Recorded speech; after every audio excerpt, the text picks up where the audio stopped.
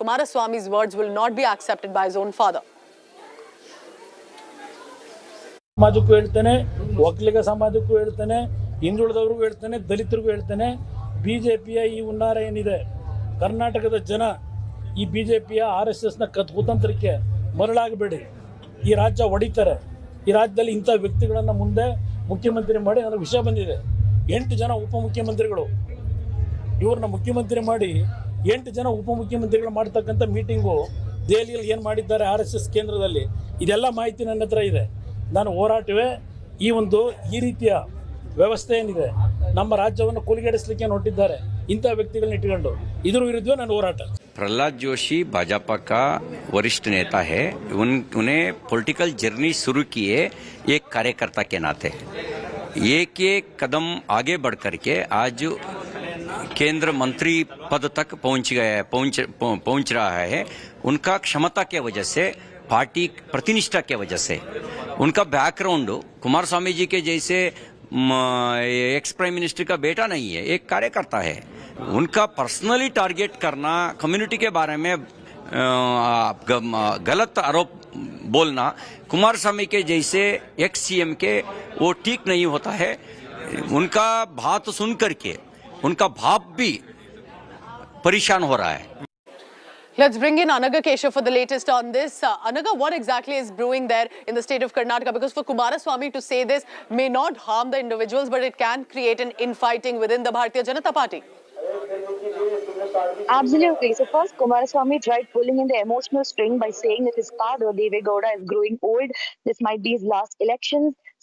And he also teared up a little bit. So he first tried pulling in the emotional cord, and now he's resorted to verbal violence by targeting Union Minister Prahlad Joshi's caste, and also adding that Maratha Peshwas don't have culture and he belongs to that community. They were the ones who destroyed the deity in Sringeri Mutt. They are not at all like the kind of Brahmins found in Dakshina Karnataka, that is the South Karnataka. They are from Maharashtra. They don't have culture. So Kumaraswamy has resorted to this kind of this kind of verbal violence after pulling in the emotional string. Even Chief Minister Bommai has reacted to this, saying that Kumaraswamy should first take care of his party. He has been doing his Pancharatna Yatra. He should first look at his own back before targeting other party and making false allegations. Interesting. Anaga, keep tracking the latest on that. And Anaga, will be our eyes on the ground in Karnataka. Election bound, very crucial for all parties, whether it's JDS, BJP, Congress and more. Stay tuned for that. I'm heading into a very short break. When I return, it's a moment of cheer. This morning, Ricky Kej, Indian music composer, Bengaluru-based, has won his Grammy. But he's won the 3rd Grammy. It's a hat-trick for him. And of course, we'd like to celebrate and acknowledge. But we want to give you the details as well, more about this victory and celebration. Let's bring you up to speed with that after a very short break.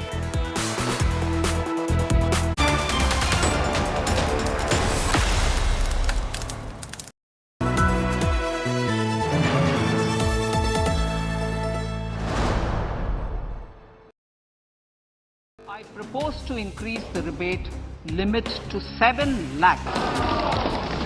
Yet again, the nation trusts India Today TV. Highest concurrent users during the Budget 2023 speech. Most watched news channel on YouTube live. India Today #1.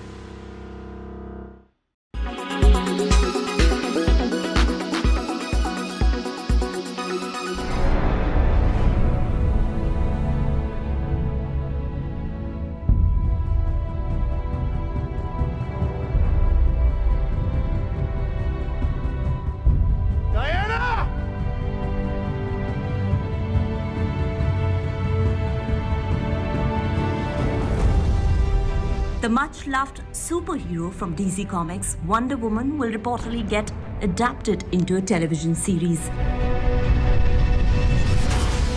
According to reports, the DC studios will replace Gal Gadot with an entirely new cast. The series will revolve around the original story of the superhero. This comes after the new management of DC Studios, headed by James Gunn and Peter Safran, is planning to reboot the entire DC slate. You will give the people of Earth an ideal to strive towards. They will race behind you. They will stumble. But in time, they will join you in the sun. In time, you will help them accomplish wonders.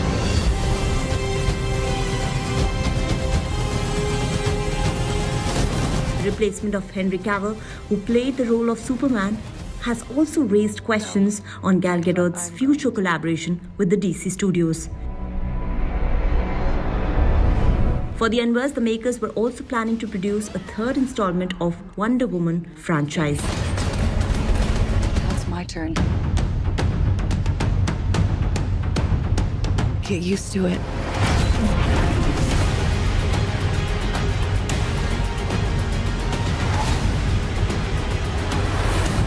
I've never been one for rules. The answer is always more.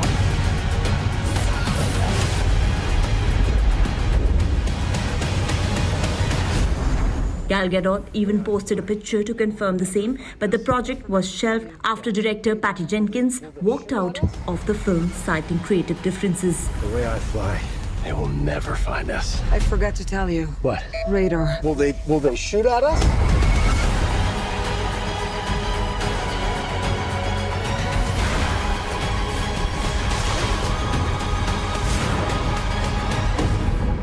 Barbara, what did you do?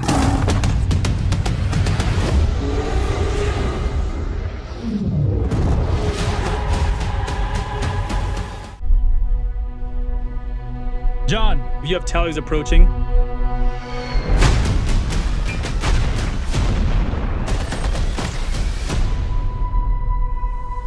still don't remember a thing.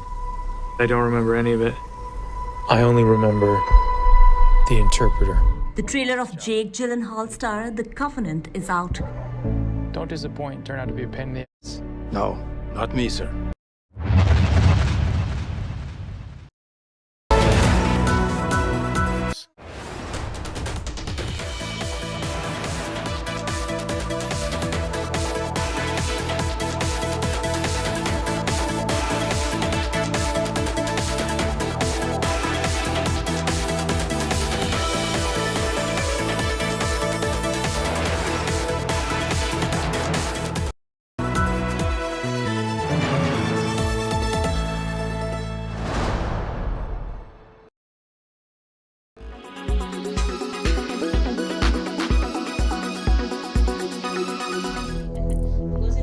They named their home after him. In 2009, Vihan was born as a normal child. In his 7th month, his life changed. Vihan was diagnosed with Hunter syndrome or MPS II, a very rare genetic disorder that progresses with age. He never walked or talked, he only smiled. Vihan died at the age of 13 in May 2022, waiting for medical assistance that Neha and Mayank could not afford. 10-year-old Laksha has been almost in vegetative state for 3 years now. An active kid until 2017, he can't even sit without help anymore.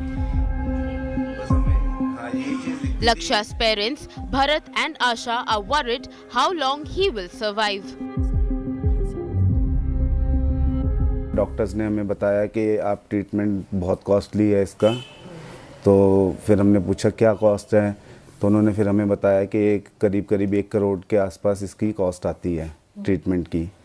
But हमारे इतना हम है नहीं कि इतना afford कर सकें, इतना पैसा हम मिडिल क्लास फैमिली से हैं, इतना पैसा हम अफोर्ड नहीं कर सकते। और बॉडी भी इसकी ख़राब होती जा रही है। पहले हाथ पैर भी चला लेता था, अब इसका जैसे छोड़ दो तो वैसे का वैसे ही पड़ा ही रहता है, करवट भी नहीं ले पाता अपने आप से खुद। The family is praying for some miracle. The Union Health Ministry framed a national policy for rare diseases in March 2021. It was to give patients of rare disorders financial help of up to 50 lakh rupees for treatment. However, of the 432 patients registered for rare disorders treatment, not a single one has received funds yet. BJP MP Varun Gandhi has raised the issue. The MP, in a letter to Health Minister Mansukh Mandavia on January 7, says that according to Health Ministry's crowdfunding platform, 208 patients can be put on therapy immediately. But he adds that 10 centers of excellence set up under the policy are yet to seek funds for even a single case. Most of these diseases are diagnosed in specialty hospitals, and the treatment in India available for some is extremely expensive. Vihan is perhaps just one of those children who has lost his life. The family prays that no other family should see the kind of torment that they have been through. But this is a classic case of policies being made on paper and never implemented. We have reached out to the Union Health Ministry for a statement as well. But every minute lost is a life lost for a child who is waiting for financial assistance for the treatment of rare disease disorders in the country. With Pawan Kumar in New Delhi, Milan Sharma for India Today.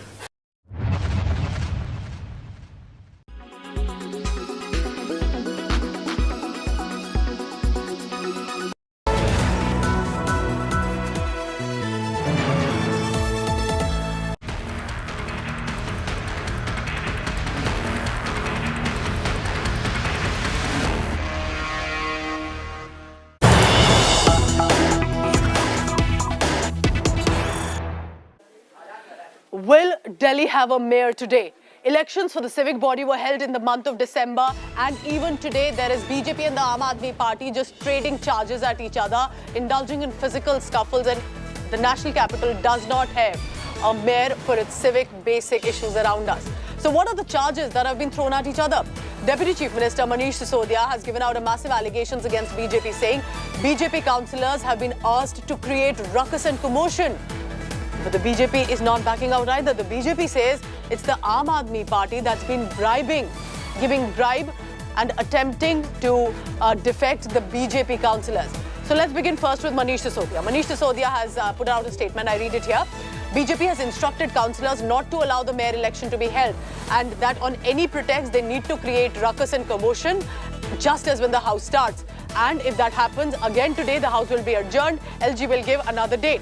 The BJP swung into action. The BJP then says, and Delhi BJP sources telling India Today, that the party councillors have been offered money, allegedly by the Aam Aadmi Party, ahead of the mayor elections. Senior state party leaders, including working president Virendra Sachdeva, will do a press conference in some time and will give out details. Let's quickly bring in Amit Bhardwaj for the latest on that. Amit, this is never ending. Delhi voter says, I give you my free vote. It's a majority vote. Decide now, do the work for us. But we in Delhi do not even have a mayor, and it's absolutely unsettling for a national capital. But what are these charges coming in? Both are serious charges of creating ruckus and one saying bribing our councillors.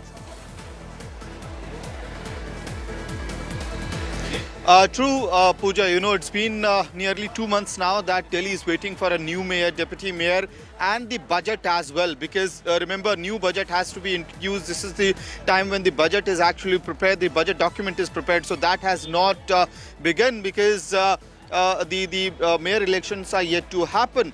And now on the day when the third sitting of the MCD house is supposed to happen, when the mayor elections, deputy mayor election and the standing committee members will be elected, that day you have Aam Aadmi Party and BJP sparring. And Manish Sisodia, who's the deputy chief minister of Delhi, is claiming that clearly there's an instruction from the BJP to its councillors to create ruckus in the house, and after that presiding officer will adjourn the house without giving any new date. And he also goes on to claim that Lieutenant Governor V.K. Saxena would give a 20-day break between the two houses, which means that by another month the entire election process will be delayed. So these are the claims coming from Manish Sisodia, senior leader of the Aam Aadmi Party and Delhi Deputy Chief Minister, on the day when the mayor polls are expected to happen. And a few minutes from now, Pooja, Aam Aadmi Party is going to hold a press conference as well. And on the other side, you have BJP making counter claims, accusing the Aam Aadmi Party of trying to derail the mayor elections, accusing them of trying to lure and buy or indulging in horse trading. So clearly war of words, big battle between BJP and Aam Aadmi Party on the day when the mayor elections are supposed to happen. And Pooja, a very interesting fact, a couple of days back Aam Aadmi Party had claimed that MCD senior officials have already prepared the budget document, and without taking the Aam Aadmi Party's elected government in consultation, without informing them. And after that, MCD also clarified that we have not brought any budget document. So clearly, the battle that we are seeing is actually getting... Keep tracking all the latest on that, Amit. And, you know, my sympathies with the Delhi voters. Civic issues, basic issues around us need to be addressed, and Delhi cannot decide its mayor because the BJP and the Aam Aadmi Party continue to trade charges at each other. Now, today is a big day. Today, the elections are likely to take place again. This, remember, is the elections that were held in December, first week of December. It was done and dusted. Months on, there is no mayor election that's taking place that the elected councillors have to vote for. As per the DMC Act 1957, mayor and deputy mayor are to be elected in the very first house that convenes. But there has been commotion, acrimonious exchanges. Look at your visuals on your screen. This happened on 6 January, then 24th January, adjourned by the presiding officer after the commotion. 135 Aam Aadmi Party councillors wrote a letter to MCD's presiding officer seeking debarment of aldermen from voting in the election.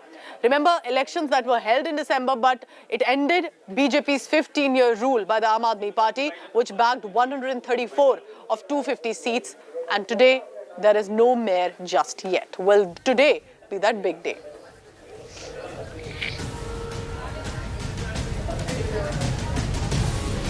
Disturbing reports coming in from our neighbor nation of Bangladesh. At least 14 Hindu temples have been vandalized and desecrated. The idols have been attacked.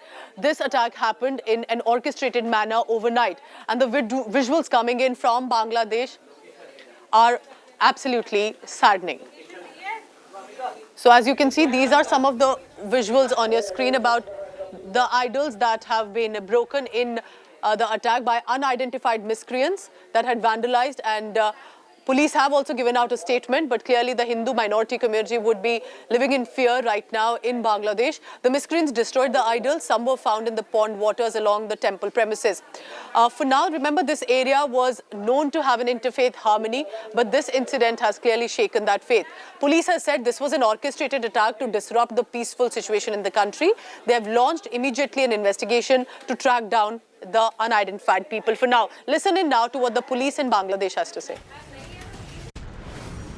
বাংলাদেশে বর্তমানে যে সুস্থ এবং স্বাভাবিক পরিস্থিতি, শান্তিপূর্ণ পরিস্থিতি বিরাজ করছে, সেটাকে প্রশ্নবিদ্ধ করবার জন্য এটি পরিকল্পিত পদক্ষেপ গ্রহণ করা হয়েছে। তো তারা অবশ্যই এমন কোনো ব্যক্তি না যেটিকে নিয়ে আপনারা আশঙ্কিত হওয়ার দরকার আছে। আমি মনে করি তারা অবশ্যই আইনের আওতায় আসবে, তাদেরকে অবশ্যই আমরা বের করতে পারবো। All right, so that's what's happening in our neighbor state, and we hope that Prime Minister Sheikh Hasina will ensure that justice is served for the minority community, the Hindus in Bangladesh. Let's now move on to some other stories, and there is some cheer as well that has come for Indian music composer Ricky Kej. He's won his 3rd Grammy. This is unprecedented and historic, and this, remember, just a year after he won a Grammy in 2022. Bengaluru-based Ricky Kej has won the Grammy this year for his album Divine Tides. His album was nominated in the Best Immersive Audio Album category. He shared this award with Stuart Copeland, who's the drummer of the iconic British rock band The Police. With his feat, Kej has become the only Indian to hold 3 Grammy Awards. After winning the 3rd award, Ricky Kej shared photographs and he said, "I'm super grateful to win my 3rd award."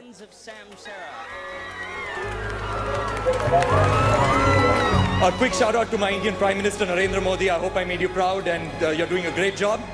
Asatoma Satgamaya Om Shanti Shanti Shanti Om. Thank you. Okay, and the Grammy goes to Winds of Samsara.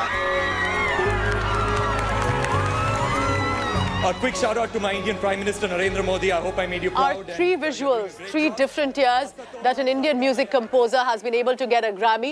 And you can see, while embracing his traditional route, he's adorned that Bandgala set that he wore on the stage. And this, remember, he's won while awards in 2022 and first in 2015. Again, the 2022 was with Copeland and the 2015 was Winds of Samsara. Let's bring in India Today's Bhavna for the latest on that. Bhavna, we're running these 3 visuals, and for anyone, it will be a big achievement, but definitely for an Indian music composer to have 3 Grammys to their credit, this is clearly unprecedented. Has there been an Indian composer? Because if I remember correctly, he's the only one who's able to have 3 Grammys on his shelf now. They say something about coexistence, especially. Bhavna, can you hear me? Listen to you, Pooja. Yes, I am listening to you, Pooja. Go ahead, Bhavna. What I wanted to know was, give us details about this historic achievement one for Ricky Cage. And of course, this also ensures that in many ways it is the references to Indian music of the Himalayan region that he's been talking about and singing about, that has been going now to the world stage.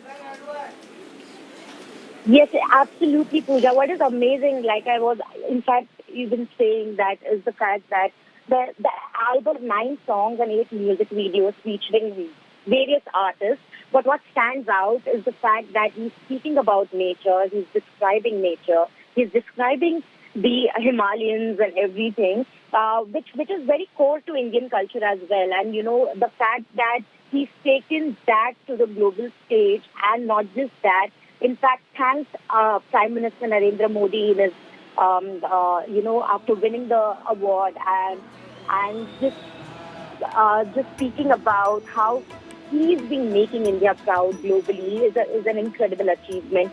The fact that he was born in Bangalore, actually, sorry, not born in Bangalore, but like raised in Bangalore, went to school in Bangalore, and he comes from a family of medical professionals. Interesting. And the fact that despite coming from a family of medical professionals, he chose to pursue music and look well, at as they say, Bhavna, pursue your passion, and hopefully these will be the results. And clearly there would have been a lot of hard work and struggle often that we do not see in the success that we all applaud about. Nevertheless, congratulations to Indian music composer Ricky Cage for the latest. And this, remember, is for the Divine Tides, that the album that has won for the music that he has composed. 3 Grammys for Ricky Cage. Thank you, Bhavna, for the latest now. So on that good cheer, I'm wrapping up this bulletin for now. Thank you so much for watching. Stay tuned to India Today. IndiaToday.in is where you will be getting all the latest updates through the day. Thank you so much for watching.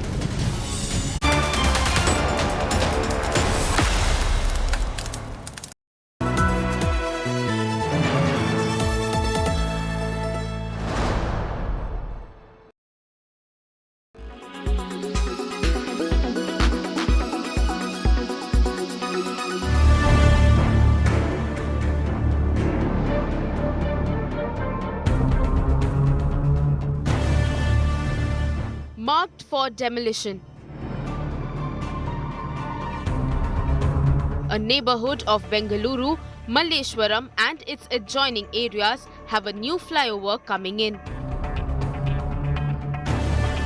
And the residents are up in arms against the plan, as it's designed to clear portions of a school, 66 trees and footpaths coming in its way.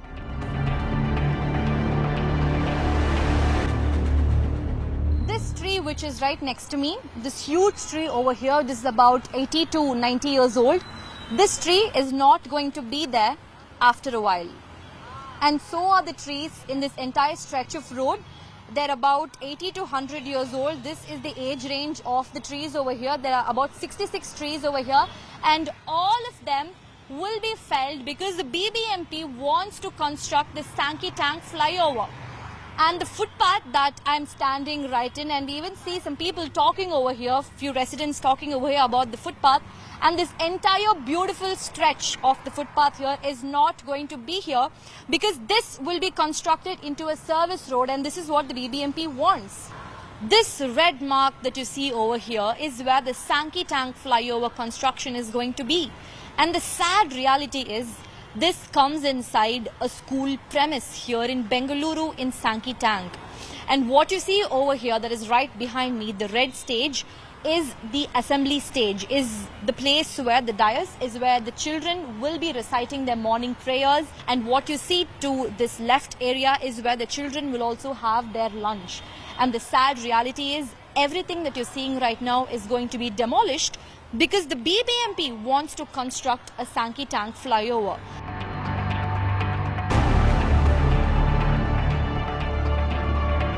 Residents have had enough with Greater Bengaluru's municipal authority that has come up with the plan report to widen this road and build a flyover on it. So a lot of us residents are really upset about this because what it's going to do is essentially take the traffic from one bottleneck at the Kaveri Theatre Junction, where there's a Magic Box underpass, and take it directly from there to Malleshwaram 18th Cross. So we're essentially moving traffic from one bottleneck to the other and not fixing the problem of the bottleneck traffic itself. So we're just going to see an increase in traffic congestion. In fact, about 200 of us residents from Malleshwaram, Baili Kaval and Sadashiv Nagar, we all had a gathering on Tuesday and we invited experts to come and present this to us because the BBMP and the government has not had a public consultation. We've asked them to explain the project to us.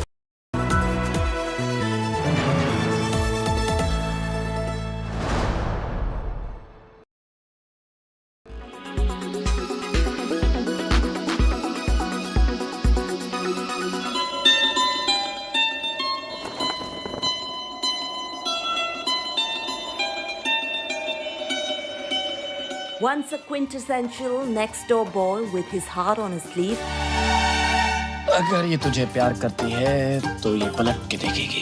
तो मुझसे प्यार करती हो? सबसे ज्यादा। मुझ पर भरोसा है? खुद से ज्यादा। is now a badass agent on a mission to protect his country. एक सोल्जर ये नहीं पूछता देश ने उसके लिए क्या किया, पूछता है वो देश के लिए क्या कर सकता है। Shah Rukh Khan took over 30 years to become a full-fledged action hero.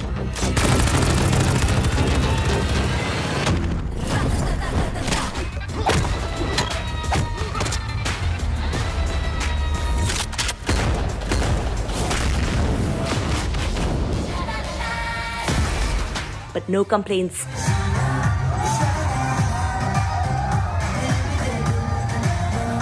It was all worth the wait.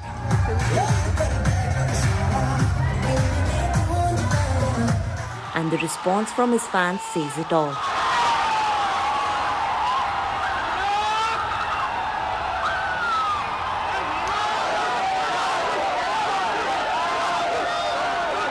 तुमने मोहब्बत करनी है, हमने मोहब्बत की है, इस दिल के अलावा किसी से भी ना हमने इजाजत ली है. Pathan fever has not only gripped the nation but also the world, in fact to an extent that now even Maratha Mandir, the single-screen cinema hall in Mumbai, which has been screening Shah Rukh's Dilwale Dulhaniya Le Jayenge ever since it released in 1995, is simultaneously showcasing his latest outing. That's right, even Pooja Dadlani, Shah Rukh Khan's manager, took a moment to share this picture from outside Maratha Mandir, which has put up the posters of both Pathan as well as Dilwale Dulhaniya Le Jayenge. Along with this post, she wrote, and we quote, "Between these two pictures, all of us have had a journey to cherish. Shah Rukh Khan's journey, and just in case you don't get tickets for Pathan, you know what to watch." This post of Pooja was showered with immense love and even left fans with a feeling of nostalgia. Meanwhile, the craze around Pathan also brought back the magic of SRK in almost 25 single-screen theatres across India, which were previously shut.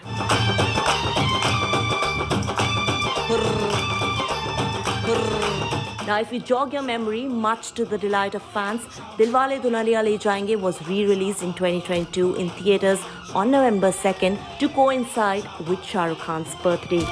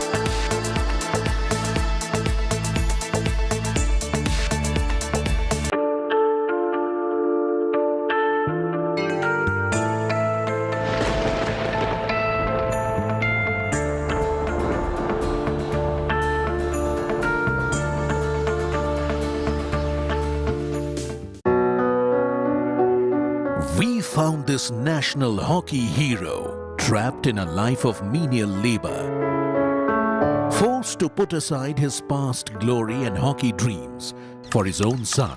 जो सपना मैंने देखा था मैं वही सपना अपने बच्चे में देखना चाहता हूँ. The former hockey player is struggling to earn a living. But after Rajdeep shone the light, Thanks to India Today, Rajdeep ji जिन्होंने इनकी स्टोरी को दिखाया. Paramjit's pain went to the very top. Paramjit Kumar के लिए एक पोस्ट क्रिएट करेंगे कोचिंग की, hockey की कोचिंग की. Journalism of heart makes India's #1 channel of impact. Buddha Jeans Company, Planet Easy.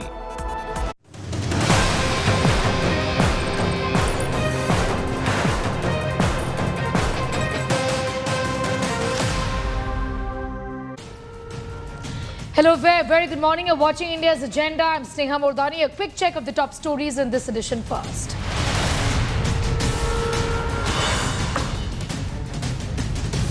Adani fireworks in Parliament today. Opposition demands the JPC or a joint parliamentary committee on this matter. Congress to hold pan-India protest. Finance Minister assures banking sector is robust.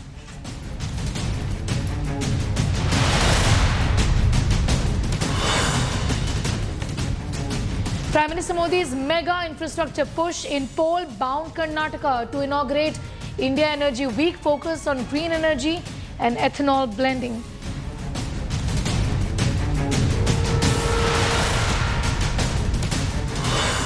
BJP versus JDS over Chief Minister Bomai. Kumaraswamy makes explosive claims, says BJP will drop Bomai. BJP hits back, says Kumaraswamy is insulting Prahlad Joshi.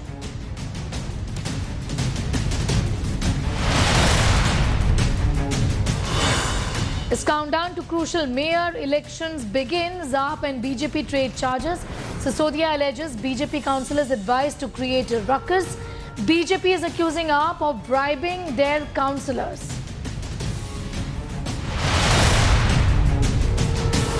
Indian music composer Ricky Cage, who wins 3rd Grammy Awards for his album Divine Tides, becomes the first Indian to win Grammy not once, not twice, but thrice.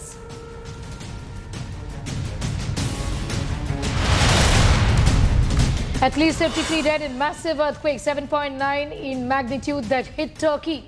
Widespread damage reported across Turkey. Death toll could mount to thousands.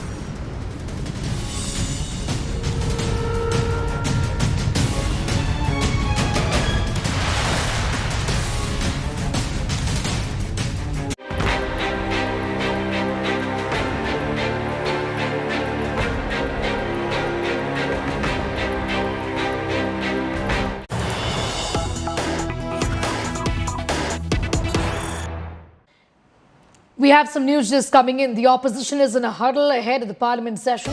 16 opposition parties are attending a key meeting. The TMC and the BRS have skipped this meeting. Opposition all set to corner the centre in parliament. The Congress-led opposition is mulling an attack on the centre. Mallikarjun Kharge, the Congress president, says will raise Adani issue in parliament. Will raise this matter. Government is silent on such a big issue. Especially the Prime Minister has brought the leader of opposition in Raj Sabha, and Congress chief Mallikarjun Kharge has said. Rahul Gautam is getting asked all of those details. Rahul, not surprising given that the parliament has been in a bit of a limbo there, with the opposition seeking answers from the government and also asking why the Prime Minister himself has not broken his silence over the kind of crisis that we've seen as far as Adani and the impact on the markets are concerned.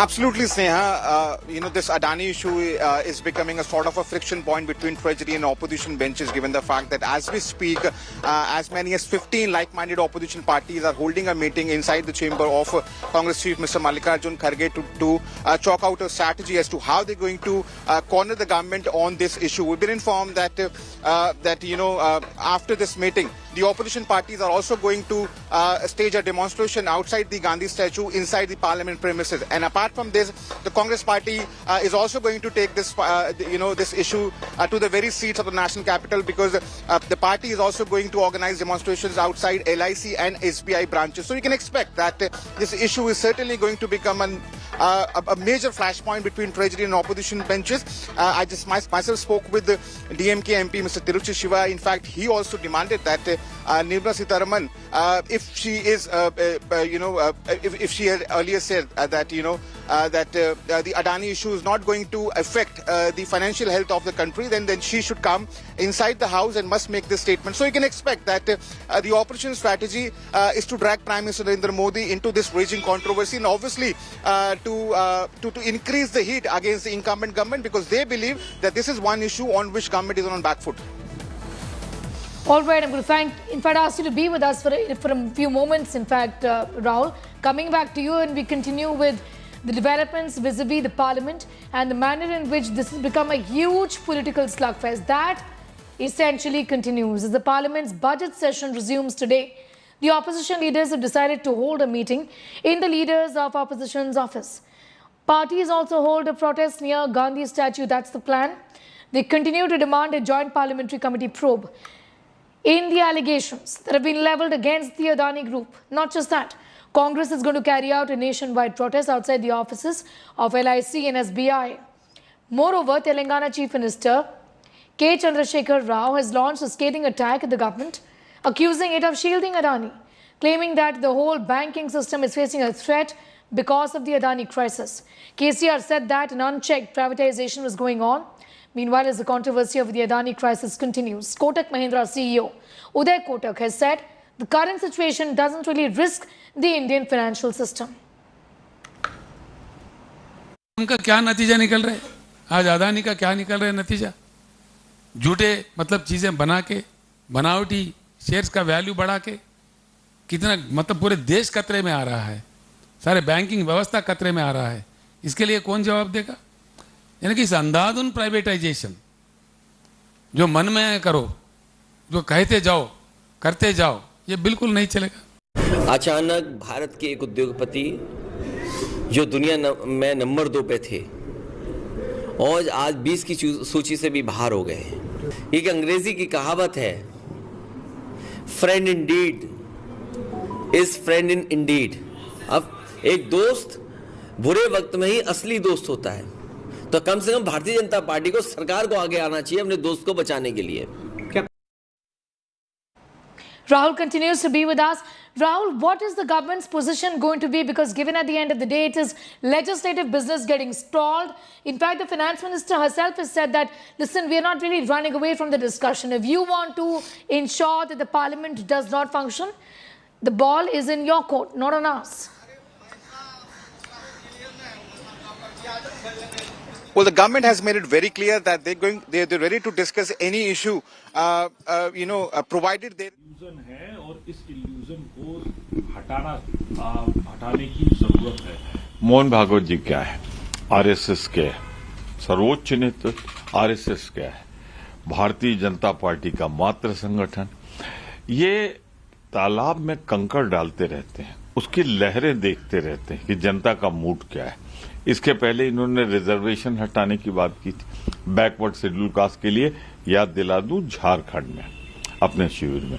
आज ब्राह्मणों के खिलाफ जहर उगल रहे हैं, पंडितों के खिलाफ जहर उगल रहे हैं. तो ये पार्टी ब्राह्मण विरोधी थी, इसने साबित कर दिया है. ये पार्टी अनुसूचित जात विरोधी थी, साबित हो गया है. ये party. Rahul continues to be with us for more details on that story. Rahul, in fact, I was asking you that the government has already said that we are willing to talk about this matter, but there can't be any discussion on this. Also, ruling out a JPC, saying that the regulators are already looking into this matter. So why should the government then step in, is the argument of the government? Well, the government has made it very clear that it is ready to discuss any issue provided there is decorum and order in the House. And because of the fact that opposition is not interested in discussing issue, but only in, in disrupting the proceedings, that's why they are not able to come on a consensus. See, we have to really understand that opposition believes that this is one issue on which Modi government is on back foot, and therefore they are, increasing the heat against the incumbent government on this issue. You rightly pointed out the government also clarified that given the fact that there are already central agencies that are looking into this matter, and therefore there's nothing required, more required in this issue, and there's no need for any joint parliamentary committee. But the opposition parties believe that we have come to this situation only because of the fact that the Modi government has been giving undue favors to Adani Enterprises and has not been investigating the alleged irregularity that had happened in the company, and therefore it is imperative upon the government to come clean on these allegations. So you can expect that this certainly is going to become a major flashpoint between Treasury and opposition benches, and opposition will certainly try to go hammer and tongs over the incumbent government on this issue. We must also understand the opposition is also trying to reach out to the more like-minded parties just to exert more pressure. On the other hand, the floor managers of the government, they are also trying to reach out to the opposition parties to end this stalemate. However, it seems that this session is also heading for a complete washout as it happened during previous sessions. Rahul, I'm going to thank you for the moment for getting us up to speed with that. Rahul Gautam with all of those details. Remember, it's another day in Parliament and expect ruckus once again, given that there are a couple of demands that have been made by the opposition, a JPC in this matter. Why doesn't the Prime Minister himself break his silence, given that the kind of crisis we're seeing in the markets is reflecting on the investments of a lot of people, and lakhs and crores of money is at stake, and this is money that belongs to the people of the country. The Congress is also launching a nationwide protest. They're going to be protesting outside the offices of the LIC and the SBI offices as well today. That's the plan. We have a reaction coming in. Let's go straight to that.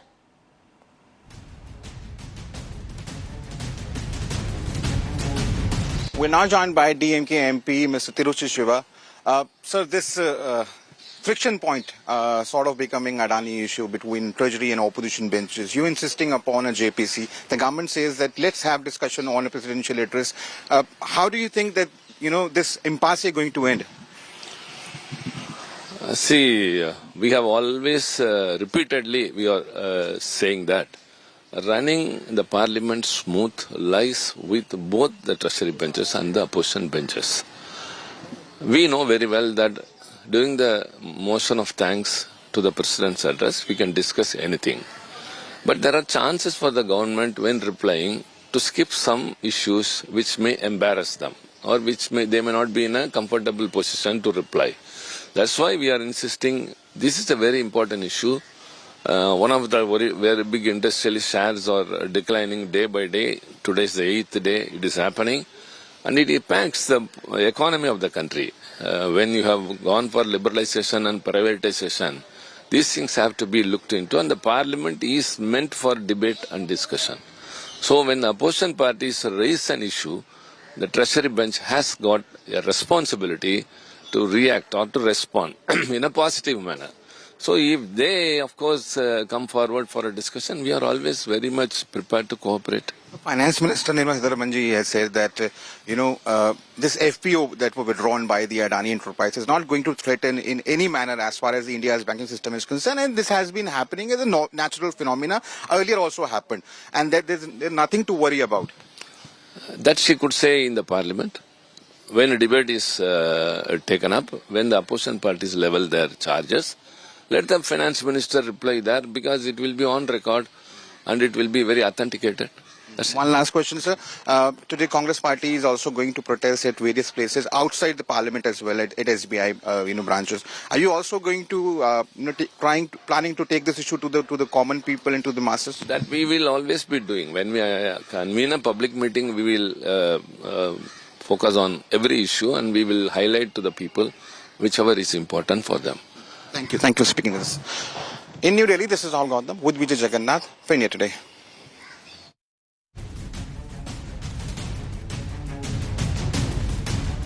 All right, let's go straight to these visuals from Parliament House, where outside the Gandhi statue, there are Congress leaders and MPs who are in fact protesting. The demands remain the same.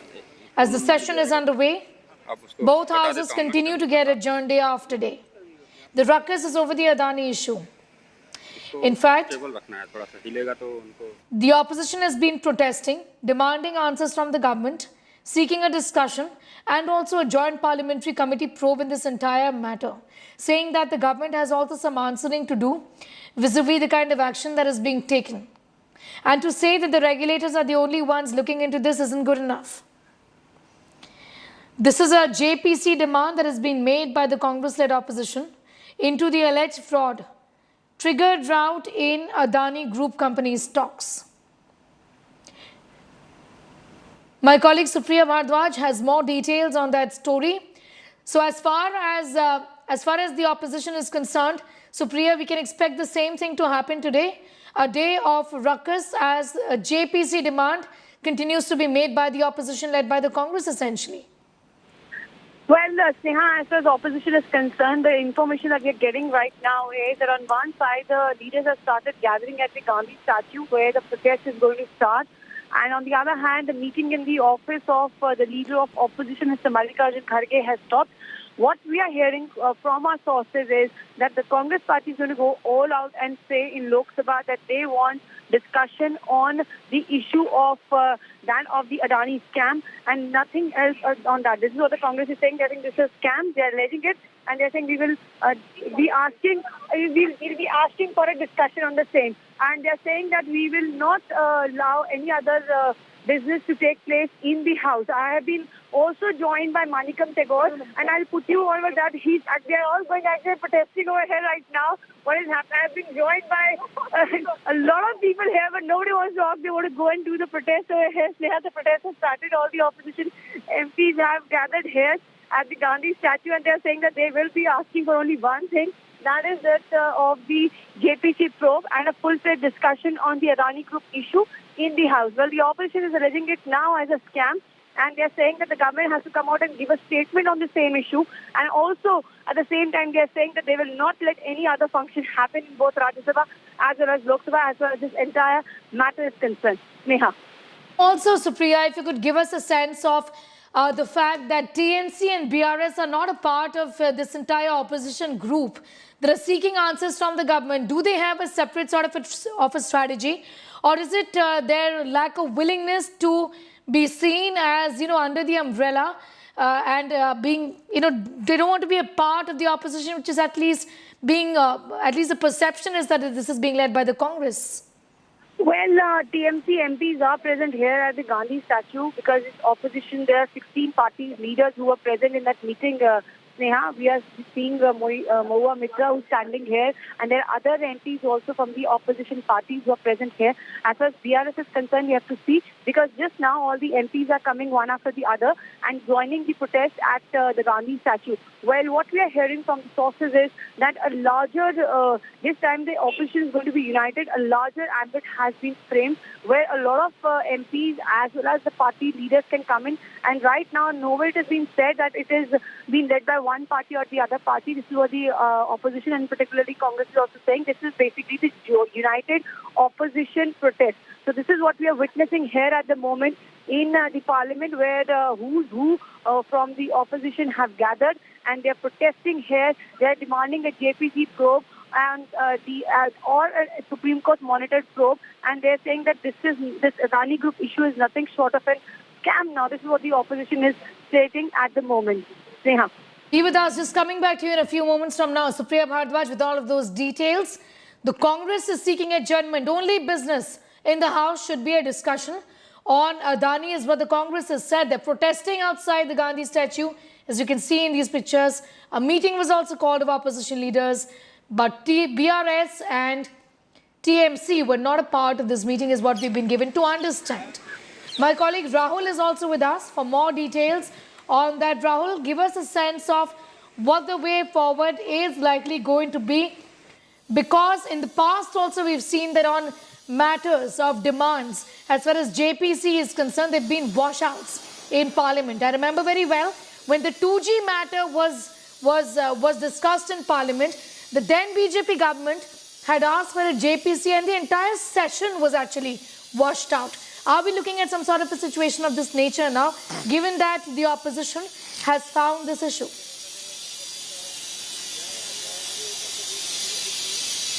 Well, Sneha, the opposition is firm as far as their stance is concerned. And they are saying that the onus to run the parliament lies on the part of the government, and therefore they should take opposition camp into the confidence.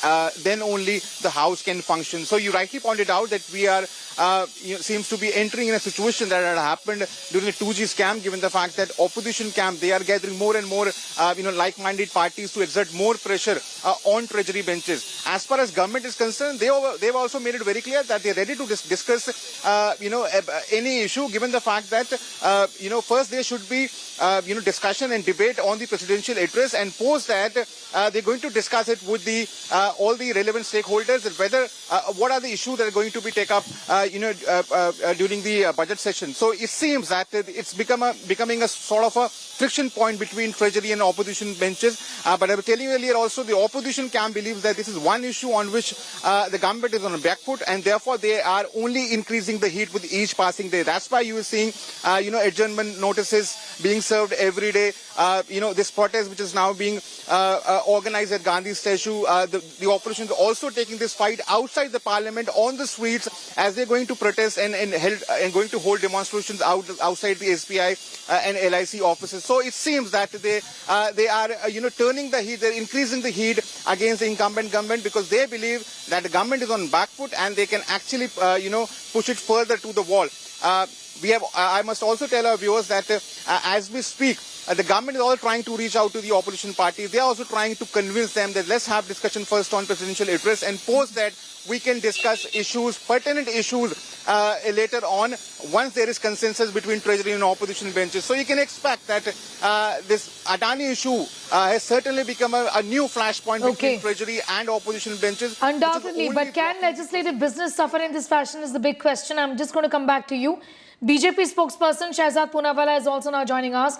Mr. Poonawalla, the opposition says, why can't we have a JPC?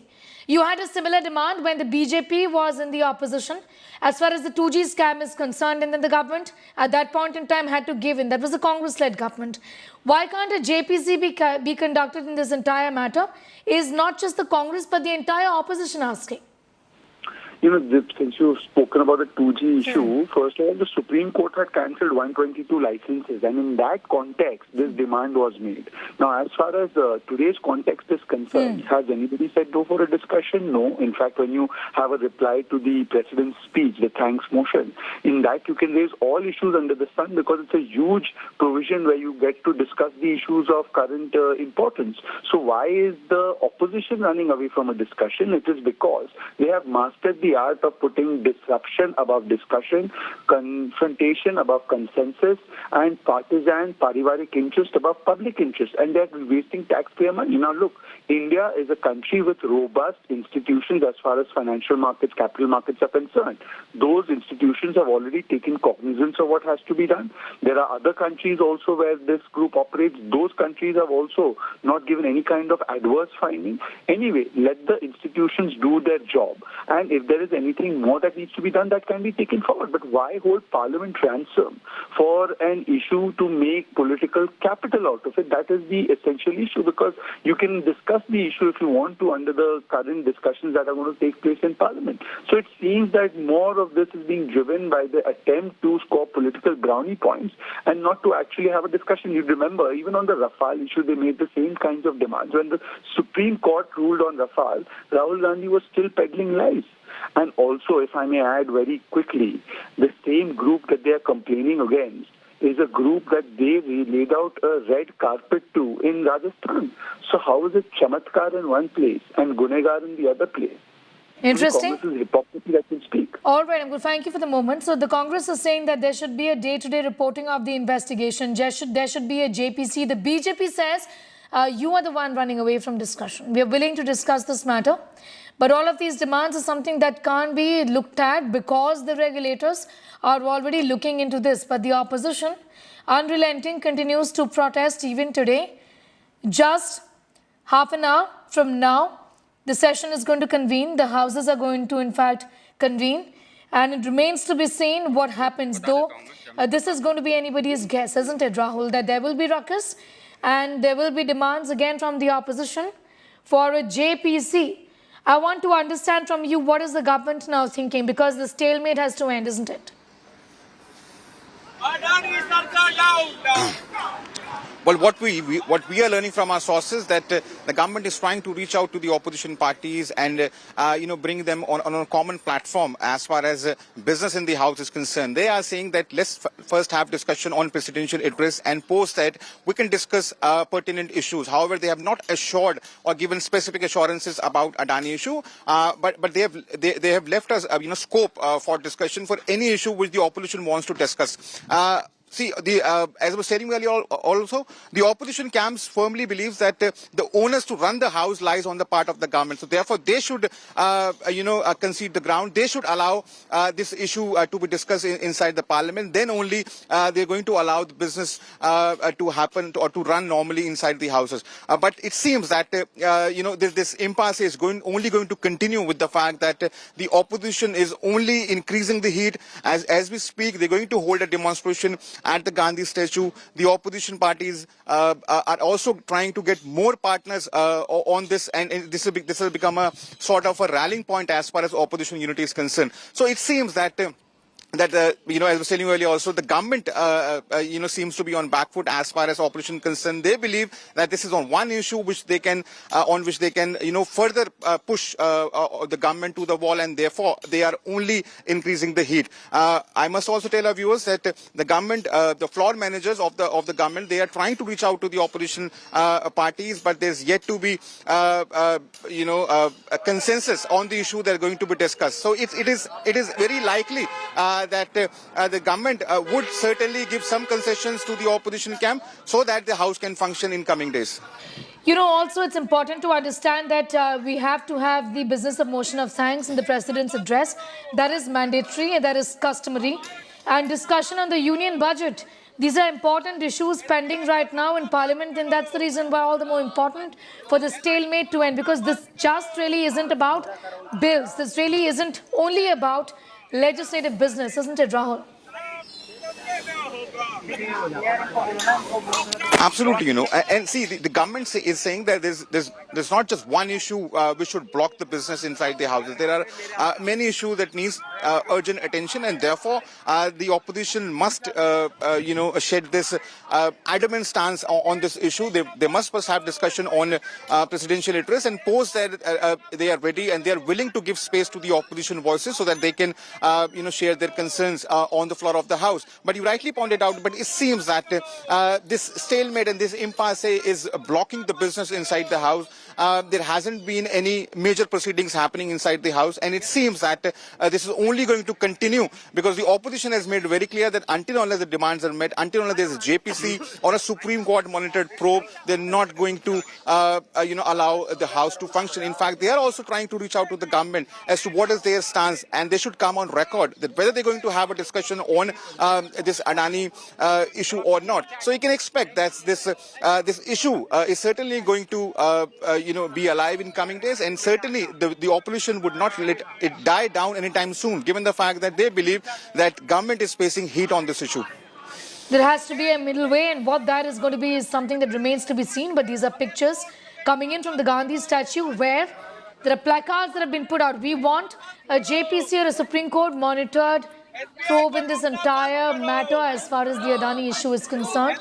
Save SBI, save LIC is what is being said by members of the opposition, and you can see the TMC is also joined in these protests, Rahul. So it is not just the Congress, but a very united opposition that is seeking these answers.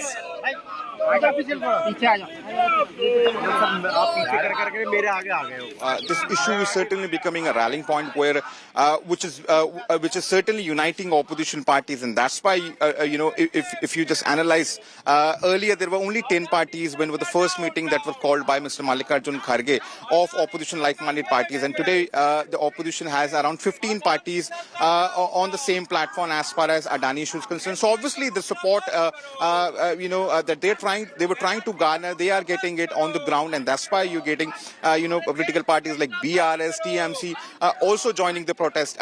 We have to understand that one thing, that the Congress party, which is the principal opposition party, they are the one who is trying to stitch this opposition unity around the Adani issue, because they believe, if you remember, the supreme leader Mr. Rahul Gandhi himself has been raising this issue of Adani getting undue favors. So therefore the Congress party believe that this is one opportunity when they can actually create a narrative that's how one particular corporate house has been getting undue favors from the government, and therefore they are only increasing the heat and they're going hammer and tongs on the government, and that's why they are also trying to get more and more political parties on this platform. So you rightly pointed out that this issue is certainly becoming a rallying point and certainly uniting the opposition parties, which we have not seen in previous sessions. But it seems that because of this stalemate, this budget session is certainly heading towards a complete washout, because there hasn't been any consensus whatsoever as far as business transactions are concerned, between the Treasury and opposition benches. Be with us. I'm just going to come back to you in a moment from now. Rahul Gautam is getting us all of those details. Let's listen in to what the opposition is now saying. These are protests right outside the Parliament House. Adani Sarkar shame. Adani Sarkar down. SBI को लूटना बंद करो. LIC को लूटना बंद करो. अरे देश को बेचना बंद करो. गरीबों को लूटना बंद करो. अडानी सरकार हाय. अडानी सरकार डाउन. अडानी सरकार शेम. अरे मोदी सरकार जवाब दो. Rahul continues to be with us. Rahul, in fact, the government on its part has already indicated that this is something that the regulators, SEBI, RBI are looking into. In fact, the RBI has already saw the details of the loans of the Adani group, and this matter is being looked into. And that's the reason why a separate sort of a probe really isn't something that is required at this point in time. Well, Sneha, none other than Finance Minister herself, Nirmala Sitharaman, she has already stated that this withdrawing of FPO is a very normal phenomena. It had happened earlier also, and therefore such incidents are not going to impact the financial health of the country, and therefore there's nothing to be worried about. In fact, the government also made it very clear that there are already multiple agencies intervening and looking into this matter. Therefore, there's no need for JPC at this juncture. But as opposition is firm on their stance. Opposition is saying that we have reached to this situation only because of the fact that the one corporate house has been enjoying patronage of the incumbent government, and therefore. All right, Rahul is getting us all of those details, and we're staying with these pictures of opposition holding a protest outside the Gandhi statue, demanding answers of the government, a Supreme Court monitored probe, or a JPC in this entire matter as far as the so-called Adani scandal is concerned, is what the opposition unitedly is saying. The stalemate in Parliament continues. With that, it's time for a quick break here. We're getting you much more news in just a bit.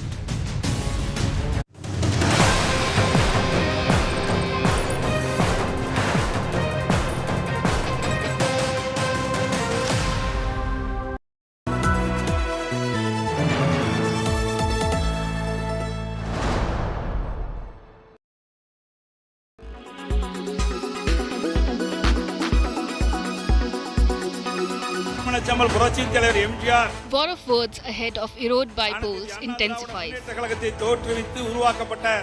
BJP wades into ongoing tiff in the AIADMK front, suggesting the two factions led by E. Palaniswamy and O. Pannirselvam to bury the hatchet and work together. I conveyed some things on behalf of our national president, Thiru J.P. Naddaji. I will not disclose what we spoke individually to you now. We have argued both of them to work together in the interest of Tamil Nadu and defeat DMK allies in this by-election. The BJP statement hasn't gone down well with the AIADMK. I do not like the fact that someone else is suggesting how we should run our party, because we have our leader and he knows what to do it. And I also believe it is good for any party member to just stick to their own party affairs and not good to interfere in other party affairs. Every party has Lakshman Rekha. It is better the other party doesn't breach that. If we can have 1,000 advisors for BJP, we can tell BJP unity is good for the welfare of the state. Our job is to step down. Let Uddhav and Eknath Shinde join together and run the state in a prosperous way. Will they take the state? The AIADMK leadership also warned the BJP against any bid to split their party. என்பது உங்களுக்கும் தெரியும், மக்களுக்கும் தெரியும், எங்களுக்கும் தெரியும். நாங்கள் எச்சரிக்கையாக இருக்கிறோம். தேசிய ஜனநாயக கூட்டணி இப்ப இருக்குதா உடைஞ்சிருச்சா? தேசிய முற்போக்கு கூட்டணிங்கறத பயன்படுத்தி இருக்காங்க. உள்ளாட்சி தேர்தலிலேயே பிஜேபி தனியா தான நின்னது. இந்த கேள்விக்கே பொருள் இல்லை. அதிமுக ஆபத்து நீங்க நினைக்கிறீங்களா? என்னங்க? Reacting to AIADMK's scathing attack, the BJP said they are not interfering in the AIADMK's internal tiff. And BJP doesn't take any stand into other parties' internal functioning. And I have been consistently making it clear as the state president, party president here, that we don't advise nor do we interfere between two leaders to tell them how they should run their party. It is their business.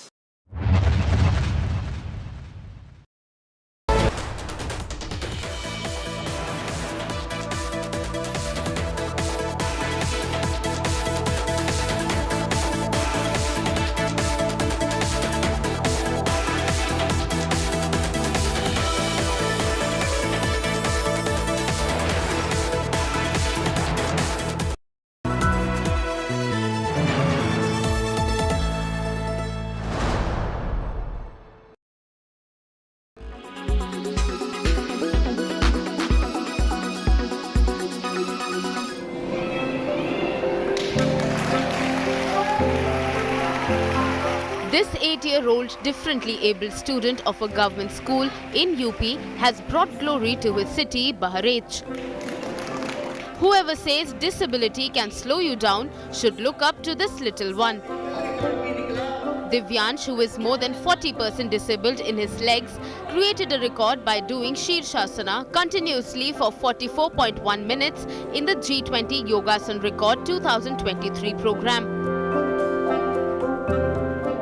Sharma sir और मैं 2 घंटा करता हूँ, पढ़ाई भी करता हूँ और प्रैक्टिस करके भी डीएम सर को हराऊंगा। क्या बनना चाहते हो? IAS। His teachers were equally joyous as Divyansh bagged his name in Yogasan Book of World Records. इन बच्चों को स्वयं से और कोच बुला करके महीने में 2 बार या 3 बार इनको कोचिंग देते हैं और इसी कोचिंग के बल पर बच्चे हमारे म्यूजिकल योगा में भी आगे हैं और सामान्य योगा भी ढंग से करते हैं। उसी का परिणाम है कि आज हमारा बच्चा दिव्यांग बच्चा शीर्षासन का रिकॉर्ड बनाया है। Divyansh also won praise from the district magistrate. प्रधानमंत्री जी ने और मुख्यमंत्री जी ने दिव्यांग बच्चों के कल्याण के लिए विभिन्न कल्याणकारी योजनाएं यहां पर प्रारंभ की हैं। उस बच्चे ने खुद अपनी प्रतिभा से यह स्थापित कर दिया है कि वह दिव्यांग नहीं बल्कि अन्य सशक्त बच्चों से भी ज़्यादा सशक्त है। Divyansh's aspirations don't just end here. He wishes to be an IAS officer in future. Bureau Report, India Today.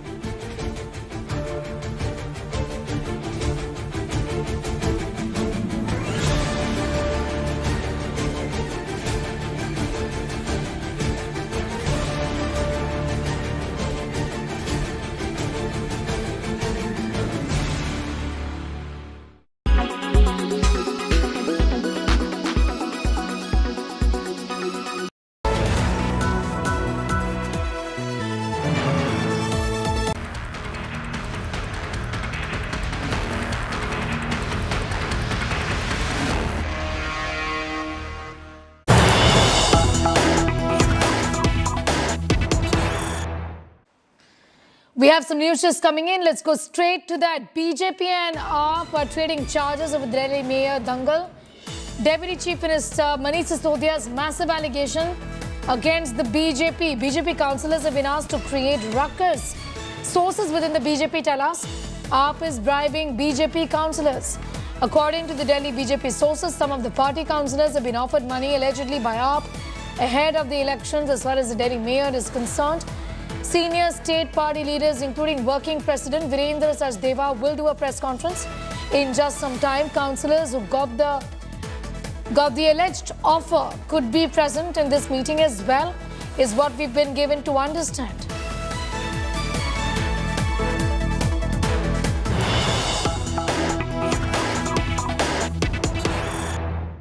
Court of India, with effect from the date he assumes charge of his office, given at Rashtrapati Bhavan, New Delhi, this 4th day of February in the year 2023, 15th Magha, 1944 Shaka, in the 74th year of the Republic of India.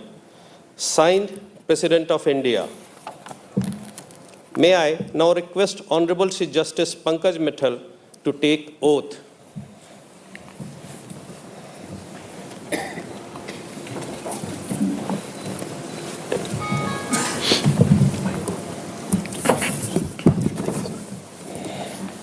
I, Pankaj Mittal, having been appointed a judge of the Supreme Court of India,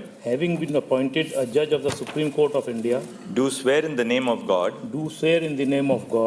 that I will bear true faith and allegiance to the Constitution of India as by law established, that I will bear true faith and allegiance to the Constitution of India as by law established, that I will uphold the sovereignty and integrity of India, that I will uphold the sovereignty and integrity of India, that I will duly and faithfully and to the best of my ability, knowledge and judgment, that I will duly and faithfully and to the best of my ability, knowledge and judgment, perform the duties of my office without fear or favor, affection or ill will, perform the duties of my office without fear or favor, affection or ill will, and that I will uphold the Constitution and the laws. That I will uphold the Constitution and the laws.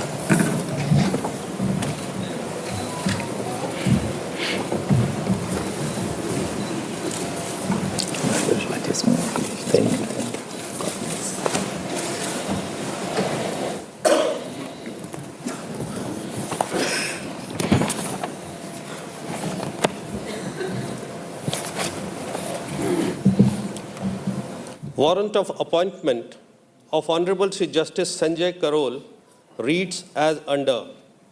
By virtue of the power vested in me by Clause 2 of Article 124 of the Constitution of India, I, Draupadi Murmu, President of India, do hereby appoint Chief Justice Sanjay Karol. Anisha is getting us more details. The Supreme Court of India has got 5 new judges, and it's been a delay, Anisha, but this has now, in fact, finally been finalized. The centre clearing the appointment of 5 judges. And this, of course, came amid a lot of back and forth, as we've been seeing, between the judiciary and the government of India. Well, yes, we've seen this kind of back and forth, but today is an important day. Justices Pankaj Mittal, former Chief Justice of the Rajasthan High Court, Justice Sanjay Karol of the Patna High Court, P.V. Sanjay Kumar of Manipur High Court, Ehsanuddin Amanatullah of the Patna High Court, and Justice Manoj Mishra of the Allahabad High Court are taking oath of office as judges of the Supreme Court of India. This brings up the strength of the Supreme Court to now 32, with 2 vacancies still remaining and 2 recommendations still pending with the government of India. And as you just mentioned, we've seen a lot of back and forth between the government and the judiciary over these appointments. We, in fact, just last week on Friday, in fact, we saw the Justice Sanjay Kishan call of the Supreme Court asking the Attorney General to ensure that these appointments go through as quickly as possible. In the last week, we've also seen the Chief Justice mention the fact that due to 7 vacancies on the Supreme Court, the work of the court was being affected. And with regards to the appointment process itself, in the last few months, we've seen a lot of back and forth between the government and the judiciary. But now these 5 judges are taking oath. And if I may take you through some point of who these judges are. Justice Pankaj Mithal, he is he till today was the Chief Justice of the Rajasthan High Court. His background is from the Jammu Kashmir High Court, and he has also worked with the Allahabad High Court. He's Sanjay Kishan, he was the Chief Justice of the Patna High Court since November 2019. Prior to that, he was in the Justice of the High Court of Tripura and the Acting Chief Justice of the Himachal Pradesh High Court. Yes, Anisha. All right, well, thank you for the moment for getting us those details. In fact, these are live pictures of the live streaming, really, as far as the oath-taking ceremony of the newly appointed judges of the Supreme Court of India is concerned. With that report, it's time for a quick commercial break here. We'll be back with much more in just a minute.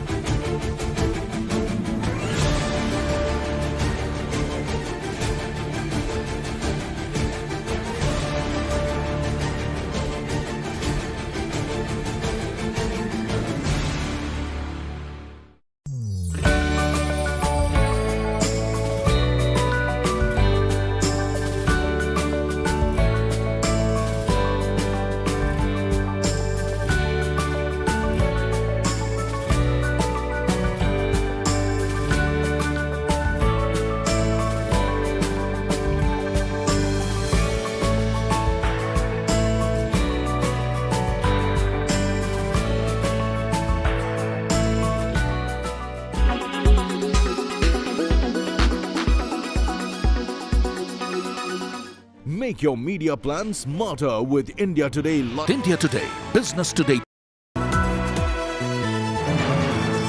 Cabinet, Industry Expert. Business Today. February. Stylish outside.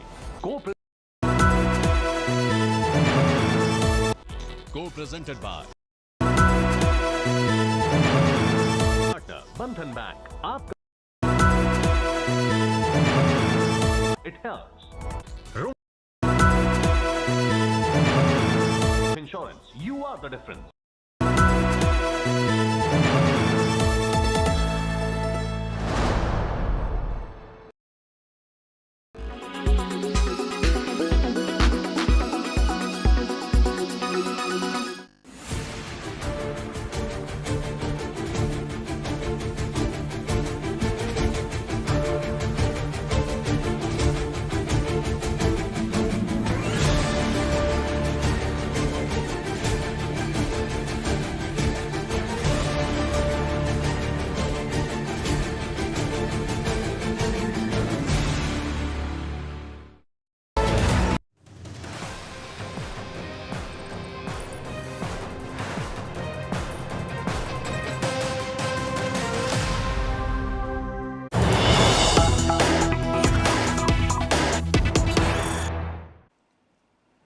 We have some news just coming in. These are pictures of the Congress who are in fact protesting. These are pan-India street protests. The current pictures are coming in from Chennai.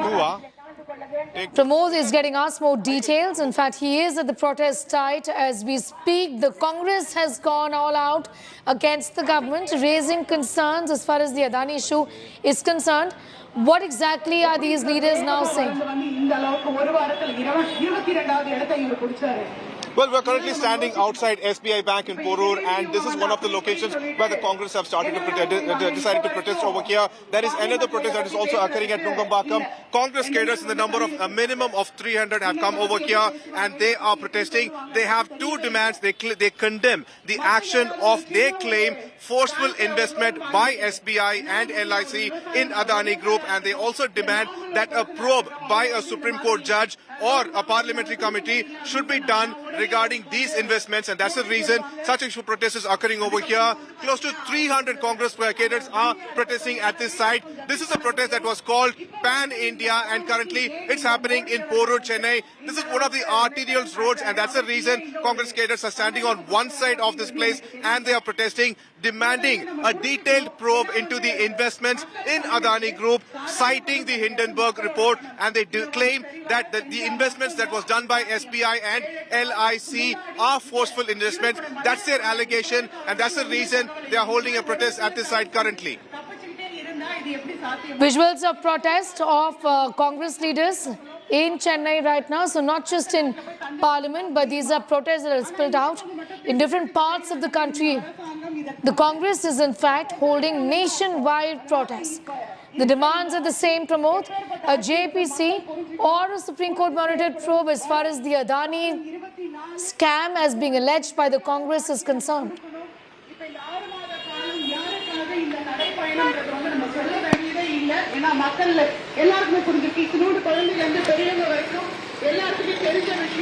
Pramod, I was asking you that the Congress's demands remain the same as far as their protests are concerned. They're demanding a JPC, which is a Joint Parliamentary Committee probe, or even a Supreme Court monitored probe in this entire matter. Absolutely. That is one of their demands over here. The first one is that they are raising condemnation. This is their allegation that LIC and SBI were made to forcefully invest in Adani Group. And the second one is, just like you mentioned, a joint parliamentary committee's investigation into these investments, or at least a Supreme Court judge probing into these investments. And that's the reason they are protesting right outside SBI Bank in Chennai currently. So the reason behind the protest is because the grand old party here, viewers, is alleging that as far as LIC and SBI are concerned, the government of India forced them into investing into Adani's, and that's the reason why these are stocks also suffering. Courtesy the bloodbath really that we've been seeing as far as the Adani stocks are concerned. Congress is protesting across the country. The demands that they've been raising is that there should be a JPC or there should be a Supreme Court monitored probe in this entire matter. Bengaluru city is also seeing these protests, and for that I'm going to go straight to my colleague Anaga, who has more details. Anaga, what are the leaders there saying as far as the so-called Adani scandal is concerned?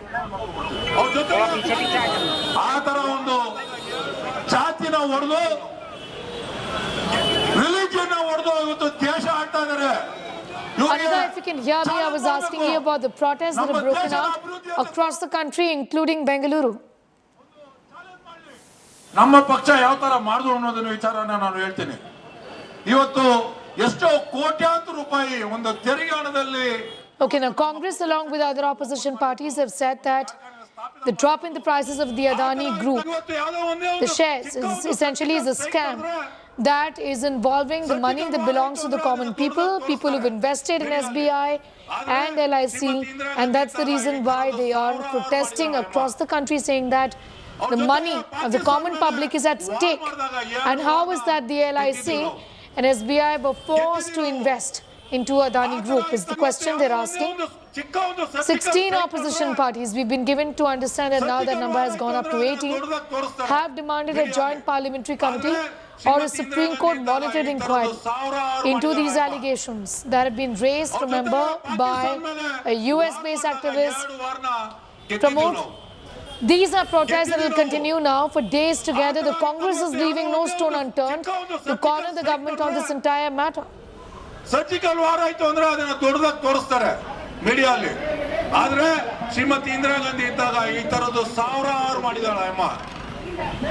ಅವ್ರ ಜೊತೆಗೆ ಪಾಕಿಸ್ತಾನ ಮೇಲೆ war ಮಾಡಿದಾಗ 2 ವಾರನ Anaga, I'm going to put that question to you. The Congress is holding protests across the country. We'll be expecting them to keep up the heat on the government. Strike ನಡೆದ್ರೆ surgical war ಆಯ್ತು ಅಂದ್ರೆ ಅದನ್ನ ದೊಡ್ಡದಾಗಿ ತೋರಿಸ್ತಾರೆ ಮೀಡಿಯಾದಲ್ಲಿ. ಆದ್ರೆ ಶ್ರೀಮತಿ ಇಂದಿರಾ ಗಾಂಧಿ ಇದ್ದಾಗ ಈ ತರದ್ದು 1000 ಮಾಡಿದಾಳ ಅಮ್ಮ. ಅವ್ರ ಜೊತೆಗೆ ಪಾಕಿಸ್ತಾನ ಮೇಲೆ ವಾರ್ ಮಾಡಿದಾಗ 2 ವಾರನ ಗೆದ್ದಿದ್ದೀವಿ ನಾವು. Meanwhile, the government continues to say that they have nothing to hide over the Adani controversy, accusing the opposition of evading discussion in parliament. Nationwide protests being held by the Congress party outside the offices of the SBI and the LIC, saying that the share prices of Adani have fallen and the money of people, the common public, is at stake. Those people who've invested in SBI and LIC. Also, the government continues to say that regulators like the SEBI and the RBI are on their toes to keep the equity market stable, also looking into this crisis. And that the government has nothing to add in terms of demand of a JPC, and that isn't something that they'll be ensuring. With that, it's time for a quick commercial break here. We'll continue to track all of those developments in just a few moments from now.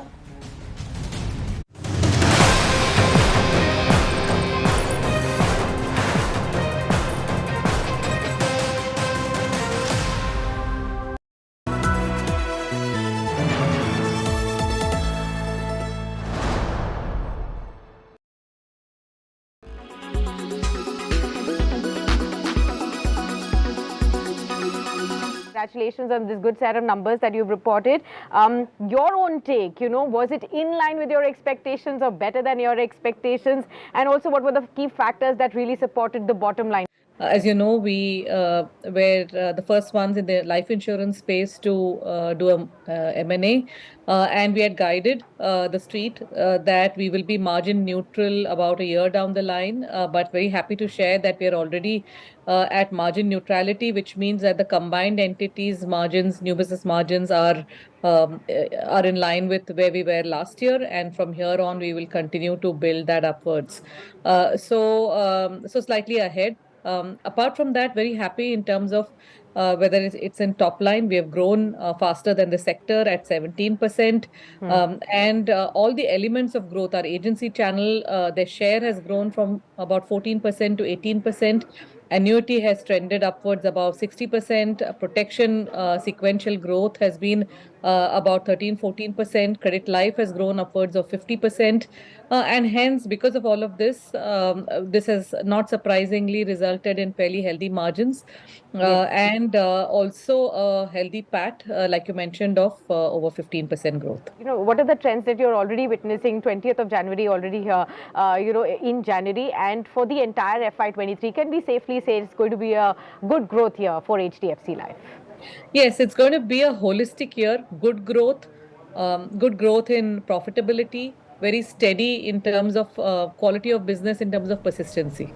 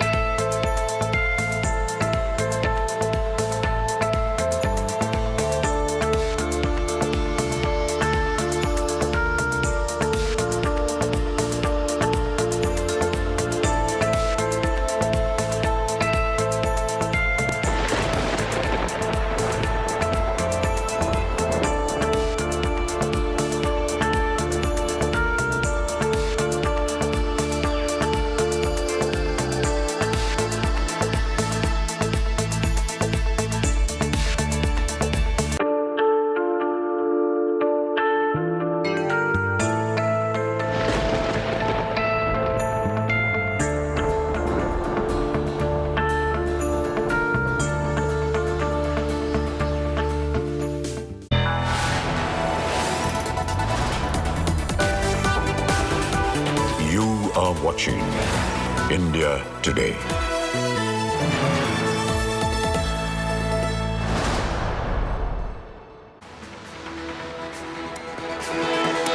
Hello there, very good morning. You're watching India Today TV. I'm Sneha. Let's get started with the headlines in this edition first.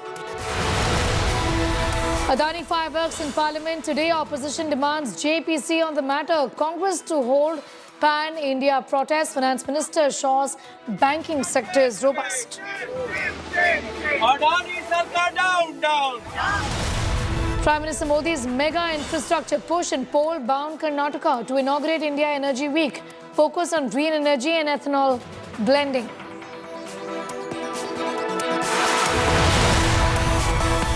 BJP versus JDS over Chief Minister Bomai. Kumaraswamy makes explosive claims as BJP will drop Bomai. BJP hits back, says Kumaraswamy is insulting Prahlad Joshi.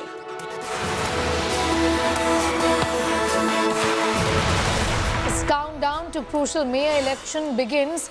Up in BJP trade charges. Sisodia alleges BJP councillors advised to create ruckus. BJP accuses AAP of bribing their councillors.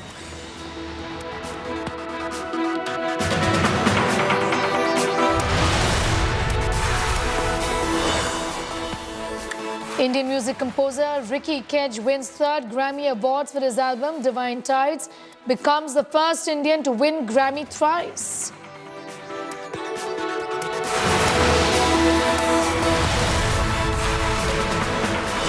At least 53 dead in massive earthquake, 7.9 in magnitude that hit Turkey.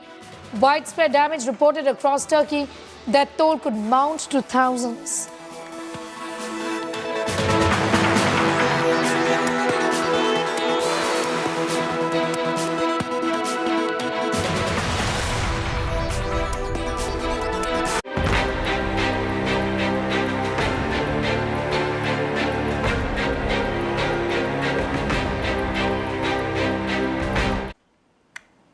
All right, we're getting you all the details of the political slugfest that we've been seeing inside Parliament, which has just convened, is what we've been given to understand. Proceedings of the House have begun. विशिष्ट दीर्घा में भूटान के संसदीय शिष्टमंडल के सदस्य विराजमान हैं। मैं अपनी ओर से, सदन की ओर से, सभी माननीय सदस्यों की ओर से उनकी भारत यात्रा पर स्वागत करता हूं, अभिनंदन करता हूं। अतिथि भूटान की नेशनल असेंबली के अध्यक्ष महामहिम वांगचुक नामग्याल जी और उनका संसदीय शिष्टमंडल आज भारत 5 फरवरी 2023 को आगमन उनका हुआ। शिष्टमंडल के सदस्य दिल्ली के अलावा बम्बई और औरंगाबाद की यात्रा भी करेंगे। उनका शनिवार 11 फरवरी 2023 को भारत से प्रस्थान। Proceedings in the House right now. In fact, as we speak, remember, for days together, the Houses of Parliament, both of them, in fact, the upper and the lower house, have been stalled, given that the opposition has been raising their concerns and seeking a JPC or a Supreme Court monitored probe as far as the alleged Adani scandal is concerned. I request members to rise in their places and also the memory of the departed. Opposition leaders have been protesting outside the Gandhi statue over the Adani crisis, raising slogans against the government, demanding a JPC-led investigation. Not just that, Congress is holding a nationwide protest outside the offices of the LIC and the SBI. Telangana Chief Minister KCR has launched a scathing attack at the government as well, accusing it of shielding Adani, claiming that the whole banking system is facing a threat because of the Adani crisis. KCR said that an unchecked privatization was going on. Meanwhile, as the row over Adani crisis continues, Kotak Mahindra's CEO Uday Kotak has said that the current situation doesn't really risk the Indian financial system. President का जो भाषण है उसके ऊपर हम सभी लोग बोलने को तैयार है और उनके उनकी जो गरिमा है या जो हमारे पास हमेशा प्रेसिडेंट के स्पीच के लिए जो महत्व देते हैं वो तो हम देते रहेंगे और देंगे, लेकिन पहला हमारा मुद्दा ये है जो आज गड़बड़ी पूरे देश में हो रही, नेशनली और इंटरनेशनली जो सब्जेक्ट आज उठा देश की दिशा इसके ऊपर मोदी जी जवाब। चर्चा और संवाद के लिए लोकसभा किसी विषय पर चर्चा और संवाद करनी है तो आप बातचीत करें। आप बिना बातचीत के केवल नियोजित तरीके से सदन को स्थगित कराना ये उचित नहीं है। आप आए, आपका जो भी विषय है, जो भी मुद्दा है, मेरे चेंबर में आए, बातचीत करें। मैं हर मुद्दे पर, हर बात पर आपको चर्चा कराने को तैयार हूं, लेकिन आप चर्चा नहीं करना चाहते, केवल बेल पे नाराबाजी करना चाहते हैं, ये उचित नहीं है। आप विराजे, आप मेरे चेंबर में आए, किसी विषय पर मैं आपको चर्चा संवाद का पर्याप्त मौका दूंगा। आप बेल में आकर नियोजित तरीके से सदन स्थगित करें, ये उचित नहीं है। फिर माननीय सदस्य, मैं आपसे आग्रह करूंगा कि नारेबाजी करना देश की जनता के हित के लिए नहीं है। देश की जनता ने आपको चुनकर भेजा है। मजदूरों पे प्रश्न उठा पे आप मजदूरों के सवाल उठाने दो ना उनको। आपके सदस्य वहां विराज हैं, आप बोलने नहीं दे रहे। आप केवल नारेबाजी करने रोज सदन में भेजा है क्या आपको जनता ने? देश की जनता आपको देख रही है। उनके बुनियादी सवालों पर बात करो, चर्चा करो। मैं आपको पर्याप्त समय, पर्याप्त अवसर दूंगा चर्चा और संवाद पर, हर मुद्दे पर। माननीय राष्ट्रपति जी के अभिभाषण पर आप व्यापक चर्चा कर सकते हैं। नहीं, गलत। नारेबाजी करना भारत की संसद की मर्यादाओं के अनुरूप नहीं है। आपने काफी वर्षों तक राज किया है, इतनी पुरानी पार्टी है आपका इस तरीका का व्यवहार उचित नहीं है। माननीय सदस्य के नेता, प्लीज आप सीट पर जाइए, माननीय सदस्य को प्रश्न पूछिए। मैं माननीय सदस्य प्रश्न पूछना चाहते हैं, मंत्री जी जवाब देना चाहते हैं। सदन नहीं चलना देना चाहते आप सदन नहीं चलने देना चाहते, सदन में चर्चा नहीं करना चाहते, प्रश्नकाल पर सवाल नहीं उठाना चाहते हैं। सदन की कार्रवाई 2 बजे तक के लिए स्थगित की जाती है। Proceedings, in fact, for the moment, the House has been adjourned till 2 p.m. As far as the lower house is concerned, well, the Lok Sabha Speaker, they're expressing dismay at the fact that the government is ready to discuss the issue, but sloganeering continues.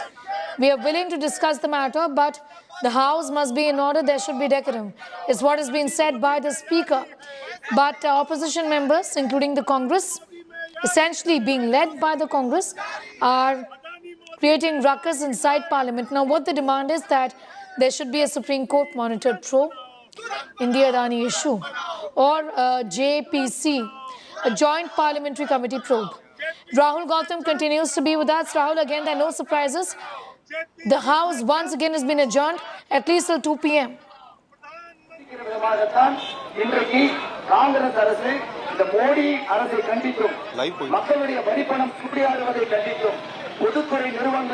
Ruckus inside the house to draw attention of the government on Adani issue, so that there could be pressure on the government so that they'll allow discussion on Adani issue. You rightly pointed out that it seems that this particular budget session is also heading towards a complete washout, given the fact that there hardly been any proceedings so far, and because of the stalemate is continuing between treasury and opposition benches, the business of the house is getting affected. There you heard Lok Sabha Speaker Om Birla also expressing his displeasure over the fact that opposition MPs were chanting slogans and they were disrupting the proceedings. And in fact, he also said that the government is ready to discuss, the presidential address. And at that point of time, you can. I'm going to allow time, to you. I'm going to allocate time to you, to each political party. There, you can raise your issues. But it seems that the opposition is not convinced. They have made it very clear that they're not going to allow this House function until or unless the demands are met, until there's immediate discussion on Adani issue, or there's a constitution of a JPC or a SC monitored probe. So it seems that this stalemate and this impasse is continuing as we speak. Shortly from now, around 11:45, Youth Congress is also going to protest at Jantar Mantar. They're going to take out a march from Jantar Mantar all the way to the SBI headquarters to protest against the alleged clean sheet given by SBI to Adani. So it seems that the Congress party is not just fighting out its case inside the parliament. They're also taking this entire fight to the very seats of the national capital. Okay, we are going straight now to the proceedings of the upper house. That a direction has been imparted to frustrate functioning of the House, to put it in disorder, is certainly beyond the expectation of the people. We are not honoring their aspirations.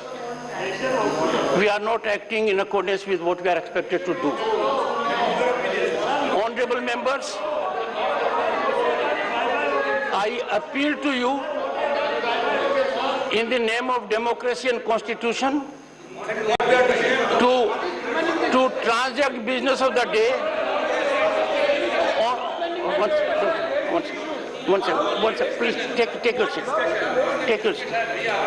Honorable members are fully aware more than I am, having been distinguished members of this House for long, that the days we have lost, there was an opportunity in every day to raise the issue the House seeks to raise, to generate optical impressions. We cannot allow rules to be derailed.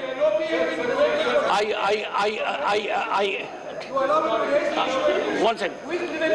Honorable members, kindly reflect deeply that the time we have lost on earlier days, each of the days could have been utilized to raise the issues which is close to your heart, which you think is in public interest.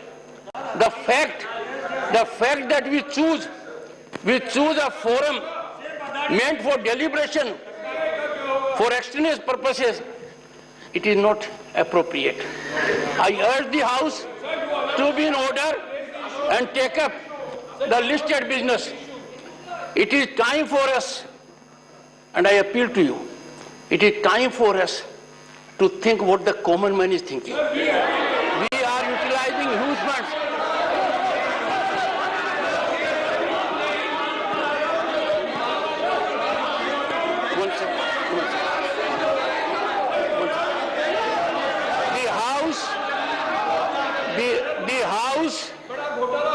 The House is not in order. This is an outrage of the rules. This is outrage of expectations. The House is not being allowed to run. This is most unfortunate. The House is urgent to meet at 2 p.m. Raj Sabha has been adjourned as well till 2 p.m. as has been Lok Sabha. So you heard, in fact, from the chair essentially talking about the fact that this is the people's money, the taxpayers' money that is not being utilized right, because people would expect the House to function and for legislative business to be in track, the House must be in decorum. We are okay with the discussion. If something is what has been said, but there has to be decorum, is what is being said by the chair essentially there. रोज सदन में भेजा है क्या आपको जनता ने? देश की जनता आपको देख रही है.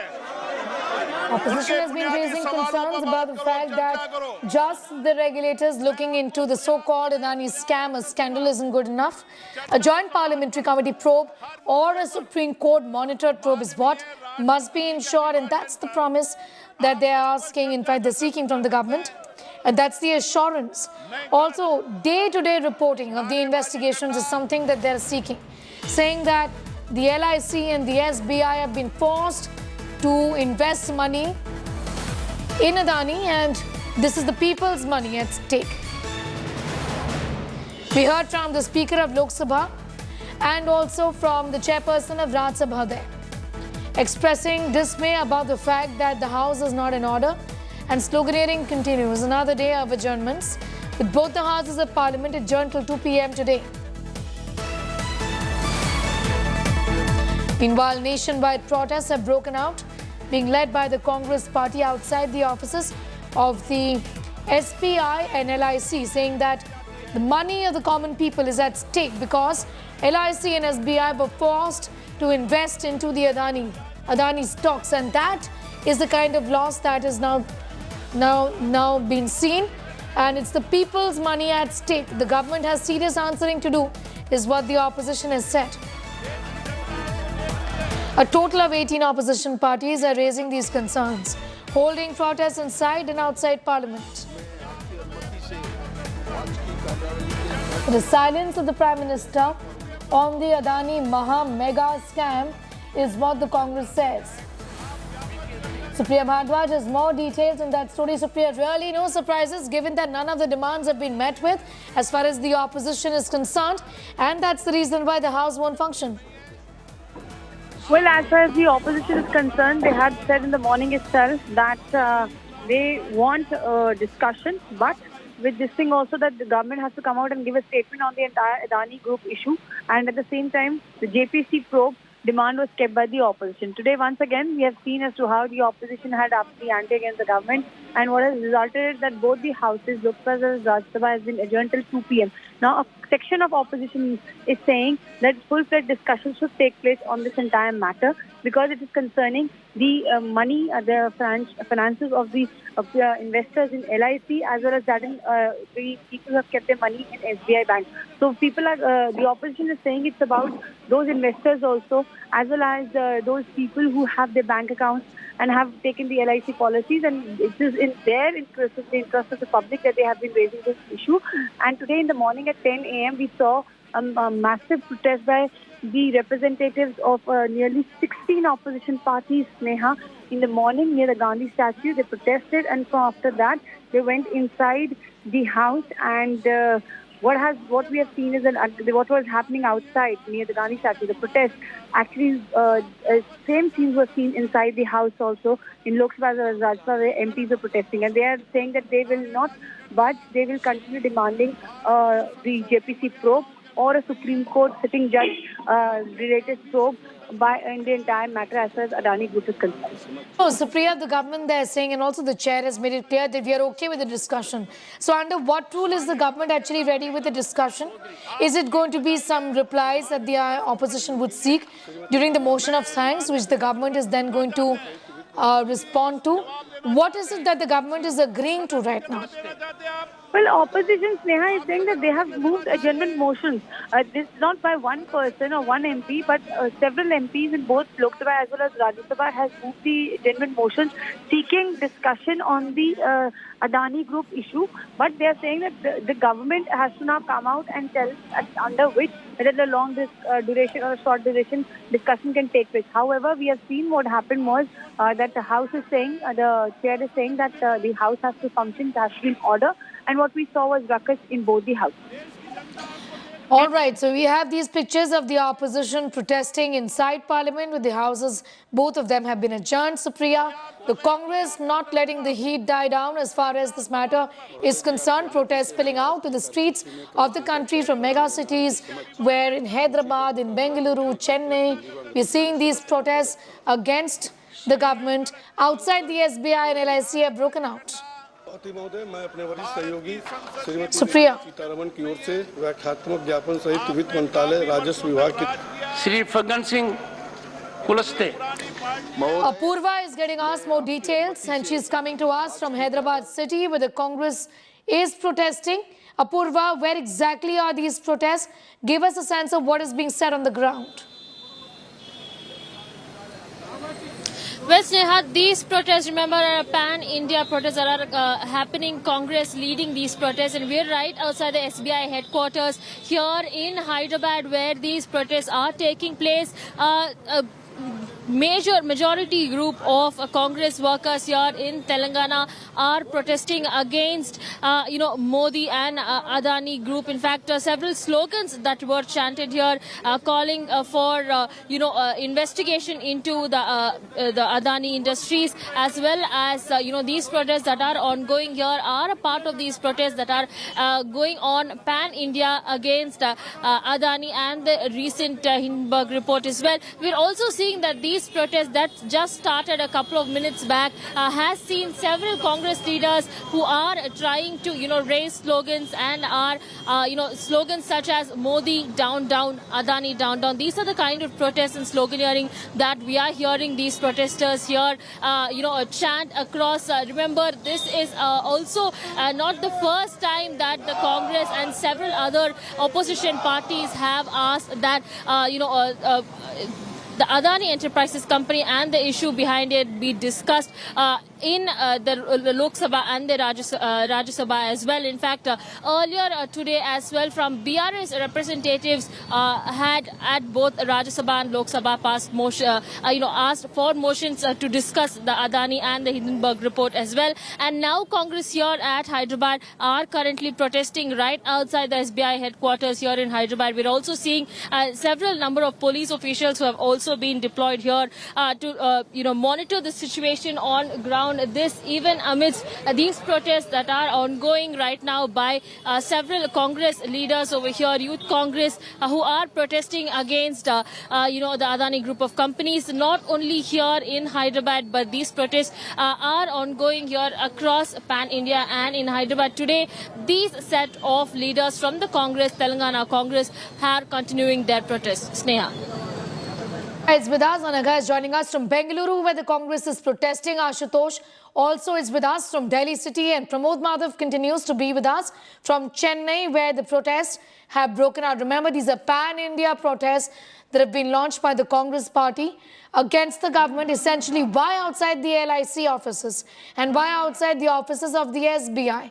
Ashutosh, the allegation is this, that these were companies that were forced to invest into the Adani group, and the people's money is lying with LIC and with the SBI. So this is the money of the people at stake, the common man at stake.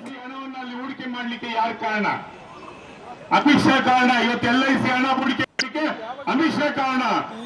is not true, but somewhere down the line it also sets a perspective, and particularly for the common people who have invested their money, be it the LIC or even the SBI, that raises certain apprehension. And this is also fueling those sentiments when there is the silence from the government, from the finance ministry, from the SEBI, which is a market regulator, and the agencies. When we see, there have been some certain statements from SBI, from SEBI as well, but when it comes to those clarity, and particular those kind of accusations of the manipulating of the share and the manipulating of stock, these kind of allegations are level, then the amount of clarification that is needed from these agencies, from the regulator, that is somewhere and missing. And when it comes to these kind of share accusation, when thousands of crores, the entire share market and people's money which are directly affected, when they believe that their money is safe with the LIC and the SBI, and such kind of accusation raised, this gives ammunition to the opposition party, and that's exactly why you see from Parliament to the street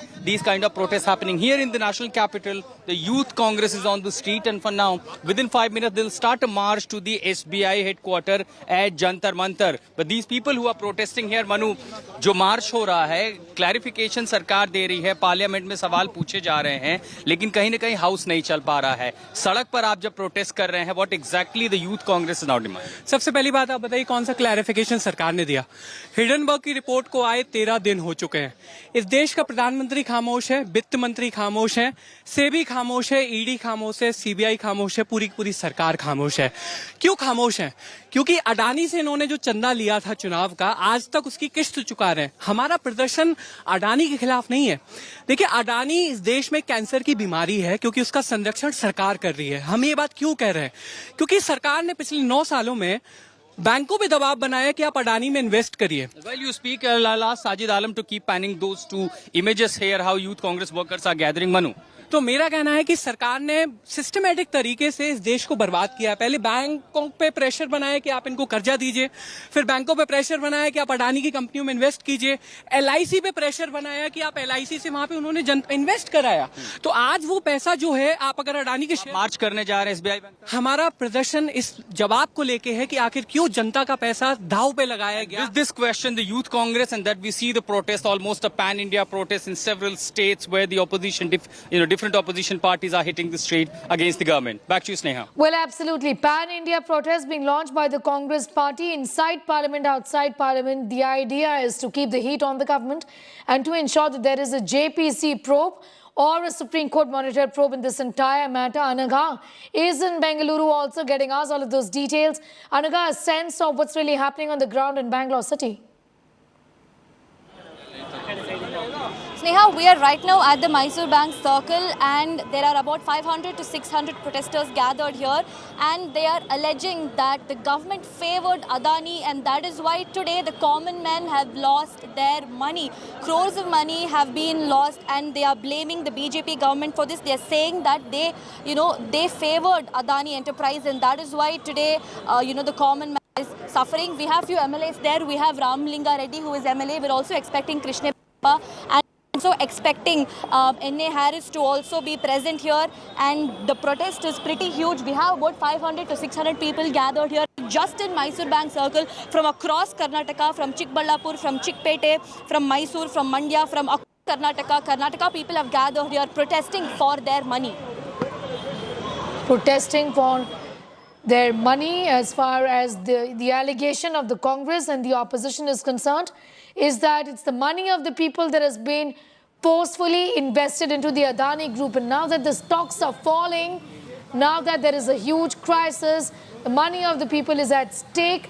Apurva continues to be with us. Also, Apurva, get us the voices on the ground on what they really expect from the government, because inside Parliament, there is a lot at stake. There is a legislative business at stake. Motion of thanks as far as the budget speech is concerned. That too is pending. What do they expect from the government now? Well, definitely, these are just not one specific protest that we are seeing taking place here. In fact, we also have a senior Congress member here with us. Sir, these protests are today pan-India are ongoing. Here in Telangana, what are the demands of the Telangana Congress? See, not in Telangana, but the nationwide Congress is on protest because SBI and LIC are the major stakeholders in Adani Group. I request Narendra Modi not to hide or not to save his closest friend Adani, who has become world's second richest in the span of 8 years. When the Modi has taken the charge as the Prime Minister of India, Adani has grown his properties and wealth and become the world's second richest. After this Hindenburg report, Adani has fallen to 40th richest in this world.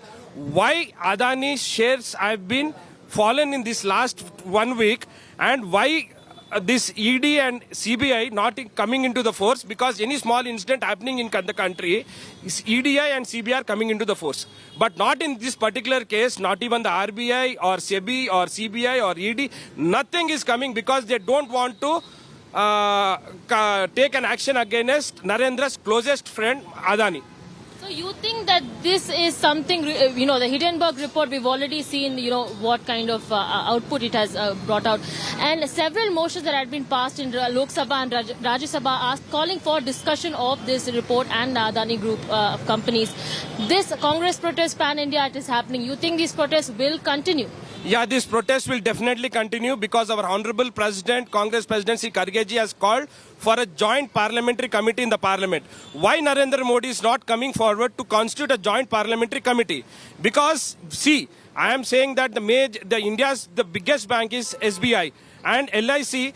Both the institutions, they have invested in Adani Group, which they are the major stakeholders in the Adani Group. Why Modi is not coming and to the rescue of the shareholders and the account holders of the particular SBI and LIC? Modi is more concerned about is Adani, his closest friend, but not is concerned about this nation and the people who have invested in the Adani group. Why Adani shares from 4,000 rupees, it has fallen to 1,000 rupees in last 1 week. So they have to take a serious note. I request the RBI and SBI to come into the force and rescue and attach the properties of Adani, and the Joint Parliamentary Committee to be constituted immediately. So there you can see, Sneha, clearly the kind of demands that Congress is putting forth. In fact, these posters that you can see here definitely shows the kind of cry that they are looking for. These are some of these protests that are ongoing here pan-India and here in Hyderabad as well. These protests that have continuously been ongoing here, demanding that an inquiry be made and that several lives of stakeholders as well as those people who do have bank accounts in LIC as well as in SBI, all of them, what is their fate? And this question mark is what is looming and causing us to protest, and that Congress leaders out here also saying that the protests will continue if there hasn't been any kind of formal inquiry being made. Sneha. All right, I'm just going to come back to you in a moment from now, Apurva. In fact, all our reporters are covering the protests on the ground. Listen in first to what has been said by the Vice President, Chairman of the Upper House. Bharat की संसद kindly reflect deeply that the time we have lost on earlier days, each of the days could have been utilized to raise the issues which is close to your heart, which you think is in public interest. The fact that we choose a forum meant for deliberation for extraneous purposes, it is not appropriate. I urge the House to be in order and take up the listed business.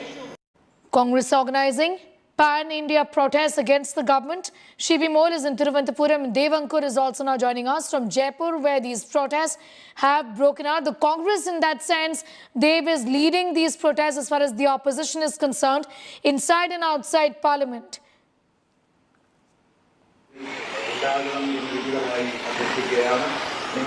Dev. क्या ये reason था जो 36,000 करोड़ रुपए अकेले अडानी को दे दिए? 23,000 crore rupees. Okay, these are protests. In fact, in Jaipur, we'll also just, in a moment from now, go across to Dev. If Shibi Mole can hear me, Shibi, protests have broken out all over the country as far as the Congress is concerned, seeking answers from the government and also underscoring something that they've been saying for months and years now, that the Prime Minister Narendra Modi, in fact, has worked in such a way to benefit his friends, and this is Gautam Adani that they're referring to.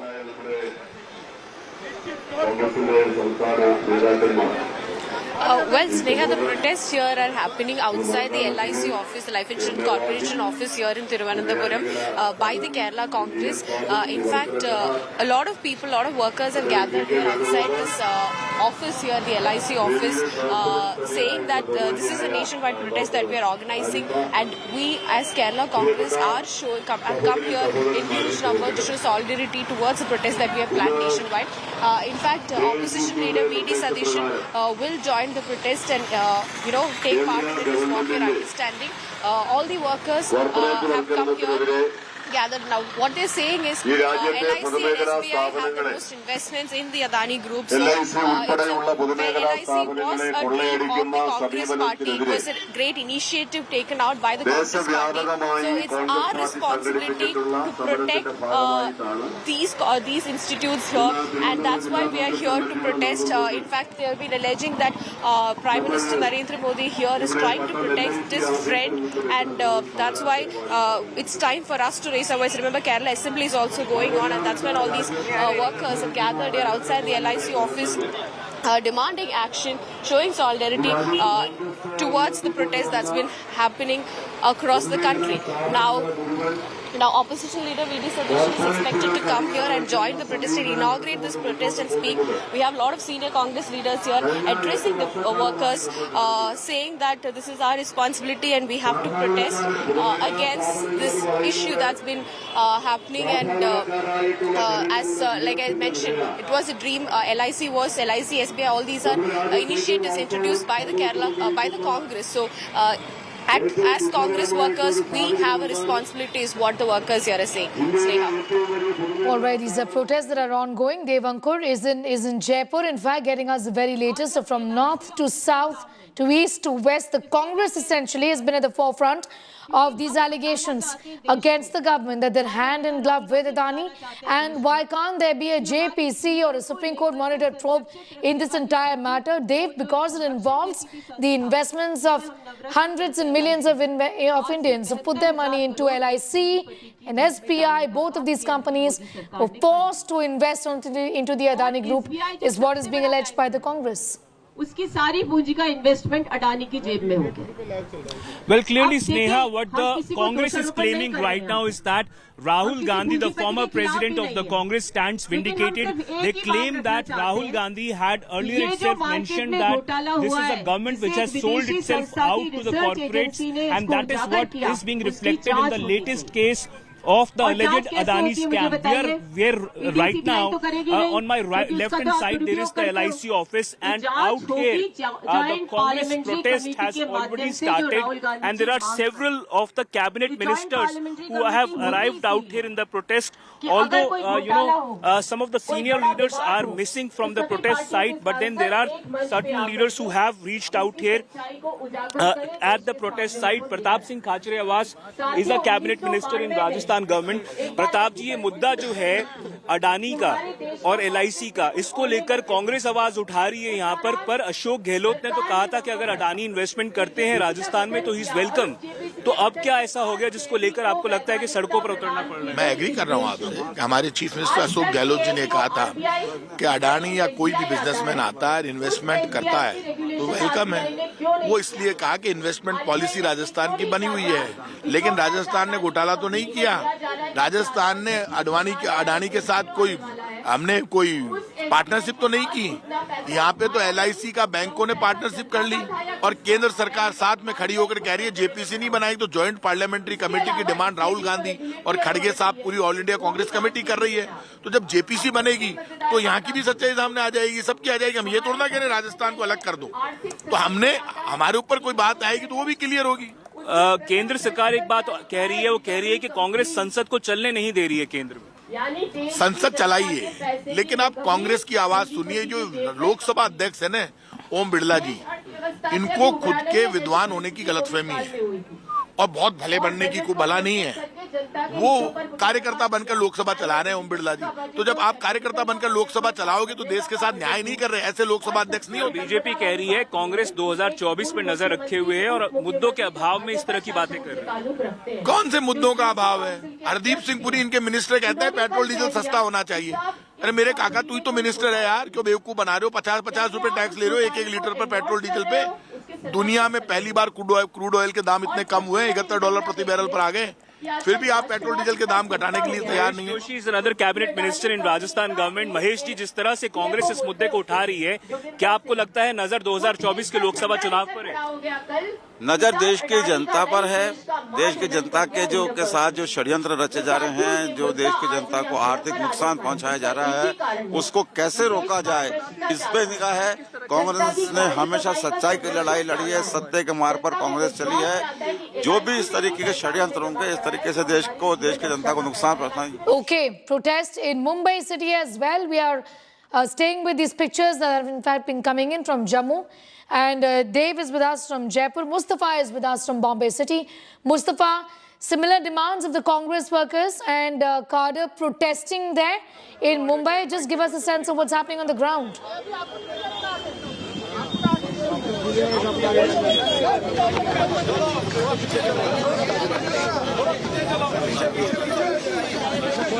Which is in fact a protest from different parts of the country. We're getting you all of those details.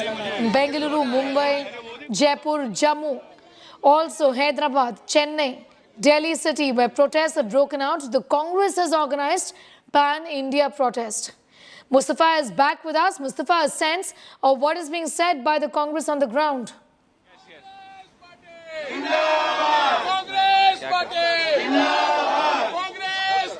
Mustafa, if you can hear me. We are at Wadala, and here there is a branch of State Bank of India where the Congress is taking out this protest, and you can see that slogans are being raised against not only Adani but also Prime Minister, and there is a demand of joint parliamentary committee which the Congress is making nationwide across by giving such protests. We'll speak to people. SBI branch के बाहर ये protest organise किया गया है, क्या वजह? Sir हमारा एक ही कहने का है कि हिडन बैंक की जो रिपोर्ट आई और वो रिपोर्ट में LIC, SBI बैंकों के ऊपर गलत तरीके से सब लोन लिए गए। तो हमारा एक ही कहने का है, आज स्टेट बैंक ऑफ इंडिया के सामने हम क्यों खड़े हैं? हम ये कह रहे हैं कि वास्तव में हिडन बैंक की रिपोर्ट अगर सही है तो सरकार उसके लिए क्यों नहीं इंक्वायरी बिठाती है, और सरकार जानबूझ के इसको आज अदानी को आज सेफगार्ड कर रही है। So that's one of the protests. These are protests which are being organized in Mumbai, and the message they are going to send out is that there is an inquiry which is required. They are also saying that because the government is not hearing them, the centre is not hearing them in the parliament, hence the opposition has come out on road. Back to you. Let's go these pictures now coming in from Jammu, where the Congress leaders are protesting and things are getting pretty chaotic. Let's listen.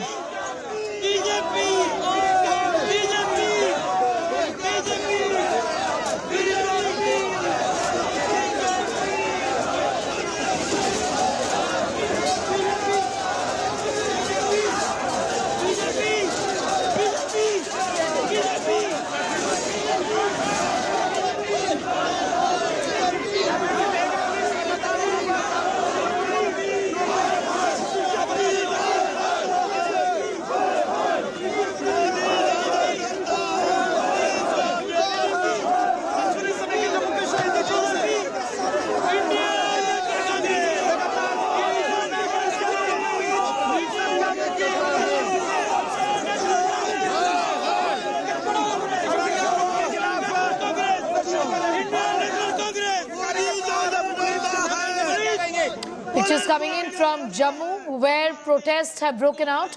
These are protests that are being led by the Congress, remember, protesting across the country, turning the heat on the government as far as the Adani scam is concerned, seeking answers. Why can't there be a JPC, or why can't there be a Supreme Court monitored probe? A day-to-day, in fact, a report on the investigation is what they are seeking right now. Things going pretty out of hand in Jammu. Sunil G. Bhatt has more details on that. Yes, Sunil.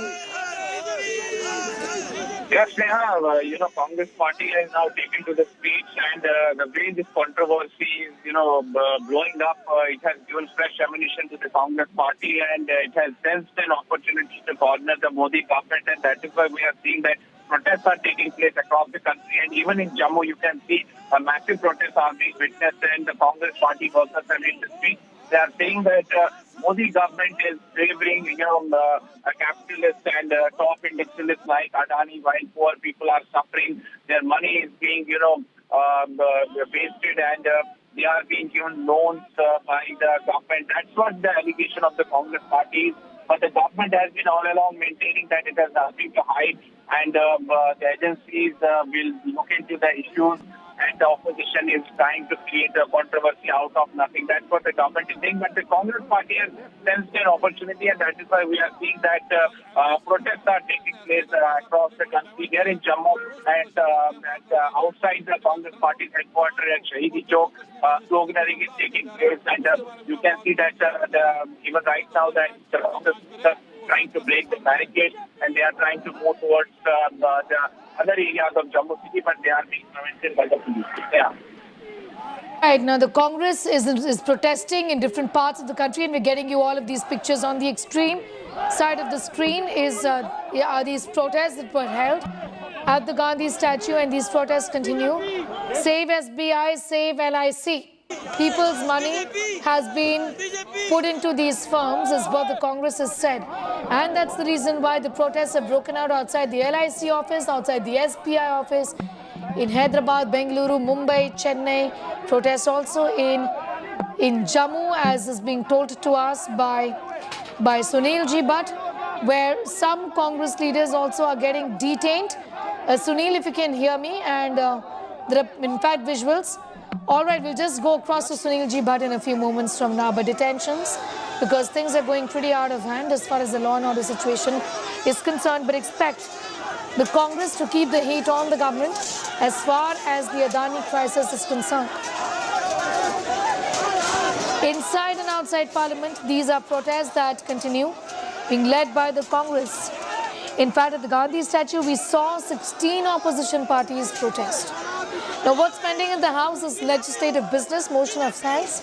As far as the budget speech is also concerned, these are concerns that the government has raised about pending legislative business, saying that we can broach this matter, but in a different way. First, there has to be decorum inside the House.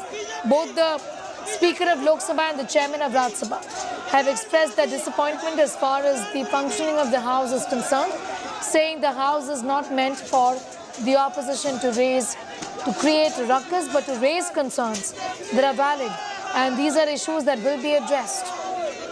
What then is going to be the government strategy from here on, given that the stalemate continues? Viewers, till 2 p.m. today, both houses of Parliament have been adjourned.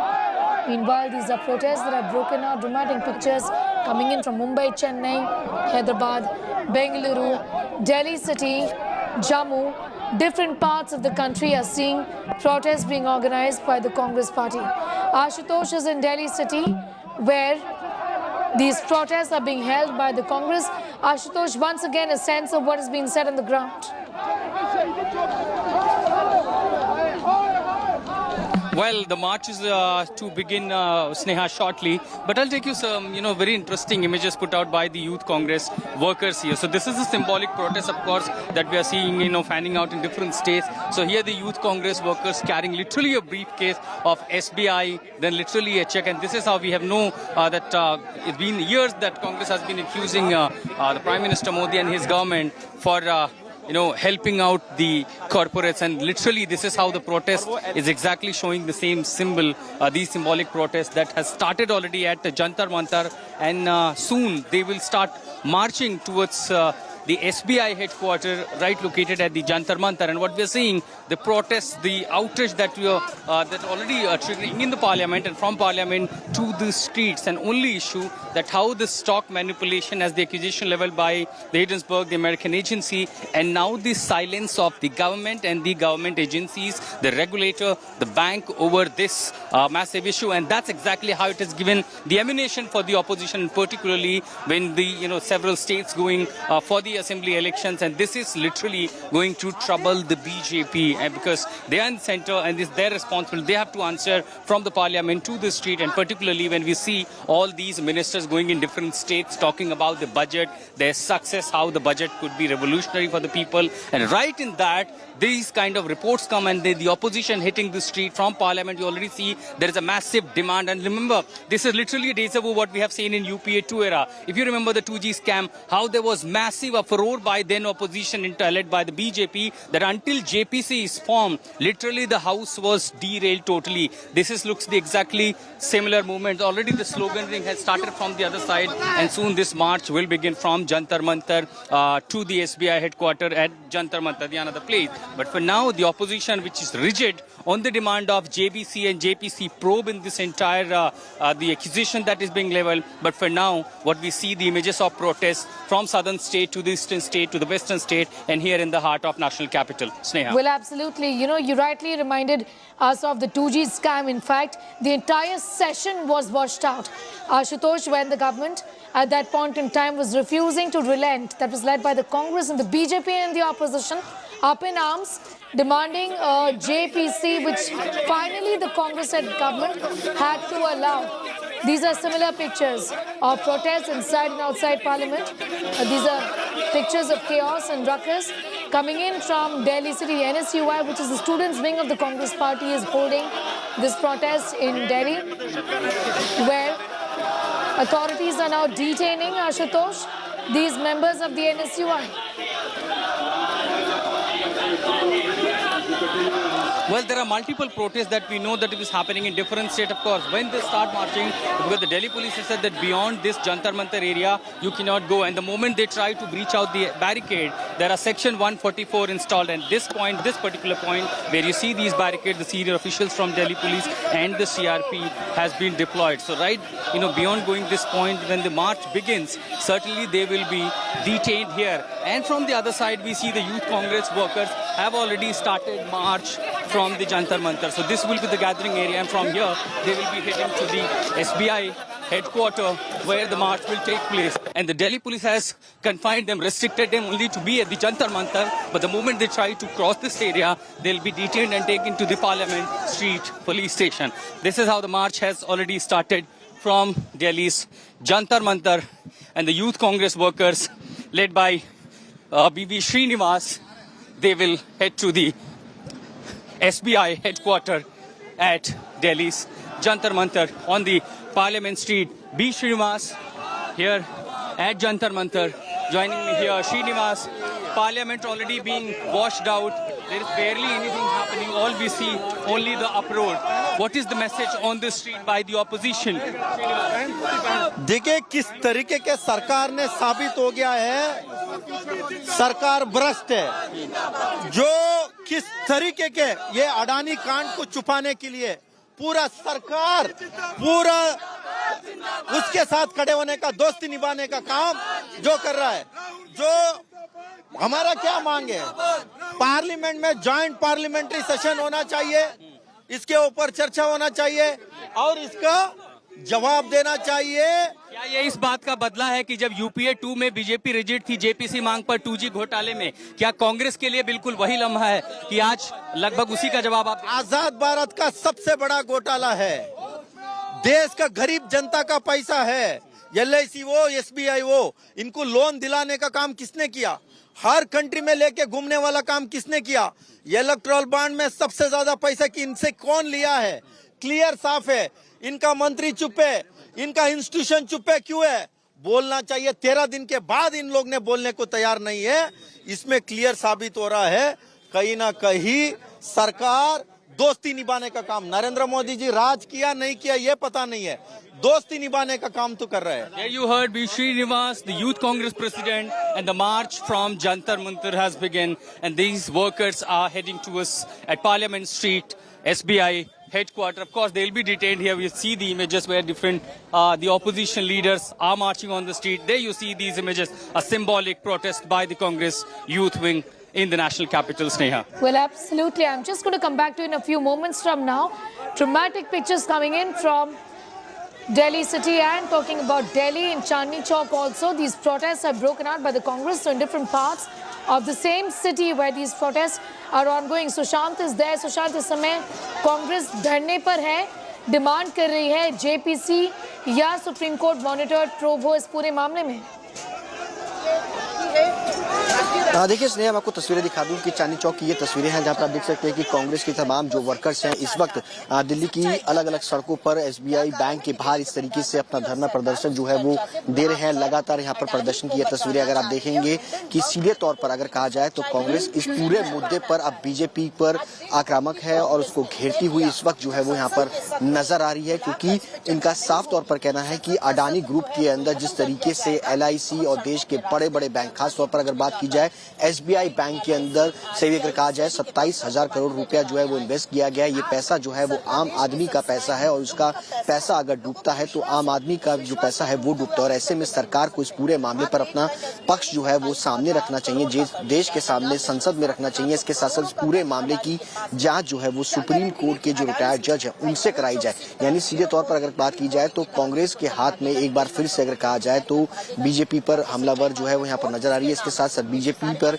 हमला करते हुए कांग्रेस का साफ तौर पे कहना है कि जिस तरीके से ललित मोदी फरार हो गए करोड़ों रुपया लेकर के बैंकों का, और ऐसे में आज कहीं अडानी इस तरीके से फरार हो गए तो आम आदमी का क्या होगा, इसको लेकर के आप देखेंगे कि कई तरीके के स्लोगन्स लेकर के यहाँ पर कांग्रेस के जो वर्कर्स हैं वो यहाँ पर मौजूद हैं। कांग्रेस के कई लीडर्स जो है वो आज दिल्ली के अलग अलग तमाम जो एसबीआई बैंक हैं उनके बाहर इस तरीके से प्रदर्शन करते हुए फिलहाल जो है वो नजर आ रहे हैं। और सीधे तौर पर हमला बीजेपी पर आप देखेंगे कि एलआईसी एसबीआई के निवेश की सुरक्षा की जाए, इस तरीके के स्लोगन जो है वो यहाँ पर तमाम कांग्रेस के जो वर्कर्स हैं वो यहाँ पर लेकर के हैं। यहाँ पर सुप्रीम कोर्ट के मुख्य न्यायाधीश के संयुक्त संसदीय समिति की निष्पक्ष जांच जो है वो कराई जाए, ये मांग जो है वो यहाँ पर कांग्रेस के तमाम जो लीडर्स जो है वो करते हुए फिलहाल जो है इस वक्त दिल्ली की सड़कों पर जो है वो नजर आ रहे हैं। कोशिश करेंगे यहाँ पर कांग्रेस के जो कई अगर लीडर हैं उनसे भी हम बातचीत करेंगे, अलका लांबा भी हैं, उनसे भी हम बातचीत करने की कोशिश करेंगे। आप देखिए नारेबाजी जो है वो की जा रही है।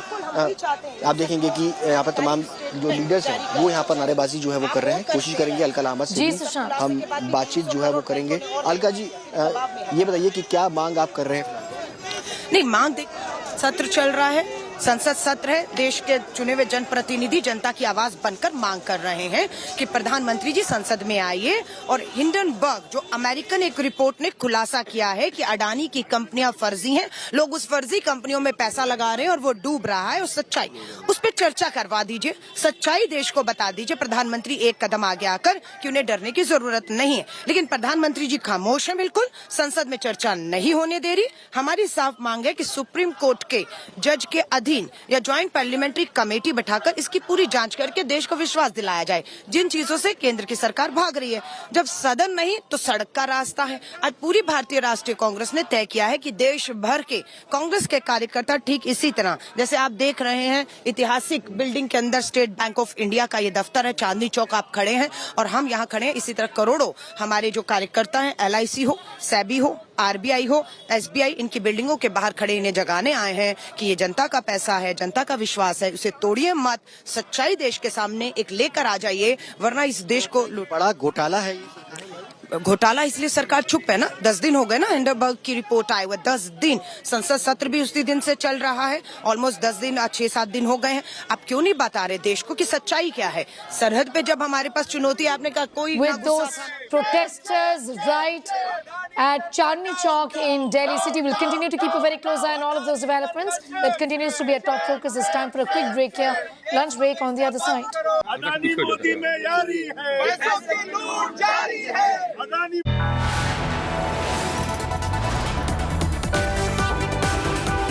You are watching India Today.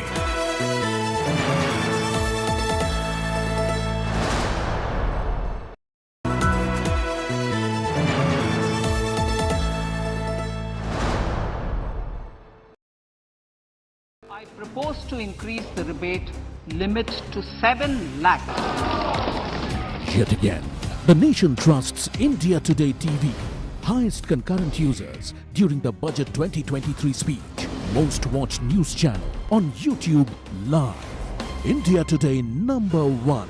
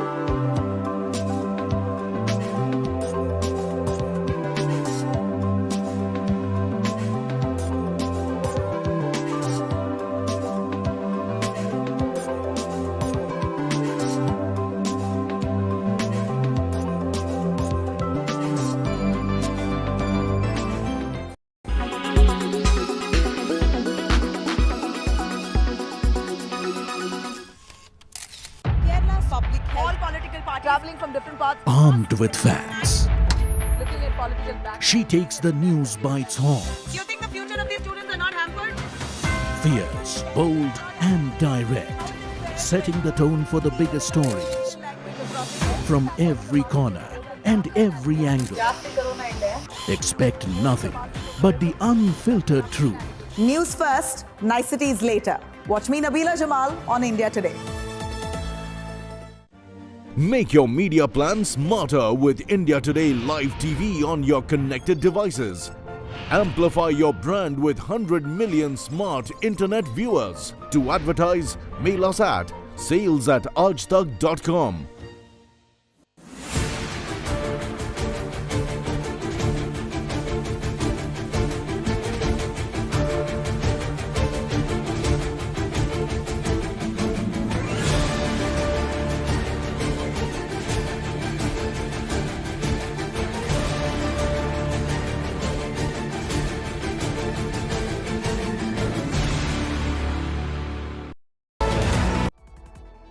Gift well with Sleep Well.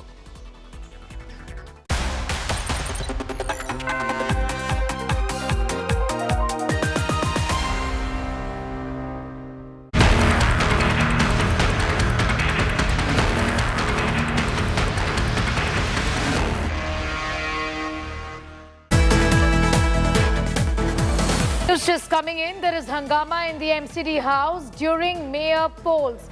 Amid sloganeering, mayor elections have been halted is what we've been given to understand. Aldermen can vote for mayor elections. Third attempt to elect Delhi mayor briefly halted is what we've been given to understand. So the stalemate continues. Delhi does not have a mayor because the Aam Aadmi Party and the BJP are unable to work together in terms of electing the mayor.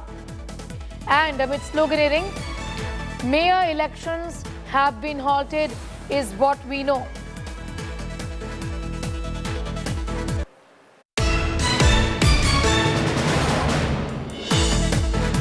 Amit is getting us the very latest as far as that stalemate is concerned. Amit, the contention is that there is corruption as far as the elections are concerned.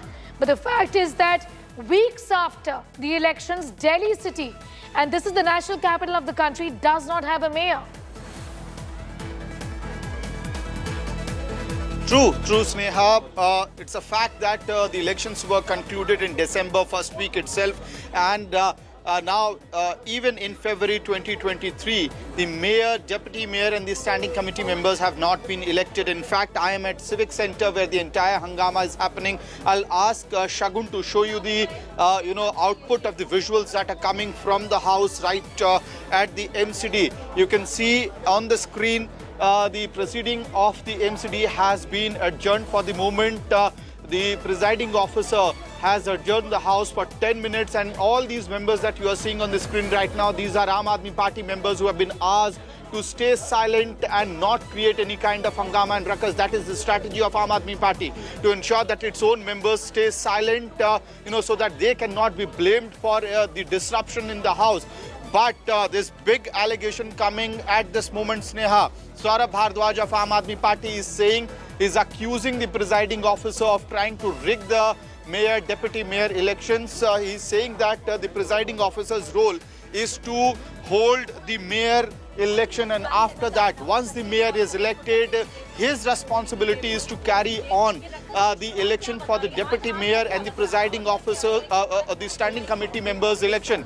But what is happening right now is that presiding officer decided upon two things. Number one, that the aldermen can cast their vote. Aam Aadmi Party is saying that as per the constitutional provisions, there is no mandate, there is no rule through which aldermen can be allowed to vote, to cast their vote. And they are saying that in no house of the country, the nominated members have been ever allowed to cast their vote. So this is Aam Aadmi Party's contention. In fact, I'm joined by Harish Khurana. Sir, two bone of contentions. Number one, the presiding officer allowing aldermen to cast their vote. Number two, all three elections happening simultaneously. Yes. This is becoming the bone of contention. See, this is a right of a presiding officer that whether the election should happen simultaneously or together. But presiding officer has taken a decision that all elections will be taken together. Why is they getting a ruckus? On 6th, we have seen on the issue of taking an oath of nominated members. Today, Harish ji, Saurabh Bhardwaj is saying it is the mandate of the presiding officer to conduct the mayor polls, and after the mayor is elected, where it is written? Where it is written? If we are saying, see, if you are seeing right now, they started their case again. They have started. Right. Why are they getting a ruckus? Why are they getting afraid? 150 odd members, they are claiming that they have 150 odd members. Then why are you getting afraid? Why allow the nominated members to cast their vote? Where it is not written, where it is written they cannot vote? Tell me, if you have a problem, go in a court now. But it is clearly... The party is saying they will go to the court. They are welcome. They have already gone in the court and they have taken back the petition, asking also. But problem is, by the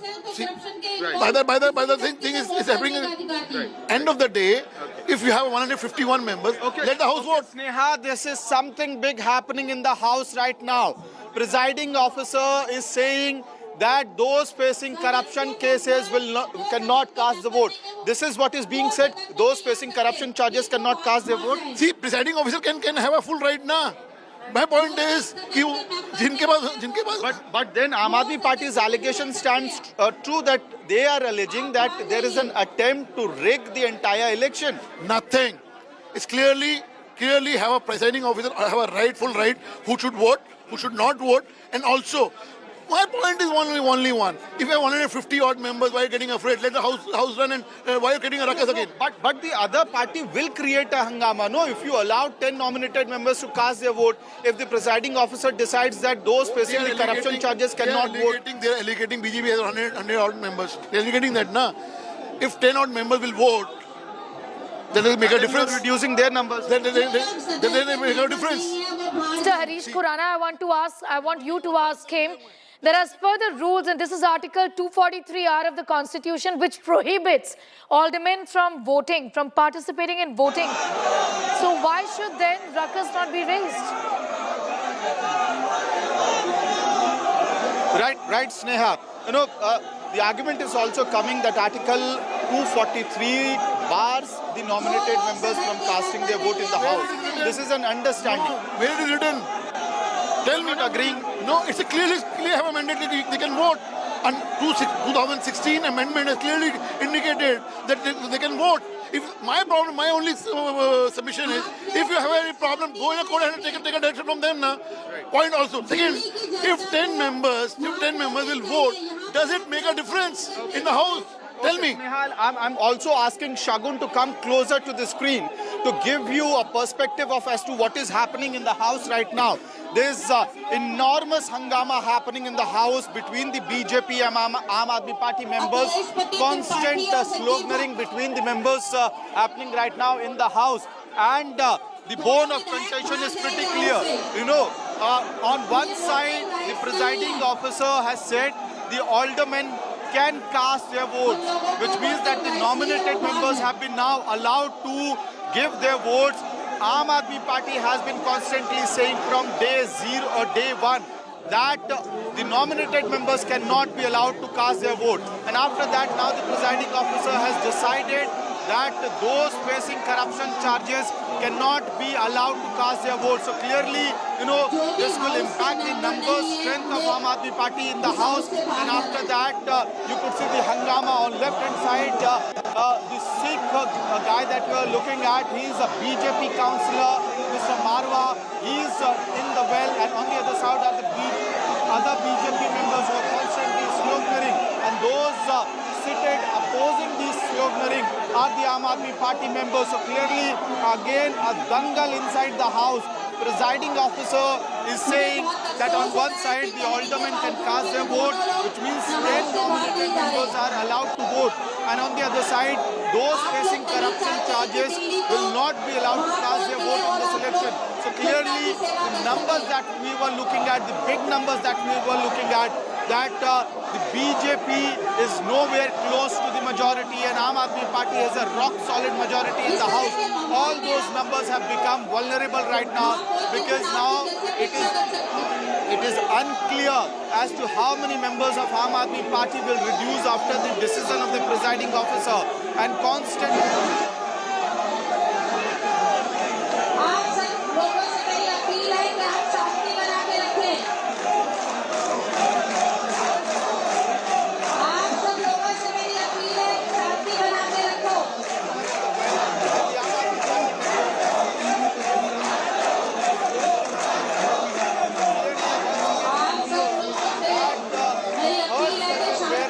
attempt to elect the mayor in Delhi could be marred by this controversy between, which is erupting between the BJP and the Aam Aadmi Party in the House. Clearly, entire mathematics and numbers have been in a way disrupted by the presiding officer's decision. Two major decisions have been taken today. We are letting our viewers know as to why this hangama is happening inside the MCD House. Number one, the presiding officer decides that the nominated members can cast their vote, and there is a perception that these nominated members could go and cast their vote in support of the BJP's candidate Rekha Gupta. There's another hangama which is happening because the presiding officer decided that the members who are facing corruption charges will not be allowed to cast their vote. So clearly, this third attempt of electing the mayor of the MCD, it appears that it will get marred because of the hangama that is happening in the House. Presiding officer constantly asking the members to maintain silence. She's constantly asking the BJP and the Aam Aadmi Party councillors to maintain the peace in the House so that the election for the mayor, deputy mayor and standing committee members can be concluded. But clearly AAP and BJP members are locking horns over the voting right issue. I'm asking Shagun to show you the live visuals coming from inside the House. This is the TV screen on which the live visuals from the House is coming right now.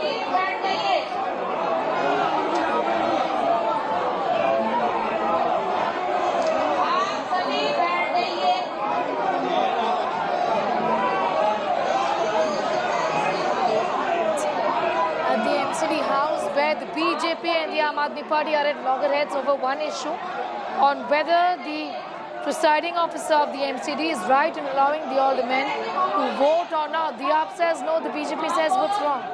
The rules have been amended is what has been said by the BJP. What really is the truth? AAP says the rules disallow the aldermen from voting.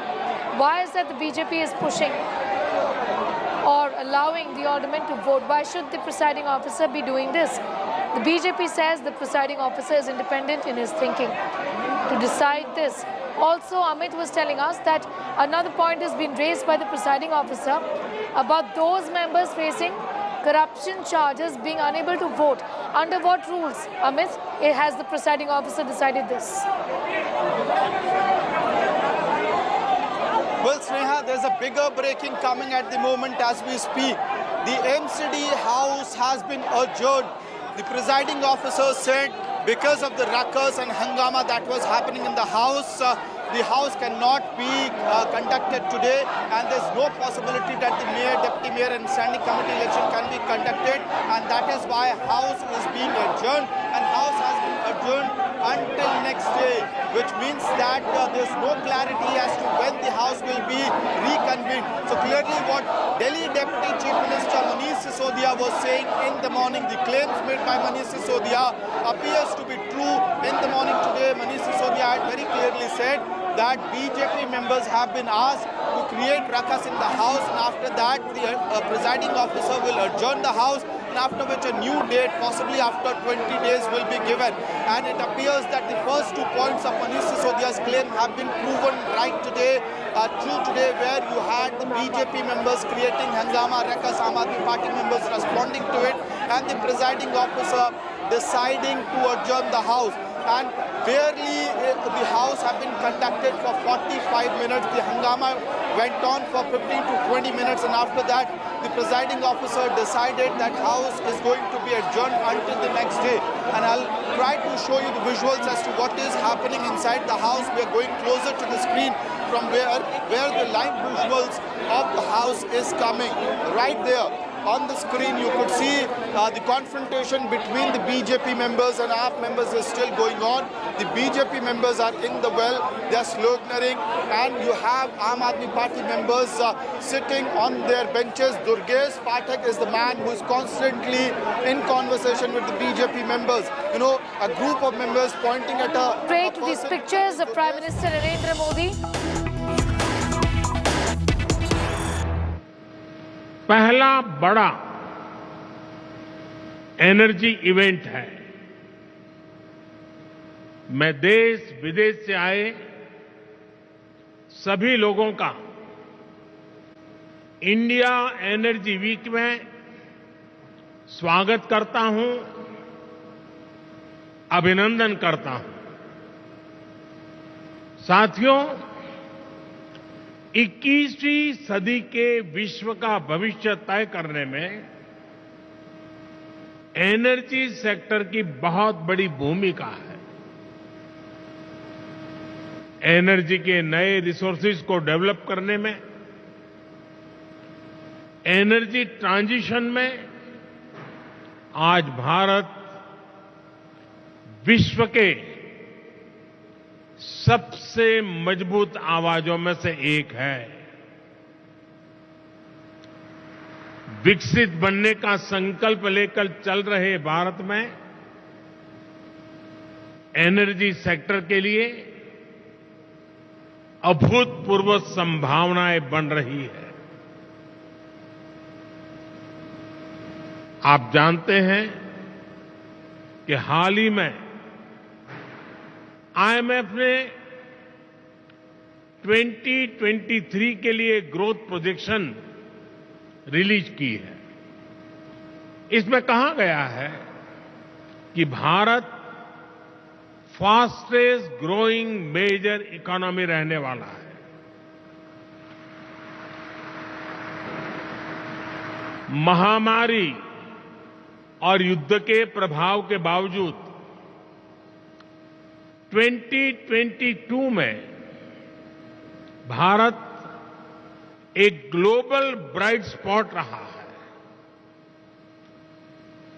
External circumstances जो भी रहे, भारत ने internal resilience की वजह से हर चुनौती को पार किया। इसके पीछे मल्टीपल फैक्टर्स ने काम किया। पहला, स्टेबल डिसिसिव गवर्नमेंट। दूसरा, सस्टेन रिफॉर्म्स। और तीसरा, ग्रासरूट पर सोशियो इकोनॉमिक एम्पावरमेंट। बीते वर्षों में बड़े पैमाने पर लोगों को बैंक खातों से जोड़ा गया, उन्हें फ्री हेल्थ केयर ट्रीटमेंट की सुविधा मिली, सेफ सैनिटेशन, बिजली कनेक्शन, आवास, नल से जल और दूसरे सोशल इंफ्रास्ट्रक्चर की पहुंच करोड़ों लोगों तक हुई। पिछले कुछ वर्षों में भारत की जितनी बड़ी आबादी के जीवन में ये बदलाव आया है, वो कई विकसित देशों की जनसंख्या से भी ज्यादा है। इससे करोड़ों गरीबों को गरीबी से बाहर निकालने में मदद मिली है। आज करोड़ों लोग गरीबी से निकलकर मिडिल क्लास के स्तर तक पहुंच रहे हैं। आज भारत में करोड़ों लोगों की क्वालिटी ऑफ लाइफ में बदलाव आया है। आज गांव-गांव तक इंटरनेट पहुंचाने के लिए 6 लाख किलोमीटर, 600,000 किलोमीटर से ज्यादा ऑप्टिकल फाइबर बिछाए जा रहे हैं।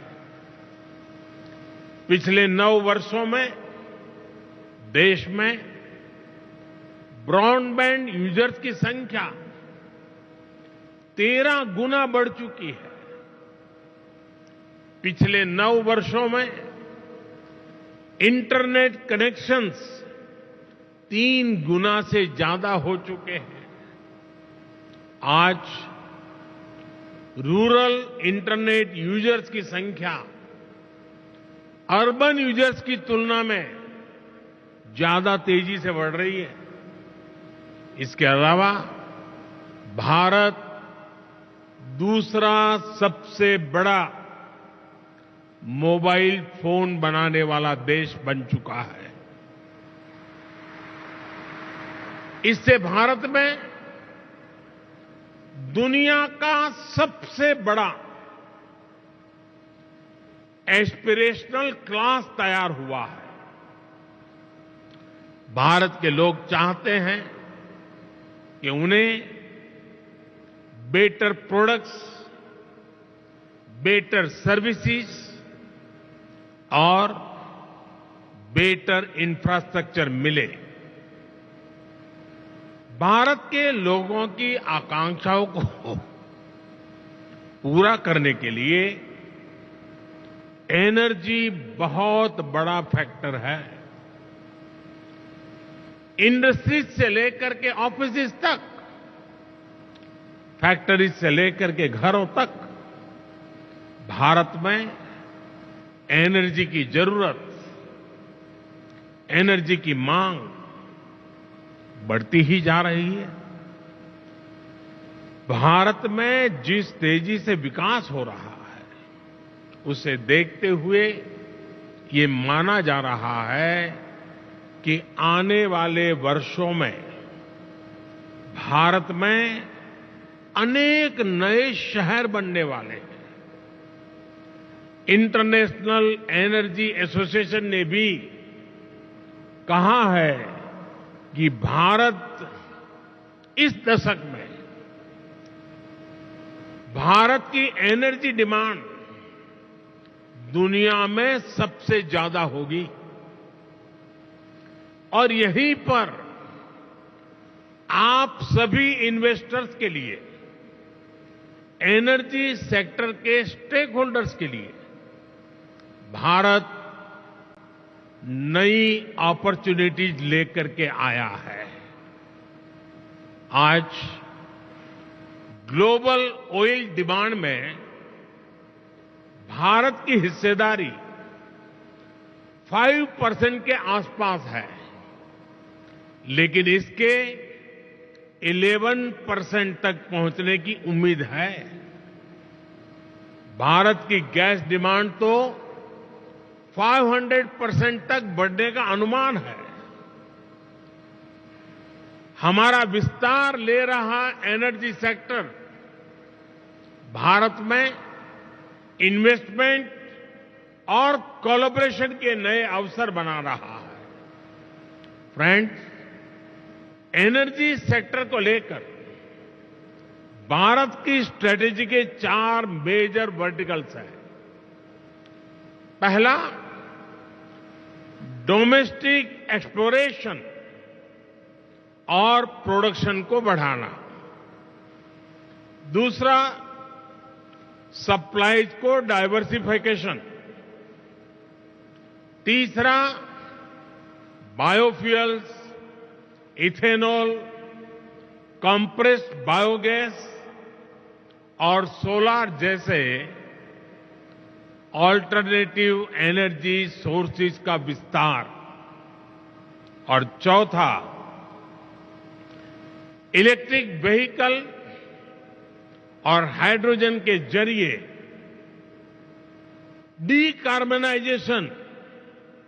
इन चारों ही दिशाओं में भारत तेजी से काम कर रहा है।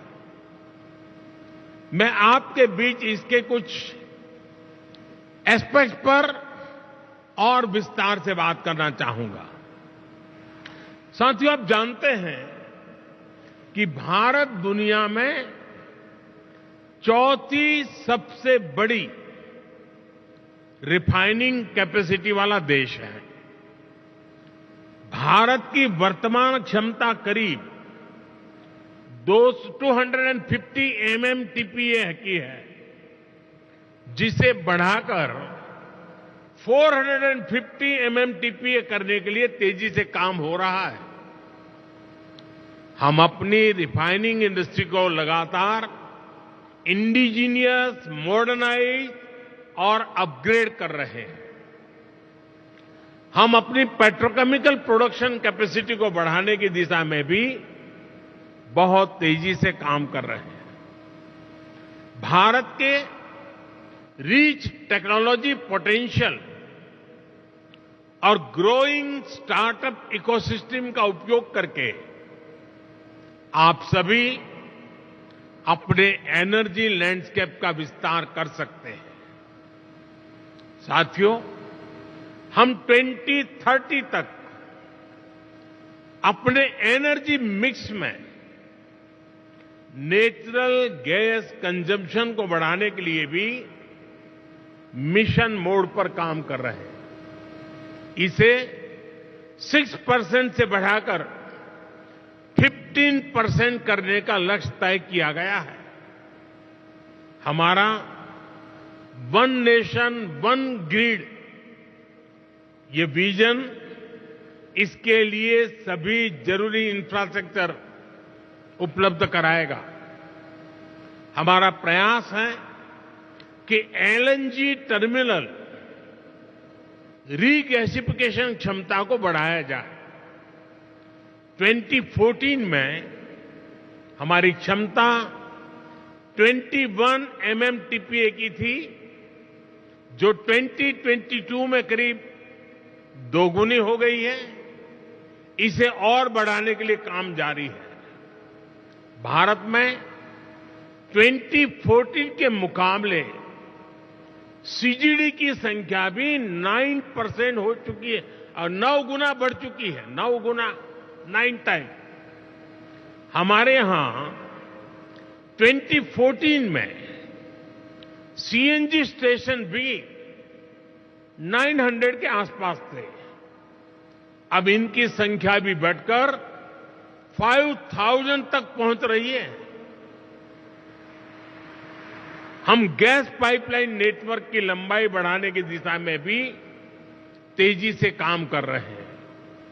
2014 में हमारे देश में गैस पाइपलाइन की लंबाई करीब 14,000 किलोमीटर थी। अब ये बढ़कर 22,000 किलोमीटर से ज्यादा हो चुकी है। अगले 4-5 साल में भारत में गैस पाइपलाइन का नेटवर्क 35,000 किलोमीटर तक पहुंच जाएगा। यानी भारत के नेचुरल गैस इंफ्रास्ट्रक्चर में आपके लिए निवेश की बहुत बड़ी संभावनाएं बन रही है। साथियों, आज भारत का जोर डोमेस्टिक एक्सप्लोरेशन और प्रोडक्शन को बढ़ावा देने पर है।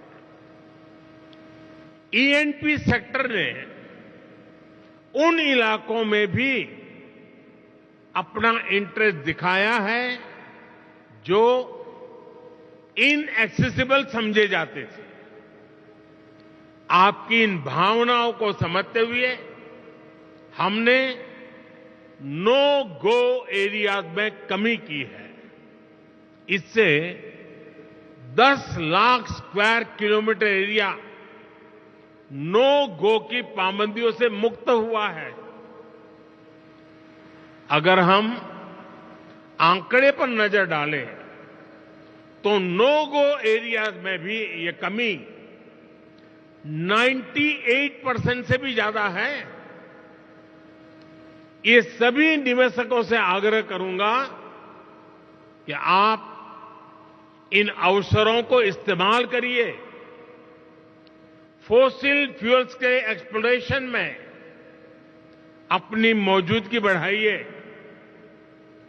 फ्रेंड्स, बायो एनर्जी के क्षेत्र में भी हम तेजी से आगे बढ़ रहे हैं। पिछले साल अगस्त में हमने एशिया की पहली 2G इथेनॉल बायो रिफाइनरी की स्थापना की। हमारी तैयारी इस तरह के 12 कॉमर्शियल 2G इथेनॉल प्लांट्स बनाने की है। सस्टेनेबल एविएशन फ्यूल और रिन्यूएबल डीजल की कॉमर्शियल उपयोगिता की दिशा में भी हमारे प्रयास जारी है। इस साल के बजट में हमने गोवर्धन योजना के तहत 500 नए वेस्ट टू वेल्थ प्लांट बनाने का ऐलान किया है।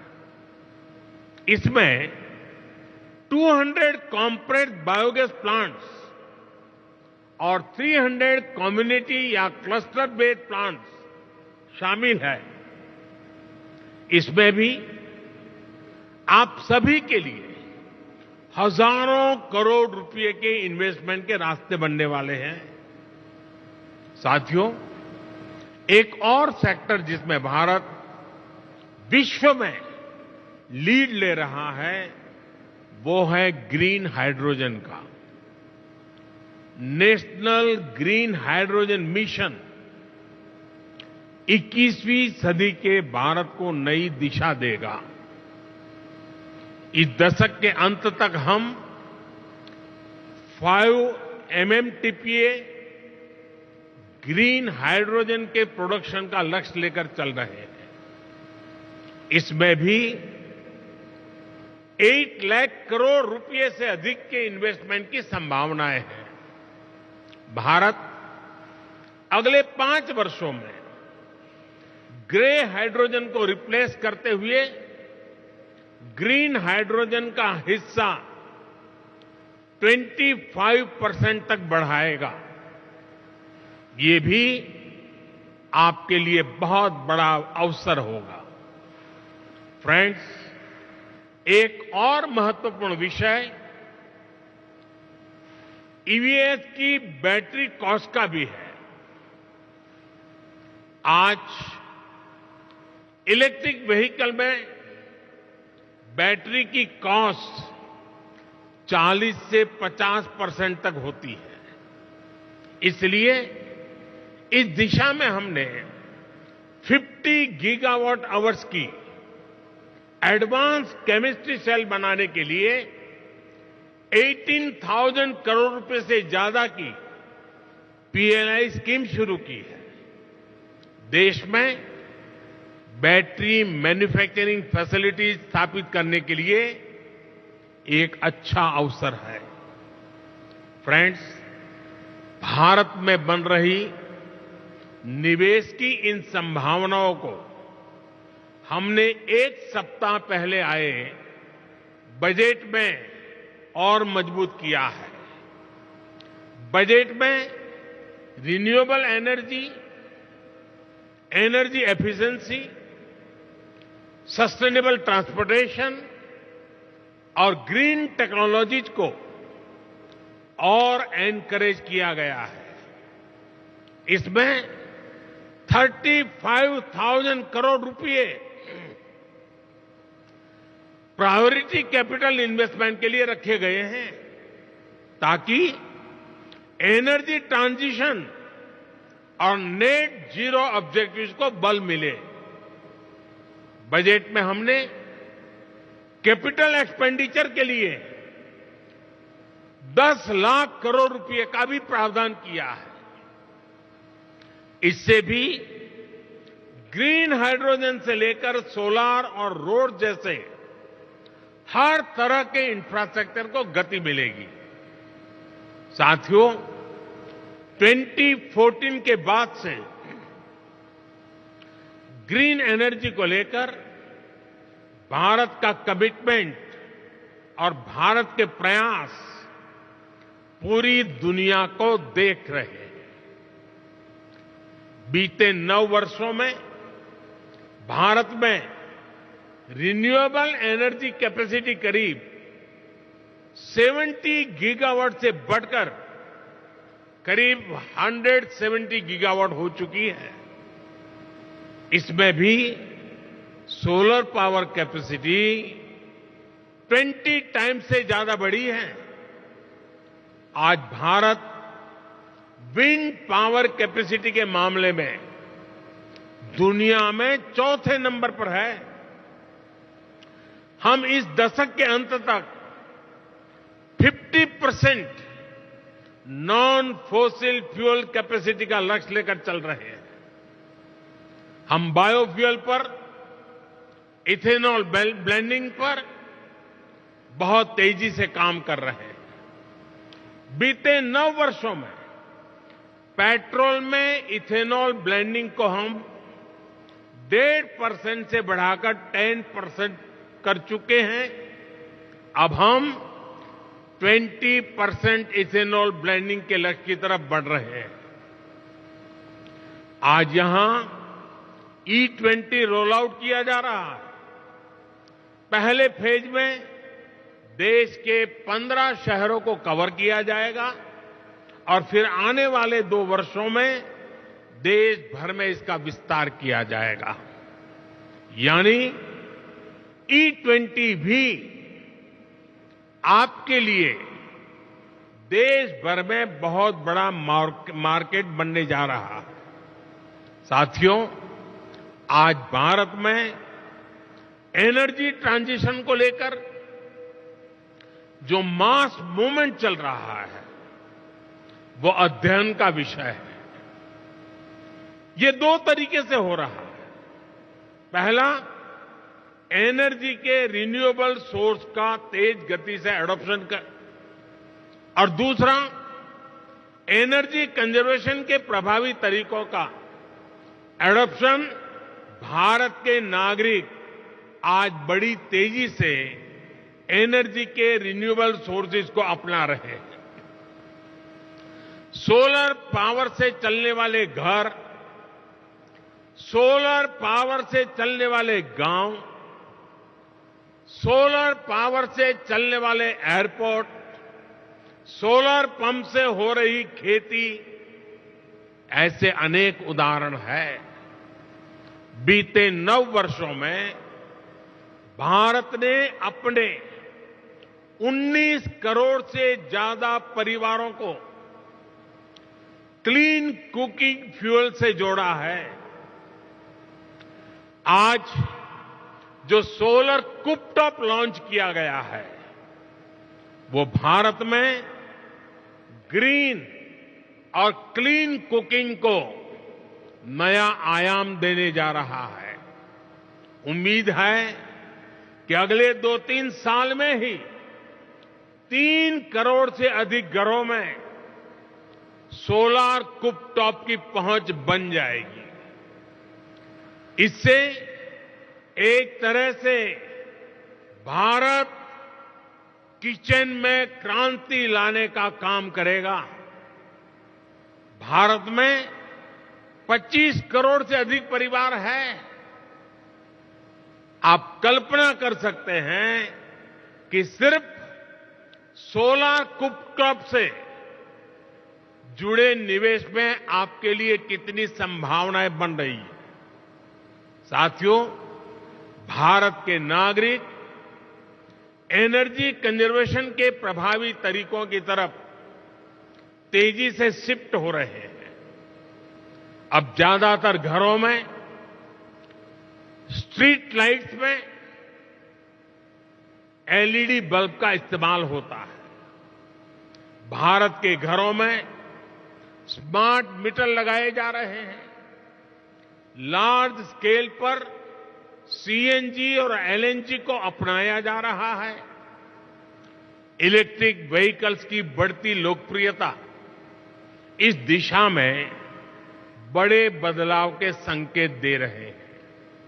साथियों, ग्रीन ग्रोथ की तरफ, एनर्जी ट्रांजिशन की तरफ भारत के बड़े प्रयास हमारी वैल्यूज को भी रिफ्लेक्ट करते हैं।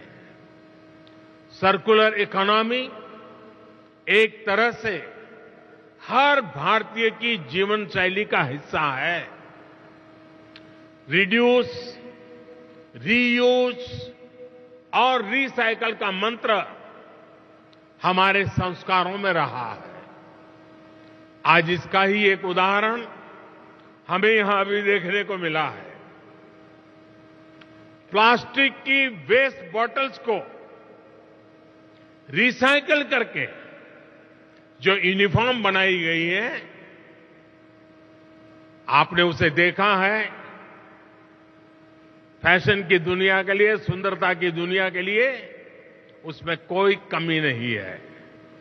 हर साल 10 करोड़ ऐसी बॉटल्स की रिसाइकलिंग का लक्ष्य पर्यावरण की रक्षा में बहुत मदद करेगा। ये मिशन लाइफ यानी लाइफस्टाइल फॉर एनवायरनमेंट को भी मजबूती देगा, जिसकी दुनिया को आज बहुत आवश्यकता है। इन्हीं संस्कारों पर चलते हुए भारत ने 2070 तक नेट जीरो का टारगेट तय किया है। इंटरनेशनल सोलर अलायंस जैसे प्रयासों से भारत इस सद्भावना को दुनिया में मजबूत करना चाहता है।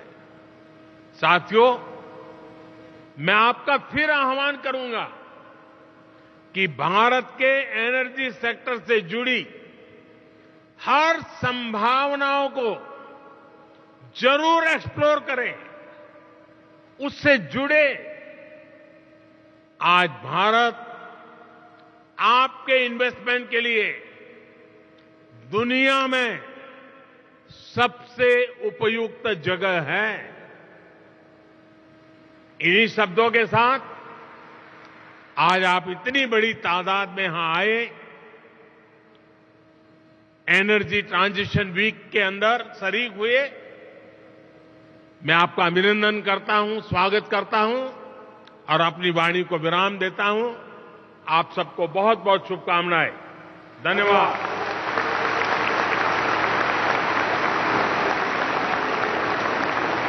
Thank you very much, Honorable Prime Minister, sir, for sharing the green growth plans which India has, and that is where the opportunity.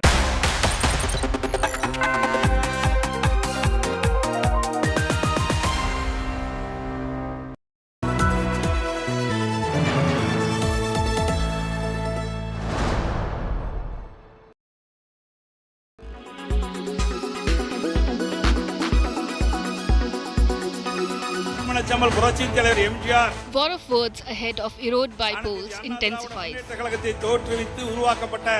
The BJP wades into ongoing tiff in the AIADMK front, suggesting the two factions led by E. Palaniswamy and O. Pannirselvam to bury the hatchet and work together. I conveyed some things on behalf of our national president, Thiru J.P. Nadda ji.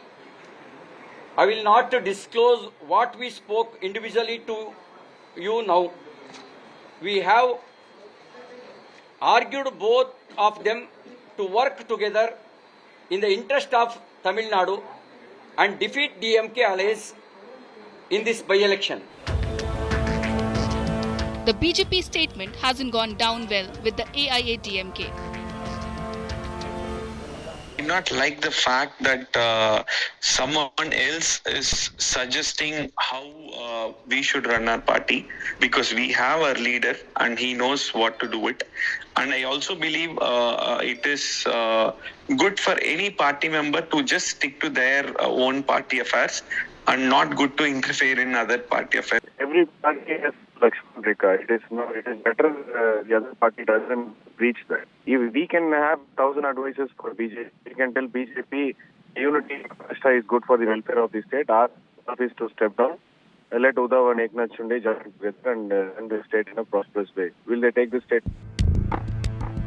The AIADMK leadership also warned the BJP against any bid to split their party. என்பது உங்களுக்கும் தெரியும், மக்களுக்கும் தெரியும், எங்களுக்கும் தெரியும். நாங்கள் எச்சரிக்கையாக இருக்கிறோம். தேசிய ஜனநாயக கூட்டணி இப்ப இருக்குதா, உடைஞ்சிருச்சா? தேசிய முற்போக்கு கூட்டணிங்கிறத பயன்படுத்தி இருக்காங்க. உள்ளாட்சி தேர்தலிலேயே பிஜேபி தனியா தான நின்னது. இந்த கேள்விக்கே பொருள் இல்லை.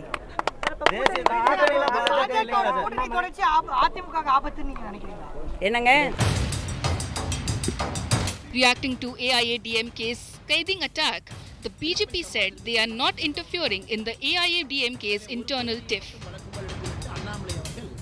and BJP doesn't take any stand into other parties' internal functioning. And I have been consistently making it clear as the state president, party president here, that we don't advise nor do we interfere between two leaders to tell them how they should run their party. It is their business.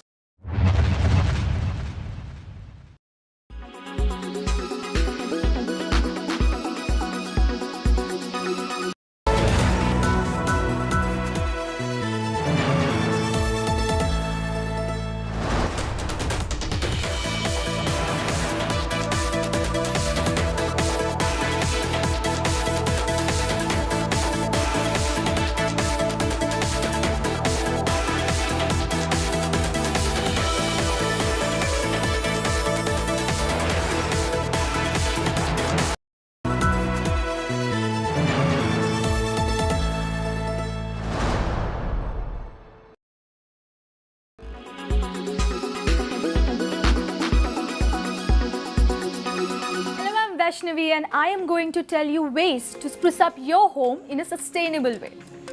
It's possible, it's way more affordable, and it's great for the environment. So let's show you how you can make your home more sustainable.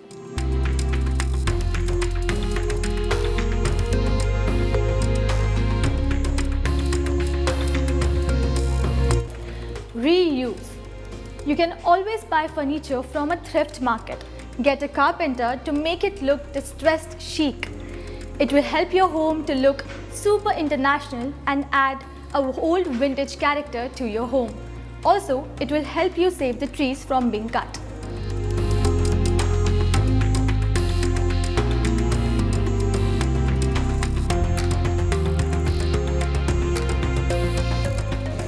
Go green. If you have a big house, plant some trees around it and do your bit. If you have a small home, nice and cozy one, you can always plant saplings around it. Have a mini garden. As a hobby, you can also try hydroponics. We have the CEO of the hotel to tell you more about it.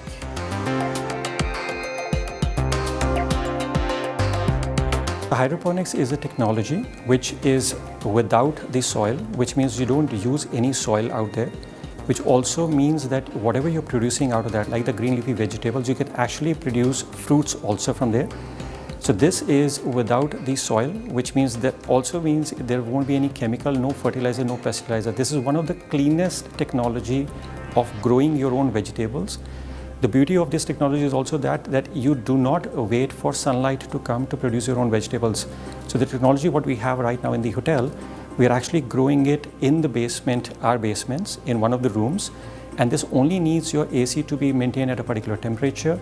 It's a basic monitoring which is required, and our chefs are super excited now, along with the gardeners, to take this technology to the next level.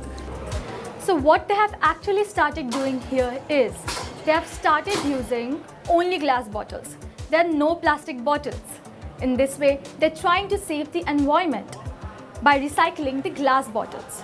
What they do first is, they clean the water bottles. They have been used before. The glass water bottles are then filled again with water of 7.42 pH level. And then these bottles are sealed.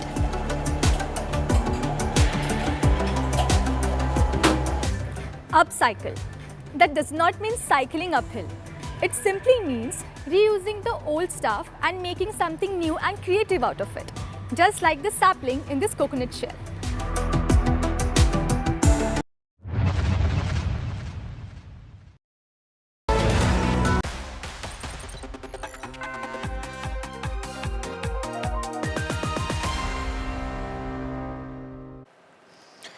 Welcome back. Massive earthquake has struck Turkey. A major earthquake of magnitude 7.8 hits Hindrudagi in central Turkey, killing about 280 people in 7 Turkish provinces. At least 40 are dead in Syria. The earthquake resulted in the collapse of dozens of buildings with debris spread all over the streets. Search for survivors is underway. Officials have warned the death toll is expected to rise. Turkish authorities scrambled rescue teams and supply aircraft to the region around the city. Tremors were felt in Lebanon and Syria, and light shaking was also felt in Jordan, Israel and Egypt. We're getting you all the details from Turkey, where this massive earthquake was felt. This was 7.8 on the Richter scale. Dünün ilk ışıkları.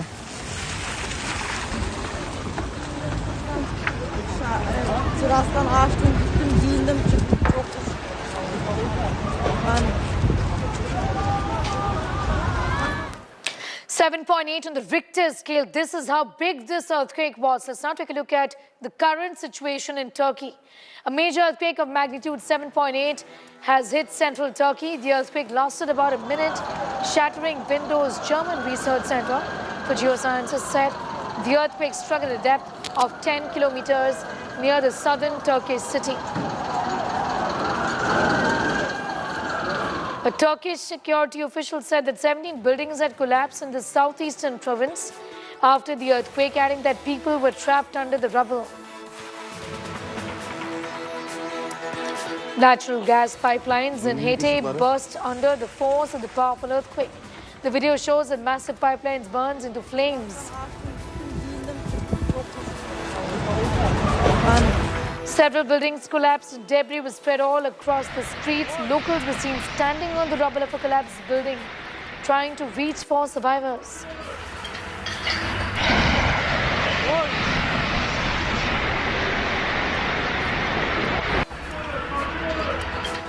Several people were trapped under the debris and search operation is underway. Residents were seen triggering a search for survivors under the debris, the rubble on the streets.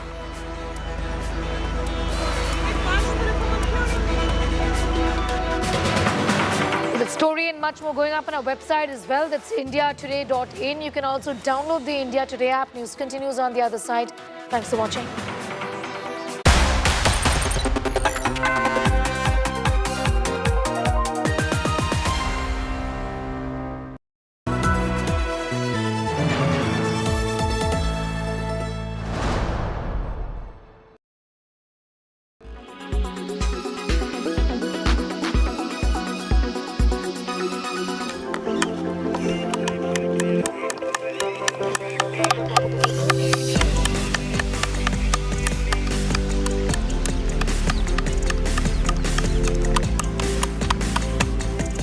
Once a national-level hockey player who wowed audiences with his dribbling and netting skills, fallen on bad times, forced to work as a laborer and a porter at a meager pay, reduced to doing menial work to make ends meet. That was Paramjit Singh. Until India Today aired his moving story on the 25th of January. From a national hockey player to a daily wage laborer, Paramjit Singh has seen it all. The former hockey player is struggling to earn a living. His only dream now to see his son make a career in hockey. At a time when the World Cup hockey fever is in Odisha, this is a story as part of our Get Real India series. We told India how a former hockey player is facing hard times, running into apathy. Our report immediately struck a chord, making India sit up and take notice. Soon Paramjit got a call from none other than the Punjab Chief Minister Bhagwant Mann, who had watched India Today's story, and he decided to help Paramjit out. Thanks to India Today, thanks to Rajdeep ji, जिन्होंने इनकी story को दिखाया. मुझे पता चला, मैंने phone किया और इमीडिएटली मैंने इनको चंडीगढ़ बुलाया. और स्पोर्ट्स डिपार्टमेंट में हमारे पास कोचेस की कमी है, तो स्पोर्ट्स डिपार्टमेंट में हम परमजीत कुमार के लिए एक पोस्ट क्रिएट करेंगे. With his plight finally ending, the former hockey champ has thanked India Today. हाँ जी, मेरा लाइफ का टारगेट ही है कि अपने बच्चों को इंडिया के लिए तैयार करना, अपने बच्चों को. और वैसे भी अगर मेरे को मान साहब कुछ दे देते हैं तो मैं आने वाले टाइम में पंजाब के ज़्यादा नहीं तो 5-7 लड़के तो मैं इंडिया को दे ही दूंगा ना तैयार करके. इतना कॉन्फिडेंस मेरे को है. Our report getting a heartwarming response, making a former hockey hero get what he truly deserves. India Today, the channel of real impact. With Satyendra Chauhan in Chandigarh, Bureau Report, India Today.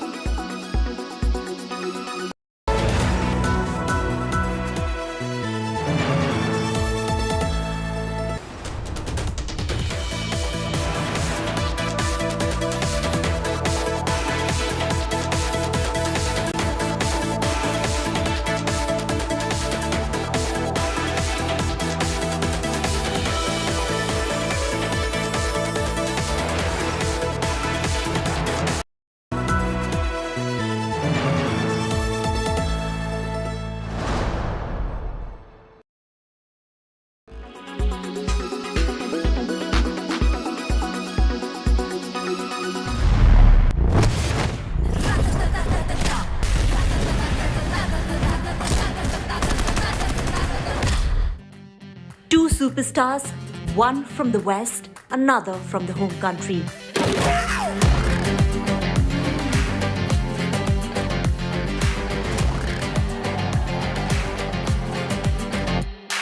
While he ruled a million hearts with his charisma in Bollywood,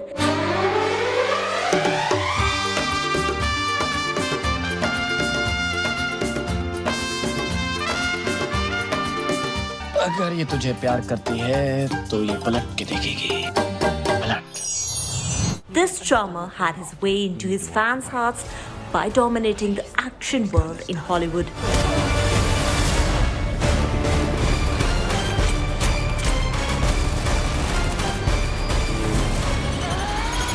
Two contrasting personalities, but still connected with the thread of love for their craft and the unfathomable stardom. What's also common between the two superstars are reasons more than one.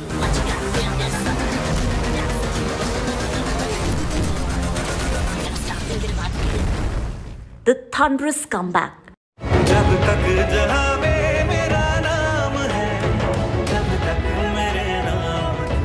Shah Rukh Khan and Tom Cruise both were seen in 2018 with their films Zero and Mission Impossible Fallout before taking a break from movies. While Mission Impossible raked in a total collection of $791.1 million worldwide against a production budget of $178 million, becoming the highest grossing Mission Impossible film at the time.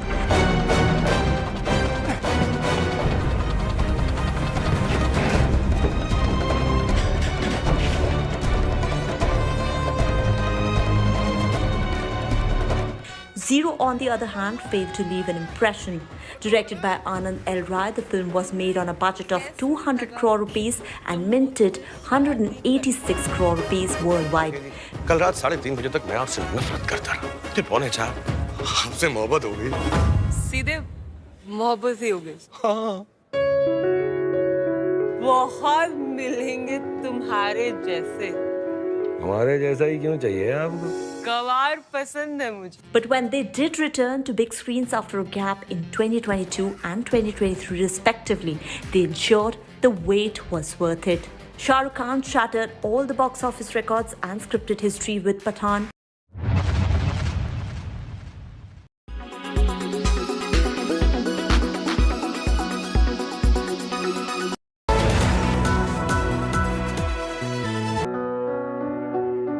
We found this national hockey hero trapped in a life of menial labor, forced to put aside his past glory and hockey dreams for his own son. जो सपना मैंने देखा था मैं वही सपना अपने बच्चे में देखना चाहता हूँ। The former hockey player is struggling to earn a living. But after Rajdeep shone the light, thanks to India Today Rajdeep ji जिन्होंने इनकी स्टोरी को दिखाया। Paramjeet's pain went to the very top. Paramjit Kumar के लिए एक पोस्ट क्रिएट करेंगे कोचिंग की, hockey की कोचिंग की। Journalism of heart makes India's #1 channel of impact.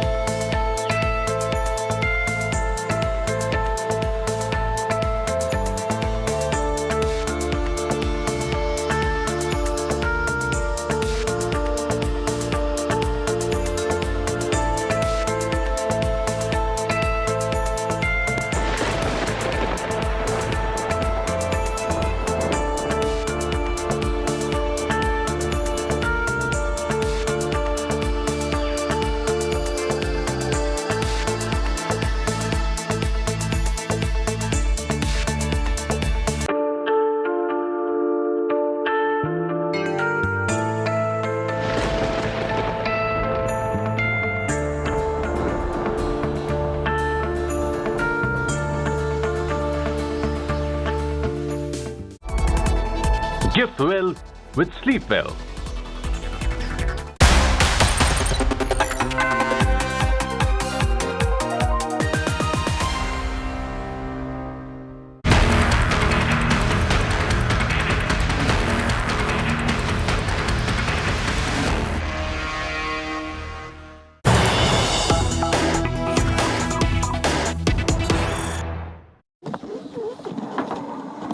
screens right now. Aam Aadmi Party conducting a press conference. Atishi about to speak up. Let's dip in. This is with regard to the mayor elections. जी ने एक tweet करके कहा कि हमें जानकारी मिली है कि Bharatiya Janata party आज सदन में हंगामा करेगी और आज चुनाव नहीं होने देगी। भारतीय जनता पार्टी के कार्यकारी अध्यक्ष ने उसके बाद प्रेस कॉन्फ्रेंस करके कहा नहीं हम तो तैयार हैं, आम आदमी पार्टी चुनाव को रोकेगी। लेकिन आज दिल्ली की जनता ने और देश की जनता ने देख लिया कि किसने चुनाव को रोका और कौन चुनाव चाहता था। हमने आज सुबह प्रेस कॉन्फ्रेंस करके पहले से ही बता दिया था कि भारतीय जनता पार्टी कि जो झूठे आरोप थे कि आम आदमी पार्टी वाले उनके पार्षदों को खरीदने की कोशिश कर रहे हैं, उन झूठे और हास्यास्पद आरोपों को बहाना बनाकर भारतीय जनता पार्टी हंगामा करेगी। भारतीय जनता पार्टी की प्रिजाइडिंग ऑफिसर चुनाव को स्थगित करेंगी और बिल्कुल यही हुआ। ये भारतीय जनता पार्टी का प्लान था कि वो दिल्ली में मेयर का चुनाव होने नहीं देंगे। और ये इस बात से भी दिखता है कि भारतीय जनता पार्टी के सांसद वो चुनाव में वोट डालने के लिए आए ही नहीं। मनोज तिवारी नहीं थे, हंसराज हंस नहीं थे, बिदुड़ी जी नहीं थे, और तो उनको ये पहले से पता था। गौतम गंभीर नहीं थे, तो उनको ये पहले से पता था कि आज चुनाव नहीं होने वाला है, उनका वोट नहीं पड़ने वाला है, इसलिए उनके सांसद आज हाउस में मौजूद नहीं थे। मैं भारतीय जनता पार्टी से अपील करना चाहूंगी कि दिल्ली के जनता के जनादेश को स्वीकार करिए। दिल्ली की जनता ने एमसीडी में आम आदमी पार्टी को भारी बहुमत से जिता के भेजा है। 15 साल के आपके शासन के बाद भारतीय जनता पार्टी को दिल्ली की जनता ने एमसीडी से बाहर फेंक दिया है। अब आप विपक्ष में बैठने की भूमिका स्वीकार करिए, मेयर का चुनाव होने दीजिए, क्योंकि इस तरह किसका नुकसान हो रहा है? दिल्ली की जनता का नुकसान हो रहा है। आम आदमी पार्टी मेयर के चुनाव को लेके आज सुप्रीम कोर्ट में केस फाइल करेगी। हमारी ये डिमांड है कि टाइम बाउंड तरीके से सुप्रीम कोर्ट की निगरानी में मेयर का चुनाव हो और एल्डरमैन को वोट ना डालने दिया जाए, क्योंकि संविधान भी ये कहता है, कानून भी ये कहता है कि उनके पास वोट डालने का अधिकार नहीं है। हम सुप्रीम कोर्ट से अपील करेंगे कि उनकी निगरानी में टाइम बाउंड पीरियड में अगले हफ्ते से 10 दिन में मेयर का चुनाव हो जाए। और ये जो मजाक बना दिया है सत्या शर्मा जी ने कि आधे घंटे में भी हाउस को साइनडाई एडजर्न कर देती हैं। वो कह सकती थी कि भाई आधे घंटे का ब्रेक हो जाए, उसके बाद हम वोटिंग करा देंगे, 1 घंटे का ब्रेक हो जाए, उसके बाद हम वोटिंग करा देंगे।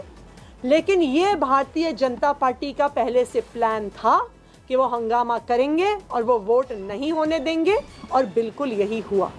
अब हम सुप्रीम कोर्ट के पास जा रहे हैं, ये अपील लेके जा रहे हैं कि दिल्ली की जनता को जल्द से जल्द एमसीडी में सरकार मिले। धन्यवाद। सुप्रीम कोर्ट जब आप जाएंगे तो क्या पीठासीन अधिकारी को बदलने की भी मांग करेंगे, क्योंकि बार बार सबसे ज्यादा शिकायत आपकी यही से होती है। देखिए क्या होगा सुप्रीम कोर्ट में? देखिए, पहली चीज ये है कि अभी तक आप लोगों के मन में भी डाउट था, हम लोगों के मन में तो डाउट नहीं था, आप लोगों के मन में भी डाउट था, और भारतीय जनता पार्टी ये दुष्प्रचार कर रही थी कि अरे भाई ये लोगों को क्या दिक्कत है, वोट करा लें। आज स्पष्ट हुआ पूरे देश के सामने कि एल्डरमैन को वोट कराना इनकी असली मंशा है। दूसरा, यह भी स्पष्ट हो गया कि सिर्फ मेयर का चुनाव कराने का जो अधिकार पीठासीन अधिकारी को है, उसका अतिक्रमण करते हुए स्टैंडिंग कमेटी का भी चुनाव एक साथ करा रहे हैं, जो एजेंडा में ही नहीं है। जो एजेंडा में सारे पार्षदों को, सारे सांसदों को एक एजेंडा भेजा गया कि भाई आज की मीटिंग में ये कार्रवाई होनी है, उसमें साफ तौर पे लिखा है, जिसपे एलजी की मोहर लगी थी कि भाई पहले मेयर का चुनाव होगा, डिप्टी मेयर का चुनाव होगा, और फिर स्टैंडिंग कमेटी का चुनाव मेयर कराएगी। अब बताइए क्या हो रहा है? तो ये सारे तथ्य अब स्पष्ट हो चुके हैं। अभी तक हो सकता है लुका छिपी का खेल हो, आज पूरे देश ने, मीडिया ने, दिल्ली वालों ने, सबने देख लिया। तो ये सारा तथ्य माननीय न्यायालय के सामने रखेंगे कि किस तरीके से संविधान का गला घोटा जा रहा है। जब वोटिंग राइट है ही नहीं एल्डरमैन को, डीएमसी एक्ट में भी और संविधान में भी, तो आप कैसे वोटिंग राइट दे सकती हैं?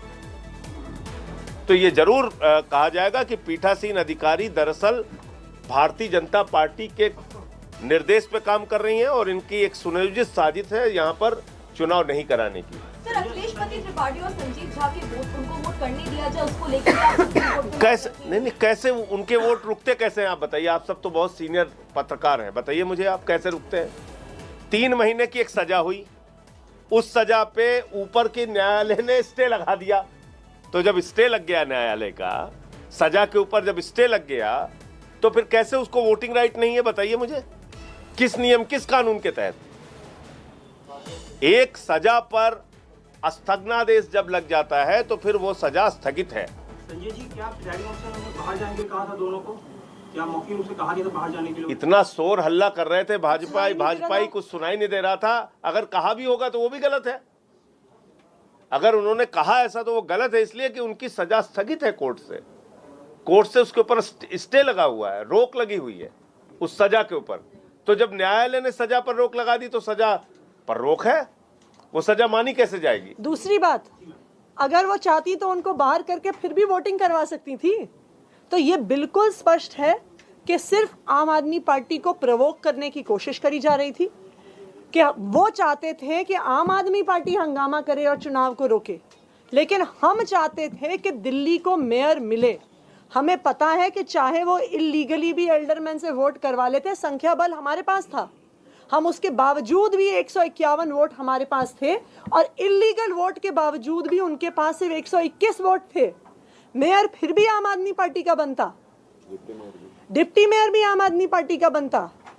तो ये स्पष्ट है कि वो ये बात जानते थे, इसीलिए उन्होंने हंगामा किया, और उन्होंने खुद हंगामा किया बीजेपी ने, और बीजेपी के ही प्रिजाइडिंग ऑफिसर ने हाउस को साइन डाई एडजर्न कर दिया।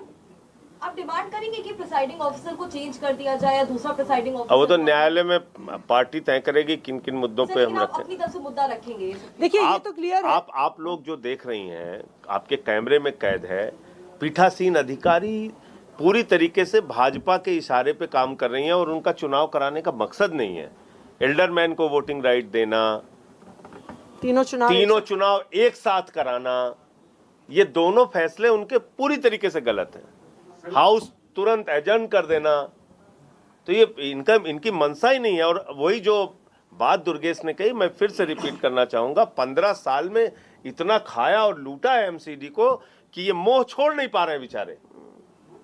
ये लूट का जो मोह है भाजपाइयों का, वो लूट का मोह उनसे निकल नहीं पा रहा है। इसलिए वो चाहते हैं भाई किसी भी तरीके से हंगामा करके, हल्ला करके हमको इसको बस बना के रखना। रेखा गुप्ता जी और हर्षवर्धन जी बोल रहे हैं कि 2016 के हाईकोर्ट के ऑर्डर का हवाला दिया जा रहा है, और जिसको कि मान करके प्रिसाइडिंग ऑफिसर ने कहा है, उस पर स्पष्टीकरण। 3 हाईकोर्ट के ऑर्डर, हमारे नेता सदन ने 3 हाईकोर्ट का ऑर्डर चिट्ठी लगा के, डीएमसी एक्ट, कॉन्स्टिट्यूशन सब कुछ लगा के दिया, और डबल बेंच का। एक चीज ये बताइए, 2017 में जब 3 एमसीडी थी, नॉर्थ, साउथ और ईस्ट, आप एक जगह दिखा दिए जहां हाउस में एल्डरमैन ने वोटिंग की हो, तब भी तो बीजेपी सरकार में थी, बीजेपी की मेजॉरिटी थी, तब एल्डरमैन की वोटिंग क्यों नहीं करने दी बीजेपी ने?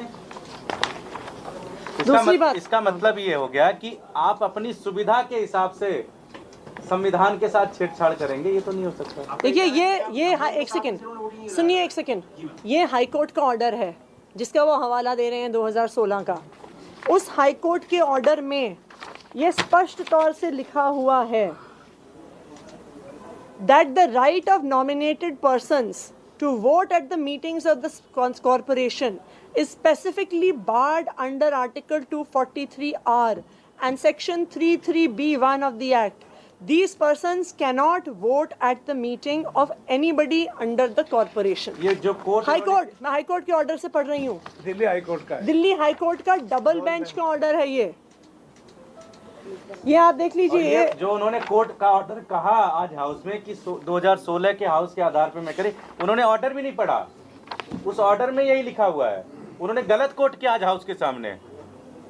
ये न्यायालय की भी अवमानना है, कंटेम्प्ट हुआ सीधे। बिल्कुल। संजय जी, क्या लगता है ये सारी कोशिश भारतीय जनता पार्टी के द्वारा ये की जा रही है कि मार्च तक इसको रोक दिया जाए, अगले फाइनेंशियल ईयर में फिर से? नहीं, देखिए सारी कोशिश इसलिए की जा रही है कि लूट का माल जो 15 साल में इकट्ठा किए हुए हैं वो कैसे बचा रहे, बस लूट के माल का खेल है। ये बेईमानी से मुक्त नहीं हो पा रहे हैं, उसको बचाए रखना चाहते हैं। 15 साल एमसीडी को इन लोगों ने लूटा, अब इतना बड़ा मैंडेट दिल्ली की जनता ने दिया, इनको हराया, 15 साल के कुशासन को, कूड़ा जो था इनका उसको झाड़ू से साफ किया, और अब ये चुनाव नहीं होने, ये खतरनाक परंपरा शुरू हो गई है, ये खतरनाक परंपरा शुरू हो गई है। देखिए, आज दिल्ली की 2 करोड़ आबादी ने एमसीडी में अपना जनादेश दिया है। दिल्ली के एमसीडी से छोटी देश की बहुत सारी विधानसभाएं हैं। अगर ये चीज होती रही तो कल को विधानसभा में बीजेपी हारेगी, मुख्यमंत्री नहीं बनने देगी। लोकसभा में बीजेपी हारेगी, प्रधानमंत्री नहीं बनने देगी। तो क्या दादागिरी से, आप गुंडागर्दी से देश को चलाएंगे? इस प्रकार से आप कहीं भी हार जाएंगे, फिर आप नेता ही नहीं चुनने देंगे, मेयर नहीं चुनने देंगे, सीएम नहीं चुनने देंगे, पीएम नहीं चुनने देंगे, सरकार ही नहीं बनने देंगे आप। ये कैसा मजाक हो रहा है?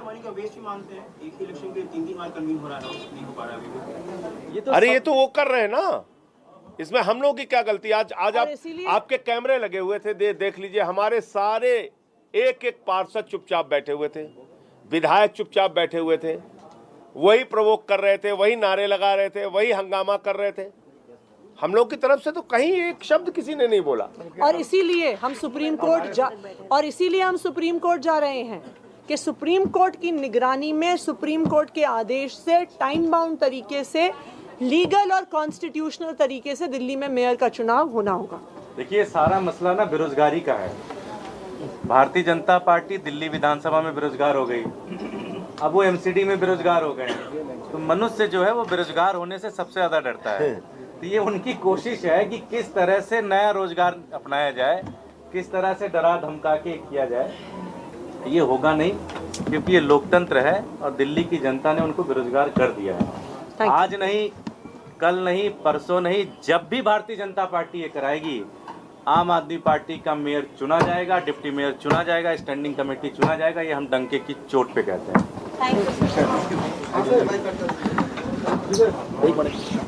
An assertive, aggressive Aam Aadmi Party saying this was all deliberate, a plan by the BJP, and they are deliberately pushing the whole alderman issue when it shouldn't be, because their vote does not matter, should not be included. That's Atishi, Sanjay Singh and others who've been speaking. Let's listen into other reactions also that have been coming in on this Delhi dangal. Remember, Delhi does not have a mayor yet, despite elections and results that took place in the first week of December. Listen into more reactions.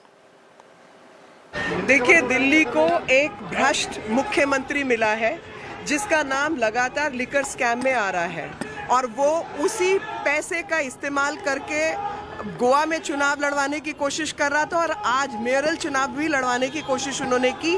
9 Bharatiya Janata party के counsellors को approach किया गया और कहा गया कि उन्हें कभी पद का लालच, कभी पोजीशन का लालच और कभी पैसों का लालच देने का प्रयास किया गया।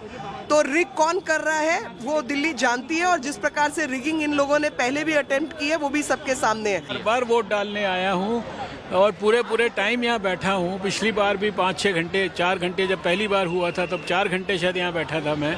तो हम तो वोट डालने की इंटेंशन से आते हैं, और इसके बावजूद आते हैं कि हमें पता है कि इलेक्शन होगा तो मेयर आम आदमी पार्टी का ही बनेगा, इसकी संभावना है, क्योंकि नंबर्स उनके ज़्यादा हैं, चुनाव में वो जीते हैं, भारतीय जनता पार्टी से ज़्यादा उनके काउंसलर्स हैं। लेकिन हर बार बड़ी निराशा होती है, और हर बार मैं भगवान से प्रार्थना करता हूँ कि भाई आम आदमी पार्टी वालों को कुछ थोड़ा सा विजडम दो, कुछ थोड़ी सी सद्बुद्धि दो।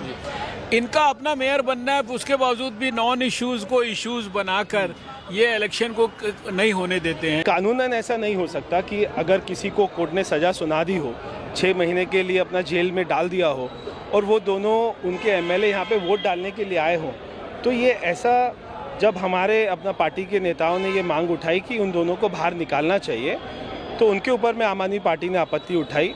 और इसके अलावा दूसरी बात कि वो बार बार इस बात को कह रहे हैं कि एल्डरमैन इसमें वोट नहीं डालेगा, जबकि जो आम आदमी पार्टी के मुकेश गोयल हैं उनका कहना है कि कोर्ट का ऐसा ऑर्डर है। हमने भी सारे कोर्ट के ऑर्डर पढ़े हैं, किसी भी कोर्ट के ऑर्डर में कोर्ट ने कभी भी ऐसा नहीं कहा कि एल्डरमैन मेयर के इलेक्शन में वोट नहीं डाल सकता। आज हम आम आदमी पार्टी के भ्रष्टाचार का उजागर करने के लिए यहाँ एकत्र हुए हैं। आज महापौर का चुनाव है, स्टैंडिंग कमेटी के सदस्यों का चुनाव है, उप महापौर का चुनाव है और हमारे पार्षद जिनकी संख्या लगभग 10 यहाँ जो उपस्थित हैं, इन सबको भ्रष्टाचार करके अपने पक्ष में मतदान के लिए इनसे संपर्क किया गया है और करोड़ों का ऑफर दिया गया है एक एक वोट के लिए। हम इसकी कड़े शब्दों में निंदा करते हैं। Right, let's get an update now. My colleague Anisha Mathur is tracking all the latest on that. Anisha, it's quite saddening to see what's unfolding in the house there in Delhi. We don't have a mayor. We have these messages, scuffle, and literally fights that are taking place. What are you picking up right now? Because charges are being traded on both sides, but at least what is visible with evidence is this jhagda that is still on. Well, you're very right, Pooja. What is visible to every Delhiite right now is the jhagda and the fact that both sides are trying to do their best to ensure that the other does not win at the cost of Delhi. We're waiting for, we've been speaking to the lawyers for the Aam Aadmi Party who are saying that they will be moving the Supreme Court by this afternoon, by evening at the latest, with regard to this mayoral election issue. Remember, last week also a petition had come by Shelley Oberoi of the Aam Aadmi Party, which had raised similar issues regarding the what the Aam Aadmi Party is claiming to be incorrect and illegal actions by the presiding officer of the BJP who is heading the house at this moment.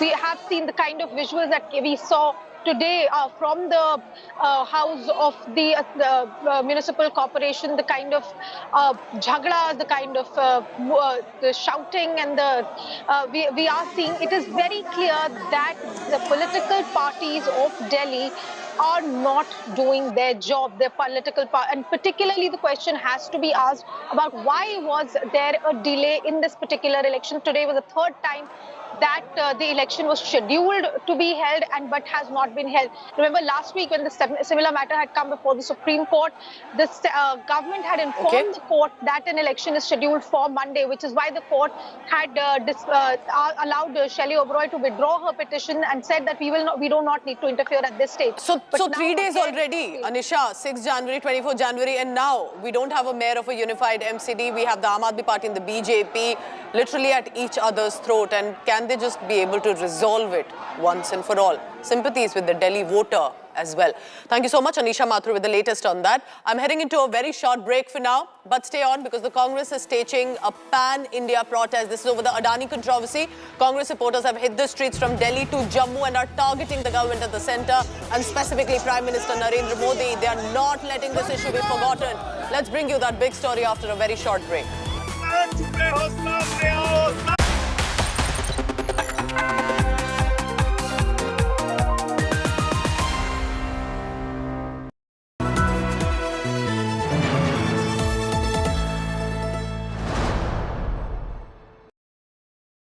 I propose to increase the rebate limit to 7 lakhs. Yet again, the nation trusts India Today TV. Highest concurrent users during the Budget 2023 speech. Most watched news channel on YouTube live. India Today #1.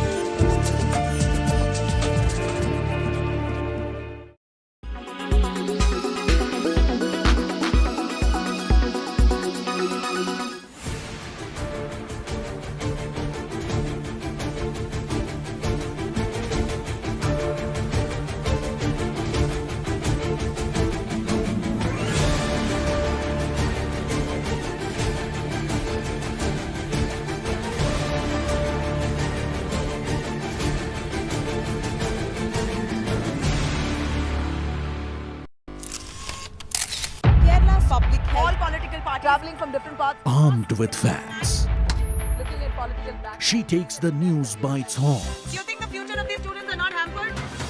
Fierce, bold, and direct, setting the tone for the biggest stories from every corner and every angle. Expect nothing but the unfiltered truth. News first, niceties later. Watch me, Nabila Jamal, on India Today.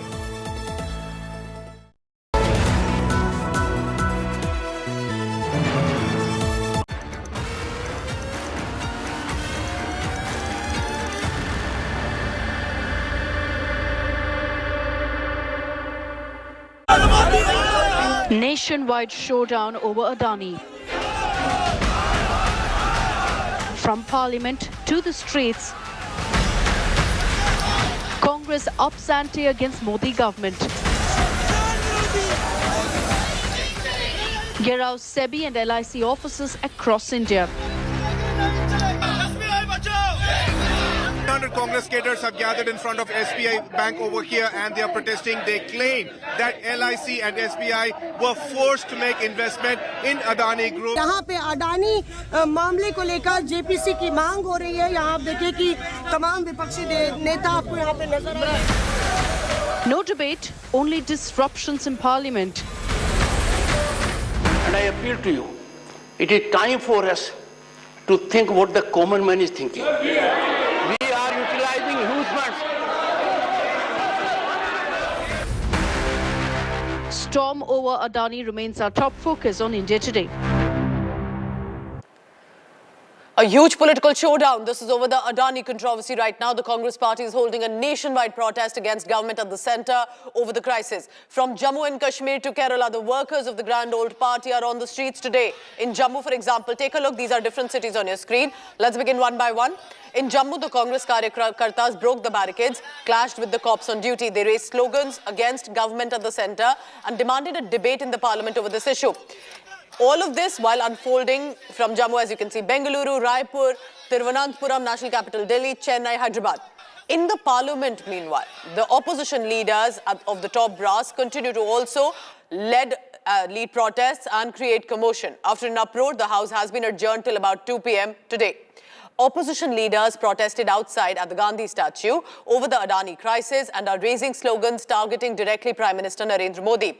They are asking for a joint parliamentary committee-led investigation into the allegations and more action that the government needs to take over this Adani controversy. President का जो भाषण है उसके ऊपर हम सभी लोग बोलने को तैयार है और उनकी जो गरिमा है या जो हमारे पास हमेशा प्रेसिडेंट के स्पीच के लिए जो महत्व देते हैं वो तो हम देते रहेंगे और देंगे, लेकिन पहला हमारा मुद्दा ये है जो आज गड़बड़ी पूरे देश में हो रही है, नेशनली और इंटरनेशनली जो ये सब्जेक्ट आज उठा है इसके ऊपर मोदी जी जवाब। क्यों अब तक हमारे SFIO चुप है, क्यों हमारा ED चुप है? वैसे तो ED भाग कर विपक्षी दल के नेताओं को पकड़ लेता है, उनकी आंख खुली रहती है कि कुछ थोड़ा सा भी ट्रांजैक्शन हो तो हम पकड़ लें। यहाँ पे इतना बड़ा वो हो रहा है, इरेगुलरिटी हो रही है जो हमारी अर्थव्यवस्था को धक्का पहुंचाएगी, जो हमारे जो इंटरनेशनली ग्लोबली हमारे मार्केट में कॉन्फिडेंस दिख रहा था वो खत्म करेगी। ये सब सवाल पूछे जाने चाहिए। आपने अननेसेसरी इतने पॉलिटिशियन को ईडी के मामले में तबाह किया है। क्या अडानी पे ईडी नहीं होना चाहिए? क्या अडानी पे जवाब नहीं होना चाहिए? क्या अडानी के भ्रष्टाचार पे जवाब नहीं होना चाहिए? पूरा सदन, पूरा विपक्ष जेपीसी की मांग करता है और सदन में चर्चा चाहता है। वो व्यक्ति कहते हैं, व्यक्ति विशेष अडानी जी, कि हम पर हमला नहीं, राष्ट्र पे हमला है। साहब, कब से आप राष्ट्र हो गए? ये राष्ट्र यहाँ बापू है ना, ये विरासत है हमारी। और एक किसी क्रोनी पूंजीपति के चरणों में पूरे देश की साख रख दी जाए, उसी का ये विरोध है कि सरकार जेपीसी मॉनिटर प्रोब करवाए, फटाफट करवाए, ताकि संदेश जाए पूरे दुनिया को और देश को। Any demand for the JPC at the moment is misconceived and premature. The regulatory authorities who are empowered by law to go into the issues raised by the opposition are doing their work. Let's see what their findings are. If you have a problem after those findings, then you raise your demand. There's a discussion. There's a reply to the budget. The reply to the presidential address. In all that, You can weave this issue in. I mean, you don't have to have a specific, demand for a JPC just yet. At the moment, at least utilize the time allotted to you, and it is a good 12 hours. Why don't you use that time and you can weave it? It's an economic. The Adani issue is a financial and an economic issue. You can weave it into your speeches in reply to the president's address. So let's try and understand what exactly is happening in the parliament and the Congress protests. My colleague Rahul Gautam tracking all the latest from the parliament as well. This clearly looks like a rare opposition unity today, Rahul, and that they're getting together, but not just in the parliament and on the streets as well. The Congress is leading this campaign. Any defense from the government yet? Are we expecting a discussion or a debate? And is the Congress party only likely to escalate this? Well, Pooja, you rightly pointed out that Adani issue has become a rallying point which is actually uniting all the opposition parties on this issue. And because of this, we saw protests happening inside the parliament. At the same time, Congress party taking this entire issue all the way to the streets of the national capital by holding demonstrations at Jantar Mantar, trying to march to the SBI headquarters. So obviously this seems that to be gaining more heat, and obviously the opposition believes that this is one issue on which Modi government is on back foot. Therefore, they are only increasing the heat on this issue. As far as government is concerned, they have made it very clear that they are ready to discuss any issue, provided there is decorum and order in the house. And therefore, they are saying that let's have discussion on a presidential address, and post that, we can have discussion. Although they have not specified, issues, or they have not given any specific assurances about Adani issue, but they made it very clear that if you want to discuss any particular issue, let's have first order in the house. In fact, they are claiming that the opposition is running away from the discussion by creating ruckus and disruption in the house. So it seems that it has become a sort of a friction point between treasury and opposition benches, because the BJP particularly is maintaining that this is happening all because the opposition believe that they're going to get exposed on the floor of the house, and therefore they are running away from the discussion. So opposition wants to disrupt everything else and ask for a debate and a discussion on the Adani crisis, while the government says let's focus on the budget session and the issues and the bills pertaining to it. So currently it's a big standoff. Remember, one by one, Parliament every day is getting adjourned. Work is not happening. Opposition wants a discussion. Government will not have it right now. Thank you so much for now, Rahul Gautam. Now let's bring to you about what's unfolding on the streets. Two reports sent by my colleagues from Kerala and Tamil Nadu, where the Congress workers are out on the streets in full force. Take a look. Close to 300 Congress cadres have gathered in front of SBI Bank over here, and they are protesting. They claim that LIC and SBI were forced to make investment in Adani groups, and citing Hindenburg report, they claim that these are the people's money that has been invested, and they are demanding a joint parliamentary committee probe. This is occurring outside Porur Bank in Chennai, and across India also such protests are occurring. In Chennai alone, there are 2 locations such protests are occurring. Here, these Congress cadres are claiming that these were forceful investments that were conducted, and that's the reason they are holding a protest. They also claim that the central government is also a part of it, as they are supporting the Adani group. That is their allegation. And that's the reason such a protest is being held in Chennai in front of SBI Bank. The International Congress is called out for a nationwide protest demanding action or probe, SC monitored, Supreme Court monitored probe in the Adani issue. And here in Kerala, the protest starts taking place outside the LIC office here in Thiruvananthapuram. In fact, the Kerala faction of the International Congress decided to organize this protest outside the LIC office here with a lot of workers. A lot of workers from the party have gathered here outside the LIC office demanding action, showing solidarity towards the protest called by the Grand Old Party across the country.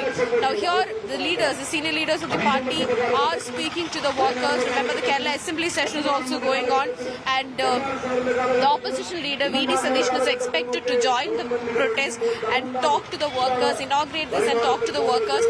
But here, a lot of workers, now what they're mainly alleging is that SBI and LIC were dream projects of the Congress party while they were in power, and here a lot of people, the common public, have their money invested in, deposited with LIC as well as SBI. Now the scam, now what the party workers here is alleging that in this scam, in this particular scam, the drop in prices of the Adani Group shares is a scam involving common people's money, since both LIC as well as SBI have invested money in the Adani Group.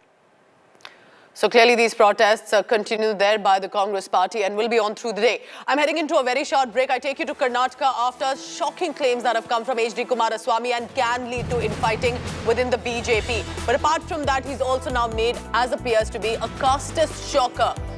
He targeted Union Minister Prahlad Joshi's caste when he said of how Prahlad Joshi will be the minister chosen and Basavaraj Bommai will be ousted. Let's get you that detail after a very short break.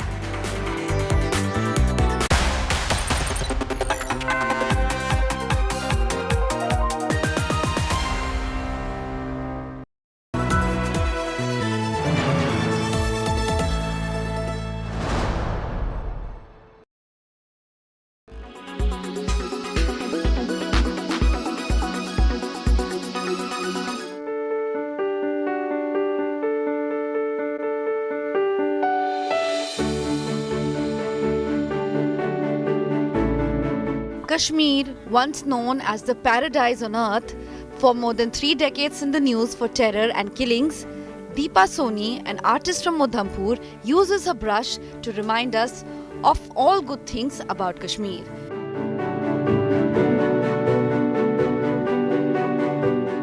She wants the youth of the valley to be aware of the centuries-old heritage of Kashmir.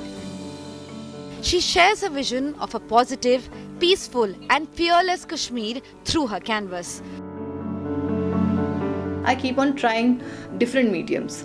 Like आप देखेंगे कि 3-dimensional काम मैं बहुत करती हूँ. कई बार मैं abstracts बहुत करती हूँ. कई बार मैं folk styles भी कर रही हूँ. Miniature के साथ में मेरा बहुत ही मुझे बहुत पसंद है miniature paintings करना, जो कि बसोली painting मुझे बहुत पसंद है. Through her exquisite paintings, Soni recently depicted the autumn and what it means for the valley. जो यंग जनरेशन है वो नए आर्ट फॉर्म्स के साथ काफ़ी इंस्पायर रहती है और जो पुरानी जनरेशन है वो भी अपने पुराने हेरिटेज जो आर्ट फॉर्म्स करती आ रही है, अब वो आगे जनरेशन्स को नहीं सिखा रही है. तो कहीं ना कहीं जब यंग जनरेशन को इसमें इंटरेस्ट होगा तो ये फोक स्टाइल्स को हम आगे लेके जाएंगे. Soni's main objective is to promote folk arts through exhibitions to keep the youth engaged. With Mauzu Mohammed, Bureau Report, India Today.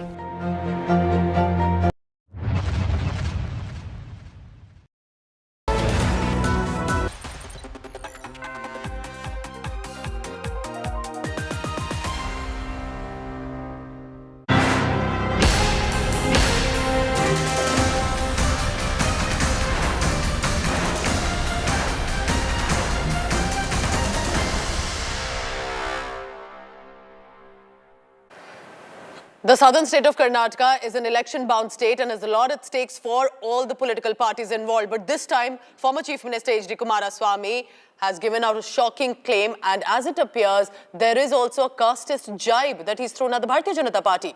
Here's what JDS leader H.D. Kumaraswamy said, lashing out at Union Minister Prahlad Joshi. But as it appeared that he also mentioned the casteist slurs in it. This is what he said, translated. He said that Prahlad Joshi is a part of a cultureless community of Brahmins that does not represent South Indian traditions. H.D. Kumaraswamy then went on to say that Prahlad Joshi belongs to the sect of Brahmins who killed Gandhi. All this while claiming that basically RSS wants to replace Basavaraj Bommai from Karnataka as the Chief Minister with inducting Prahlad Joshi instead as the Chief Minister. So the BJP has immediately lashed out at Kumaraswamy over these comments and have slammed him and said these are absolutely unacceptable comments and that it will be the people of Karnataka who will teach him a lesson. C.T. Ravi of the BJP has reacted and said Prahlad Joshi is a self-made man. He's not a privileged one like you, Kumaraswamy, who's the son of former Prime Minister H.D. Devegowda. ಇವತ್ತು ಪ್ರಹ್ಲಾದ್ ಜೋಶಿ ಅವರನ್ನು ಮುಂದಿನ ಚುನಾವಣೆ ನಂತರ ಈ ರಾಜ್ಯದ ಮುಖ್ಯಮಂತ್ರಿ ಮಾಡಬೇಕು ಅಂತಕ್ಕಂಥದ್ದು RSSನಲ್ಲಿ ಹುನ್ನಾರ ಪ್ರಾರಂಭ ಆಗಿದೆ. ಅದಕ್ಕೆ ಕಾರಣ ಪ್ರಹ್ಲಾದ್ ಜೋಶಿ ಅವರು ನಮ್ಮ ದಕ್ಷಿಣ ಕರ್ನಾಟಕದ ಬ್ರಾಹ್ಮಣರಿದ್ದಾರಲ್ಲ, ಇವರು ಯಾವ ಶೃಂಗೇರಿ ಮಠದ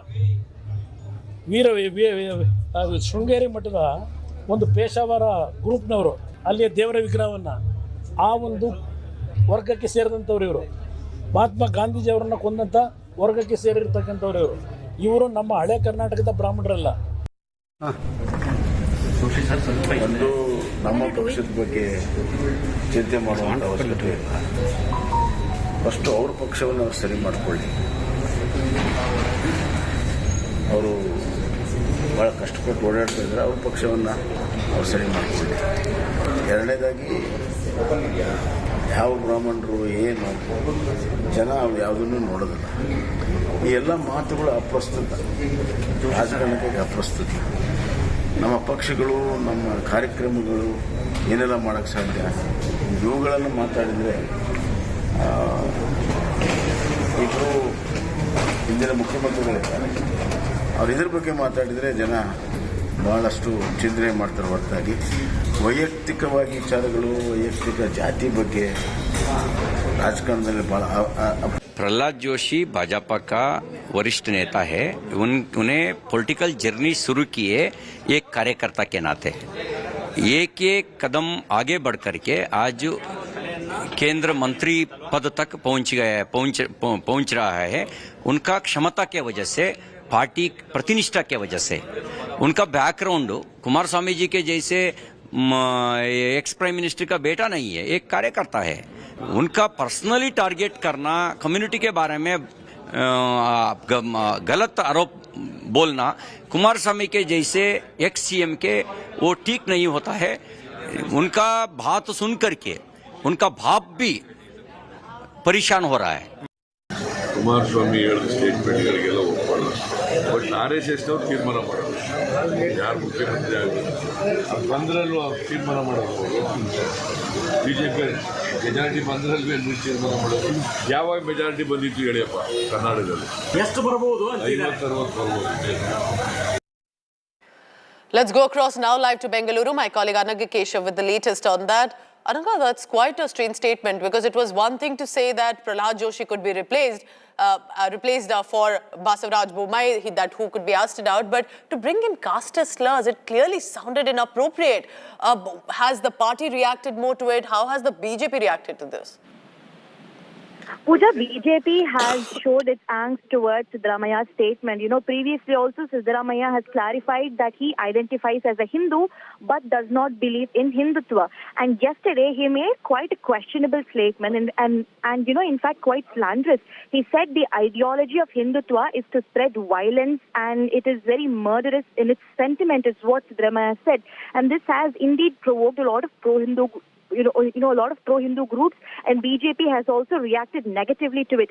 C.T. Ravi has said that a person like Siddharamaya in such a high position should not be making these kind of statements. So indeed, even yesterday and day before yesterday, Siddharamaya is on his Prajadwani tour. He's in the first phase where he we can see, in fact, Anaga, we are running this H.D. Kumaraswamy's reaction right now, where he says that he belongs to a caste of Brahmins that's not from Dakshin Kannada. This caste of Brahmins killed Gandhi, broke idols. You know, what he's saying is actually preposterous in so many ways, because it's provocative. And he's also the son of H.D. Devegowda. So for him to say, has he got support from any party? Is the BJP going to make this a big issue? Because going by the BJP strategy, they are quick to jump on exactly on these objectionable statements and make a bigger deal out of it. Absolutely. These comments by Kumaraswamy is very, very objectionable, because it might hurt the sentiments of Maratha Peshwar Brahmin community. Because I'm just quoting him, he says that this community lacks culture, is what Kumaraswamy said. And he also made a very personal attack on Prahlad Joshi, saying that he belongs to this particular community, they lack no culture, whereas the Brahmins from the South India and from the South Karnataka are more cultured. They believe in live and let live philosophy, whereas the Maratha Peshwar Brahmin community, where Joshi belongs from, are uncultured. Stay on with me, Anaga, because what's interesting is it's not just H.D. Kumaraswamy. Hindutva, Hinduism is now becoming a political war cry. For it appears all parties and even the Congress has jumped into it. We have some more breaking news on what Siddharamaya has said. Let's listen into that.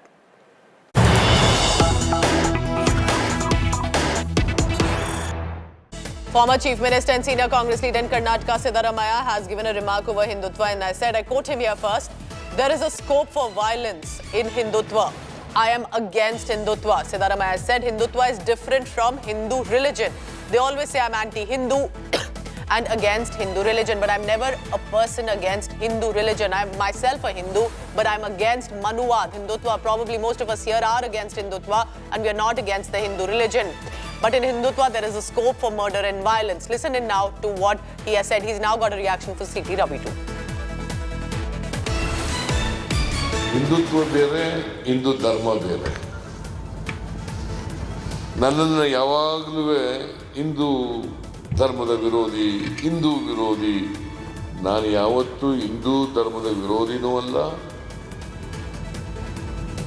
ನಾನು ಕೂಡ ಹಿಂದೂನೇ. ಆದರೆ ಮನುವಾದದ ವಿರೋಧಿ, ಹಿಂದುತ್ವದ ವಿರೋಧಿ ಅಂತಕ್ಕಂಥದ್ದು ಬಹುಶಃ ನಾವಿಲ್ಲಿರ್ತಕ್ಕಂಥವ್ರು ಎಲ್ಲರೂ ಕೂಡ ಹೆಚ್ಚಾಗಿ ಮನುವಾದಕ್ಕೆ, ಹಿಂದುತ್ವಕ್ಕೆ ವಿರೋಧ ಅಷ್ಟೇ. ಹಿಂದೂ ಧರ್ಮಕ್ಕೆ ವಿರೋಧ ಇಲ್ಲ. ಮತ್ತು ಯಾವುದಾದ್ರು ಧರ್ಮದಲ್ಲಿ ಕೊಲೆ, ಹಿಂಸೆಗೆ ಪ್ರೋತ್ಸಾಹ ಇದೆಯಾ? ಯಾವುದಾದ್ರು ಧರ್ಮದಲ್ಲಿ. ಆದರೆ ಮನುವಾದ ಇದೆಯಲ್ಲ, ಹಿಂದುತ್ವ ಇದೆಯಲ್ಲ, ಕೊಲೆ, ಹಿಂಸೆ, ತಾರತಮ್ಯಕ್ಕೆ ಪ್ರೋತ್ಸಾಹ ಕೊಡ್ತಾರೆ. That is the difference between Hindu Dharma and Hindutva. So it remains to be seen if these reactions, whether from H.D. Kumaraswamy, that there is a certain caste of Prahlad Joshi that is, that's something that Karnataka people will not accept. Then to Siddaramaiah say Hindutva is promoting murder. It's very interesting. Anaga Keshav joins me again for the latest. Anaga, what are you exactly picking up on this? Because it clearly becomes, as election season is coming closer, these high tempers, political insinuations, religious mentions are gaining ground. Yes, Pooja, and remember, Siddaramaiah's main vote bank is the Ahinda voters, which involves the Dalits, the Kurubas, the SC community people, and also including the minority. Even in Kolar, when he made the big announcement that he desires to contest from the Kolar constituency, his people, his leaders tried to speak in Urdu, but then they tried shifting to Hindi. So there was a big appeal made for the minority voters. And now again, he's made a very strong statement saying that the whole ideology of Hindutva is to spread violence, and it is very murder-oriented in its sentiments. He has again reiterated that he identifies as a Hindu but opposes Hindutva.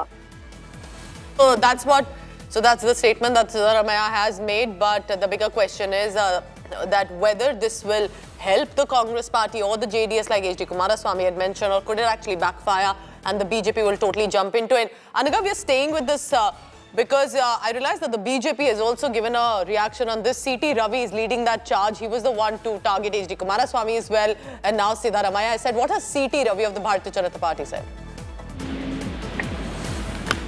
C.T. Ravi says that Siddaramaiah in such a high position, he should not be making these kind of statements. And even in the past, C.T. Ravi has openly mentioned that Siddaramaiah is anti-Hindu, he's anti-poor, he's also anti-poor people. And this is what C.T. Ravi is hitting back, saying that these kind of statements might hurt the sentiments of the Hindu groups, and he should not be making such slanderous remarks. Anaga, all right, Anaga, stay on with me because C.T. Ravi, BJP has been quick to lash out, say Supreme Court has said Hindutva is a way of life. You are peddling lie that Hindutva supports murder. Why is that you always talk the language of tyrants and barbarians? Has Tipu Sultan worshipping made you lose your sanity? So, extreme views by our netas ahead of elections when we should be focusing on issues on the ground, on basic civic issues that pertain to assembly elections. It's Hindutva, Tipu Sultan, all of that has come back. But for Siddaramaiah, it's escalating because remember, he could be one of the chief minister face for the Congress party. And that is why the BJP ensuring they reply to him. But what did Siddaramaiah say? Let's just listen into him again. Hindutva ಬೇರೆ, ಹಿಂದೂ ಧರ್ಮ ಬೇರೆ. ನನ್ನನ್ನು ಯಾವಾಗಲೂ ಹಿಂದೂ ಧರ್ಮದ ವಿರೋಧಿ, ಹಿಂದೂ ವಿರೋಧಿ. ನಾನು ಯಾವತ್ತೂ ಹಿಂದೂ ಧರ್ಮದ ವಿರೋಧಿನೂ ಅಲ್ಲ, ಆದರೆ ಮನುವಾದದ ವಿರೋಧಿ, ಹಿಂದುತ್ವದ ವಿರೋಧಿ ಅಂತಕ್ಕಂಥದ್ದನ್ನು ಹೇಳ್ತೀನಿ. ಆದರೆ ಮನುವಾದ ಇದೆಯಲ್ಲ, ಹಿಂದುತ್ವ ಇದೆಯಲ್ಲ, ಕೊಲೆ, ಹಿಂಸೆ, ತಾರತಮ್ಯಕ್ಕೆ ಪ್ರೋತ್ಸಾಹ ಕೊಡ್ತದೆ. All right, let's bring in Anaga Keshav yet again. Now, Anaga, he clearly has given out that statement knowing fairly well that he'll get support for the distinction that he's making, while there could be many who will not agree with that distinction too. But does this really mean again that, in the state of Karnataka, it will be religion eventually that will be a part of the political election discourse? Pooja, it's absolutely disappointing that when the real issues come to infrastructure, when the real issues is in potholes, when the real issues is the BBMP's poorly planned road infrastructure that is causing the lives of so many people. And recently we had a mother and son die because of metro pillar collapse. When these issues should be taking the center stage, the actual issues is this religion politics. One saying that Hindutva is only towards murder and violent sentiments, and the other hitting back, saying, and Kumaraswamy also bringing in caste politics, saying that Brahmin from the Peshwar community is uncultured. These are the kind of things that are taking a central stage, and it might really backfire because religion and caste politics will only work to a certain extent. At the end of the day, people want development and infrastructure, which these netas are not talking about. Anaga, stay on with me because now the BJP is only likely to escalate this, and I'm joined by BJP Shehzad Poonawalla on this. Shehzad, this is apart from what H.D. Kumaraswamy said about Prahlad Joshi, but on Siddaramaiah, has he said anything objectionable? He's just making a distinction between the two. Why is the BJP charging at Siddaramaiah right now? Pooja, Hindutva has been defined by the Supreme Court in 1995 as a way of life, and in fact in 2016 when Teesta Setalwad went and tried to link Hindutva with bigotry, it was dismissed and the 1995 judgment was upheld. Now, after that has been done, the Congress is yet again peddling lies. Look at the statement of Siddaramaiah. He's saying Hindutva means murder, Hindutva promotes discrimination, Hindutva promotes violence. Would he say that about any other religion or faith? Why just Hindutva, and that too when it has been described and defined by the topmost court of this country? And this is not a one-off, it's not a sayyog. Mr. Siddaramaiah said Sanatan Dharm killed Gauri Lankesh. You have another leader of Congress saying that Hindus are dirty word. Ram Mandir ka virod karna, Ram ji ke astitva pe sawal uthana, saffron ka virod karna, saffron terror, Hindutva is ISIS and Boko Haram. So there's a long list and history of the Congress party targeting anything that is related with Sanatan Dharma and Hindus. And therefore, the question is that for the sake of vote bank politics, why stoop to this level? Is Mr. Siddaramaiah above the Supreme Court? When the Supreme Court has clarified that Hindutva is a philosophy, a way of life, everyone practices Hindutva, then why would you attack that concept? It is only because you want to galvanize votes of a particular community. But do you think the Congress and Siddaramaiah is saying this because he's likely to be the chief minister candidate too of the Congress party? So when he's making this comment, he knows fairly well that he's being heard, and many may just agree to what he's saying. What the BJP said, Shehzad, is that why are you talking like a barbarian or a tyrant? They are saying, has Tipu Sultan worshipping made you this insane? Is that, do you think, the right analogy to hit back at the Congress party? You see, people are going to say that on the one hand, an invader, a barbarian like Aurangzeb and Tipu are hailed. Even Musharraf is hailed by Tharoorji. Shashi Tharoorji is giving constant sound bites that he is a force of peace. And Musharraf is force of peace, and Hindutva is agent of violence. Pooja Shali, I am very surprised you are living in India where the party says that Musharraf, the attacker who killed our soldiers, is a force of peace, and Hindutva philosophy of inclusiveness and love, something that is called way of life by Supreme Court, has been described like this by the Congress party. Janyudhari Rahul Gandhi, who says he's a Janyudhari, he should come out and explain. Is he with Siddaramaiah's version of Hindutva and Hindus, or does he disagree with this, and will he condemn the statement? They even find jihad in Gita Ji. So, nothing can be done. This is a chronic case of vote bank disease, and there is no cure for this, except that people will now punish them for this kind of appeasement politics. Shehzad, final question. Should the BJP really be charging at the Congress party? You're the parties in power. You can totally be boasting about your achievements by attacking the Congress party, which is in opposition. Why do you think the BJP feels it's significant to question Siddaramaiah? He's just an opposition neta. 24/7, people are seeing the work we are doing, and we are also articulating on that. But having said that, if somebody in the sake of attacking Prime Minister or sake of attacking BJP attacks Hindus, attacks Hindutva, then of course there will be a reactionary comment that, stop doing this in the name of vote bank politics. And therefore this is a reaction. It is the anger of the people who are saying that time and again Congress party on the one hand says we are Janyudhari, on the other hand they constantly attack Hindus, Hindutva, Ramji, Ram Mandir. So this has become the DNA of the Congress. This has nothing to do with politics. It is to do with the astha of the millions and In fact, I want to please, I request you to please stay on, because what you just mentioned, we have more breaking news coming in. Apart from what Siddaramaiah has said, it's the big controversy coming in from the Congress party. Let's take a look at that. Senior leader of the Congress party, Shashi Tharoor, who's been facing some outrage and online attacks as well over one of his statements on General Pervez Musharraf, Pakistan's military dictator who passed away yesterday at the age of 79. Tharoor has now again given out a statement via social media site Twitter, and he has said he appears to be really firm on his comment on Musharraf as peace force. He has said, and I quote Shashi Tharoor here, "Why did Vajpayee talk peace with Musharraf? Was Musharraf not a peace ally then?" Shashi Tharoor is lauding the peace force Musharraf, and the BJP is attacking him over this. So this has now become a huge issue. Shashi Tharoor, yesterday, remember, after the death of General Pervez Musharraf, had put out a statement that he had met him often and appeared to be a peace force ally. Let's bring in BJP Shehzad Poonawala as well. Shehzad, he's bringing in former Prime Minister Atal Bihari Vajpayee, saying he had a peace talk with the Pervez Musharraf. Why are you not looking into that? And then because he's dead, let's think of him in a better manner, in a more dignified manner, says Shashi Tharoor. Pooja, first of all, now I am pretty sure that this was not personal comment of Mr. Tharoor, the way he is brazenly defending it. Secondly, look at the kind of analogy being drawn. On the one hand, when you are a leader of a country like Mr. Vajpayee was, you don't have the option. You have to deal with whoever the leader of the other country is. It is a compulsion. Here, it is out of choice that Mr. Tharoor is hailing, eulogizing, praising to the moon Mr. Musharraf, who his own country is now disregarding, who was the killer and the architect of Kargil, who was responsible for terrorism, who hailed Osama bin Laden and Taliban, who did not take back the dead bodies of his own soldiers. This out of choice, Congress is saying that Musharraf Mahan tha, force of peace tha. So, to compare compulsion with choice is A, ridiculous, but secondly, today it is confirmed that Musharraf mein force of peace Congress ko dikhta hai, because Musharraf used to see a gentleman in Rahul Gandhi. And Hindutva mein violence dikhta hai. So this is the thing of Congress party, that Hindutva mein violence, Musharraf mein aman ka doot. This is the short and long of the Congress party's philosophy today. Do you think it was just being a dignified stance because he had died, or that there is more to it? Are you saying this is top of the Congress leadership? Quickly, Shehzad, why are you saying this is not just a personal comment? No, tomorrow with this logic, they will say that Osama bin Laden is dead, Afzal Guru is dead, so they hail them also as martyrs and peaceniks.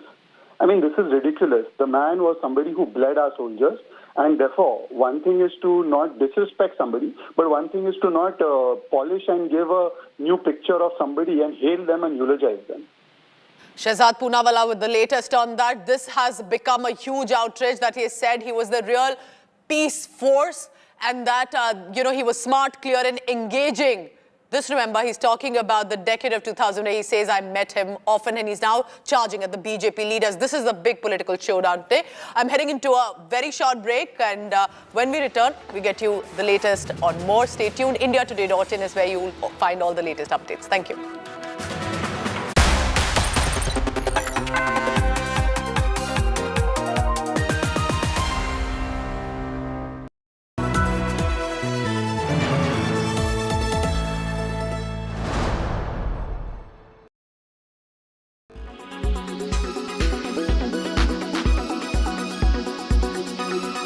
Shah Rukh Khan's Pathaan has been rocking at the movie theatres. It is in fact being touted as the best action movie of recent times. But is it true? What does the Tech Today community think about it? Are the tech sequences worth watching the movie in the movie theatre, or will the Tech Today community wait to watch it on OTT? Let's try and find out. Where will it be, in the cinema theatre or on OTT? Cinemas. SRK in cinemas. Movie theatre. OTT. Will you be watching it in an IMAX or in a regular theatre? IMAX for sure.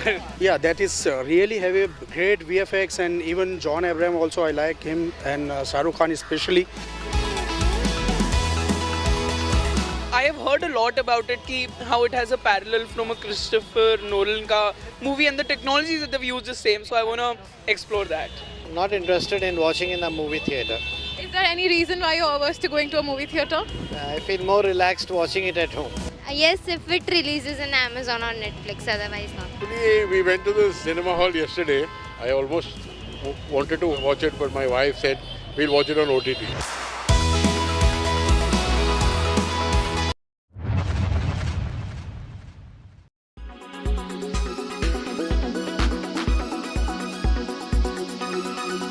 Make your media plan smarter with India Today Live TV on your connected devices.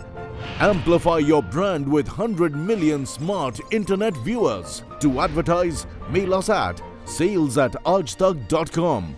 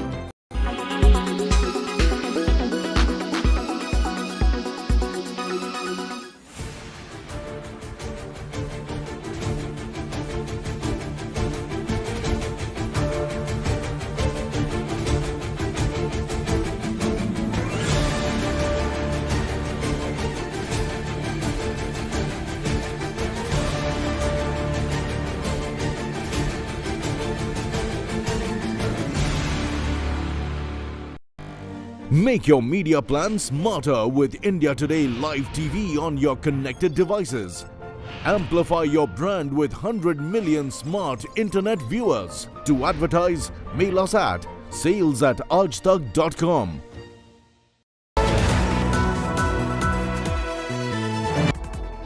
Gift well with Sleep Well.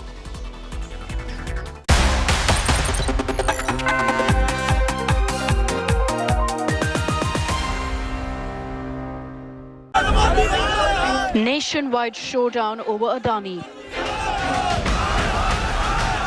From Parliament to the streets,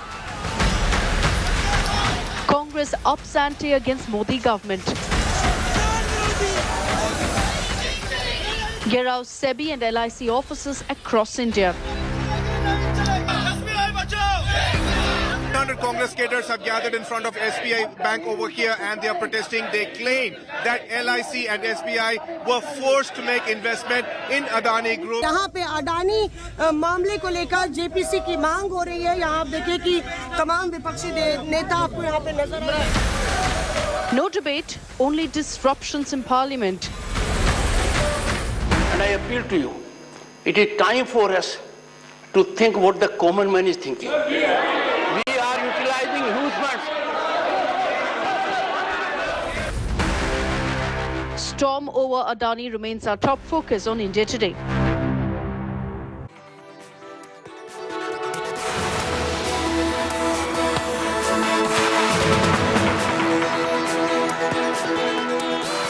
Good afternoon and welcome. Thank you for tuning into India Today. I'm Pooja Shali. Let's begin quickly with the headlines at the top of 2.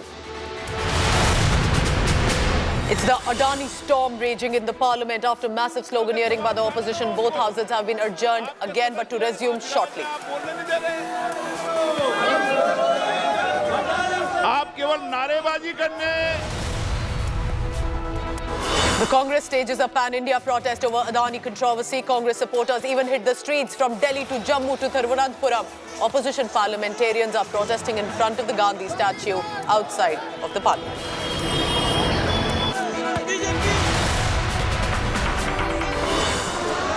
New Delhi mayor still not ready and is not elected. Massive commotion erupted in the house as the voting began. Elected councillors busy fighting among themselves between the Aam Admi Party and the BJP.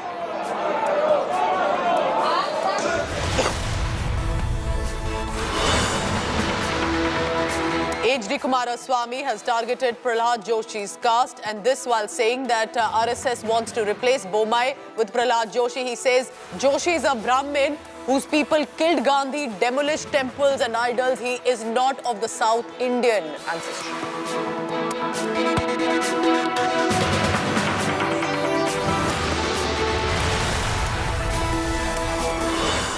Disturbing incidents coming in from Bangladesh. Hindu hate across Bangladesh as 14 temples were desecrated in a series of orchestrated attacks overnight. Protests erupt. Police issue a statement.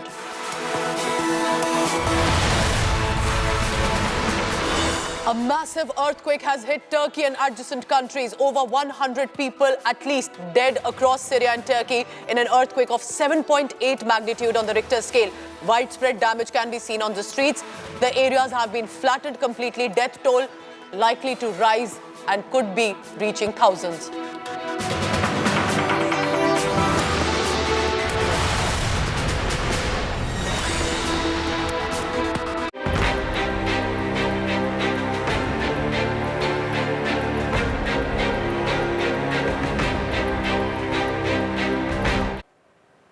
The parliament has resumed. Let's dip into that. This is, remember, during the uproar over the Adani crisis. Let's listen in. धन्यवाद सभापति जी। मैं आज की कार्यसूची के क्रम संख्या 9 पर अंकित जो दस्तावेज श्री रामेश्वर तेली जी के नाम के अंकित है, आपकी अनुमति से सदन के पटल पर रखता हूँ। धन्यवाद। पर 10 श्री सुभाष सरकार जी। अध्यक्ष महोदय, आपकी अनुमति से आज की कार्यावली सूची के क्रम संख्या 10 पर मेरे साथी श्रीमती अन्नपूर्णा देवी के नाम के सामने उल्लिखित दस्तावेजों को मैं सभा पटल पर रखता हूं। नमस्कार। 11 श्री अजय भट्ट जी। आदरणीय महोदय, आपकी अनुमति से मैं आज की कार्यसूची के क्रम संख्या 11 पर अपने नाम के समक्ष उल्लिखित कागजात को सदन के पटल पर प्रस्तुत करता हूं। And while we are looking at the parliament session, we're getting a big update already that Rajya Sabha, the upper house of the parliament, has been adjourned, and that means one house already adjourned within seconds that it started and resumed today. This is the second time, that means it's been adjourned. We'll try and dip into the visuals coming in from Lok Sabha too. On the other side, you can see this is opposition protest that's taking place. This is within the parliament premises, but on the outside where there is the Mahatma Gandhi statue and united opposition, a rare face that we are seeing this time, led by Mallikarjun Kharge, that all opposition parties have come together. This is the Adani crisis that they're targeting the government and specifically Prime Minister Narendra Modi for it. They want a debate and a discussion. They want a joint parliamentary committee meeting, and they want investigations to be looked into. The opposition wants a debate on that. They will not rest till the government decides on that. The government says, let's focus on issues that are pertaining to this budget session. We can see former Finance Minister P. Chidambaram, other netas as well. These are the live visuals coming in from right outside the parliament where there is the Gandhi statue, which is known now as a protest site. They've managed to get all other parties with them at this juncture. Now, interestingly, Congress party, while it's protesting, the parliamentarians are in the parliament and are indulging in this uproar. We also have street protests that the Congress party is leading from Delhi, Jammu to Thiruvananthapuram as well.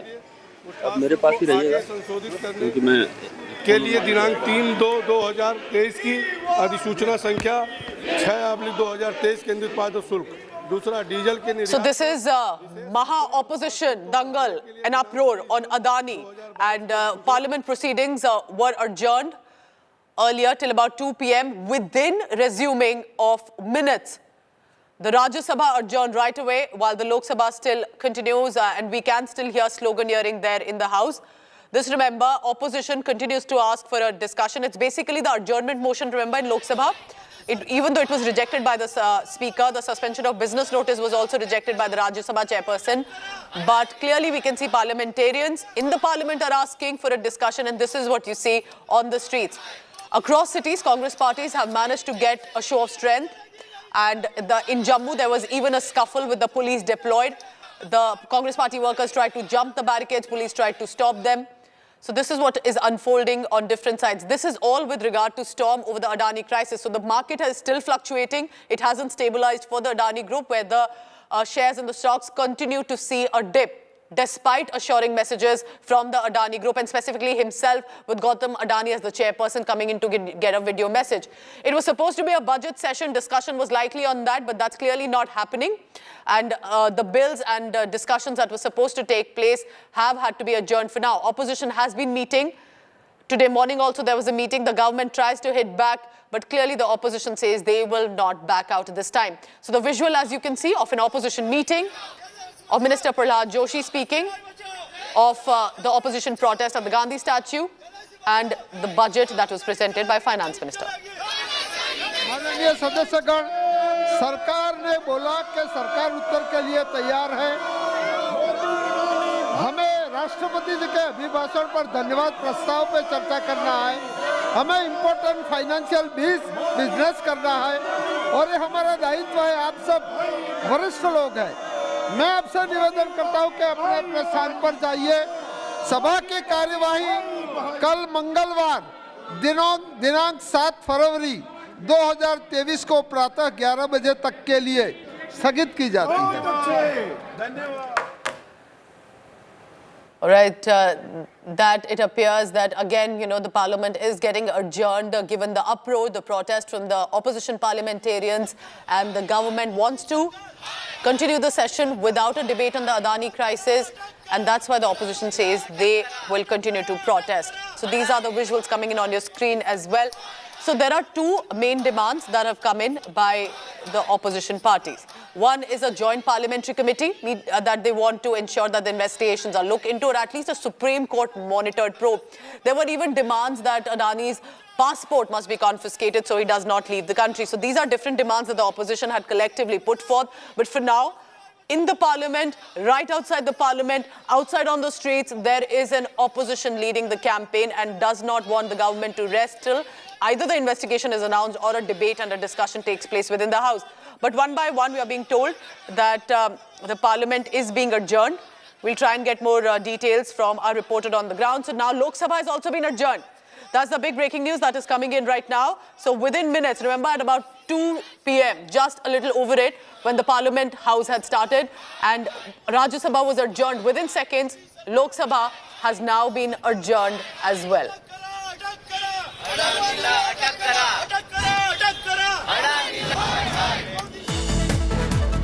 So both houses of the parliament have been adjourned, Lok Sabha and the Rajya Sabha, amid the uproar and the protest by the opposition parliamentarians till 11 a.m. today. Till 11 a.m. tomorrow, the houses of the parliament have been adjourned. So now 7th February is when again the Lok Sabha and the Rajya Sabha will be resuming. Ever since the budget session, and specifically since the Adani controversy had erupted and amid the backdrop of the Hindenburg research report and then the crashing of the market, because, for example, KCR, Telangana Chief Minister, had said that this is the Indian banking system at crisis and risk right now. So it appears that while the government is putting out a defense, while Adani Group is saying they are going to fight back and ensure nobody faces a financial loss, it has become a huge political showdown. Both the Lok Sabha and the Rajya Sabha have been adjourned for now amid all this hangama and commotion. 11 a.m. tomorrow is when both houses of the parliament will resume again. We'll just dip into the reactions also that have come in from the members of parliament, but we can see that it's a defiant opposition right now.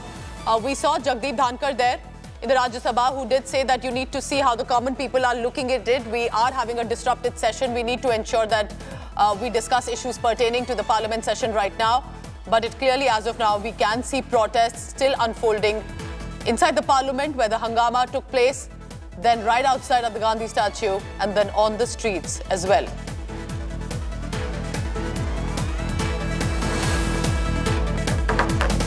So ahead of the House proceedings, remember, in the morning itself, the opposition parties had met the leader of opposition, Mallikarjun Kharge. They had met in his chamber in the Parliament building and they wanted to chalk out a strategy. Focus is Adani financial scam allegations. The focus is asking for a demand of a probe into it monitored by the Supreme Court or the Joint Parliamentary Committee. Mosmi Singh is at the Parliament right now. She's tracking all the latest on that. Mosmi, the Congress party is all guns blazing, leading the campaign in the Parliament and also on the streets. But what's happening? This, the budget session appears is going to be whitewashed. Absolutely, Pooja. If you look at the way the opposition parties have joined force as far as cornering the government is concerned, this is a cause of worry for the government. If you look at the business being transacted in the House, there was a motion of thanks. Discussion was to happen on that, but with the opposition parties, more than 17 of them upping the ante, protesting at the Gandhi statue and then giving several notices of adjournment, which the chairman and the speaker have sidelined. The opposition is in no mood to conduct any business in the House, and there's been an uproar. There were adjournments in the morning as well, and even now, very little business being transacted. The opposition think it is an opportunity to corner the Prime Minister and, in fact, get the government on the mat as far as the economy is concerned and compromising the interests of investors is concerned. Singh with the latest on that. Mosmi, stay on with me because for now, both houses of the Parliament, the Lok Sabha and the Rajya Sabha, have been adjourned within minutes of resuming at 2 p.m. They were adjourned in the morning till 2, but when it resumed, there was again uproar, hangama, and the protests continued. Mosmi Singh continues to be with me. Mosmi, what are we looking at possibly at the government strategy? Because the government is saying that we are not going to have a discussion on this. We have other issues pertaining in the Parliament that we have to focus on. And speaking to reporters also in the Parliament, Prahlad Joshi, who's the Parliamentary Affairs Minister, he had said that when the government stand is being asked on this Adani Group issue, that the government has nothing to do with this, and that the opposition is just disrupting the House over this because it has no other issues to talk about. So the government says that why are we being pushed about it? Why are we being asked? We have nothing to do with it. But the opposition says we need to have a discussion, a debate on this. We need, as you can see, look at that banner on your screen in the center of the screen. We demand JPC, the Joint Parliamentary Committee, or a Supreme Court monitored investigation on the Adani scandal. So that's a big banner. Posters are ready with the Congress and the opposition putting up a united face. So Mosmi, does the government have any strategy than to say we have nothing to do with this matter, we are not going to have a discussion? Because as of now, it appears that it's all going to get washed out. What are you listening about or hearing about what the government has to say?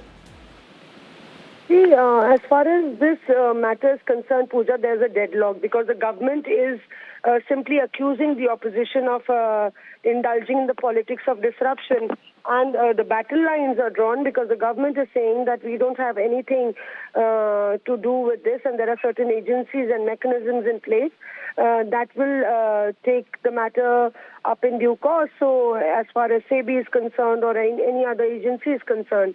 So the government, in fact, is saying that the opposition is trying to brew trouble when there is none, and that's the reason that this is sheer politics that is happening at the cost of business being conducted in the Parliament. So we are unlikely to see that there is going to be any thaw in this entire stream of opposition parties, rallying against the government. There could be more protests up on the cards as far as this entire week is concerned. And the budget session, the first leg of the budget session in the Parliament is heading towards a washout. So we will have to wait and see. The demand of the opposition is for a JPC.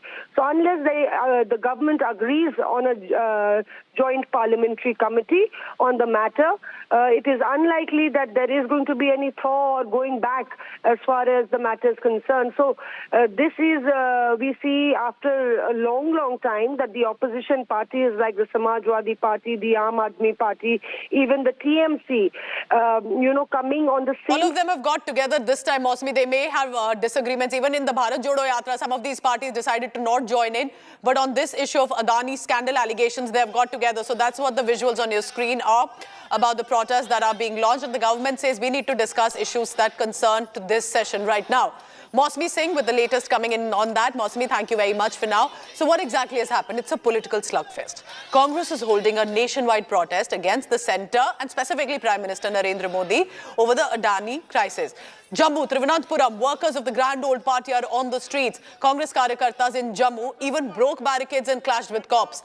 There are slogans of asking for a debate under JPC. Houses in Parliament, both Rajya Sabha and Lok Sabha, have been adjourned till 11 a.m. tomorrow, while protests at the Gandhi statue continues. नारेबाजी कर president का जो भाषण है उसके ऊपर हम सभी लोग बोलने को तैयार है और उनकी जो गरिमा है या जो हमारे पास हमेशा प्रेसिडेंट के स्पीच के लिए जो महत्व देते हैं वो तो हम देते रहेंगे और देंगे, लेकिन पहला हमारा मुद्दा ये है जो आज गड़बड़ी पूरे देश में हो रही है, नेशनली और इंटरनेशनली जो ये सब्जेक्ट आज उठा है इसके ऊपर मोदी जी जवाब। क्यों अब तक हमारे SFIO चुप है, क्यों हमारा ED चुप है? वैसे तो ED भाग कर विपक्षी दल के नेताओं को पकड़ लेता है, उनकी आंख खुली रहती है कि कुछ थोड़ा सा भी ट्रांजैक्शन हो तो हम पकड़ ले। यहाँ पे इतना बड़ा वो हो रहा है, इरेगुलरिटी हो रही है जो हमारी अर्थव्यवस्था को धक्का पहुंचाएगी, जो हमारे जो इंटरनेशनली ग्लोबली हमारे मार्केट में कॉन्फिडेंस दिख रहा था वो खत्म करेगी। ये सब सवाल पूछे जाने चाहिए। आपने अननेसेसरी इतने पॉलिटिशियन को ईडी के मामले में तबाह किया है। क्या अडानी पे ईडी नहीं होना चाहिए? क्या अडानी पे जवाब नहीं होना चाहिए? क्या अडानी के भ्रष्टाचार पे जवाब नहीं होना चाहिए? पूरा सदन, पूरा विपक्ष JPC की मांग करता है और सदन में चर्चा चाहता है। वो व्यक्ति कहते हैं, व्यक्ति विशेष अडानी जी, कि हम पर हमला नहीं, राष्ट्र पे हमला है। साहब, कब से आप राष्ट्र हो गए? ये राष्ट्र यहाँ बापू है ना, ये विरासत है हमारी। और एक किसी क्रोनी पूंजीपति के चरणों में पूरे देश की साख रख दी जाए, उसी का ये विरोध है कि सरकार JPC मॉनिटर प्रोब करवाए, फटाफट करवाए, ताकि संदेश जाए पूरे दुनिया को और देश को। Any demand for a JPC at the moment is misconceived and premature. The regulatory authorities who are empowered by law to go into the issues raised by the opposition are doing their work. Let's see what their findings are. If you have a problem after those findings, then you raise your demand. There's a discussion. There's a reply to the budget. The reply to the presidential address. In all that, you can weave this issue in. I mean, you don't have to have a specific.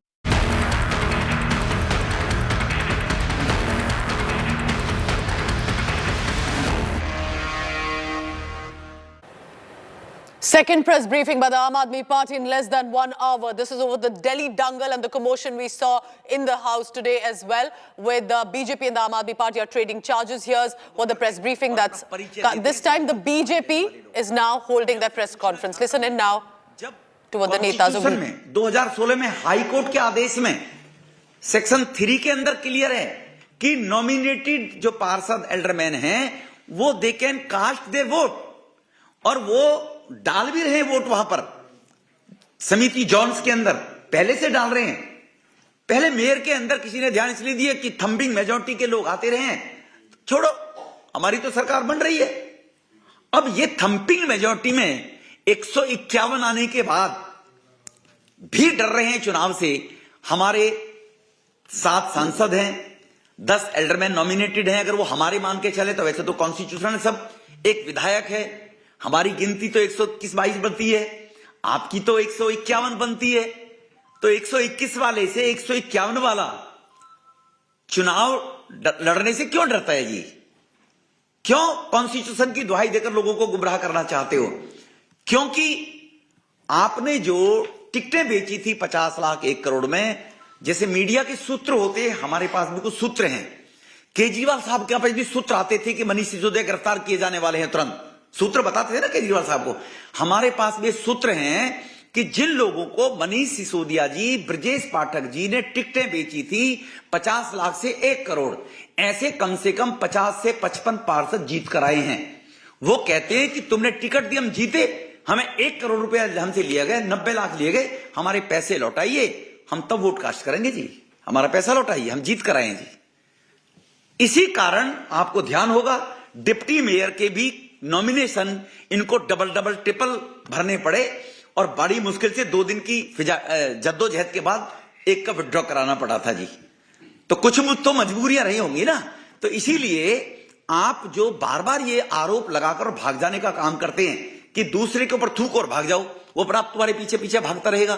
तो आज तक जैसे भी नेता प्रतिपक्ष रहे विजेंद्र जी 5 साल party के, उन्होंने कहा है कि दुनिया की रूलिंग पार्टी ने आज तक कभी भी हाउस को डिस्टर्ब किया है क्या? पहले दिन उन्होंने शुरुआत की, आज फिर उन्होंने शुरुआत की। अगर आपके पास 151 पूर्ण बहुमत है, और सबसे बड़ा दुर्भाग्य देखिए कितने झूठे लोग हैं, इनका आज प्रवक्ता कहता है कि भाजपा के सांसद पार्षद दिल्ली से बाहर थे, वो आए नहीं, उनको तो पहले से ही, ये देखो कैसे गुमराह करते हैं गरीब शरीफ लोगों को, दिल्ली वालों को, कि उनको मालूम है चुनाव कराएंगे ही नहीं हम। So that's the BJP Member of Parliament Ramesh Biduri. So that's the reaction coming in from the BJP on the Aam Aadmi Party. It's a dangle that continues in Delhi.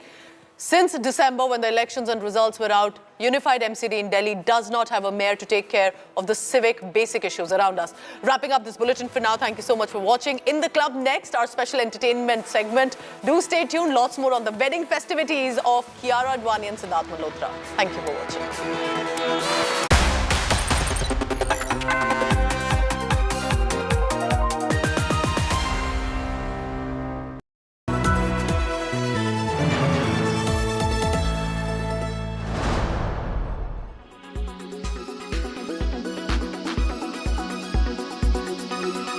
Chopra, how could this have happened? I know it's very difficult to conjecture without a full court of inquiry completing its proceedings, but in your mind, sir, because you've been in Mirage 2000s, you've flown from Gwalior, you've flown dynamic missions where you are expected to fly very, very close to other aircraft, you've been a test pilot. How could something like this happen, sir?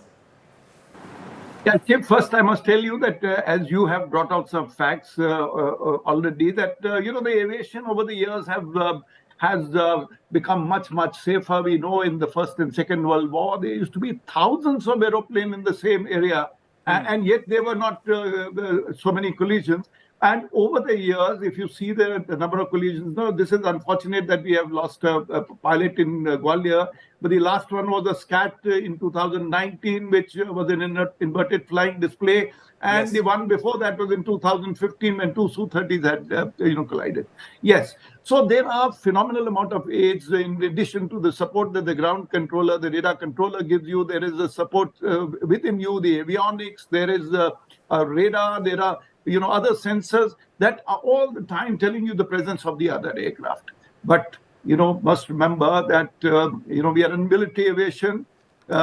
Combat training has to be realistic. The aeroplanes are flying very fast. They are turning at high Gs. There are high speeds, and there are physiological forces that are acting on your body. So there is. So what is critical is that situational awareness, the combine of the controller and the pilot and the other members of the formation. There is a need for a close situational awareness of where the other aircraft is with whom you're maneuvering. But again, as I must say that in this particular case in Gwalior, this Mirage 2000 aircraft and the Su-30 that are reportedly have collided, details are still not known, and any conjectures may not be absolutely correct. But the overall accident rate of the Indian Air Force is phenomenally good. Nowadays you are having a current accident rate is 0.15. Now, how do you calculate accident rate in the Air Forces? For every 10,000 hours, how many accidents have taken place? So the rate is very good. You will recall that in the 1990s, we were losing close to 20 aircraft a year or even more. And the rate was much higher. And nowadays, we have come down to between 10 and 20, and there are many years when you have got less than 10 aircraft accidents, and among them the mid-air collisions are very, very far and very, very few, despite such high performance aircraft flying.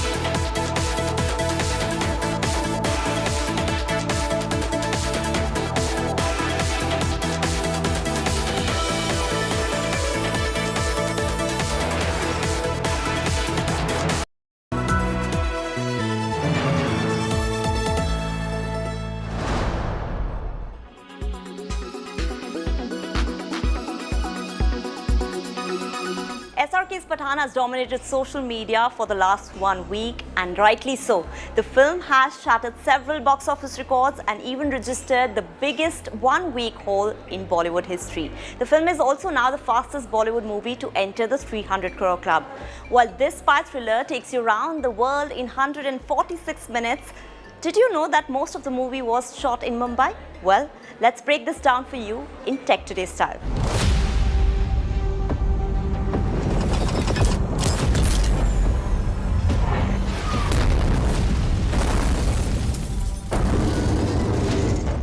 Pathaan might be a blockbuster hit, but there's also technology play that makes it as close to a Christopher Nolan flick as Bollywood can get. Nolan is usually known for his unique storytelling using the 70mm IMAX cameras. But if you've watched Pathaan on an IMAX screens and enjoyed the show, it is because the filmmaker has used a technology called IMAX DMR. IMAX DMR is a post-production process used for converting traditional 2D films into IMAX's proprietary format in order to show the film in IMAX theaters. This means the film has increased resolution, contrast, and color accuracy as compared to the original shoot. So while Pathaan may not be a true IMAX experience, this process ensures you're in for a visual spectacle either way. A majority of the movie was shot during the pandemic when strict restrictions were in place all over the world. Yash Raj Films actually used a massive green screen digital set in Mumbai and put it all together in post-production. Like several Hollywood movies, CGI or computer-generated imagery has been used to create backgrounds and special effects in Pathaan 2. Pathaan is also an ICE certified movie. ICE stands for Immersive Cinema Experience, combining LED panels on an auditorium sides to create an immersive panoramic viewing experience. It happens to be the first Indian film to be released in ICE format. For now, only 2 cinemas support this sort of format and are both to be found in Delhi NCR.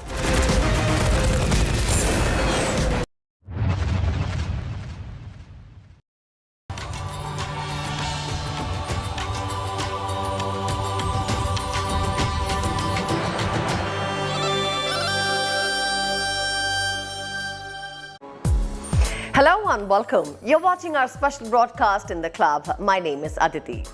Siddharth Malhotra and Kiara Advani are all set to tie the knot on 7th of February at Suryagarh Palace in Jaisalmer. Kiara was last seen visiting Manish Malhotra's studio ahead of her wedding, while Siddharth Malhotra was in Delhi to take stock of the preparations. Preparations are in full swing, and India Today has exclusive details of this year's most anticipated wedding. Take a look.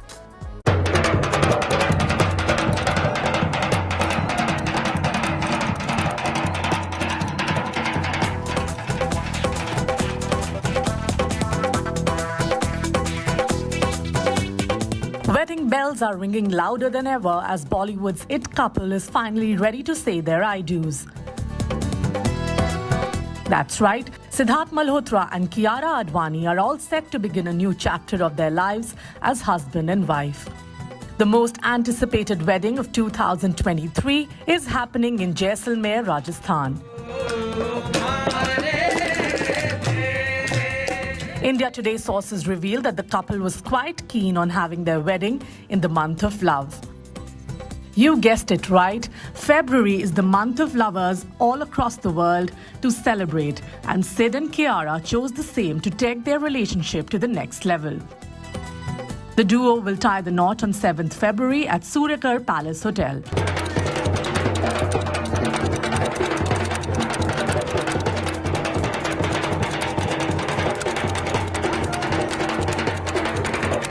The preparations are in full swing. The wedding venue is all decked up.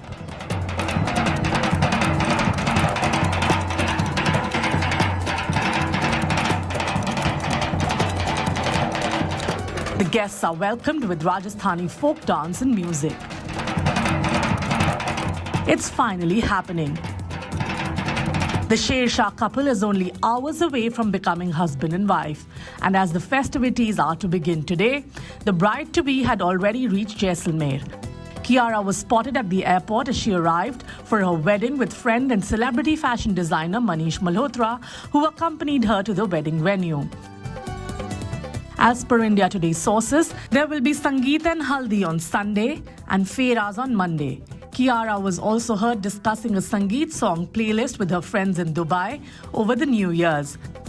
Since Sher Shah was a huge hit for both of them, Rata Lambia is already on the Sangeet playlist. What's more, Kiara was seen visiting Manish Malhotra's store ahead of the wedding, while Sid was too in Delhi before the wedding festivities to take stock of the preparations. The couple will be wearing a traditional wedding outfit assembled by Manish Malhotra for their wedding. Siddharth and Kiara also ensured a desert safari for the guests, along with food stalls which will consist of Rajasthani cuisine.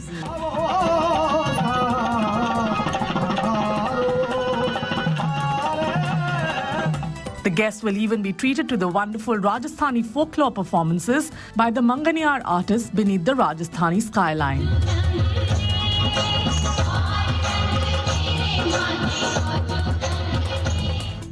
And also to receive a spa voucher as a treat in their respective luxury villas.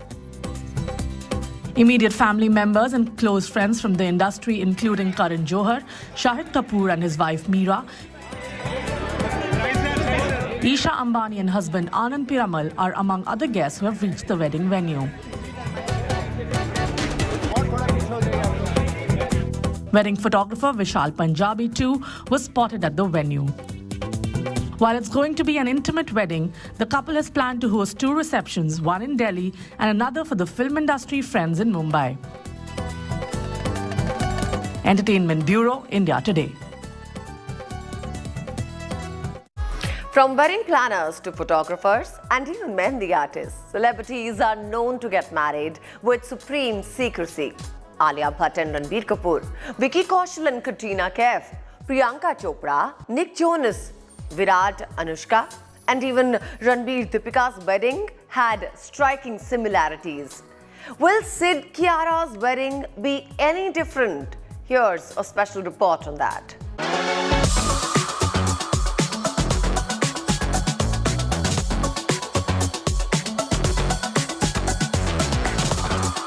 You know the wedding season is here, when celebrities step out all decked up in their best ensemble. But Bollywood couples nowadays are choosing to keep their special day a low-key affair. With limited guests and several SOPs in line. So could Siddharth Malhotra and Kiara Advani, the new power couple in Tinseltown, be any different? Well, these two are looking for an intimate celebration with 150 guests, including family members and some really close industry friends in attendance. Just like Ranbir and Alia, who had a low-key wedding at their Mumbai residence on April 14, 2022.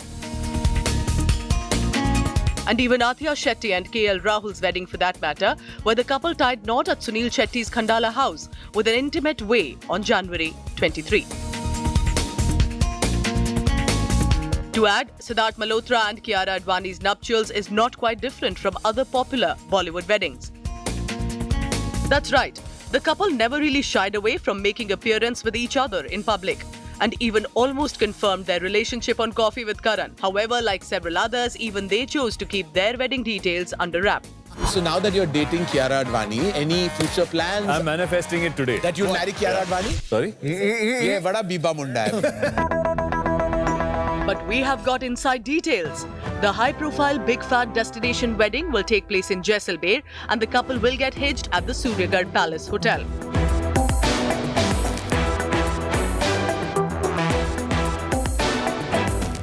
If you jog your memory, Vicky Kaushal and Katrina Kaif also opted for a destination wedding in Rajasthan and tied the knot in December 2021 at Six Senses, Bardwara.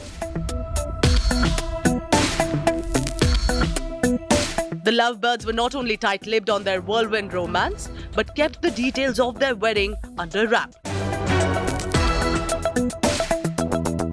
Just like how other real-life Jodis like Priyanka Chopra, Nick Jonas, Virat Kohli, Anushka Sharma and even Ranveer Singh Deepika did during their wedding celebrations. Now, if we draw a comparison, there was a striking similarity in all these weddings.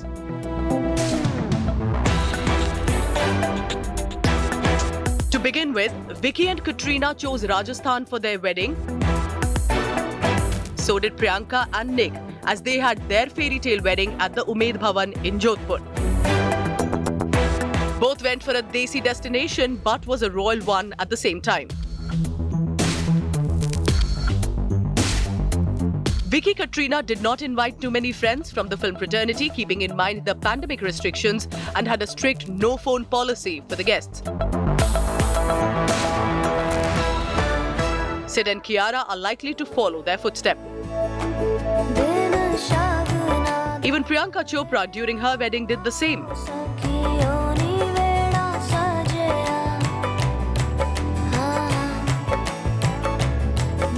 When it comes to celebrity weddings, fans get really intrigued in knowing the details about the bride's ensemble.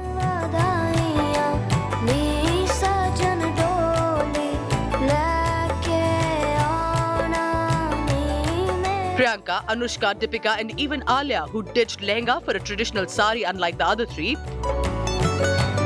All four of them, however, wore a Sabyasachi, and so did Katrina.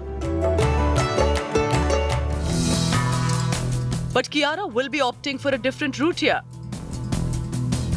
The bride is such good friends with celebrity designer Manish Malhotra that she was accompanied by him as she arrived for her fairy tale wedding in Jaisalmer.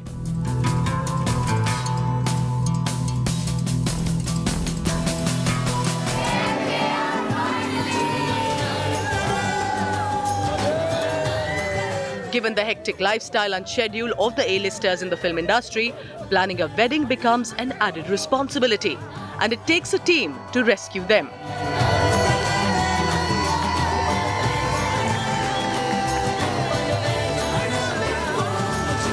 So yes, the Shadi Squad is one such brand that ensures the big day turns out to be a dreamy affair, with supreme secrecy.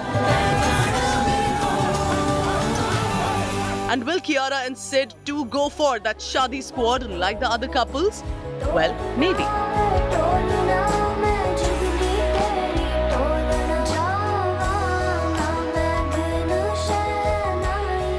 But what is 100% sure though is that Vishal Punjabi will be taking charge of the camera.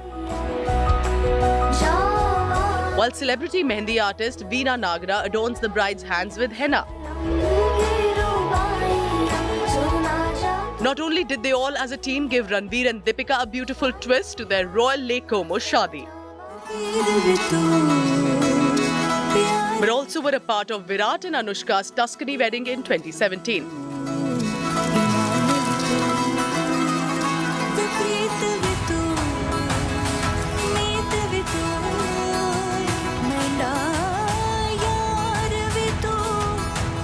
Vicky Katrina also have joined the bandwagon. And with all the same people on board, looks like Sid Kiara are all set to exchange their vows in a dreamy affair. Entertainment Bureau, India Today. Siddharth Malhotra and Kiara Advani's romance has always been the talk of the town. And now all eyes are on the lovebirds as they are all set to say their I do's. We give you the timeline of their story here in this story.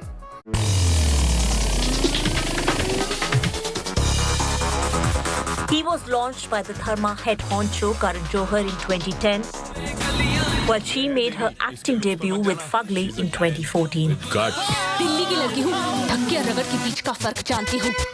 Years down the line, both Siddharth Malhotra and Kiara Advani shared screen space in Shersha in 2021. And this almost felt like it was always meant to be. जिद्दां ना होया मेरा विआह विक्रम नाल ते फिर मैं कदी किसी भी नाल विआह ना करांगी. Though the couple has been tight-lipped about their whirlwind romance, their love story, more often than not, has become the talk of the town. Be it an event, an award ceremony, or even a chat show, all eyes have also been on the lovebirds in the hope of an answer to this million-dollar question. Will they not?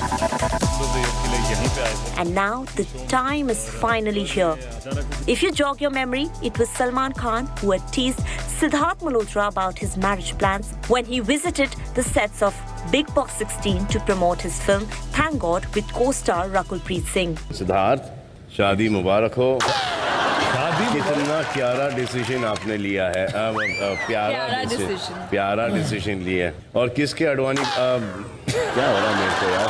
किसके advice पे लिया आपने ये? भाई, आप और शादी के सजेशन दे रहे हो? सुन लो जानम टीनू नहीं करना चाह रहा है। मैं जानम और टीनू को बचपने से जानता हूँ। जी बिल्कुल, मेरी गुड फ्रेंड। शादी कब, कहाँ, किसके साथ भाई? होगी, यू कांट टेल। जब तक हो नहीं जाए जी, जब तक हो नहीं जाए यू कैन नॉट टेल के किसके साथ होगी, और उसके बाद भी यू कैन नॉट टेल के किसके साथ और होगी। नहीं, शादी तो एक ही बार करनी है बस। आई थिंक एक ही बार, क्वालिटी ओवर क्वांटिटी। या एक ही बार उसके बाद कभी नहीं करना। उसके बाद एक ही बार गलती करना। That's right. After showing off their abs on national television, Salman got down to advise Siddharth to start maintaining his abs, hinting at his wedding. शादी मुबारक हो। कितना प्यारा डिसीजन आपने लिया है। प्यारा डिसीजन लिया है। और किसके अडवाणी क्या हो रहा है मेरे को यार? किसके एडवाइस पे लिया आपने ये? भाई, आप और शादी के सजेशन दे रहे हो? सुन लो जानम टीनू नहीं करना चाह रहा है। This, however, wasn't the first time the actor was teased or asked about his marriage plans. In fact, during the promotions of his film, Siddharth, in an interview with India Today, had opened up about the ongoing marriage speculations, though he ultimately shrugged it off by saying that if it has to happen, people will know. Really be bothered about. If I was getting married, I think it's very difficult to keep it a secret today. We've realized that some way or the other it would stem out. During Jug Jug Jio promotions in Delhi, even Kiara was put on the spot when Varun Dhawan, in an exclusive interview with India Today, was asked about his best friend Siddharth's wedding plans. I started my career with Sid, and I feel Sid is very mature, and I think he'll make a very, very good husband. So, yeah. For the Anwars, the link-up rumors of Siddharth and Kiara started doing the rounds after they began shooting for Shesha. In 2019, Kiara and Siddharth were seen flying to South Africa to spend their New Year's together. And while the couple did not reveal that they were together on a vacation or even shared pictures on social media, their fans were quick to connect the dots and put up similar pictures that proved they had a gala time during their getaway. What's more, Siddharth and Kiara have also been to Maldives for New Year's in 2021, and then they were also spotted in Dubai together in 2022. After vacationing with one another, the couple decided to take the relationship to the next stage. They introduced their parents to each other. In fact, reports suggest that Kiara had invited Siddharth and his parents to her home for an intimate dinner. And in 2021, Kiara was also seen meeting Siddharth's parents when they had come to Mumbai. There were also strong breakup rumors for a brief period. The couple, however, was soon seen together on a few occasions, and one of them was Karan Johar's star-studded 50th birthday bash. Reports suggest that the filmmaker is extremely close to the couple and was not very happy with the news of their separation and had decided to sort it out between them. Cut to August 2022, Karan had officially confirmed Siddharth and Kiara's relationship on his chat show. So now that you're dating Kiara Advani, any future plans? I'm manifesting it today. That you'll marry Kiara Advani? Sorry? Ye bada biba munda hai. And by the end of 2022, the duo sort of made it official when they returned to the country after bringing 2023 in Dubai. Well, we only wish the best for this new couple in B-Town. Entertainment Bureau, India Today. Time now for a short break, but there's lots more coming up on the other side. So stay tuned to In the Club.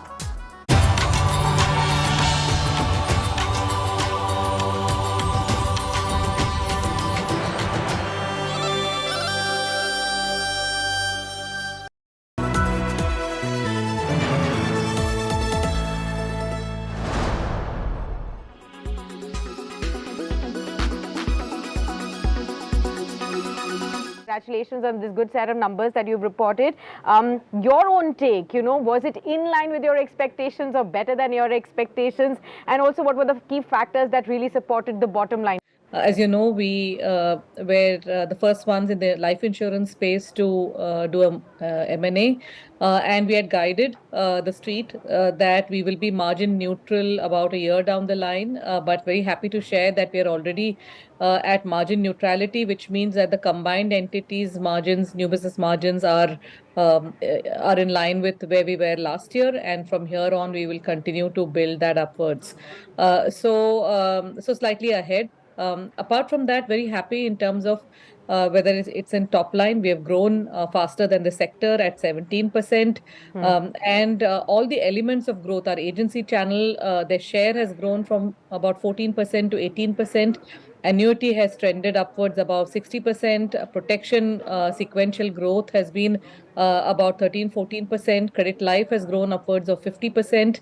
And hence, because of all of this, this has not surprisingly resulted in fairly healthy margins and also a healthy PAT, like you mentioned, of over 15% growth. What are the trends that you're already witnessing? 20th of January already here, in January, and for the entire FY23, can we safely say it's going to be a good growth year for HDFC Life? Yes, it's going to be a holistic year. Good growth in profitability, very steady in terms of quality of business, in terms of persistency.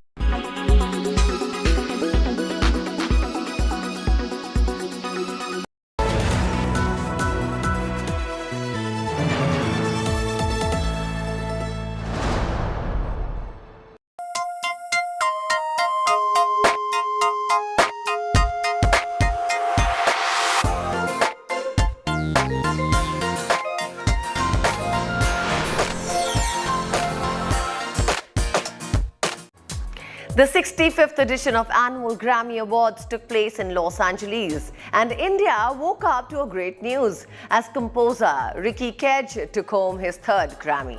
His album Divine Tides was nominated in the Best Immersive Audio Album category. Beyonce, Kendrick Lamar and Viola Davis are among other artists who bagged the coveted award in different categories. However, what kept fans gushing was Benifer's cute moment at the Grammys. Here's a complete story for you.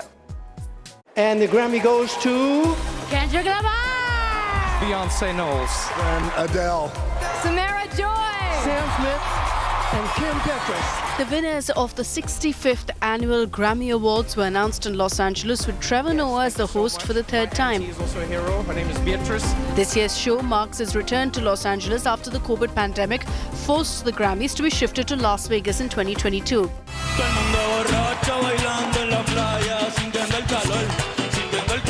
As the evening proceeded, Bad Bunny opened the awards ceremony with a high-energy performance, which even made Taylor Swift groove to the song.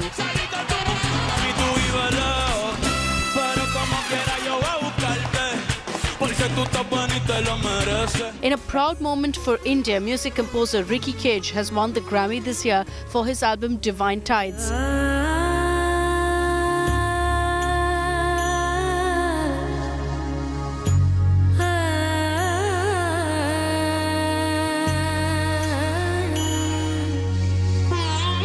His album was nominated in the Best Immersive Audio Album category. He shared the award with Stuart Copeland, the drummer of the iconic British rock band The Police.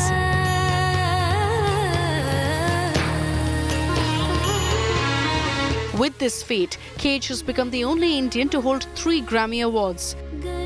After winning his 3rd award, Ricky Cage shared pictures with his counterpart and wrote, "Super grateful, my 3rd Grammy Award." For the coveted event, the musician embraced his traditional roots and turned up in a Bandkala set.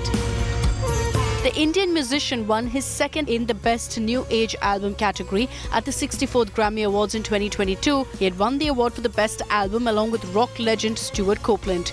In 2015, he won his first Grammy for Winds of Samsara. So who were the other big winners of the night? Beyoncé scripted history by winning her 32nd Grammy, the highest by any musician. Beyoncé bagged the award for her album Renaissance in Best Dance, Best Electronic Music Album category. She also bagged the award for Cuff It, the Best R&B Song category. The icon was late for the awards show because of traffic, leading to Trevor Noah personally handing over one of her awards at her table. Ladies and gentlemen, Beyonce Knowles. Thank you so much.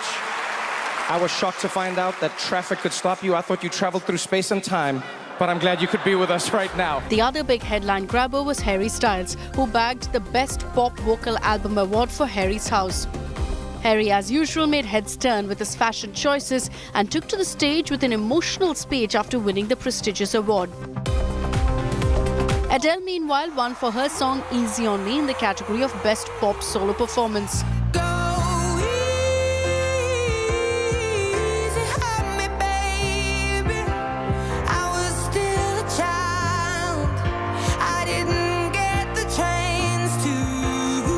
Kim Petras and Sam Smith bagged the award for their song Unholy in Best Pop/Group Performance category. Kim Petras made history as the first transgender woman to win a Grammy.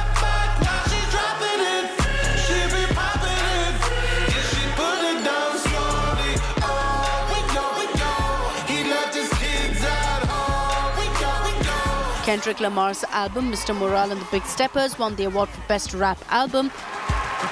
What a deal! Samara Joy is this year's Best New Artist. Bonnie Raitt grabbed the Song of the Year award for her ballad Just Like That, beating Harry Styles, Lizzo and Taylor Swift, among others. Viola Davis, who is now being termed as EGOT for winning an Emmy, Grammy, Oscar and Tony after she won for Best Audiobook, Narration and Storytelling Recording.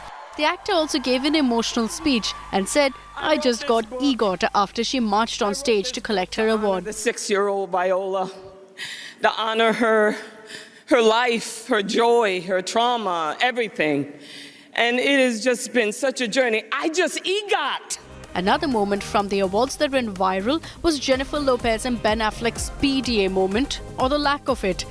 They were having a Grammy date night, but some netizens did point out that Ben Affleck looked rather bored as his wife was all smiles.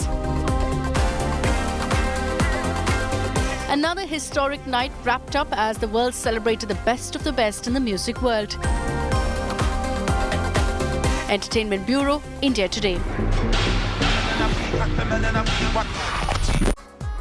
And that's all we could pack in our show today. Keep watching In the Club from Monday to Friday at 2:30 p.m. and 11:30 p.m. only on India Today to get your daily dose of entertainment. Till next time, thanks for watching and goodbye.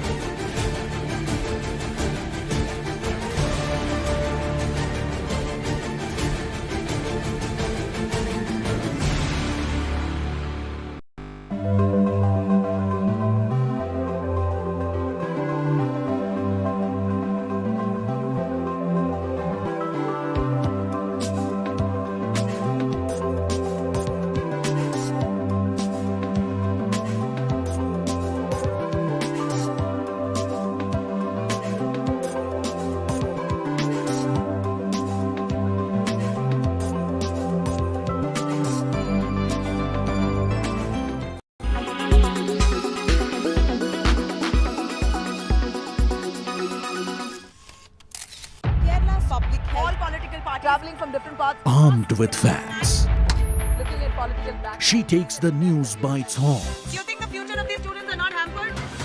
Fierce, bold, and direct, setting the tone for the biggest stories from every corner and every angle. Expect nothing but the unfiltered truth. News first, niceties later. Watch me, Nabila Jamal, on India Today. Make your media plan smarter with India Today Live TV on your connected devices. Amplify your brand with 100 million smart internet viewers. To advertise, mail us at sales@aajtak.com.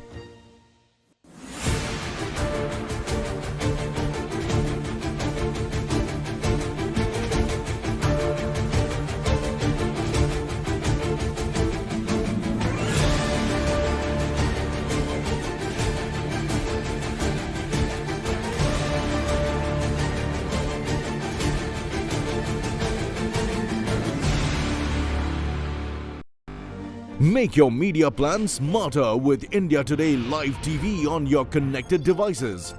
Amplify your brand with 100 million smart internet viewers. To advertise, mail us at sales@aajtak.com.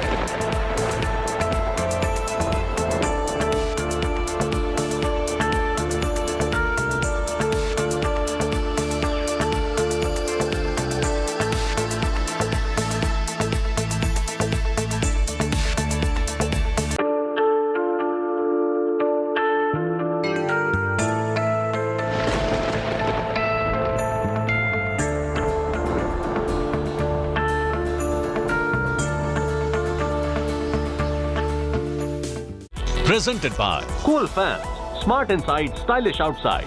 Co-presented by Jaguar, Discover the Magic of Smart Life. Co-presented by Macho Hand, बड़े आराम से. Banking partner, Bandhan Bank, आपका भला सबकी भलाई. Co-powered by CH, it helps. Runta Seal TMT Bar, एकदम solid. Max Life Insurance, you are the difference.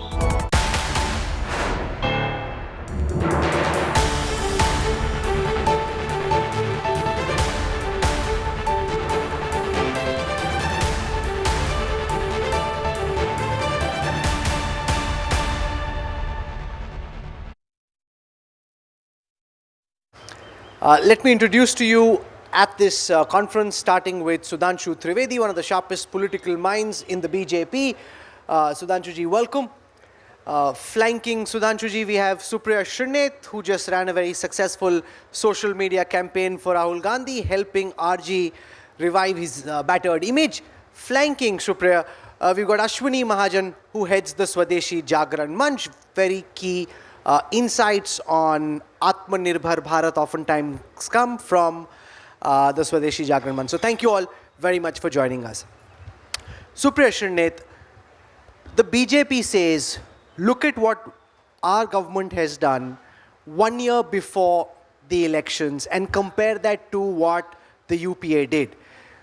Closer to the elections, UPA was spending money in the hope that money being given to voters would help the UPA come back to power. That didn't work. Sudhanshu ji's party is looking at the long game, trying to spend on public infrastructure in a bid to ensure that you build the assets that can build the new India, because as you well know, the highest multiplier for money spent is on infrastructure. So yours was short-sighted politics in the budget. Theirs is a longer game, which is laying the foundations of building a new India. Let's start from there. We've seen the build-up of New India since 2014. It's been 9 years now. We are still waiting for those fruits to emerge for every section of this society. But before I go any further and answer questions on their frugal or not so frugal spending, let me ask two things to my esteemed co-panelist. Every budget text is presented in some context. This is one budget which is absolutely out of context. What are the 3 or 4 big things that Indian economy and we, the people at large, face today? Unemployment, price rise, income inequality, and lower wages. The budget doesn't seem to talk about any of that. The budget has not moved the needle on consumption. The budget has not moved the needle on jobs. The budget certainly has not moved the needle on poverty. And please explain to me, whatever they're spending may be frugal or prudent or imprudent otherwise, how is this government planning to lay the foundation of a new India while actually cutting the spending on education, on health, on agriculture, on rural and on urban development, and on flagship women's schemes, and on social empowerment? And I speak with numbers. I am also telling you that this budget had allocated, the budget this year had allocated a certain sum for all of these things, spent much less, and this year as a percentage of the GDP, those numbers have gone down further. I mean, what is this doublespeak all about? Sudhanshuji, John Drez has a piece out which says, adjusted for inflation, actual spends on key social sector schemes is actually down in comparison to 2013-2014, which were the last years of the Manmohan government. The charge against you is, while you're spending on public infrastructure, when it comes to the social sector, whether it is on Manrega, whether it is on some of the social sector schemes to do with education and health, the spends are flat or tending downwards, which if you adjust for inflation are actually much lower than earlier. Sonia Gandhi, in fact, the chairperson of the UPA, has written an editorial this morning where she's accusing your government of being anti-poor and pro the rich capitalists. Since you have given the reference of the last budget of UPA government 2013-14, I would just like to put forth 4 facts. Number 1, they have given a loan waiver to the farmers in 2013 just in run-up to the 2014 election, 60,000 crore rupees, but they have not mentioned in their budget. They have shifted it to the next year. If somebody is having doubt, they can go through the speech of Sri Arun Jaitley ji in 2014 budget and you will get a clear thing. Another thing, that they have taken so many oil bonds which were not liable to be paid in that year. This liability will be in 2026. So just 2 points which can give you a fictitious good picture. Despite that, the rate of growth was lower than the rate of inflation at the time. Now coming to our side, right from 2014 onwards, if somebody is unable to see, we were the 10th largest economy, now we are the 5th largest economy. We have become the 3rd biggest producer of automobile.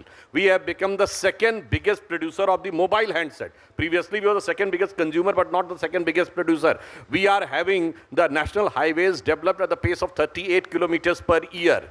And for the first time, we are having a defense production. Prior to that, there was no production of the light machine guns. Now we have get an aircraft carrier ship. All those things have happened, but to visualize this, you should have a wise vision, which I think is lacking on the part of the Congress party. Can I make a small intervention? Very quickly, yes. The smallest intervention that I would want to make on this is, do not compare 2013-14 budget. Compare last budget of this government, 2023 fiscal year versus 24 fiscal year. Spending on education was 2.64% of the GDP, down to 2.5. Spending on health was 2.2% of the GDP, down to 1.9. Spending on agriculture was 3.8% of the GDP, down to 3.2. Rural development, 5.8 to 5.29, and it's a similar picture for urban.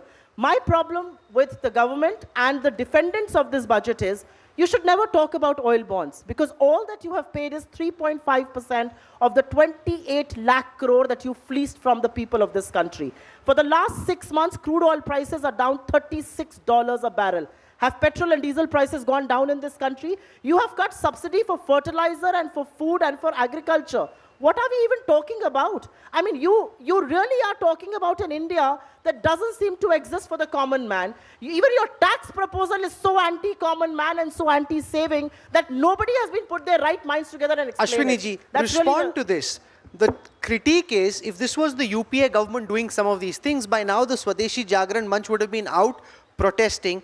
the fact that some of the government spending on key social sector schemes, including on Manrega, is actually coming down, that a lot of MSMEs MSMEs and those in the informal sector continue to be in distress, and that we're seeing wealth inequity rise post the pandemic, doesn't now seem to be bothering the Swadeshi Jagran Manch as much as it would have had another government been in power. See, if you talk about Swadeshi Jagran Manch, it has always been critique to all sorts of governments, not just this government or the other government. Now the question here is about the budget. And budget obviously is the reflection of the government's policies. If you look at the budget this year or the previous 9 years of the budget, this government and our school of thought is our opinion is that it is never good to give doles, it's never good to just give freebies and say that yes, we have reduced the poverty by giving away the right to work, giving away this and that. We have to empower the people. We have to make them capable of earning enough so that they can spend on all these. But this is a mismatch, and this is a kind of difference of opinion between the UPA and NDA. And in the very beginning, Narendra Modi ji had said that Manrega is a symbol of the policies of the Congress government, where people were kept on suffering from the poverty, unemployment and so on. We have to keep people capable enough. This was his opinion. So this is the different school of thoughts. You know, one school of thought, the other school of thought. They were of the opinion of which was given by the Amartya Kumar Sen, that we have to give this free. Now, on this count, yes, we are with the government on the issue that yes, they are providing houses to the poor people, those who don't have, or making them capable enough. But giving doles is no good. But at this juncture, if rural people are unemployed, we have to keep them going, and therefore Manrega is a necessary evil. But we have to come out of this Manrega and all sorts of doles and make the people capable enough. Okay, so you're talking about wasteful spending or non-optimal funding, and the fact that every rupee spent on Manrega, Supriya, could potentially be spent better. You could get higher return on your spending if you were spending on public infrastructure, which is what the BJP is trying to do, unlike what you were trying to do, which is just to hand out cash in the hope that they'll vote you back to power. So it's very rich for us sitting here at the Moria Sheraton to say that what we do for the poor is doles and what we do for the rich is incentive. That's the classic problem that this government is obsessed with. I'd like to actually counter question you and ask, when corporate rates effectively come down by 5 percentage points, is that dole or incentive? When surcharge for the super rich in this country comes down significantly, is that dole or incentive? I mean, let's not get carried away. And if the Prime Minister hated Manrega so much, he wouldn't have... tax collections have gone up since. Despite the pandemic, there is greater regularization in tax collections. Tax collections are showing more buoyancy. In fact, one of the reasons why the fiscal deficit is better than most people would have expected to, because tax collections have been more buoyant. Fiscal deficit is at 8.8%, including the government's fiscal deficit and the PSUs. You're letting the PSUs do their own bidding. The fiscal deficit is as high as 8.8%. The government may not admit it in parliament. The government's record is showing a very different picture. I have a counter question to anything that is being said here on doles and rights. The reality is that you have to incentivize consumption. What has this government done to incentivize consumption? You're actually telling people in this country, you know, to answer the question on Manrega first, actually. The Prime Minister said Manrega is a monumental failure and how he's had to spend every year more on Manrega. In fact, the BJP governments are now talking about an urban Manrega of sorts, and urban Sudhanshuji, respond to this. If it's such a failure of the UPA, you've now been in power for 9 years. Ab tak to UPA failures ko aapko khatam kar dena 50,000 crore rupees was allocated for Manrega. You had to spend 90,000 crore. You've cut it down by 1/3 in this budget. What good? Actually, there is a fundamental difference in the approach of ours and theirs. When you say that provide 1 rupee in the hand of a person to spend it at his or her will. This is an empirical study that contributes to the 45 paisa to 90 paisa in the economy. But if you put it in the capital expenditure and creates an infrastructure, it provides 3.45 rupees in the long run. But look at our Supriya ji. She is saying that the PSU's deficit is that. I challenge her that post-liberalization, can you quote a single budget in which the PSU's deficit is included in the fiscal deficit? The answer is categorically no. But in order to create a situation and in order to evade what is the real thing, I want to say just one thing.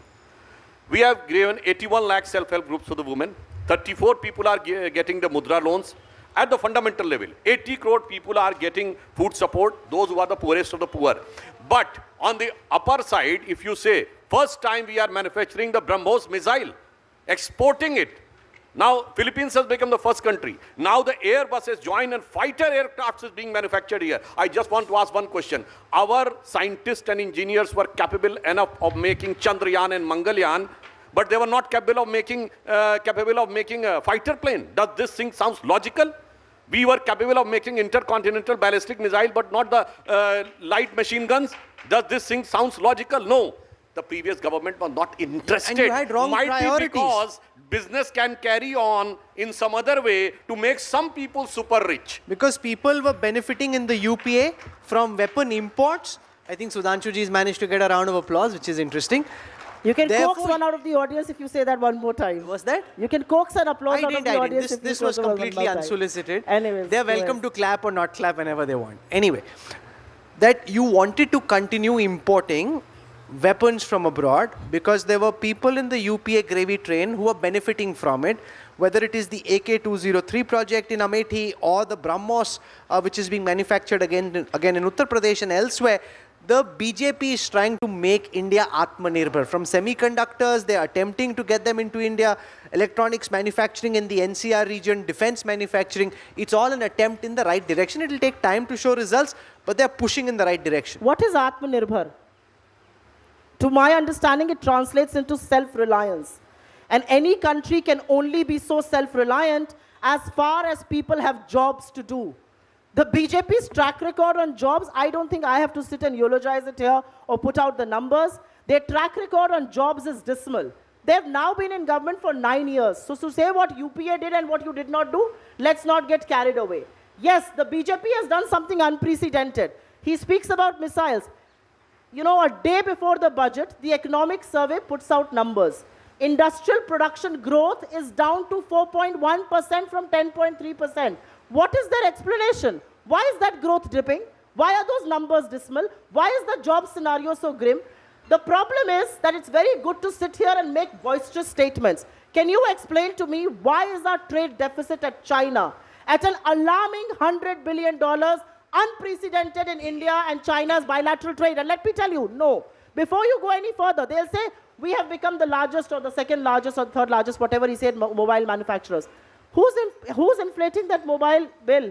Who's inflating the trade deficit bill with China? The mobile making companies. What are we talking about? I mean, let's talk in the Ashwini ji, is that not something that bothers you, that post Galwan the government said they would ban Chinese apps, that they would try and restrict trade with China? Instead, the deficit in India's trade with China has actually gone up much more than in the past, and that continues to happen. So isn't that something you should be critiquing? How does the Swadeshi Jagran Manch wrap its head around this? See, we have always been telling the government that this deficit with China is getting more and more serious, and therefore we need to do something. Government did a right thing in 2018 to raise the tariffs on electronics and telecom, and that produced results. Everybody here would agree with me that after that only our mobile production has increased and this has also led to increase in the exports of mobiles and other telecom products. But there is a confusion in the government, I must say, and we have always been saying so, and just one day before we had issued a statement that we should have raised tariffs. We should have raised tariffs during this, and we have to make strategic calculations that where the tariffs are to be increased. There is, Sudhanshu ji, I would like you to really pass it on to the finance minister. We have also been saying that there is one example. Our viscose, there are about 7-8 viscose factories, plants. 7 of them are not working, they are idle, for the simple reason that viscose is coming via Vietnam under ASEAN agreement, and it is coming at a lower tariff. We need to do something. We have to make strategic efforts. Yes, government will have to go and change the ASEAN agreement or whatever we have to do. But this is only an example. There are several other examples. That is the reason why our economic analysts keep on making holy cow out of this intermediates imports. Intermediates, we are having, as Sudhanshu ji was also saying, that we have a lot of capabilities. We could do everything. We could make Chandrayaan, Mangalyaan, everything. But can't we make these intermediates? Yes, we can. I have given you one example. There can be several such examples. We have to make efforts to stop Chinese imports, and China has been deliberately doing it. During UPA government, there was 3,000% increase in the imports from China. That is also to be seen. And obviously, this continues. Then why? Why? Because we have not made sufficient efforts. But PLI scheme is good. All other efforts which are being made is good. When we are saying yes, we have to impose technical barriers, that is also okay. But without tariffs, I don't think, as a student of economics, I don't think it should not be like Nehruvian tariffs of 400%, 700%, but it has to be raised from 5% to 10% or to 15%, wherever we can make our people competitive. Okay. So of late, Swadeshi Jagran Manch has stopped talking about the custom duties that are raising because they now have held a brief for Mr. Adani. And I want to talk about very good, this is not correct. This is not correct. One day before we had issued it's not that. We have always been saying so. We have always been saying so. Please don't say. You could have raised whatever. Nobody paid heed to you. The finance minister went ahead and raised customs duties. So don't tom what you raised. Let's address the elephant in the room. He spoke about incentivizing production, super rich, and all of that. How is the Modi government incentivizing corporate India by letting one man build leading monopolies across ports, airports, food, agriculture, renewable energy? And look at what that contagion is doing to corporate markets. Look at what that contagion is doing to LIC, what that contagion is doing to SBI. And not a squeak from India's regulators. There are indices like Dow Jones and S&P that have put out scathing statements saying fraudulent and serious allegations. Look at the severity of their tone. There are institutions like Citigroup, Standard Chartered, Credit Suisse that have said we can no longer accept Adani Group's bonds as collaterals for any loans. But not a squeak from our regulators. And let me tell you, in my earlier capacity as a business news journalist, I can tell you there is SEBI, there is RBI, there is IRDA, which is the insurance regulator, there is DRAI, there is ED, there is SFIO, there is MCA. Multiple agencies and institutions actually should be looking into the mess on which the government has chosen to maintain a stoic silence, and people to my left and right hold a brief to defend them. Now, this is where the opposition has its knives out for you, Sudhanshu ji, saying that this is a government. Jairam Ramesh tweeted on behalf of the Congress to say, "Aakhir Adani aapke hain kaun?" Now, is this turning out to be a big problem in Parliament and outside? Taken the issue to China and the international aspect, so I would like to put forth certain facts. You have said that a knife out It's knife out certain things to cut the growth story of India. I would like to give an example. iPhone factory shifted from China to India in Bengaluru. You remember 2 years back? Such a huge strike and violent strike in only iPhone factory. How come? And who is going to be benefited? I think anybody can understand if somebody is having doubt, he should or she should try to check their common sense. No, so Mahesh Jethmalani ji said yesterday that he sees a Chinese hand in the attack on Adani by Hindenburg. Are you supporting that? I am just saying that if Apple has started manufacturing 25% of the phones in India and a violent strike in which damage was done only in Apple factory, तो मुझे लगता है समझने वाले समझ रहे हैं, ना समझे वो अनाड़ी है. So Rahul, you are essentially suggesting here. Oh, I thought you were done. Now coming to the international aspect she has mentioned.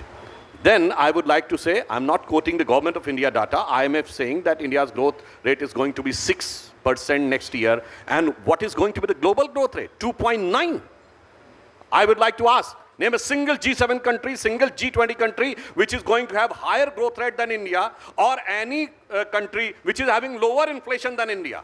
And as far as the international agencies are concerned, I would remind just a couple of months back, these people you were chest thumping that in hunger index we have gone down, even gone down with Pakistan, in which क्या situation है, खाने का ठौर नहीं है, दंगे हो रहे हैं, गोलियां चल रही हैं और उनसे हम पीछे हैं. If these type of things happen overseas, and also I would like to say, since last 7 or 8 years, you go and check the timing of the things. Whenever there is a session of parliament is going to be there, from Rafale time to Pegasus time to this time, suddenly something erupts. And taking the clue of that, they always try to create a ho-halla, and finally nothing substantial come out of that, because I think they are trying to evade the real discussion, because discussing here on the on media platform is very easy. You say something and go out, but standing on the floor of the house, there is an issue that if you are saying anything incorrect, there is can be a matter of privilege. Like they are saying that per capita income is going down. Finance Minister in her speech has said that in the last 8 years, it has doubled. 1,97,000. They are not able to talk to that. Do you just one second, Ashwini ji, do you see in the Hindenburg Adani report a Chinese conspiracy, an alleged attempt, a geopolitical war which seems to be at place, where China is trying to trip one industrial conglomerate because they seem to be adding to India's economic diplomacy capacity internationally? We have to look at the Hindenburg attack on 5 points. One, whether Hindenburg had some conflict of interest, everybody will say yes. Second is whether Indian laws permit Hindenburg to do like this. The answer is no, because this has happened in the lower court. Tisajari court, Hindenburg was questioned, they didn't contest, and Google was asked to take down, Twitter was asked to take down their tweets. Then comes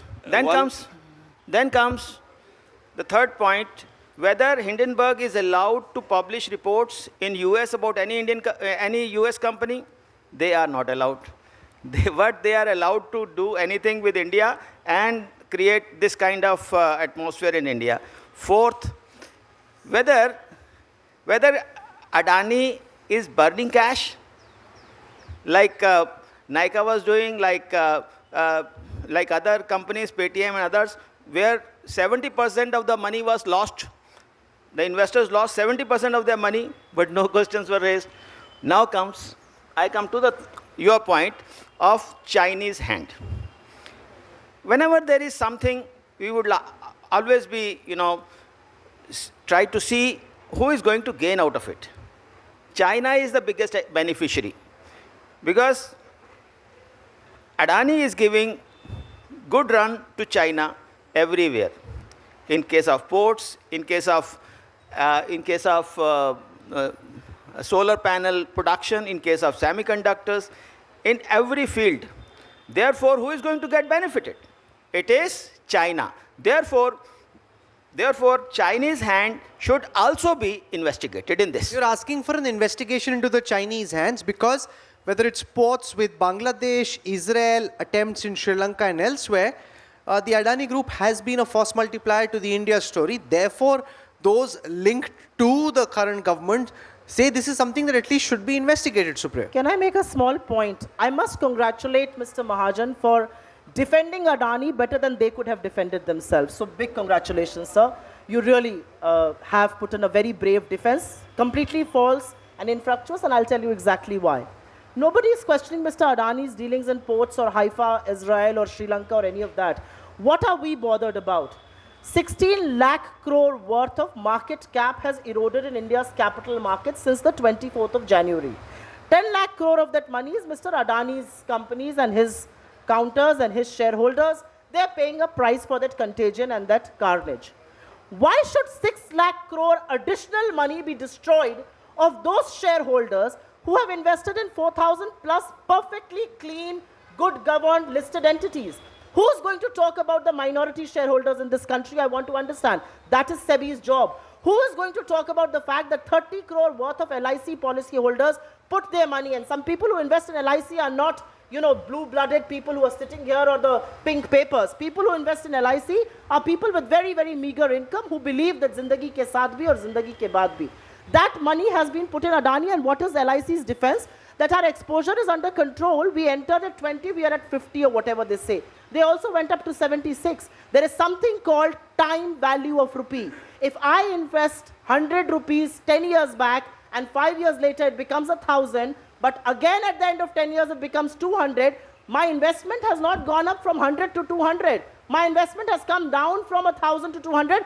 That's how financial institutions the world over, mark-to-market CAGR is calculated. That's how it's reported. So let's not get carried away. What about India's banks? 38% of Mr. Adani's exposure is to banks in India on debt.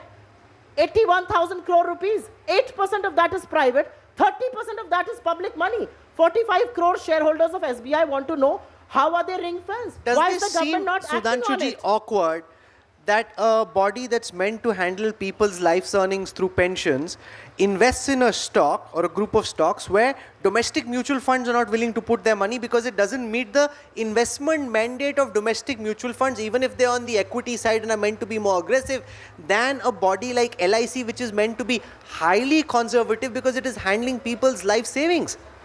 Those who deal with the financial institutions and the share market and the financial instruments, they very well understand that in any time space of less than 1 week, drawing any conclusion is nothing but your prejudice. Our regulators are professionally competent enough to see the things, and Finance Minister has given in a statement that any one company or institution cannot have any significant impact on the Indian financial system. But जैसे ही कुछ थोड़ा सा गड़बड़ हो जाए तो क्या लगता है, खुशी मिली इतनी जो दिल में ना समाए, पलक बंद कर लूं कहीं छलक ही ना जाए. मतलब in a span of less than 1 week, you are drawing so many conclusions from here to there. This is an important point. One sentence. One interesting fact I would like to put. You know, from where the word Hindenburg was attached previous to this.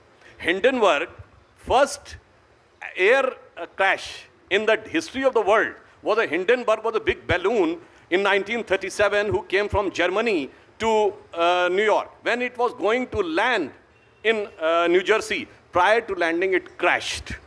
And you know, another word associated with Hindenburg.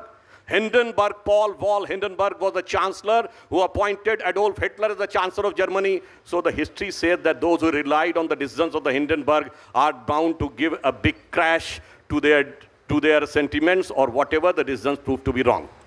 Supriya, this hot air balloon that we built with Adani, thanks to your Prime Minister. Supriya, one of the basic tenets of criminal jurisprudence says that you're innocent till proven guilty. The opposition in India, particularly the Congress, as Sudhanshu ji says, seems to be lapping this up with delight. You know, Gadkari ji was here on the stage this morning. He said that there are 25,000 crore rupees of projects which are with one particular group. And naturally, if those projects are halted, it slows down India's march.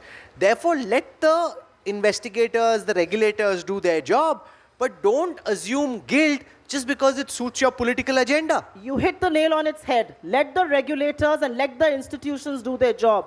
Are the regulators and institutions being allowed to do their job? IRDA, the insurance regulator, has not even put out a single statement on LIC's exposure. What essentially are we talking about here? What are we saying? We are saying let investments continue, let the group continue to function, but at some stage the regulators and the institutions have to step up and protect minority shareholders. It's very good for him to say, एक हफ्ते में मत देखिए.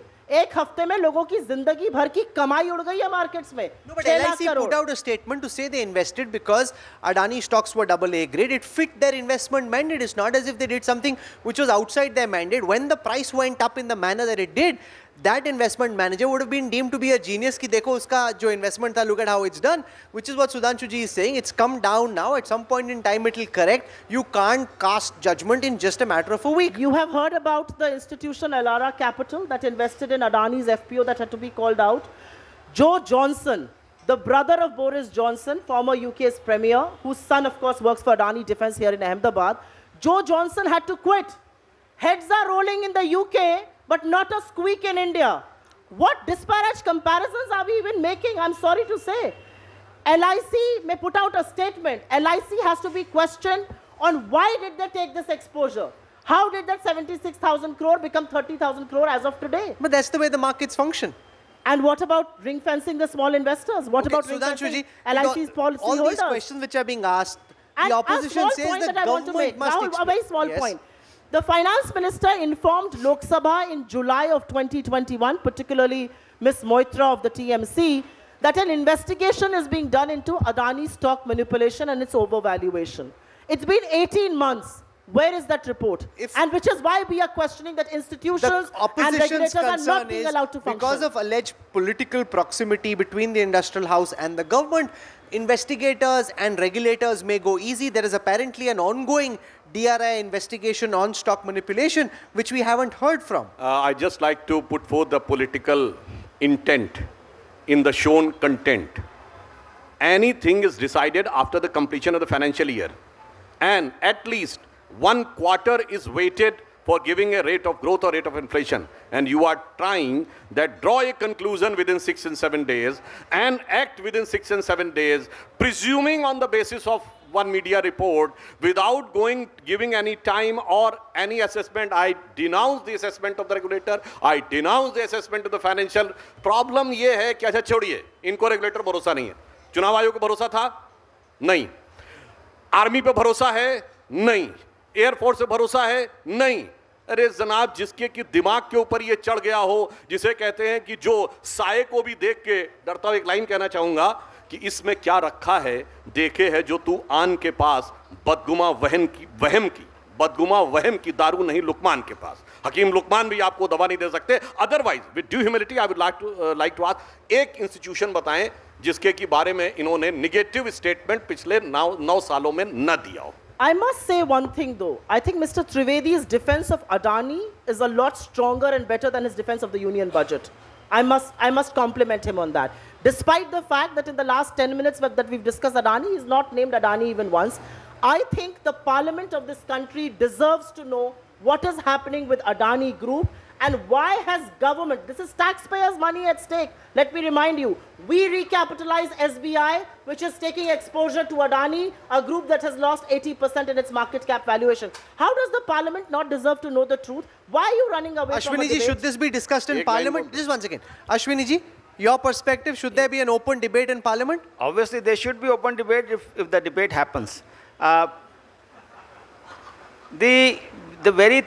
The very suggestion I would like to give here is a sane advice to all the political parties, including the ruling as well as opposition, that as Supriya ji had said, that many innocent and those who had not invested in Adani shares, they have also lost. Therefore, please look for their interests and don't try to dramatize. Don't try to create a kind of political atmosphere about a company which is such an infamous company, which is not allowed to publish reports in their own country, but we have, and जैसे उनका होता है ना, ब्रह्म वाक्य है, कहीं से आ गया है, अमेरिका से आया है. Okay, so we're running out of time on this. Quick final comments. You are whatever Supriya ji is saying her party is having faith in that. I would just like to remind, in the last 6 months, the biggest financial investment with Adani Group has done in any state is Rajasthan, 60,000 crores. How many contracts you are cancelling? And the biggest port was in Kerala.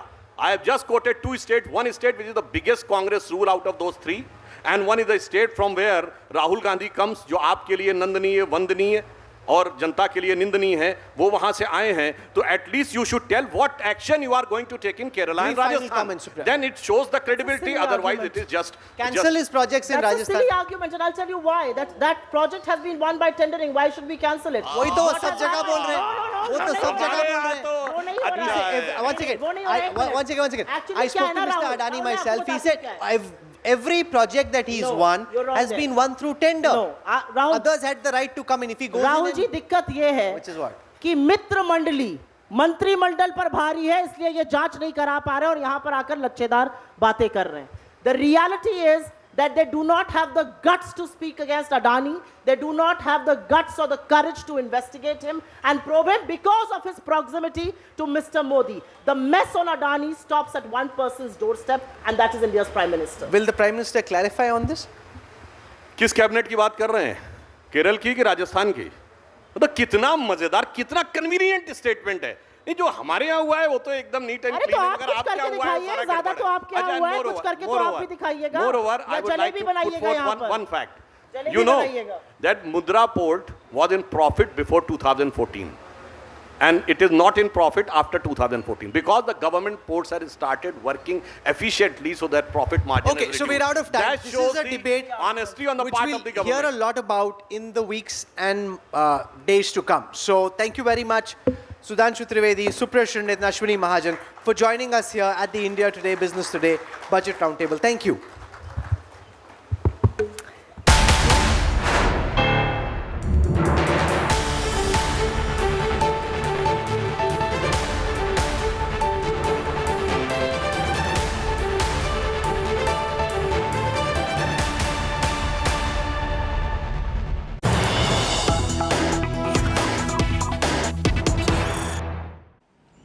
Big breaking news coming in. Rahul Gandhi has cornered the Modi government over the Adani row.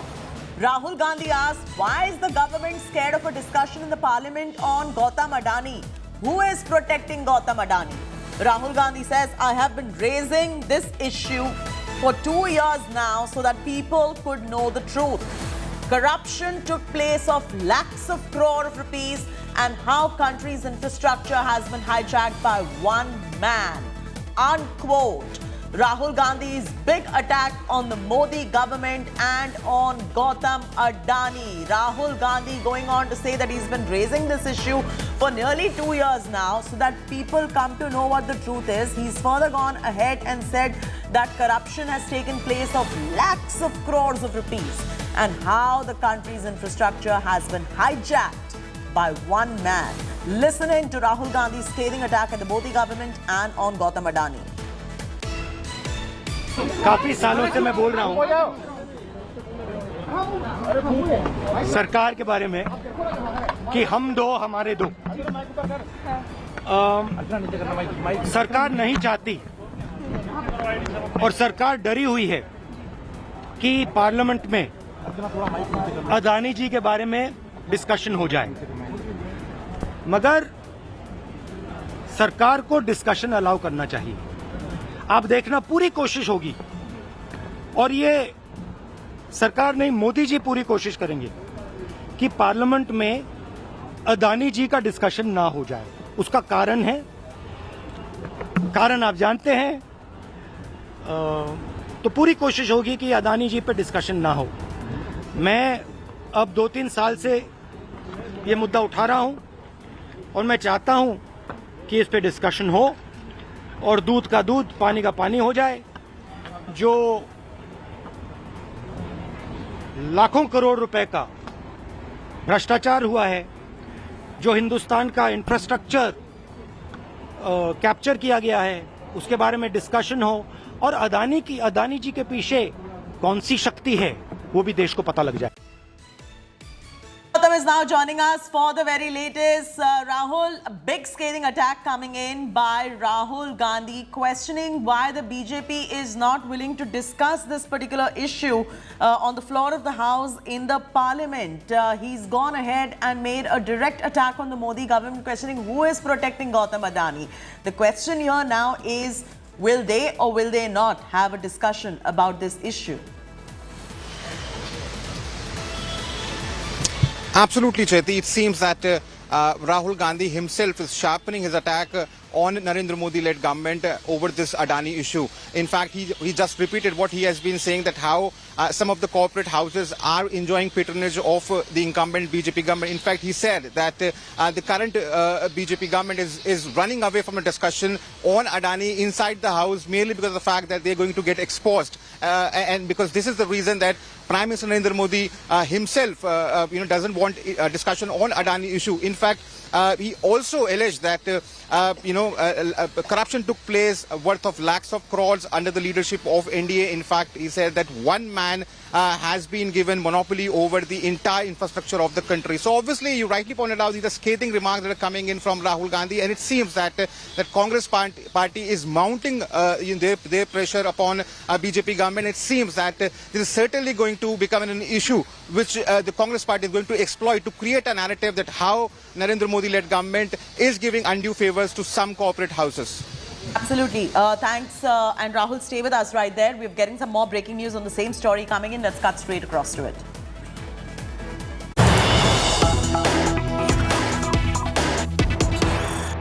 Breaking news coming in. Adani Group is going to prepay loans worth over $1.1 billion.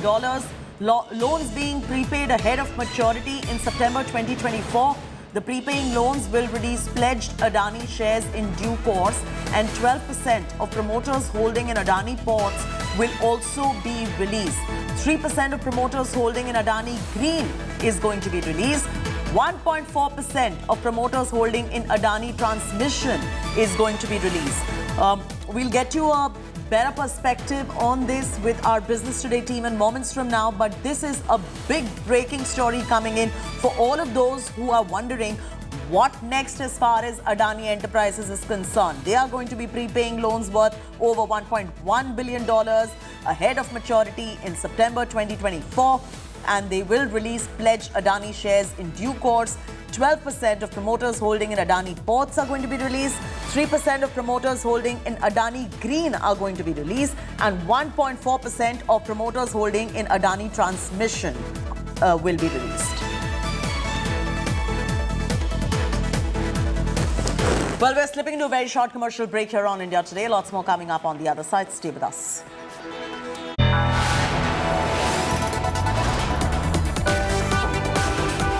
You are watching India Today.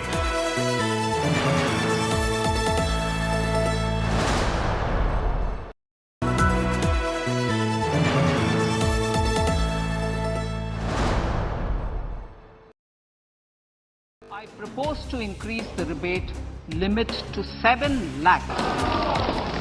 Yet again, the nation trusts India Today TV. Highest concurrent users during the Budget 2023 speech. Most watched news channel on YouTube live. India Today #1.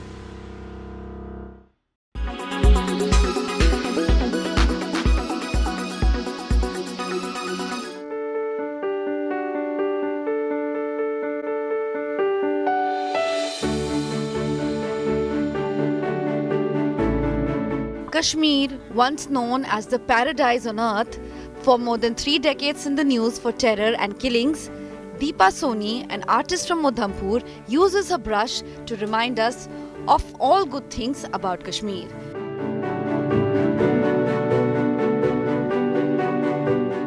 She wants the youth of the valley to be aware of the centuries-old heritage of Kashmir. She shares a vision of a positive, peaceful and fearless Kashmir through her canvas. I keep on trying different mediums. Like आप देखेंगे कि 3 dimensional काम मैं बहुत करती हूँ, कई बार मैं एब्स्ट्रैक्ट्स बहुत करती हूँ, कई बार मैं फोक स्टाइल्स भी कर रही हूँ। मिनिएचर के साथ में मेरा बहुत ही मुझे बहुत पसंद है मिनिएचर पेंटिंग्स करना, जो कि बसोली पेंटिंग मुझे बहुत पसंद है। Through her exquisite paintings, Soni recently depicted the autumn and what it means for the valley. जो यंग जनरेशन है वो नए आर्ट फॉर्म्स के साथ काफ़ी इंस्पायर रहती है, और जो पुरानी जनरेशन है वो भी अपने पुराने हेरिटेज जो आर्ट फॉर्म्स करती आ रही है, अब वो आगे जनरेशन को नहीं सिखा रही है। तो कहीं ना कहीं जब यंग जनरेशन को इसमें इंटरेस्ट होगा तो ये फोक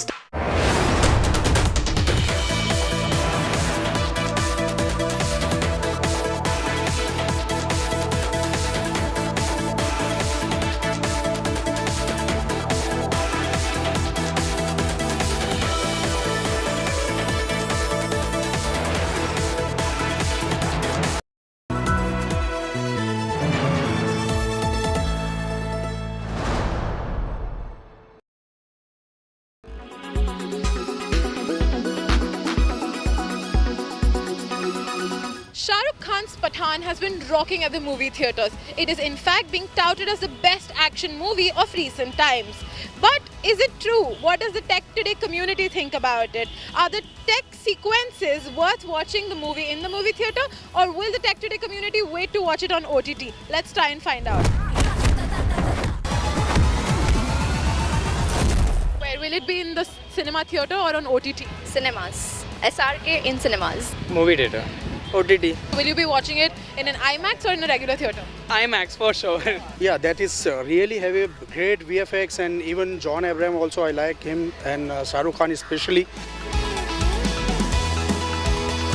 I have heard a lot about it, how it has a parallel from a Christopher Nolan ka movie, and the technologies that they've used the same, so I want to explore that.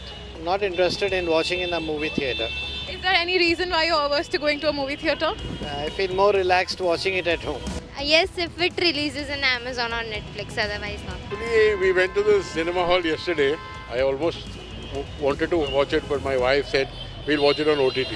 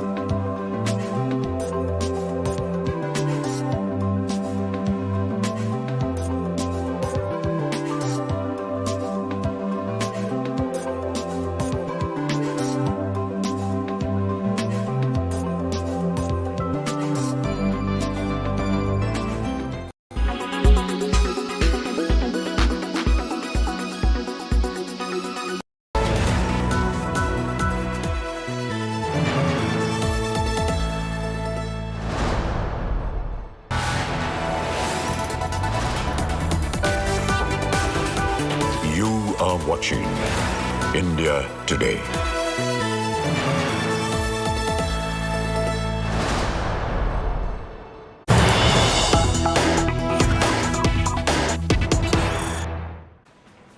There's breaking news coming in. Legal storm over Madras High Court Judge. Row over Victoria Gowri's appointment as the High Court Judge. The Supreme Court is going to be hearing a plea against Madras lawyer's appointment. The plea is against Madras High Court lawyer that is going to be heard tomorrow. The CJI said got information post the recommendations. So that's the latest coming in. There is a legal storm over the Madras High Court Judge. Let's bring in Pramod Madhav to bring us up to speed with the very latest developments. Well, Pramod, is this the issue on the allegations of hate speech and her appointment as Madras High Court Judge despite those allegations, or is there any other issue or any other reason why this row is taking place?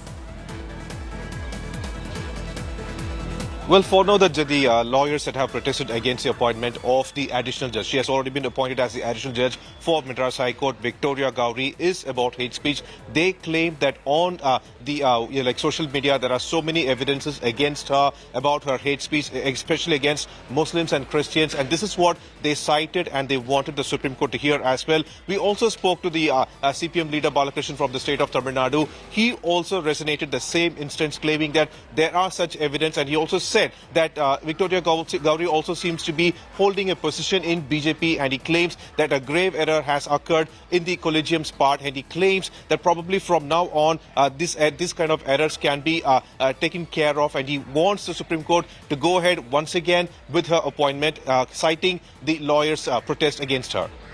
Leave it at that. Pramod, thanks so much for getting us those details right here. We're slipping into a very short commercial break here on India Today. Lots more coming up on the other side. Stay with us on India Today.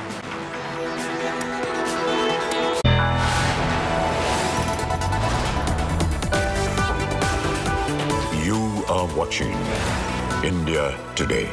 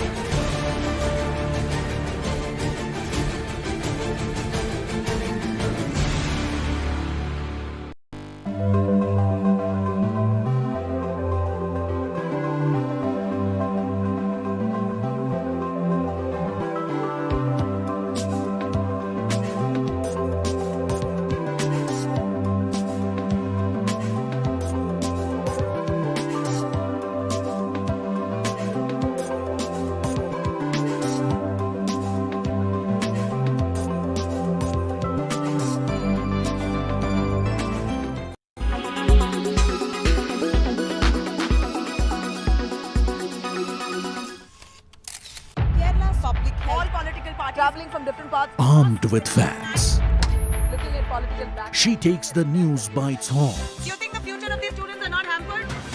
Fierce, bold and direct, setting the tone for the biggest stories. From every corner and every angle. Expect nothing but the unfiltered truth. News first, niceties later. Watch me, Nabila Jamal, on India Today. Make your media plan smarter with India Today Live TV on your connected devices. Amplify your brand with 100 million smart internet viewers. To advertise, mail us at sales@aajtak.com. Make your media plan smarter with India Today Live TV on your connected devices. Amplify your brand with 100 million smart internet viewers. To advertise, mail us at sales@aajtak.com.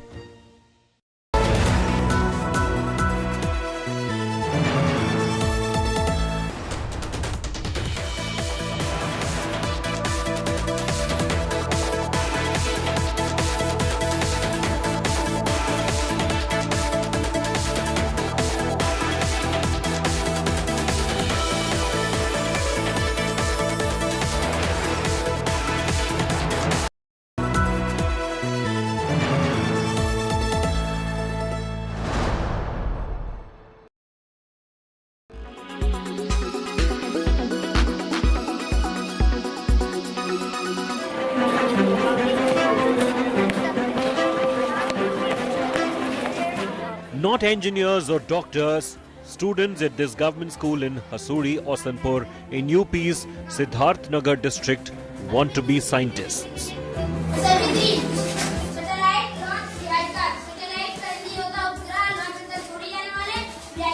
All thanks to a unique space lab designed and set up by the Indian Space Research Organization in 2022.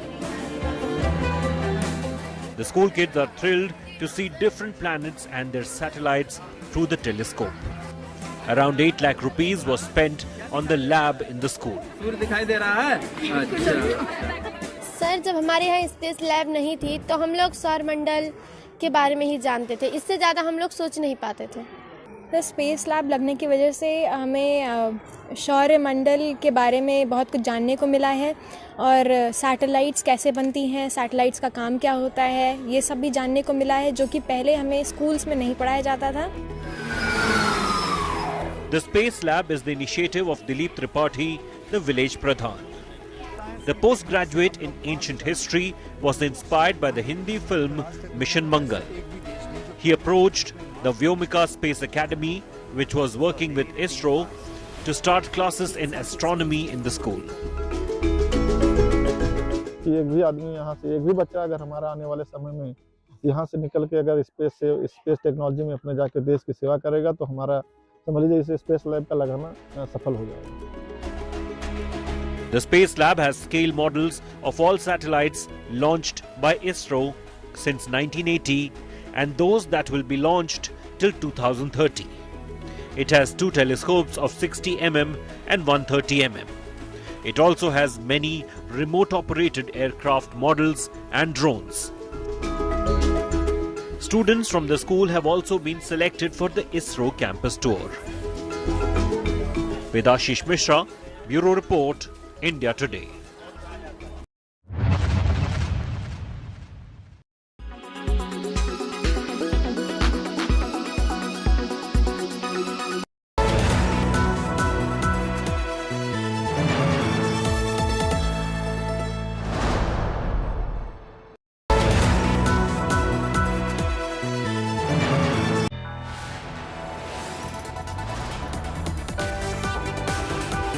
You are watching India Today.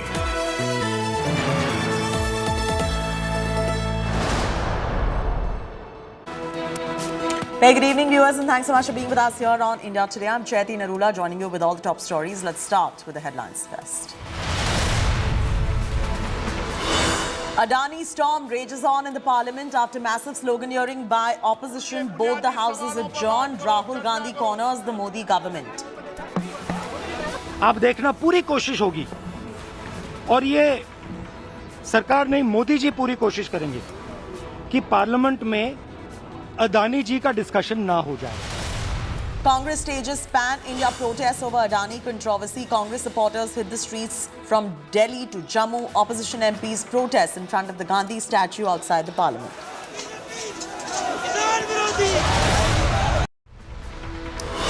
Siddaramaiah triggers a big row, says Hindutva has scope for murder and violence. BJP accuses Siddaramaiah of speaking the language of tyrants like Tipu Sultan. The wait for New Delhi mayor continues as voting over mayor adjourned for the third time. Massive ruckus erupted in the house as voting began.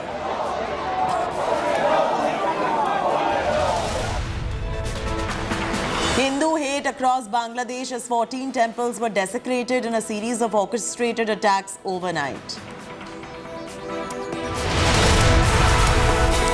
Over 100 dead across Syria and Turkey in an earthquake on a 7.8 Richter scale that hit Turkey. Widespread damage reported across Turkey. Death toll could mount to thousands.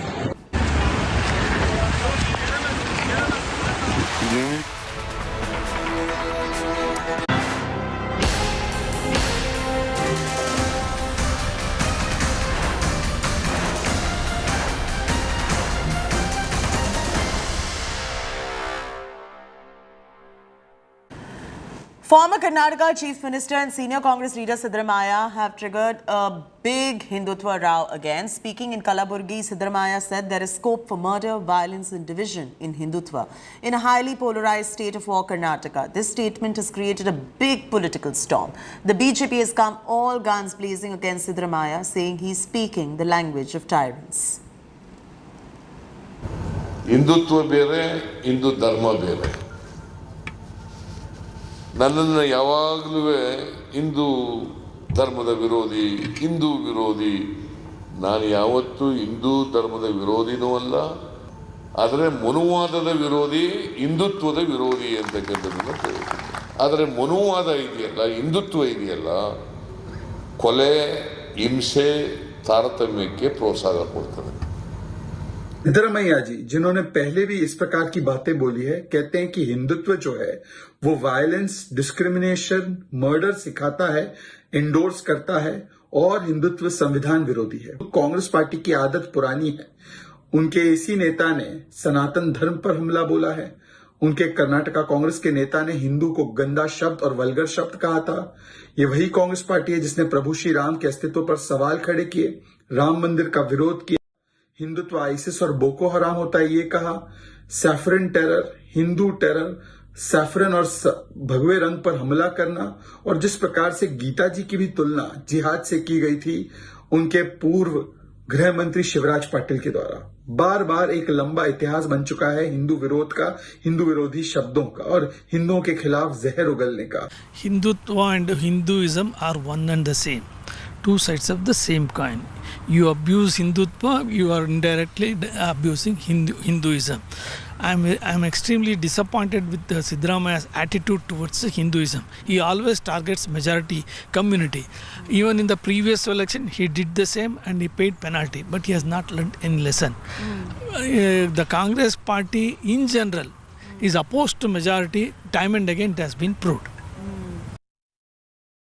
As Nagarjun, there has been a polarizing war going on anyway, and this is just adding fuel to the fire. I'm throwing straight across to you in terms of what's going on right there as far as these statements that are being made by politicians. Well, that's true, Chaiti. In fact, during the Prajadhwani Yatra, Siddaramaiah, former Chief Minister in Gulbarga, made a statement about Hindutva, saying, look, I'm a Hindu myself, but Hindutva is different, Hindu is different.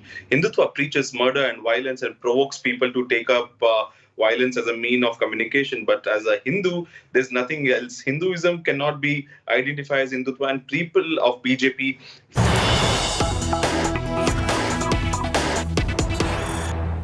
4,884 एकड़ में फैली हुई औद्योगिक township का विकास 3 चरणों में होगा. तो फिलहाल जो ये लाइट कॉम्बैट हेलीकॉप्टर्स की बात हो या जो लाइट यूटिलिटी हेलीकॉप्टर्स हो और आत्मनिर्भर रक्षा क्षेत्र में आत्मनिर्भर भारत की जब बात होती है तो ये निश्चित तौर पर एक मील का पत्थर साबित होगा. हमारी संवाददाता नंदिता डागर इस पूरी खबर पर बातचीत करने के लिए हमारे साथ जुड़ी हुई है. नंदिता, आपसे जो HAL का ये कारखाना है इसकी खासियत के बारे में तो जानेंगे ही, पहले अपने दर्शकों को बता दें कि ये जो एक प्रोटोटाइप, एक मॉडल प्रधानमंत्री को सौंपा गया है हेलीकॉप्टर का, और यहाँ पर उन्होंने एक जो इसको राष्ट्र को सौंपने की इसको लोकार्पण करेंगे हेलीकॉप्टर कारखाने का प्रधानमंत्री. साल 2016 में इसकी नींव भी प्रधानमंत्री ने रखी थी. तो कितना खास, कितना महत्वपूर्ण, और रक्षा क्षेत्र में जब हम आत्मनिर्भरता की बात करते हैं तो उसके लिए कितना बड़ा ये कदम देख रही नंदिता? है जो आज़ादी के अमृत काल में हमें 2047 में एरोस्पेस इंजीनियरिंग और मैन्युफैक्चर में, यानी कि न सिर्फ फौजी लड़ाकू विमान, फौजी हेलीकॉप्टर, बल्कि यहाँ तो केवल हेलीकॉप्टर ही बनाए जाएंगे obviously. All right, these are live visuals that are coming in from Karnataka, and Prime Minister Modi inaugurating the India Energy Week. He's inaugurating Asia's largest helicopter factory to boost Atmanirbhar Bharat program in the defense sector. Shiv Rout joins us from the newsroom now for the latest on this. Shiv, if you could walk our viewers through the big push as far as Atmanirbhar Bharat is concerned. I'm throwing straight across to you in the newsroom for more. Very, very symbolic images coming in from Tumkuru, which is just about 100 kilometers from Bengaluru. These are images of Prime Minister Modi at the big HAL helicopter factory. This is now India's biggest military helicopter facility, one of the largest also in the region. This is where all future Indian helicopters for the armed forces are to be constructed. The the Prime Minister is being given a tour by the HAL corporate leadership. He's flanked by Defence Minister Rajnath Singh as well as State Chief Minister Basavaraj Bommai. Now, the helicopter you see in these images is the first airframe of what is called the light utility helicopter. Now, the light utility helicopter is basically going to be procured and manufactured in very large numbers at this very facility near Bengaluru for the Army, Navy, Air Force as well as the Coast Guard. These are light 3 to 5 ton helicopters that will perform all manner of operations, both over land and oversea. They're specially built to replace, the very familiar Cheetah and Chetak helicopters, which are currently operational in large numbers, across our services. This particular helicopter is fully indigenous. The engine is of French origin, but it's manufactured here in India. And these helicopters, roughly about 187 to 200 of these helicopters will be built, by HAL at this facility where the Prime Minister is being given a tour. Now, remember that the Indian military has been reasonably self-reliant when it comes to military helicopters for quite a while now, owing to the famous ALH Dhruv. The Dhruv helicopter is, one of the best-selling helicopters used in large numbers by the 3 armed forces as well as the Coast Guard. Those helicopters are built in Bengaluru, but owing to lack of space, owing to lack of adequate infrastructure for more modern construction, HAL had decided that they need to build a factory somewhere outside Bengaluru. They had identified this land over a decade ago. In 2016, the foundation stone for this facility was laid by Prime Minister Modi. And in this facility now, apart from the light utility helicopter itself, other types of indigenous helicopters are also expected to be constructed, including the Prachand, which is the light combat helicopter, which entered service with the Indian Air Force last year.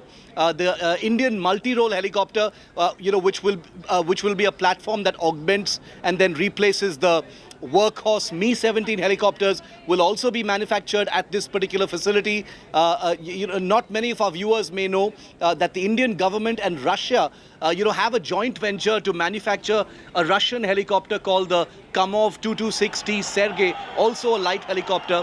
That is also expected to take place at this very facility. Shiv, is this Asia's biggest manufacturing unit that will exist, or is there anything bigger than that, or this is the as biggest can be?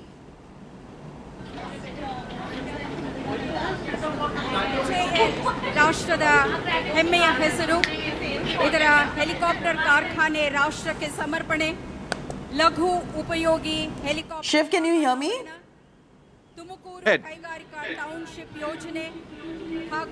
Shiv, is this going to be Asia's biggest manufacturing unit for helicopters ever? And please correct me if I'm wrong there. It's going to be one of the biggest. I cannot confirm whether it will be the biggest because there are some pretty large facilities, in Japan and China most certainly, and certain other countries. But it certainly is going to be one of the biggest, Chaiti. Nothing on this scale. 615 acres is a pretty large facility. There are going to be concerns, however, because at this point of time, the number of orders for the helicopters that are intended to be manufactured here are still very, very small. The capacity in this particular factory is the ability to manufacture anywhere between 30 to 90 helicopters per year, and that number could actually go up. But at this point of time, the sad reality is that only about 25 helicopters have actually been ordered. There is an intention to order many more, and I'm sure the government knows what it's doing, including the Ministry of Defence, but they will have to place those orders as quickly as possible because the factory will have to operate at a certain tempo, at a certain rate to keep the production line hot. Otherwise things may just waste away and lose relevance. So this is a large facility. It's a very ambitious facility. It's way bigger than anything HAL has operated before. With the Prime Minister there now, with his blessings, with the formal inauguration of production at this facility, it's going to be something to very much look forward to. The first LUH, the life-size helicopter you saw that the Prime Minister was walking next to, Chaiti, is actually the first airframe of the light utility helicopter, one of 4 helicopters that are going to be handed over to the Indian Army in just the next few days. Also to tell our viewers that the Aero India show is scheduled, for February 13th to 17th. So the Prime Minister will be there to inaugurate the show as well. So this was a timed event to make sure that there's enough of a spotlight on what is a very, very important indigenous project. And Shiv, if I could take a moment and ask you to explain to our viewers as to how this is going to be a big boost and how does this benefit the defense sector in India? It's in terms of a boost, the fact is this is going to be like an integrated one-stop facility where all future military helicopters of the Indian armed forces are going to be manufactured. This basically means that this becomes a kind of, it becomes an industrial hub, Chaiti. Hundreds of companies from the private sector will feed into this hub, supplying parts, supplying spares, supplying, all manner of aggregates and support systems that go into the integration of what become fully Indian-made helicopters. So it's something to be very proud of, because a facility like this will provide a huge amount of employment, in the area surrounding Tumakuru and elsewhere. It becomes a kind of epicenter for, design and manufacture of helicopters. It also, very importantly, becomes an export hub, because from here, helicopters can be exported to other countries, not just military helicopters, mind you. All of the helicopters, apart from the Prachand, which is obviously a weaponized helicopter, all of the other helicopters that will be manufactured here, Chaiti, also have civilian variants. They can also operate as civil helicopters. And therefore, the export potential, the export possibilities from this particular site are going to be tremendous. Just like India's automobile factories have, reached that huge critical limit as far as export numbers are concerned, I think the government is aiming for this facility to be one of Asia's most vibrant, most promising helicopter manufacturing and export hubs as well. And there's no reason why it shouldn't happen. The only issue is there need to be a consistent flow of orders, and so far that hasn't happened just yet. The LUH, for instance, Chaiti, the total requirement of helicopters is 187, but only 12 have been formally ordered so far. So there's a huge shortfall. Of course, there are reasons for it, because orders are usually placed in phases. But there is another argument that says that since this is an Indian system, since Indian scientists, Indian engineers, and labor are working on these helicopters, why shouldn't the system change a little bit to make sure that large orders are placed up ahead to keep, everything at a fast clip? So probably you we're going to have will to see the whether, order pipeline also grow as we go along the years, because this is just the inauguration shift for the moment, and maybe probably with time and with the passage of time, the order pipeline could also perhaps get a boost in case there is enough demand that exists, Shiv? Certainly, most certainly. Factories of this kind, the one that the Prime Minister is inaugurating, these are factories that have scalability. Should there be a sudden spurt in demand, should there be sudden, orders coming in, these are factories that can easily ramp up their production rates. The statement that came out yesterday from Hindustan Aeronautics Limited said that the capacity for helicopter manufacture there could go anywhere between 30 to 90 helicopters per year. That's pretty healthy. But to maintain that, to utilize that kind of capacity, the orders are required. And that's the reason I keep repeating it. The orders are required, but they need to flow at a rate that keeps the factory buzzing, keeps the production line hot. And I'm sure that the Prime Minister, the Defence Minister and all others are fully cognizant of this, this very familiar dilemma that indigenous production usually has. Large capacity but not enough orders. In this particular instance, I am told that they're going to try and get that formula right, from the get-go, because the requirement and the demand for helicopters from the Indian Armed Forces is enormous. As we speak, the requirement for just light utility helicopters numbers around 400 helicopters are required of the kind that the Prime Minister, was just having a walk around from. And these are helicopters that are required for logistical purposes, reconnaissance, troop transport, weapons carriage. They operate at Siachen, they operate at high altitude areas. So these are the very crucial link to our logistics network. Absolutely. So we need them very quickly. Stay with us, Shiv. We are getting breaking news coming in. We're cutting straight across to the news that is just trickling in at this point of time. Shiv Arur continues to be with us. The LCA Navy makes a maiden landing. Takeoff from the Indian Navy's new aircraft carrier INS Vikrant. That's the big breaking story at this point. A historical milestone has been achieved towards Atmanirbhar Bharat by Indian Navy as naval pilots carry out landing of LCA on board INS Vikrant. This is demonstrating India's capability to design, develop, construct and operate indigenous aircraft carrier with indigenous fighter aircraft. Shiv, if you could elucidate further on this news that is coming in on how this historical move has been, a historical milestone, I beg your pardon, has been achieved towards Atmanirbhar Bharat by India. This is an absolutely incredible milestone, not just for India, but for aviation around the world, Chaiti. The images that we're looking at right now are images of the first time ever that an Indian-built fighter aircraft is landing on an Indian-built aircraft carrier. It doesn't get bigger than that in the world of naval aviation for India. And I can tell you that aviation watchers around the world are going to be watching this very closely and applauding as well. Building an aircraft carrier is a hugely difficult thing.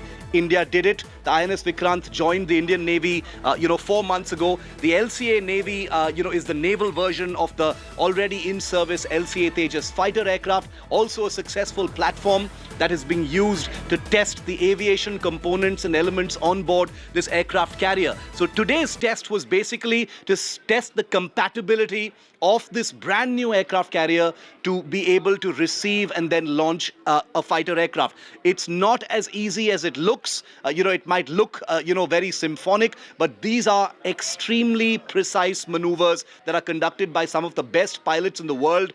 You can't see the pilot in these pictures, but his name is Commodore Shivnath Dahiya. He is the commanding officer of the INAS 552 Naval Test Squadron. These are incredible aviators, who really push the limit of their aircraft and their abilities and the planning to be able to pull off something like this. What this basically means is INS Vikrant is ready now to receive aircraft. There's quite a bit of work ahead, but this is one of those milestones. For an aircraft carrier, nothing is more important than having aircraft on board. And the image you're seeing right now is INS Vikrant for the first time receiving an aircraft on board its flight deck. So it's really, really big. It's a very promising start to what's going to be a few more months of aviation trials before the INS Vikrant becomes totally aircraft ready towards the end of this year, Chaiti. So huge milestone for India and for the aviation world. Oh, absolutely. Thanks so much, Shiv, with that perspective. Continue to be with us. We are cutting straight across to Union Minister Rajnath Singh, who is currently speaking on the same topic. Let's cut live in and listen into what he has to say. सेनानियों को भी एक श्रद्धांजलि है जिन्होंने राष्ट्र रक्षा के यज्ञ में अपना सर्वस्व न्यौछावर कर दिया। साथ ही यह फैसिलिटी हमारे सामने महात्मा गांधी जैसे राजनीतिक संत से प्रेरित स्वदेशी आंदोलन का भी एक प्रतिबिंब उपस्थित करती है। एक शताब्दी पहले चला वह राष्ट्रीय आंदोलन अगर हमारी स्वाधीनता का पहला चरण था, तो आत्मनिर्भर भारत का आंदोलन यानी सेल्फ रिलायंस का यह आंदोलन हमारी स्वाधीनता का यह दूसरा चरण है, जिसके माध्यम से हम विदेशी साजो सामानों से यानी परनिर्भरता से मुक्त की ओर तेजी से आगे बढ़ रहे हैं। देवियों व सज्जनों, हम सभी देश के आईटी कैपिटल बेंगलुरु के नजदीक हम सब उपस्थित हैं।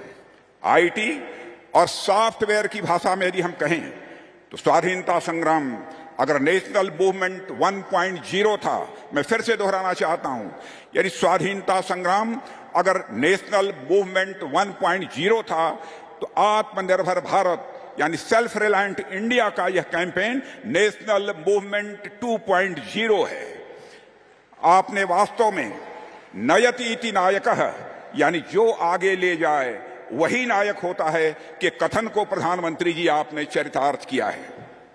प्रधानमंत्री जी, आपके नेतृत्व और मार्गदर्शन में न केवल हमारी सेनाएं नए जोश और उत्साह के साथ राष्ट्र की सुरक्षा में आगे बढ़ी हैं, बल्कि scientist, engineers, machinist technicians, MSMEs, individual innovators और स्टार्टअप से लेकर इंडस्ट्रियल वर्कर्स के रूप में सभी वर्ग राष्ट्रीय सुरक्षा और देश की सोशियो इकोनॉमिक एम्पावरमेंट में अपना योगदान दे रहे हैं।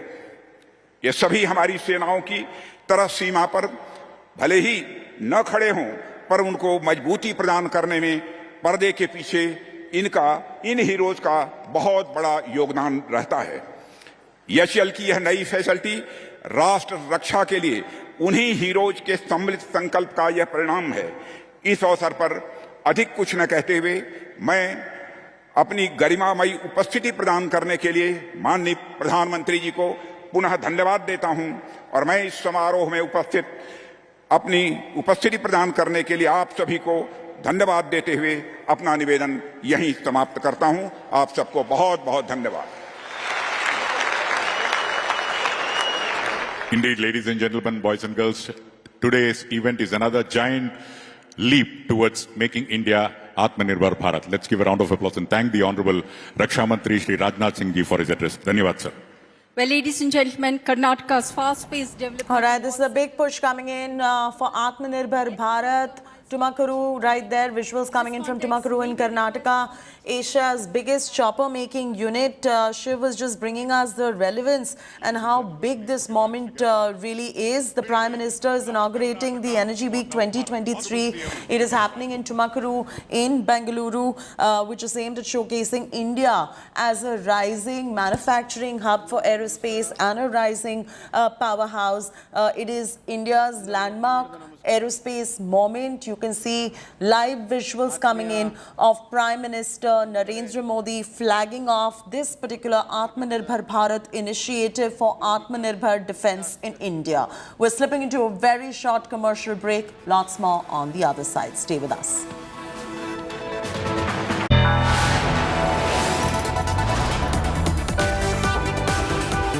You are watching India Today.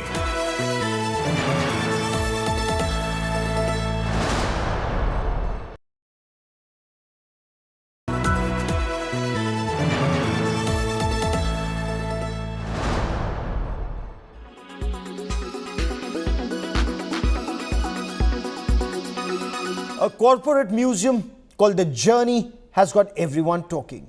This museum showcases the origins of the DS Group, its struggling era, initial phase of establishment, the downfall followed by rejuvenation of family members, revival of business and reincarnation of the belief of the founder Shri Satyapalji.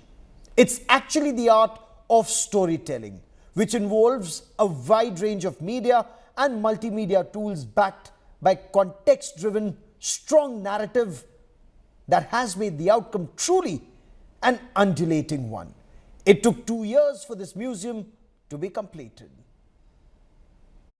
I took over the business and I used to see the files of my father, the records and other things. So I came to know that what was the hard work he put in. And in 50s and 60s, where there was no brand consciousness, he used to work hard. We got those handmade designs and other things.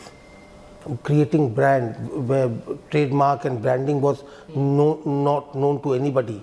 So then we started collecting them, and there were huge bundles of papers and other things. So we started developing a biography on him.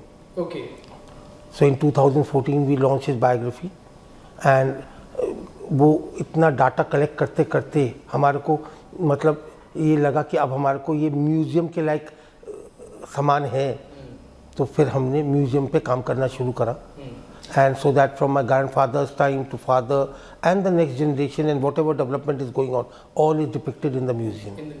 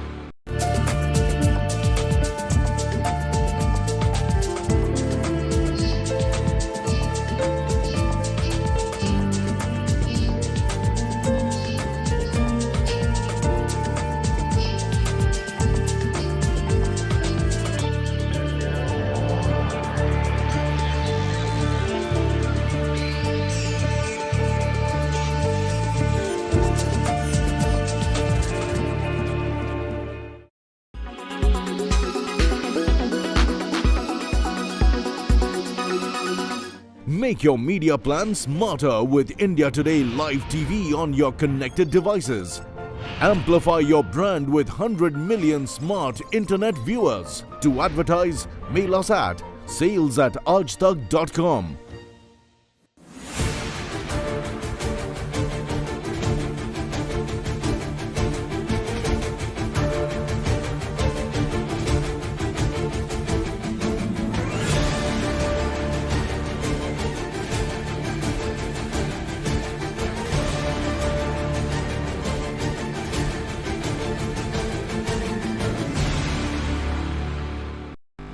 Make your media plan smarter with India Today Live TV on your connected devices.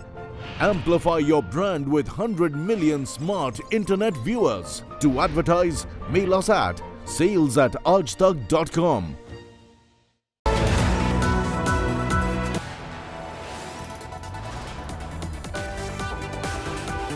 You are watching India Today.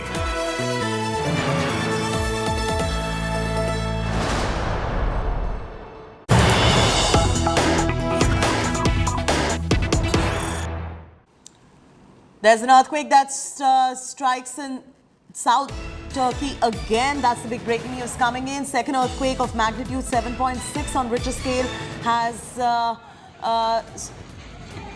second earthquake hits Turkey right now. You've got the second quake to hit Turkey within 24 hours itself. That is the big breaking news coming in at the moment. This is the second one, because earlier we reported one which hit Turkey, which was at the magnitude of 7.8 on Richter scale, and now within 24 hours as well, after 1,500 dead in the first earthquake in Turkey, the second one strikes again in southern Turkey. Second earthquake of magnitude 7.6 strikes southern Turkey. Second quake to hit Turkey within 24 hours. That's the big story coming in at the moment. This is preliminary information flowing in. We'll get you more in terms of any casualties that are reported or not on the back of the second earthquake that has hit Turkey. In fact, we had reported the first one as well of 7.8 on the Richter scale in central Turkey that killed nearly 1,500 people, left over 5,000 injured, and just in 24 hours itself, there's been a second earthquake. What we know so far is that confirmed there's been a second earthquake. It's hit southern Turkey this time. This is the second earthquake of magnitude 7.6 on the Richter scale. What we know is this has happened in southern Turkey. The first one happened in central Turkey. And the preliminary information coming in does not indicate any injuries at the moment from the second earthquake, but we'll wait for that information to come in. Any kind of casualties to public and private property. We'll wait for all of that information to trickle in. But this is the second earthquake we can confirm to hit Turkey within 24 hours itself. The first one, of course, was a massive one on 7.8 Richter scale, and this one is 7.6 Richter scale. So quite a heavy one right there. In the first one, you saw nearly 1,500 people killed. That's the official figure for the moment, and 5,000 injured in the first one. Not even 24 hours. Not even 24 hours. And the second one has hit Turkey once again. In fact, in the first one, you saw collapse of dozens of buildings with debris spread all over the streets, and the visuals of that catastrophe are on your screens at the moment. We're getting you another breaking news coming in of the deadly quake in Turkey. The second one to hit Turkey in 24 hours itself. 7.6 on the Richter scale in southern Turkey within 24 hours. This is another quake. We'll wait for more details to come in. But Geeta Mohan joins us for more on this. Geeta, the first one we have reported, it caused massive damage to public and private property, and of course loss of lives also. In this particular one, do we have any initial information coming in terms of the number of casualties, etc.? Well, again, details a little sketchy right now, but what we're given to understand is that it's a magnitude of 7.6 on the Richter scale, and this is in the Kahramanmaraş province. of Turkey. This again is a shockwave being felt in the Syrian provinces as well. And there's reports coming in, Cherti, of some fresh earthquake that has now rattled Damascus and Latakia in Syria as well. So serious tectonic shifts in place. The reason why we're looking at earthquakes in that region, in that part of the world. South Turkey is the epicenter. It was in the morning, in the wee hours of Monday, as also now in the afternoon. And the area certainly is very close to Lebanon and Syrian border, and it's the reason why shockwaves are being felt in the entire region, including in parts of Iraq. That happened early in the morning. And now we are looking at yet another earthquake. But again, no details yet on the damage and the loss of life. We will have to wait for official agencies to start reporting on what really is happening on the ground, and the situation looking pretty bad when it comes to Turkey now in rescue mission mode, as also ensuring that the rubble that from the buildings that collapsed are removed for people to be brought out. Felt in neighboring areas as well, Geeta, in the neighboring countries, in the neighboring areas. Do we have more information on that front? That's right, Cherti. There have been shockwaves that have been felt, at least in the morning, across Lebanon, Iraq, Cyprus, Syria. But now we're getting reports of fresh earthquake that has rattled Damascus and Latakia of Syria. These are 4 provinces in Syria, not in Turkey. And these are not tremors anymore. They're shockwaves. These are fresh earthquakes that are being reported. So in all probability, because of how deep the first earthquake was, it was about 10 feet deep, there was about 6 miles, is the reason why the monitoring departments were looking at and were concerned about tsunami-like situation, given this is south of Turkey. And now also the fact that it can move either way. So we're looking at tremors, shockwaves, and now reports of earthquakes, fresh earthquakes in Syria as well.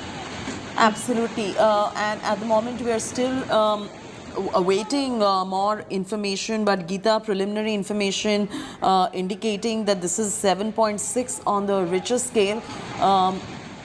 At the moment, of course, I can understand we can't confirm the kind of damage that this could have done.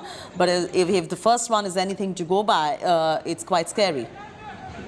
It is. It is indeed very, very scary, because the first one has impacted people. There were about 15 deaths that were reported earlier on, and the death toll could rise once we have more reports coming from the medical centers and hospitals where people were taken to.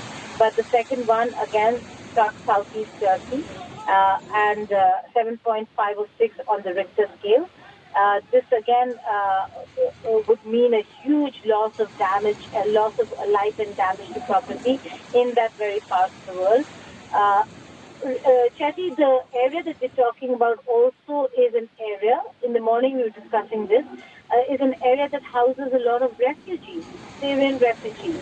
Okay. So the concentration and the density of population in these parts is a real worry for the administration. When the real numbers start coming out, that's when you will realize the devastation that these earthquakes have really caused. Okay, that's information which is again something which is worrisome, given the fact that Geeta Mohan says that the area has got the concentration of many Syrian refugees living over there. If you Geeta, you could tell us the exact area, what lies around it, if you can give us a bit of a lay of the land of where this has taken place. So the one that has taken place right now is southeast. In the morning also to south of Turkey, but primarily southeast of Turkey,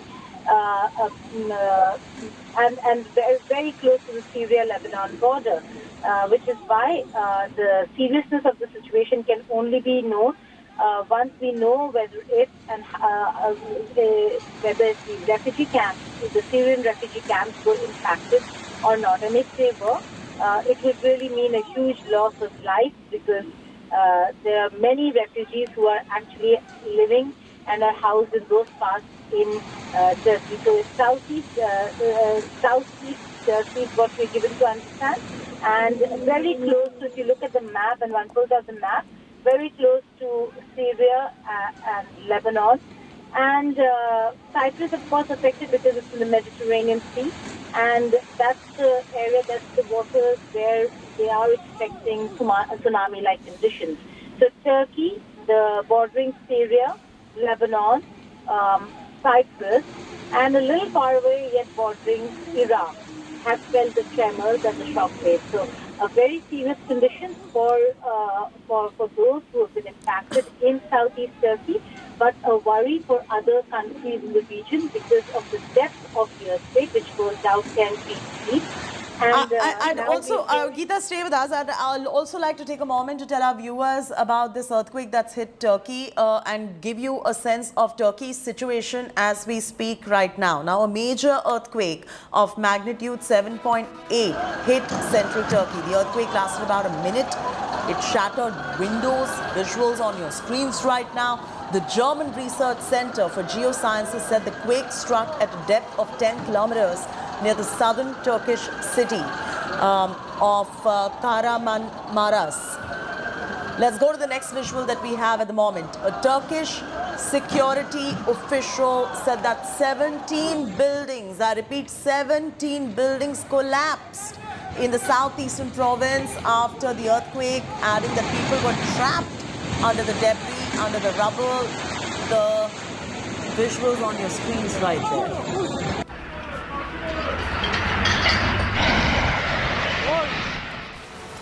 Natural gas pipeline in Hatay burst under the force of the powerful earthquake. The video shows that massive pipelines burst into flames as well. Take a look.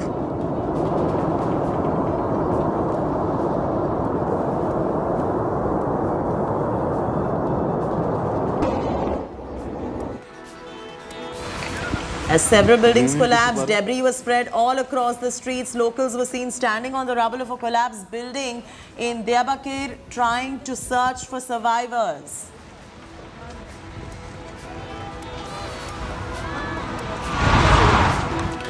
Many people were trapped under the debris. Search operation is currently underway.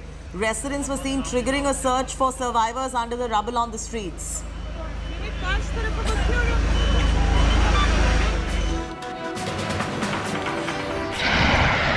Massive earthquake striking Turkey right there. Earthquake of magnitude 7.8 in central Turkey kills nearly 1,500 people and over 5,000 have been left injured. The German Research Center for Geosciences said the quake struck at a depth of 10 kilometers in the southern Turkish city of Kahramanmaraş. Earthquake resulted in collapse of dozens of buildings with debris spread all over the streets. Many people were trapped under the debris. The search operation is underway. More than 2,000 people rescued under the rubble. Natural gas pipelines in Hatay also burst under the force of the powerful earthquake. Locals were seen standing on the rubble of the collapsed building in Diyarbakir trying to search for survivors. The officials are now warning the death toll is expected to rise.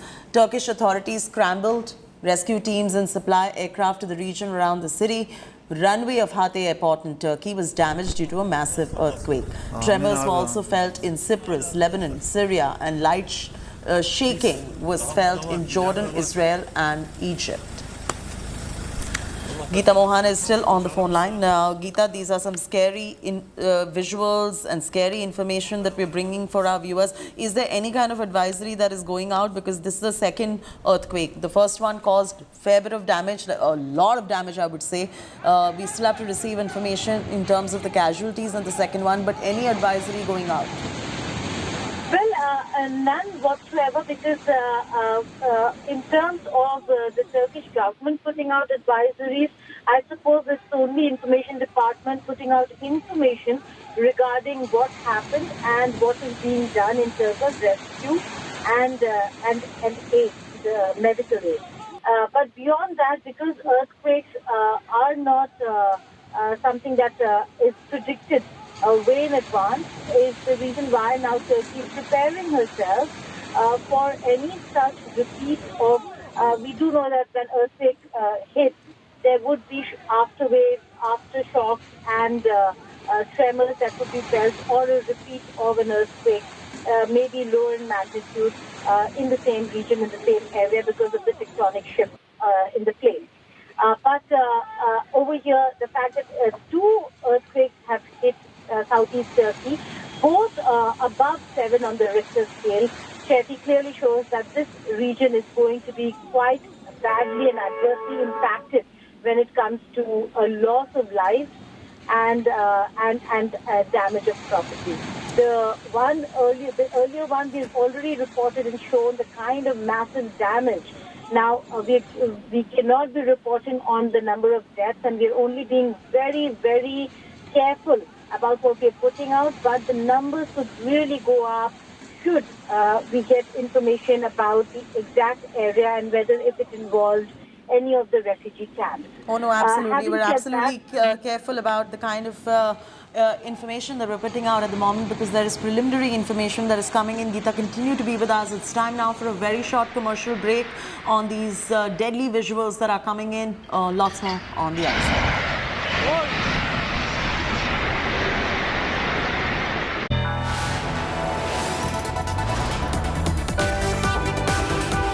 You are watching India Today.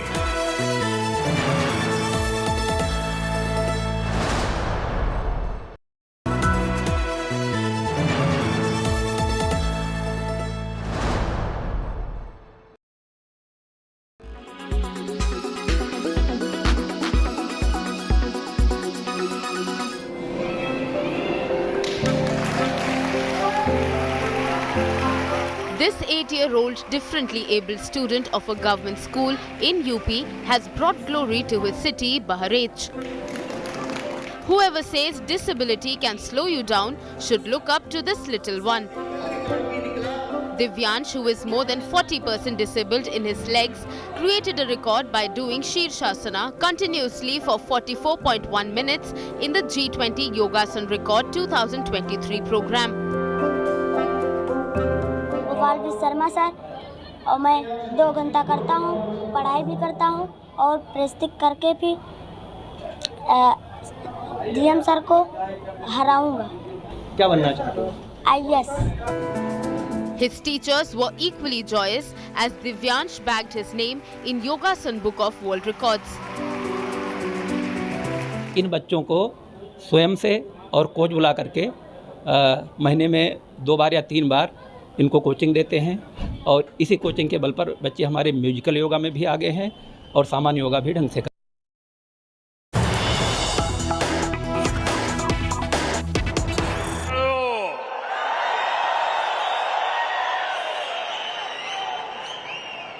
Karnataka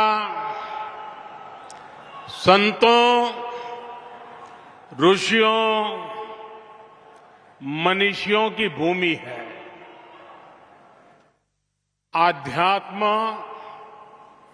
ज्ञान विज्ञान की महान भारतीय परंपरा को कर्नाटका ने हमेशा सशक्त किया है। इसमें भी तुमकुरु का विशेष स्थान है। सिद्धगंगा मठ की इसमें बहुत बड़ी भूमिका है।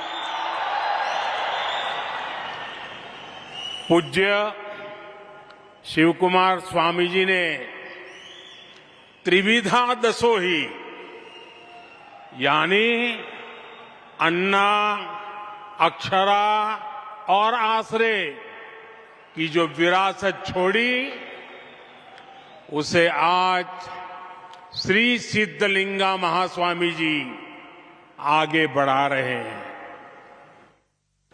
मैं पूज्य संतों को नमन करता हूं। गुब्बी स्थित श्री चिदंबरा आश्रम और भगवान चन्न बसवेश्वर को भी मैं प्रणाम करता हूं। भाइयों और बहनों, संतों के आशीर्वाद से आज कर्नाटका के युवाओं को रोजगार देने वाले ग्रामीणों और महिलाओं को सुविधा देने वाले, देश की सेना और मेड इन इंडिया को ताकत देने वाले सैकड़ों करोड़ रुपए के प्रोजेक्ट्स का लोकार्पण और शिलान्यास हुआ है। आज देश की एक बहुत बड़ी हेलीकॉप्टर फैक्ट्री तुमकुर को मिली है।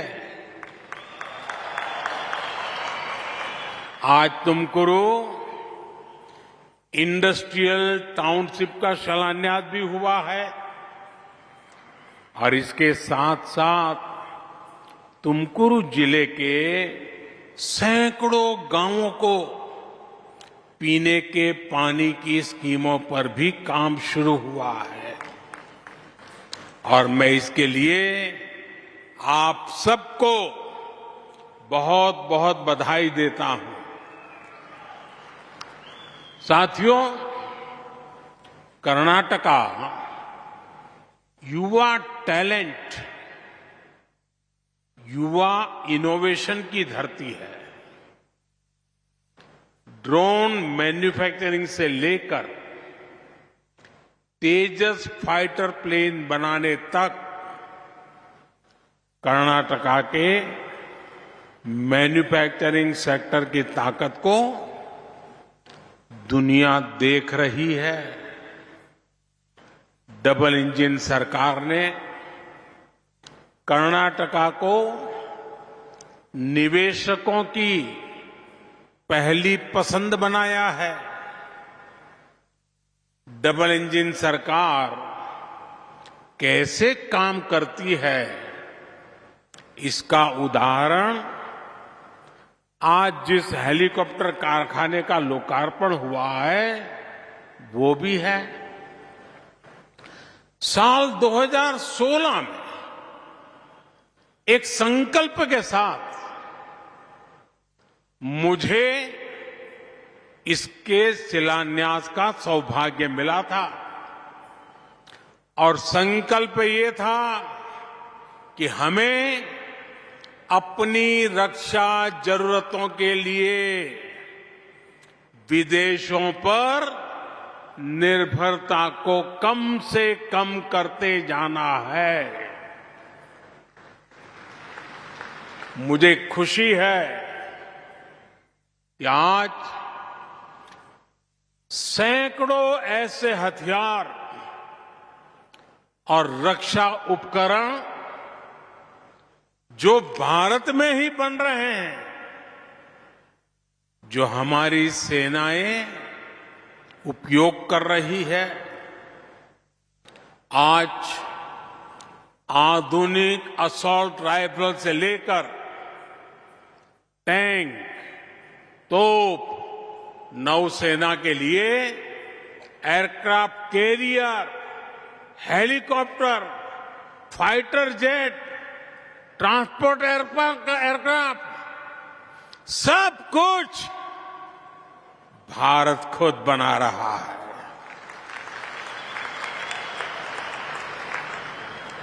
– 2014 से पहले के ये आंकड़ा याद रखना, याद रखोगे? 2014 से पहले के 15 सालों में जितना निवेश एरोस्पेस सेक्टर में हुआ उसका 5 गुना बीते 8-9 वर्षों में हो चुका है। आज हम अपनी सेना को मेड इन इंडिया हथियार तो दे ही रहे हैं, बल्कि हमारा डिफेंस एक्सपोर्ट भी 2014 की तुलना में कई गुना ज्यादा हो गया है। आने वाले समय में यहां तुमकुरु में ही सैकड़ों सैकड़ों हेलीकॉप्टर बनने वाले हैं और इससे लगभग 4 लाख करोड़ रुपए का बिजनेस यहां होगा। जब इस प्रकार मैन्युफैक्चरिंग की फैक्ट्रियां लगती हैं तो हमारी सेना की ताकत तो बढ़ती ही है, हजारों रोजगार और स्वरोजगार के अवसर भी मिलते हैं। तुमकुरू के हेलीकॉप्टर कारखाने से यहां आसपास अनेक छोटे छोटे उद्योगों को, व्यापार कारोबार को भी बल मिलेगा।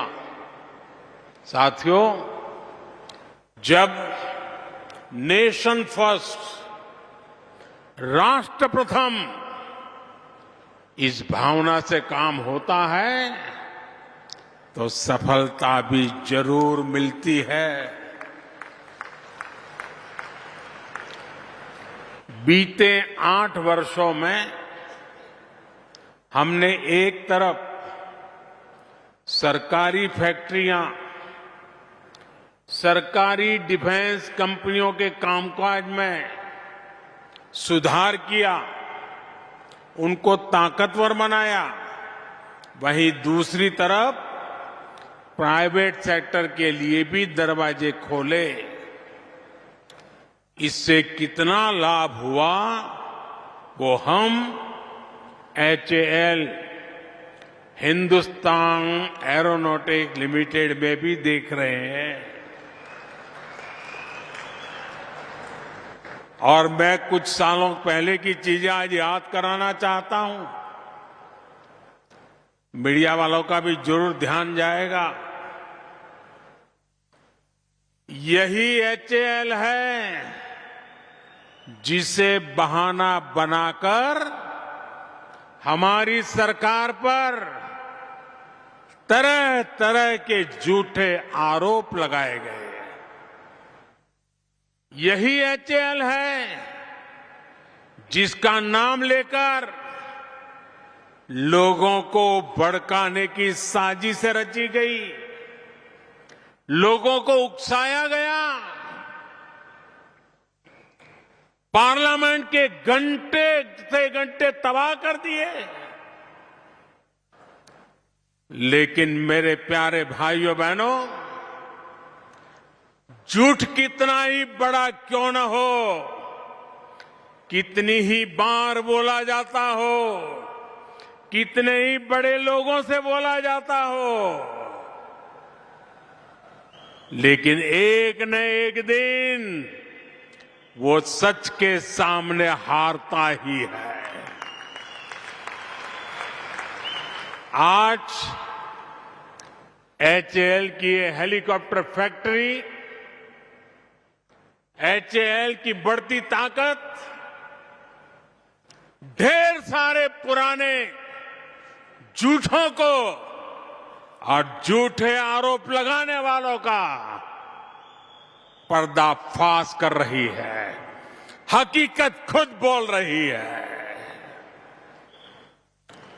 आज वही HAL भारत की सेनाओं के लिए आधुनिक तेजस बना रहा है, विश्व के आकर्षण का केंद्र है। आज HAL डिफेंस सेक्टर में भारत की आत्मनिर्भरता को बल दे रहा है। साथियों, आज यहां तुमकुरू इंडस्ट्रियल टाउनशिप के लिए भी काम शुरू हुआ है। फूड पार्क, हेलीकॉप्टर कारखाने के बाद तुमकुरू को मिला एक और बड़ा उपहार है।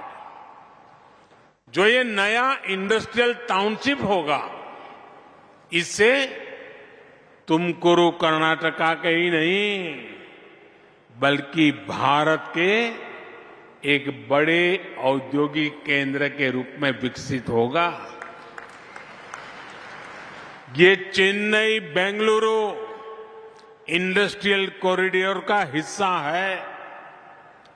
इस समय चेन्नई बेंगलुरु, बेंगलुरु मुंबई और हैदराबाद बेंगलुरु इंडस्ट्रियल कॉरिडोर पर काम चल रहा है। इन सभी में कर्नाटका का एक बहुत बड़ा हिस्सा आता है।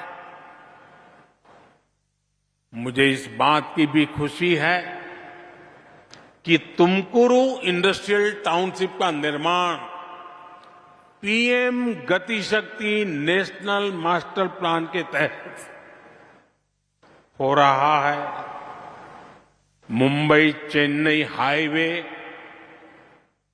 Bengaluru airport, Tumakuru railway station, Mangaluru port और गैस कनेक्टिविटी, ऐसी मल्टी मॉडल कनेक्टिविटी से इसे जोड़ा जा रहा है।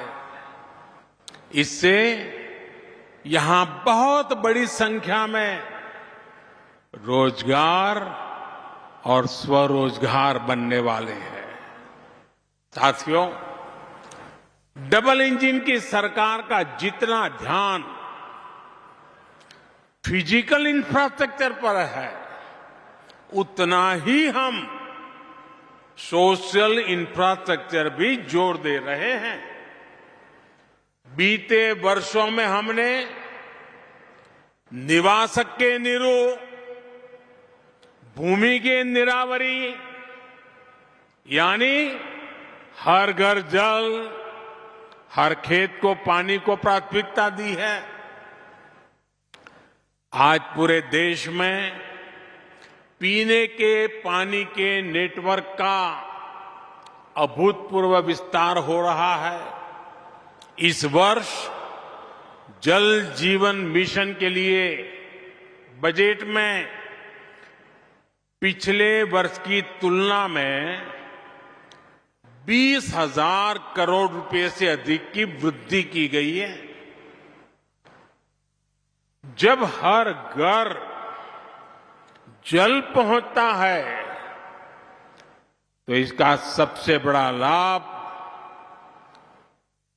गरीब महिलाओं और छोटी बेटियों को ही होता है। उन्हें साफ पानी जुटाने के लिए गांवों से दूर नहीं जाना पड़ता। पिछले 3.5 वर्षों में देश में नल से जल का दायरा 3 करोड़ ग्रामीण परिवारों से बढ़कर के 11 करोड़ परिवार हो चुका है। हमारी सरकार निवासक के नीरू के साथ ही भूमि की निरावरी पर भी लगातार बल दे रही है। बजट में अपर भद्रा प्रोजेक्ट के लिए लगभग 5,500 करोड़ रुपए की व्यवस्था की गई है। इससे तुमकुरू, चिकमंगलुरु, चित्रदुर्ग और दावणगेरे सहित सेंट्रल कर्नाटका के बड़े सुखा प्रभावित क्षेत्र को लाभ होगा। ये हर खेत और हर घर तक पानी पहुंचाने के डबल इंजन सरकार की प्रतिबद्धता को दिखाता है। इसका बहुत बड़ा लाभ हमारे छोटे किसानों को होगा, जो खेती के लिए सिंचाई के पानी पर, वर्षा के पानी पर ही निर्भर रहते आए हैं। साथियों, इस साल के गरीब हितैषी, मध्यम वर्ग हितैषी बजट की चर्चा पूरी दुनिया में हो रही है। विकसित भारत के निर्माण के लिए सब जुड़े, सब जुटे, सबका प्रयास कैसे हो, इसके लिए ये बजट बहुत ताकत देने वाला है। जब भारत अपनी आजादी के 100 वर्ष मनाएगा, उस सशक्त भारत की नींव इस बार के बजट ने और मजबूत की है। ये बजट समर्थ भारत, संपन्न भारत, स्वयंपूर्ण भारत, शक्तिमान भारत, गतिमान भारत की दिशा में बहुत बड़ा कदम है। आजादी के इस अमृत काल में कर्तव्यों पर चलते हुए विकसित भारत के संकल्पों को सिद्ध करने में इस बजट का बड़ा योगदान है। गांव, गरीब, किसान, वंचित, आदिवासी, मध्यम वर्ग, महिला, युवा, वरिष्ठ जन, सबके लिए बड़े बड़े फैसले इस बजट में लिए गए हैं।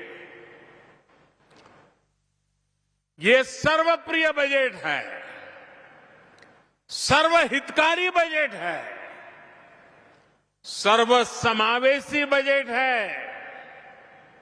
सर्वसुखाकारी बजट है, सर्वस्पर्शी बजट है। ये भारत के युवा को रोजगार के नए अवसर देने वाला बजट है। ये भारत की नारी शक्ति की भागीदारी बढ़ाने वाला बजट है। ये भारत की कृषि को, गांव को आधुनिक बनाने वाला बजट है। ये श्री अन्न से छोटे किसानों को वैश्विक ताकत देने वाला बजट है। ये भारत में रोजगार बढ़ाने वाला और स्वरोजगार को बल देने वाला बजट है।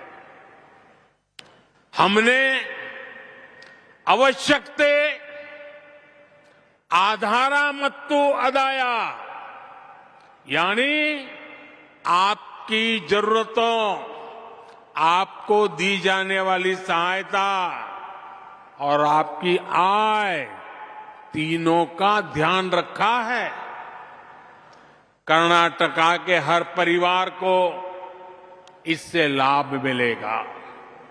भाइयों और बहनों, 2014 के बाद से सरकार का प्रयास समाज के उस वर्ग को सशक्त करने का रहा है जिन्हें पहले सरकारी सहायता मिलनी बहुत मुश्किल होती थी।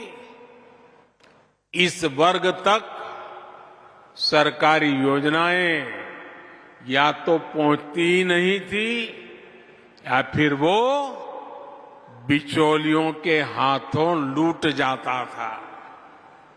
आप देखिए, बीते वर्षों में हमने हर उस वर्ग तक सरकारी सहायता पहुंचाई है जो पहले इससे वंचित थे। हमारी सरकार में कार्मिक, श्रमिक, ऐसे हर वर्ग को पहली बार पेंशन और बीमा की सुविधा मिली है। हमारी सरकार ने छोटे किसान की सहायता के लिए उसे पीएम किसान सम्मान निधि की शक्ति दी है। रेहड़ी, ठेले, फुटपाथ पर काम करने वाले स्ट्रीट वेंडर्स को हमने पहली बार बैंकों से बिना गारंटी का ऋण दिलाया है।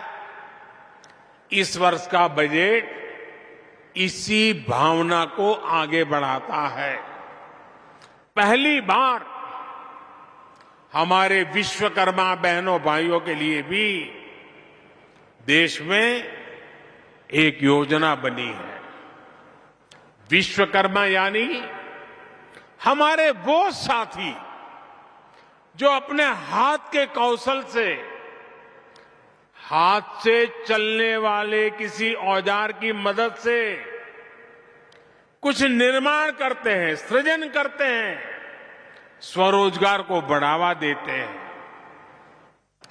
जैसे हमारे कुंभारा, कम्मारा, अक्कसालिगा, शिल्पी, गोरे के लसदवा, बड़गी आदि जो हमारे सब साथी हैं, पीएम विकास योजना से अब ऐसे लाखों परिवारों को उनकी कला, उनके कौशल को और समृद्ध करने में मदद मिलेगी। साथियों, इस वैश्विक महामारी के समय में राशन पर होने वाले खर्च की चिंता से भी हमारी सरकार ने गरीब परिवारों को मुक्त रख रखा है। इस योजना पर हमारी सरकार 4 लाख करोड़ रुपए से अधिक खर्च कर चुकी है। गांवों में हर गरीब परिवार को पक्का घर देने के लिए बजट में अभूतपूर्व 70,000 करोड़ रुपए रखे गए हैं। इससे कर्नाटका के अनेक गरीब परिवारों को पक्का घर मिलेगा, जिंदगी बदल जाएगी। भाई और बहनों, इस बजट में मिडिल क्लास के हित में अभूतपूर्व फैसले लिए गए हैं। 7 लाख रुपए तक की आय पर इनकम टैक्स 0 होने से मिडिल क्लास में बहुत उत्साह है। विशेष रूप से 30 वर्ष से कम के युवा साथी जिनकी नौकरी नई है, बिजनेस नया है, उनके अकाउंट में हर महीने अधिक पैसों की बचत होने वाली है। इतना ही नहीं, जो रिटायर हुए कर्मचारी है, जो हमारे सीनियर सिटीजन है, वरिष्ठ नागरिक है, उनके लिए डिपॉजिट की लिमिट को 15 लाख से बढ़ाकर 30 लाख यानी 2 गुना कर दिया है। इसे उन्हें हर महीने मिलने वाला रिटर्न और बढ़ जाएगा। प्राइवेट सेक्टर में काम करने वाले साथियों के लिए लीव एनकैशमेंट पर टैक्स की छूट लंबे समय से सिर्फ 3 लाख रुपए थी, अब 25 लाख रुपए तक के लीव एनकैशमेंट को टैक्स फ्री कर दिया गया है। इससे तुमकुरू, बेंगलुरु सहित कर्नाटका और देश के लाखों परिवारों के पास ज्यादा पैसा आएगा। साथियों, हमारी देश की महिलाओं का वित्तीय समावेश भाजपा सरकार की सर्वोच्च प्राथमिकताओं में से एक है। महिलाओं का वित्तीय समावेश घरों में उनकी आवाज मजबूत करता है, घर के निर्णयों में उनकी भागीदारी बढ़ाता है। हमारी माताएं, बहनें, बेटियां ज्यादा से ज्यादा बैंकों से जुड़े, इसके लिए इस बजट में हमने बड़े बड़े कदम उठाए हैं। हम महिला सम्मान बचत पत्र लेकर आए हैं। इसमें बहनें 2 लाख रुपए तक का निवेश कर सकती हैं, जिस पर सबसे अधिक 7.5% ब्याज मिलेगा। ये परिवार और समाज में महिलाओं की भूमिका को और बढ़ाएगा। सुकन्या समृद्धि, जनधन बैंक खातों, मुद्रा ऋण और घर देने के बाद ये महिला आर्थिक सशक्तिकरण के लिए एक और बड़ी पहल है। गांवों में महिला सेल्फ हेल्प ग्रुप के सामर्थ्य को और बढ़ाने के लिए भी बजट में अहम फैसला लिया गया है। भाइयों और बहनों, ग्रामीण अर्थव्यवस्था पर इस बजट में सबसे अधिक फोकस है। किसानों को कदम कदम पर डिजिटल टेक्नोलॉजी से मदद हो या सहकारिता का विस्तार, इस पर बहुत फोकस है। इससे किसानों, पशुपालकों और मछुआरों सभी को लाभ होगा। गन्ने से जुड़ी सहकारी समितियों को विशेष मदद मिलने से कर्नाटका के गन्ना किसानों को बहुत लाभ होगा। आने वाले समय में अनेक नई सहकारी समितियां भी बनेगी और अनाज की स्टोरेज के लिए देश भर में बड़ी संख्या में स्टोर बनेंगे। इससे छोटे किसान भी अपना अनाज स्टोर कर पाएंगे और बेहतर कीमत मिलने पर बेच पाएंगे। यही नहीं, प्राकृतिक खेती से छोटे किसान की लागत कम हो, इसके लिए हजारों सहायता केंद्र भी बनाए जा रहे हैं। साथियों, कर्नाटका में आप सभी मिलेट्स, मोटे अनाज का महत्व बखूबी समझते हैं। इसलिए मोटे अनाजों को आप सभी पहले से सिरीधान्या कहते हैं। अब कर्नाटका के लोगों की इसी भावना को देश आगे बढ़ा रहा है। अब पूरे देश में मोटे अनाज को श्री अन्न की पहचान दी गई है। श्री अन्न यानी धान्य में सर्वश्रेष्ठ। कर्नाटका में तो श्री अन्न रागी, श्री अन्न नवणे, श्री अन्न सामे, श्री अन्न हरका, श्री अन्न कोरले, श्री अन्न उदलू, श्री अन्न बरगू, श्री अन्न सज्जे, श्री अन्न बीड़ी जोड़ा। किसान ऐसे अनेक श्री अन्न पैदा करता है।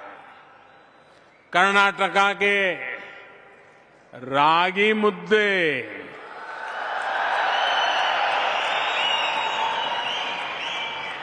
रागी रोटी, इस स्वाद को कौन भूल सकता है। इस साल के बजट में श्री अन्न के उत्पादन पर भी बहुत बल दिया गया है। इसका लाभ कर्नाटका के सूखा प्रभावित क्षेत्रों के छोटे छोटे किसानों को सबसे अधिक लाभ होगा। साथियों, डबल इंजन सरकार के ईमानदार प्रयासों के कारण आज भारत के नागरिक का विश्वास बुलंदी पर है, आत्मविश्वास बुलंदी पर है। हम हर देशवासी का जीवन सुरक्षित करने के लिए, भविष्य समृद्ध करने के लिए दिन रात मेहनत कर रहे हैं। आपका निरंतर आशीर्वाद ही हम सभी के लिए ऊर्जा है, हमारी प्रेरणा है। एक बार फिर आप सभी को बजट और आज तुमकुरू में जो विकास के प्रोजेक्ट का लोकार्पण और शिलान्यास हुआ है, इसके लिए मैं बहुत बहुत बधाई देता हूं। आप आज इतनी बड़ी तादाद में यहां आए हैं, हमें आशीर्वाद दे रहे हैं। मैं आप सबका भी हृदय से बहुत बहुत आभार व्यक्त करता हूं। धन्यवाद।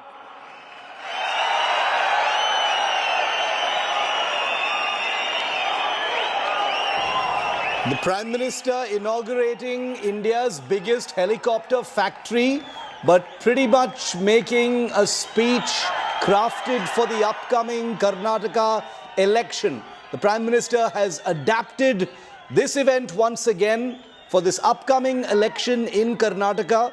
He's reached out and connected Modi style with the public in Karnataka for the upcoming election. He not only spoke about job creation and HAL's brand new factory, but also took potshots at Rahul Gandhi over Rafale politics, and then extended into the many welfare schemes and budget announcements that will impact Karnataka. But the big takeaway from the first half of the Prime Minister's speech is the Prime Minister's first big attack on Rahul Gandhi over his Rafale politics of 2019. The Prime Minister spent several minutes attacking the Congress and Rahul Gandhi, saying that they used HAL's good name for their dirty politics, and this new factory in Tumakuru near Bengaluru is a slap in the face of all those who tried to tarnish HAL's good name for their personal politics and in order to tarnish Prime Minister Modi's image as well. Take a listen to what the Prime Minister has said. Remember, Rahul Gandhi in 2019 had alleged that Prime Minister Modi had neglected HAL, sidelined HAL in order to award the fruits of the Rafale deal to private sector companies, which has turned out to be completely incorrect and false. Take a look at what the Prime Minister has just said. यही HAL है जिसे बहाना बनाकर हमारी सरकार पर तरह तरह के झूठे आरोप लगाए गए।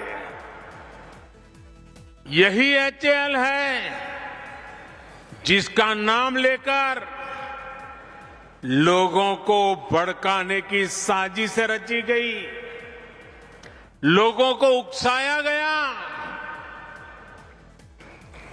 पार्लियामेंट के घंटे से घंटे तबाह कर दिए। लेकिन मेरे प्यारे भाइयों बहनों, झूठ कितना ही बड़ा क्यों न हो, कितनी ही बार बोला जाता हो, कितने ही बड़े लोगों से बोला जाता हो, लेकिन एक न एक दिन वो सच के सामने हारता ही है.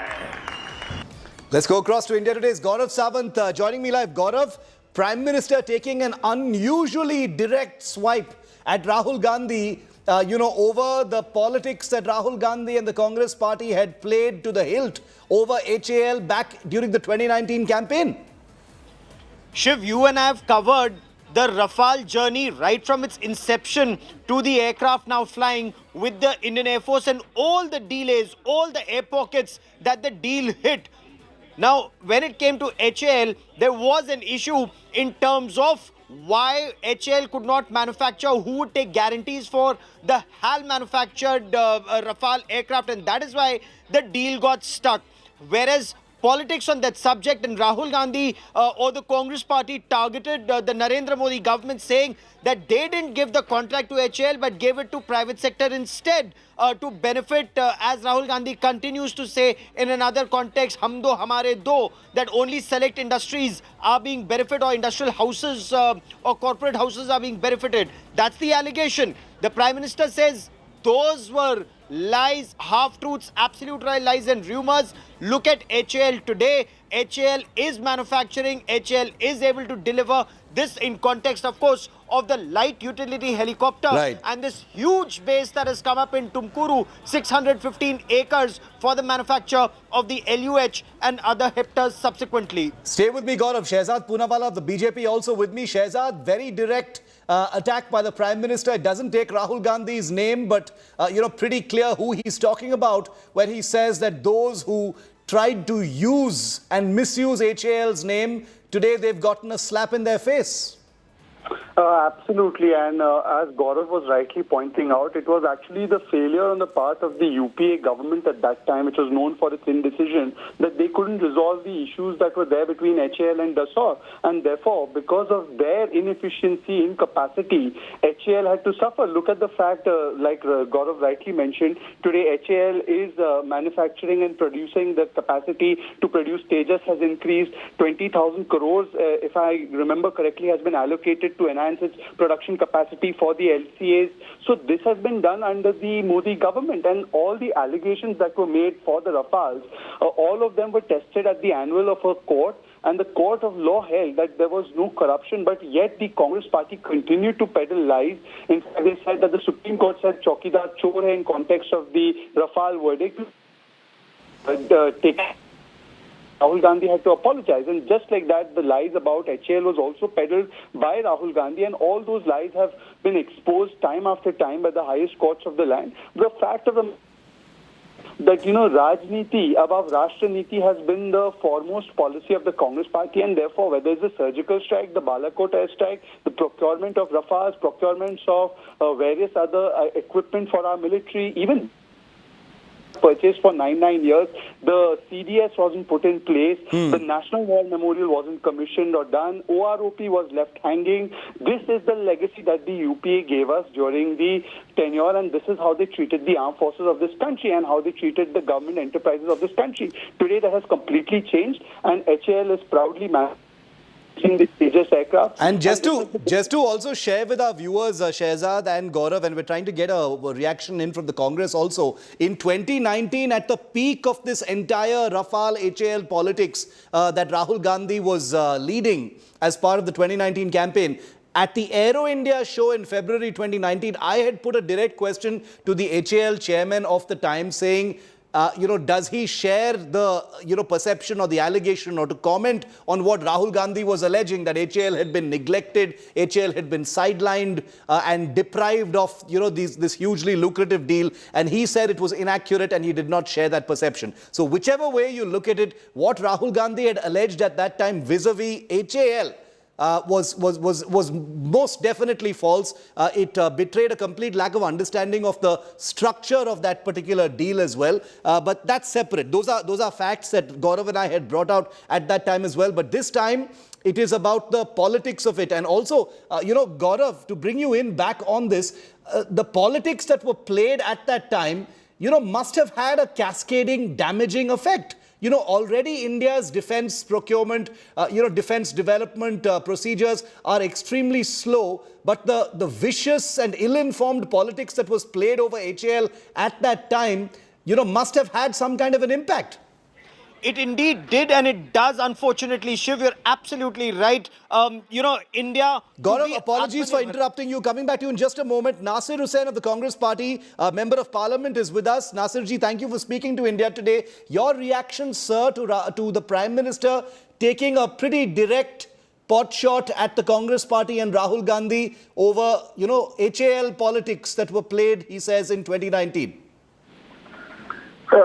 See, I think now because of the Adani scam, because of the SBI LIC investment scam that has happened in the country, they are now forced to speak about so many things of the past.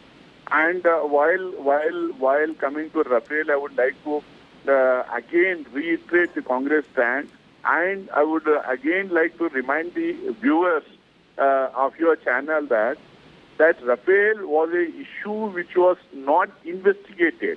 Rafael is an issue which is still not investigated.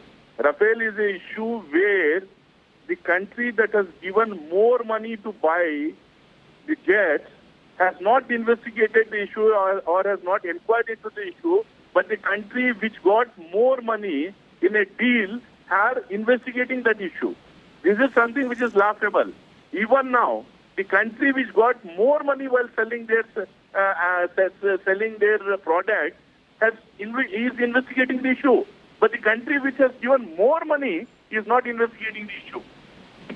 See, this is something which this government has solved. Okay. We investigated the issue, 2G scam, and now their own CBI court has come out very clear on the scam that the opposition at that time, that is BJP, made an issue out of a non-issue. But now, whether it is the Adani scam or the Rafael, this government doesn't want to inquire into it. Even now, for the Adani scam, we are very clear that there should be a JPC and the JPC should inquire into it. Okay. Thank you, Nasir Hussain, for speaking to India Today. The Congress sticking to its guns as far as the so-called Rafale scam is concerned. Well, the occasion where this political attack happened was a landmark milestone for Indian aviation today. A new helicopter facility, 615 acres large, inaugurated by the Prime Minister for Hindustan Aeronautics Limited in Tumukuru near Bengaluru. It is India's largest helicopter manufacturing facility and will initially produce light utility helicopters. The factory will be augmented to produce other helicopters such as light combat helicopters Prachand and the future Indian multi-role helicopters which will replace the workhorse Mi-17s. It will also be used for maintenance, repair and overhaul of the entire gamut of military helicopters currently serving with the Indian Armed Forces. This makes it one of Asia's biggest ever helicopter facilities. It will undoubtedly boost aerospace manufacturing and the ecosystem in Karnataka, producing thousands of jobs. Light utility helicopter की manufacturing facility का उद्घाटन किया गया है। यह निश्चित ही साथियों, यह निश्चित ही रक्षा क्षेत्र के साथ साथ संपूर्ण राष्ट्र के लिए बड़े ही गौरव का विषय है। स्वयं प्रधानमंत्री जी के कर कमलों द्वारा इस फैसिलिटी का शिलान्यास और आपके ही कर कमलों के द्वारा इसका उद्घाटन देश में डिफेंस मैन्युफैक्चरिंग के प्रति आपके कमिटमेंट का एक बहुत बड़ा उदाहरण है। यह उद्घाटन रक्षा क्षेत्र की आत्मनिर्भरता की यात्रा में एक माइलस्टोन है। इस ऐतिहासिक अवसर पर मैं हिंदुस्तान एरोनॉटिक्स लिमिटेड, इस प्रोजेक्ट से जुड़े सभी लोगों और संगठन समेत समस्त राष्ट्र को अपनी ओर से हार्दिक बधाई देता हूं। Now, the factory is formally on. The first light utility helicopter, which you see the Prime Minister and the Defence Minister standing next to, will be handed over to the Army at the Aero India trade show, which kicks off in Bengaluru at the end of this week. The LUH is required in large numbers, nearly 200, and those will all be built at this new facility. The Prachand light combat helicopter will also be manufactured at this same factory. Now, this particular factory has a maximum annual capacity of between 30 to 90 light utility helicopters. The overall military requirement in India for light utility helicopters is 400. Now, the requirement for light utility helicopters manufactured by HAL is 187. But the current orders for the LUH is only 12, a measly 12 light utility helicopters, which means that in this year alone, the order shortfall for light utility helicopters is anywhere between 18 to 78 helicopters, depending on which frame of reference you're using. That makes the overall shortfall of light utility helicopters 175, and there is reason to believe that the government is going to accelerate the orders on this front very, very soon. But there are big questions to ask, and we will ask those here on India Today. Number one, when will this factory that's been inaugurated by the Prime Minister get enough orders to justify its large size and scale? Number two, why haven't India's armed forces ordered the light utility helicopter and light combat helicopter in large enough numbers, respectable numbers? What is this 15 and 12 helicopters? It's nothing. Will this facility make India fully self-reliant in military helicopters? That's a tall order, but this facility will play a part. When will India have its own helicopter engine? We're building helicopters, but the engine is from France. When will we have our own helicopter engine?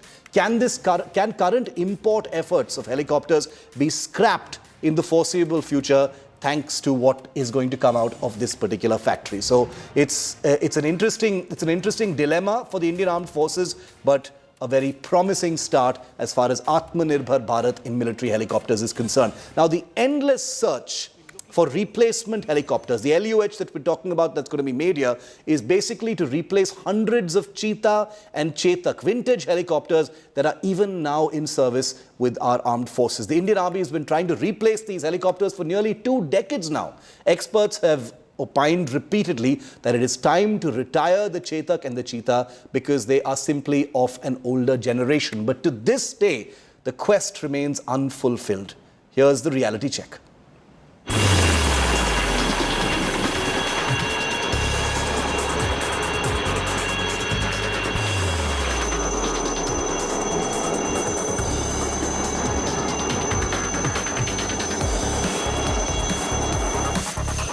The most numerous helicopters in the Indian Army, the light utility Cheetah and Chetaks, purchased decades ago from France and then built in India by HAL.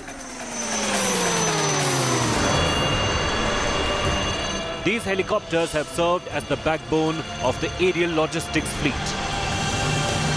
But would you believe it if we told you that the Indian Army has been looking to replace these for nearly 2 decades? You heard that right, nearly 2 decades.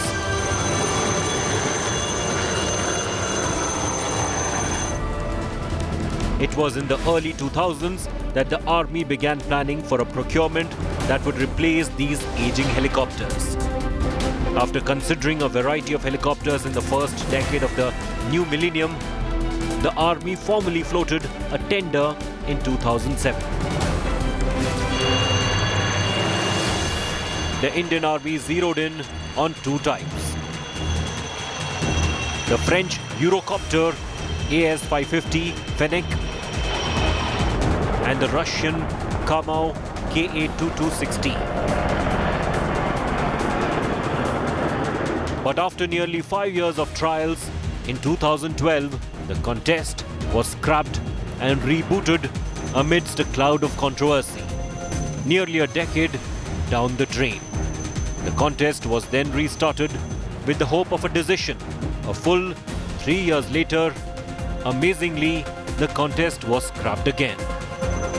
Once more, in the cloud of controversy. But this time, the army pushed for a decision, and the Indian government bit the bullet. In 2015, the Russian Ka-2260 was chosen for a Make in India program. The plan was for 200 helicopters to be jointly built by Russia and India's Hindustan Aeronautics. Most of them at a facility near Bengaluru. But 6 agonizing years later, not only has the production not started, the final work share agreement itself has not been signed. As always, it's the army that's paying the price. Light helicopters flown by army aviation pilots are crucial for India's efforts to maintain a force of nearly 3,000 soldiers in the Himalayan heights. They're deployed on posts strung along Saltoro Ridge, which at over 20,000 feet is the world's highest battlefield manned by India since 1984. The Army's fleet of 1970s vintage Cheetah helicopter supplies its troops with ammunition, rations and fuel for warmth. The Army's struggle to replace them continues without end.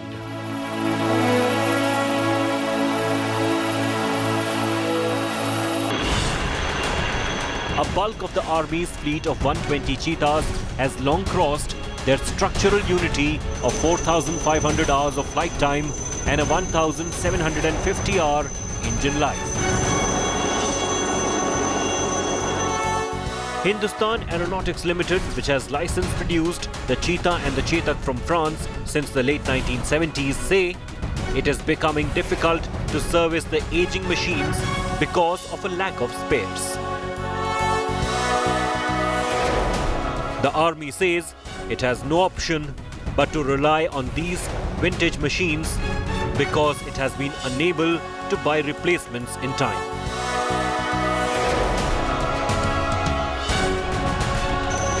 But could the answer to the Army's woes be right here in the country?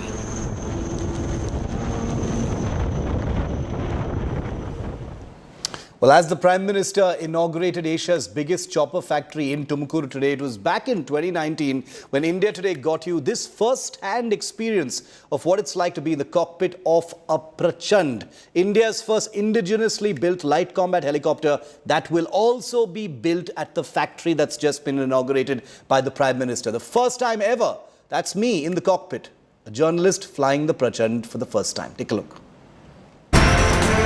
Say namaste to the light combat helicopter. Developed and test flown for nearly a decade by Hindustan Aeronautics Limited, the light combat helicopter is not just made in India, but custom built for India's unique battlefield conditions. From the deserts of Rajasthan to the super high altitudes of Ladakh. But what better way to get acquainted with the light combat helicopter than by taking a spin in one? I was invited by HAL's test team to strap into this helicopter and get a never-before taste of what this Swadeshi combat chopper is truly all about. India Today has been invited to be the first journalist team to fly in and experience the light combat helicopter developed and tested by Hindustan Aeronautics Limited. This is India's first attack helicopters. It has missiles, it has rockets, it has guns, and we happen to be the first ever media crew who's going to get a taste of the light combat helicopter. For a flight in the LCH, I have to get into the full pilot kit. From overalls to flying boots.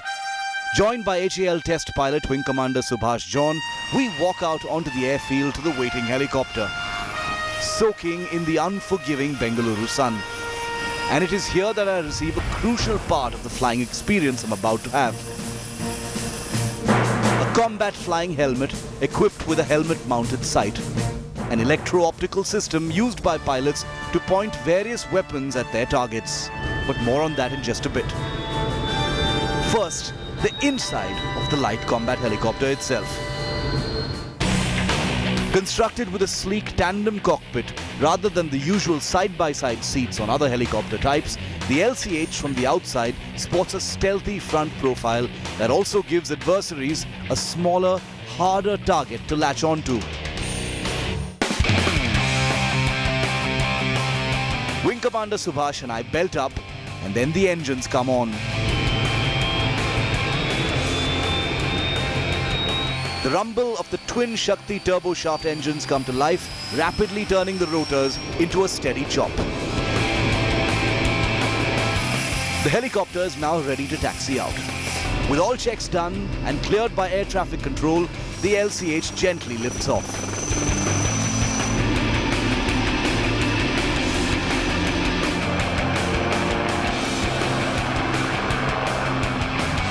In airspace over Bengaluru, the light combat helicopter is put through a series of maneuvers, demonstrating its agility in the air and carefully customized flying qualities. The effortless handling that Wing Commander Subhash demonstrates at low altitude validates the years of tough flight testing that has gone into refining the LCH into the flying machine it is today. Returning to the tarmac after a 25-minute flight, I've just had the most personal possible tryst with an aircraft that stands on the threshold of Indian military service.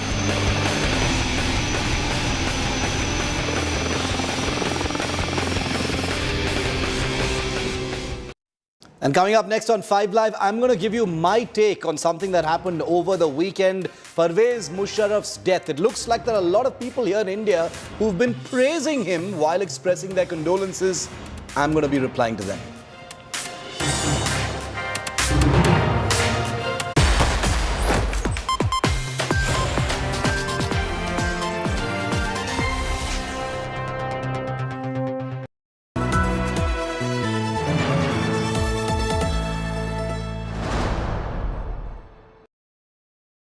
I propose to increase the rebate limit to 7 lakhs. Yet again, the nation trusts India Today TV. Highest concurrent users during the Budget 2023 speech. Most watched news channel on YouTube live. India Today #1.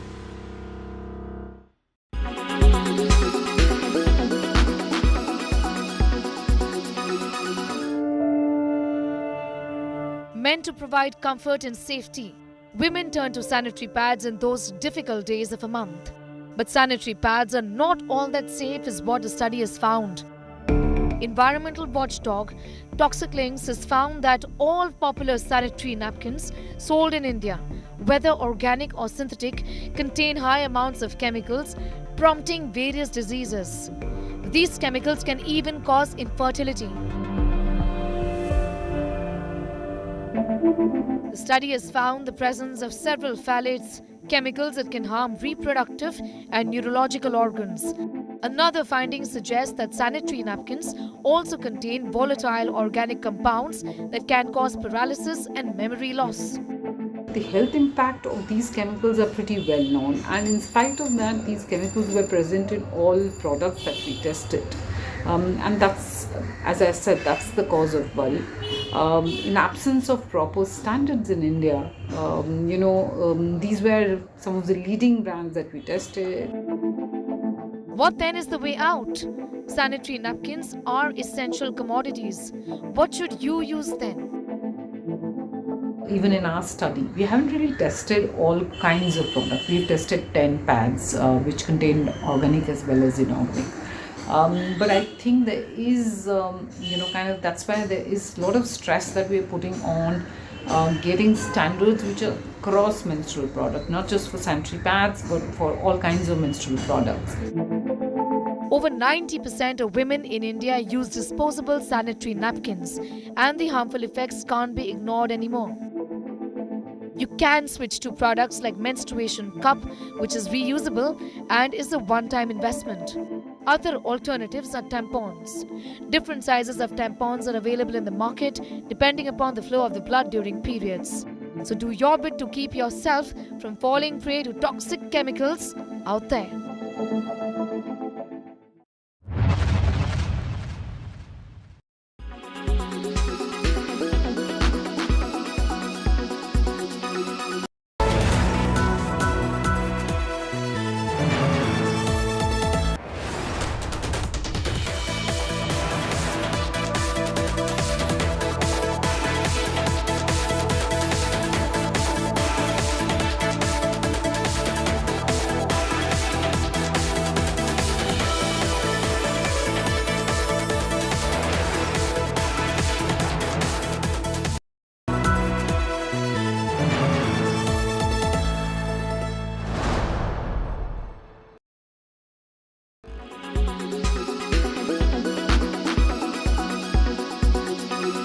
Prajakta, as a ground controller, you know, the occasion of doing this episode of Battle Cry is a sad one. There has been a mid-air collision, we understand, in the Indian Air Force where, you know, one pilot was tragically lost. We also do know that mid-air collisions are a rare occurrence because there are many safeguards. But as a ground controller, can you tell us, you know, what are the things that are done to avoid mid-air collisions and why do they still happen? Okay, thank you for the question, Shiv. So firstly, the main aim of any air traffic controller is to provide separation between aircraft and prevent the collision between two aircraft. Yes. So when we talk about separation, the separation is both given in air as well as on ground. Now, because we are talking about mid-air collision here, I will tell you about the separation that is given in air is both vertical and horizontal separation. With that, there is something known as a time separation also. So at one point, you will never find any two aircrafts which are reciprocal to each other within 30 nautical miles on the same route or on the same level. But at the same time, depending upon the situation, you can say the type of aircraft, the capability, weather, the mission, etc., the separation also keeps differing. Yes. And another thing here important is that as an air traffic controller, it is important thing for me that we maintain always a two-way communication. A radio communication is established between the aircraft flying in the air as well as the air traffic control tower. Now, coming up to the second question that you asked me, that why do these mid-air collisions occur? I would like to tell you that it's a one odd situation. It all depends. I would say that there are no specific same reasons for a mid-air collision to occur. The reasons are completely different as it's completely situational based. Yes. Today, the aviation industry has boomed so much. The quantum of flying has also increased, and so has been the stress on the material as well as the men. So when I talk about civil aviation here, you would know that the last mid-air collision which took place in India was in 1996, Charki Dadri incident, where we had two civil airliners colliding into each other. But now let me take you a little bit towards military aviation. Now, military aviation is completely dynamic because the operational necessity will always overrule the general rules of air. Yes. Because here the missions are dictating the flying norms here.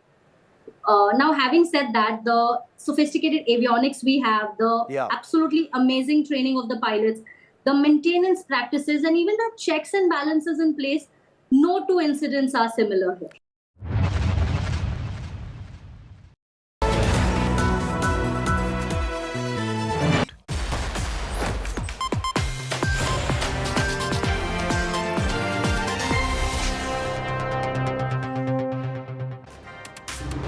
And finally, viewer, how contaminated, how morally rotten, how dishonorable and desperate must an Indian be to praise Pervez Musharraf?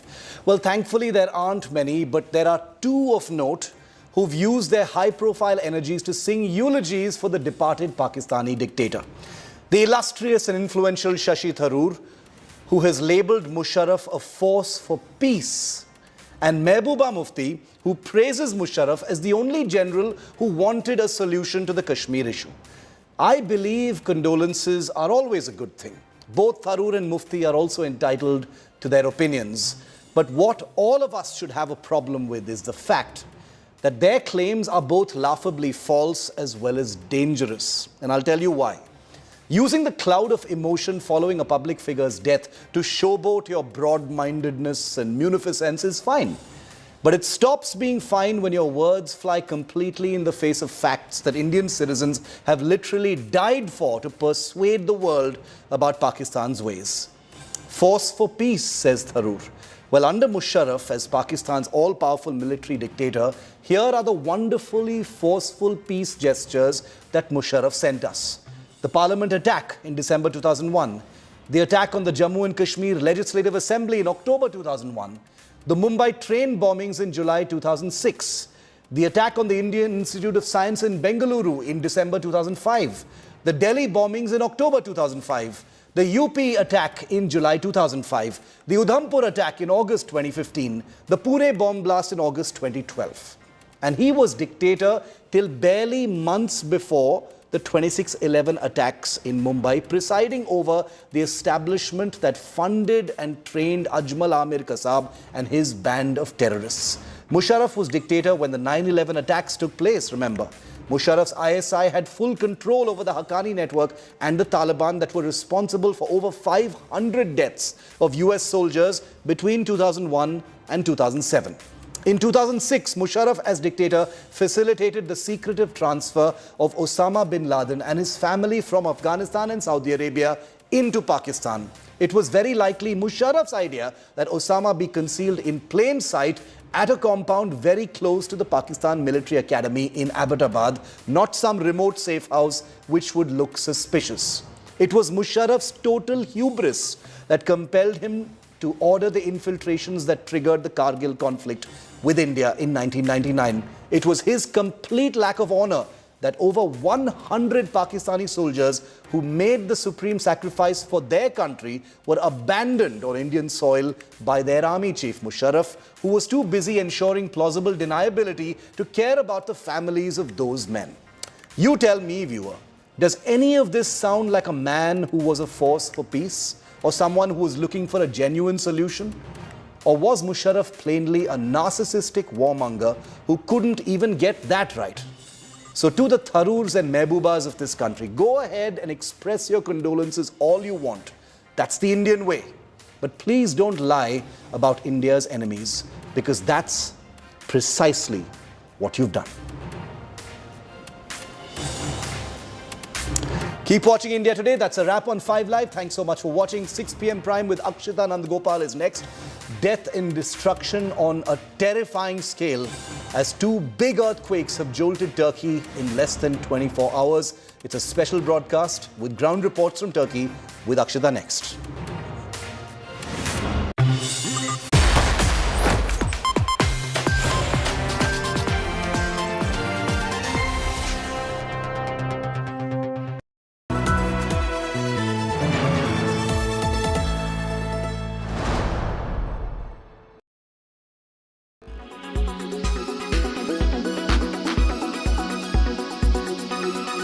Shah Rukh Khan's Pathaan has been rocking at the movie theatres. It is in fact being touted as the best action movie of recent times. But is it true? What does the Tech Today community think about it? Are the tech sequences worth watching the movie in the movie theatre, or will the Tech Today community wait to watch it on OTT? Let's try and find out. Where will it be, in the cinema theatre or on OTT? Cinemas. SRK in cinemas. Movie theatre. OTT.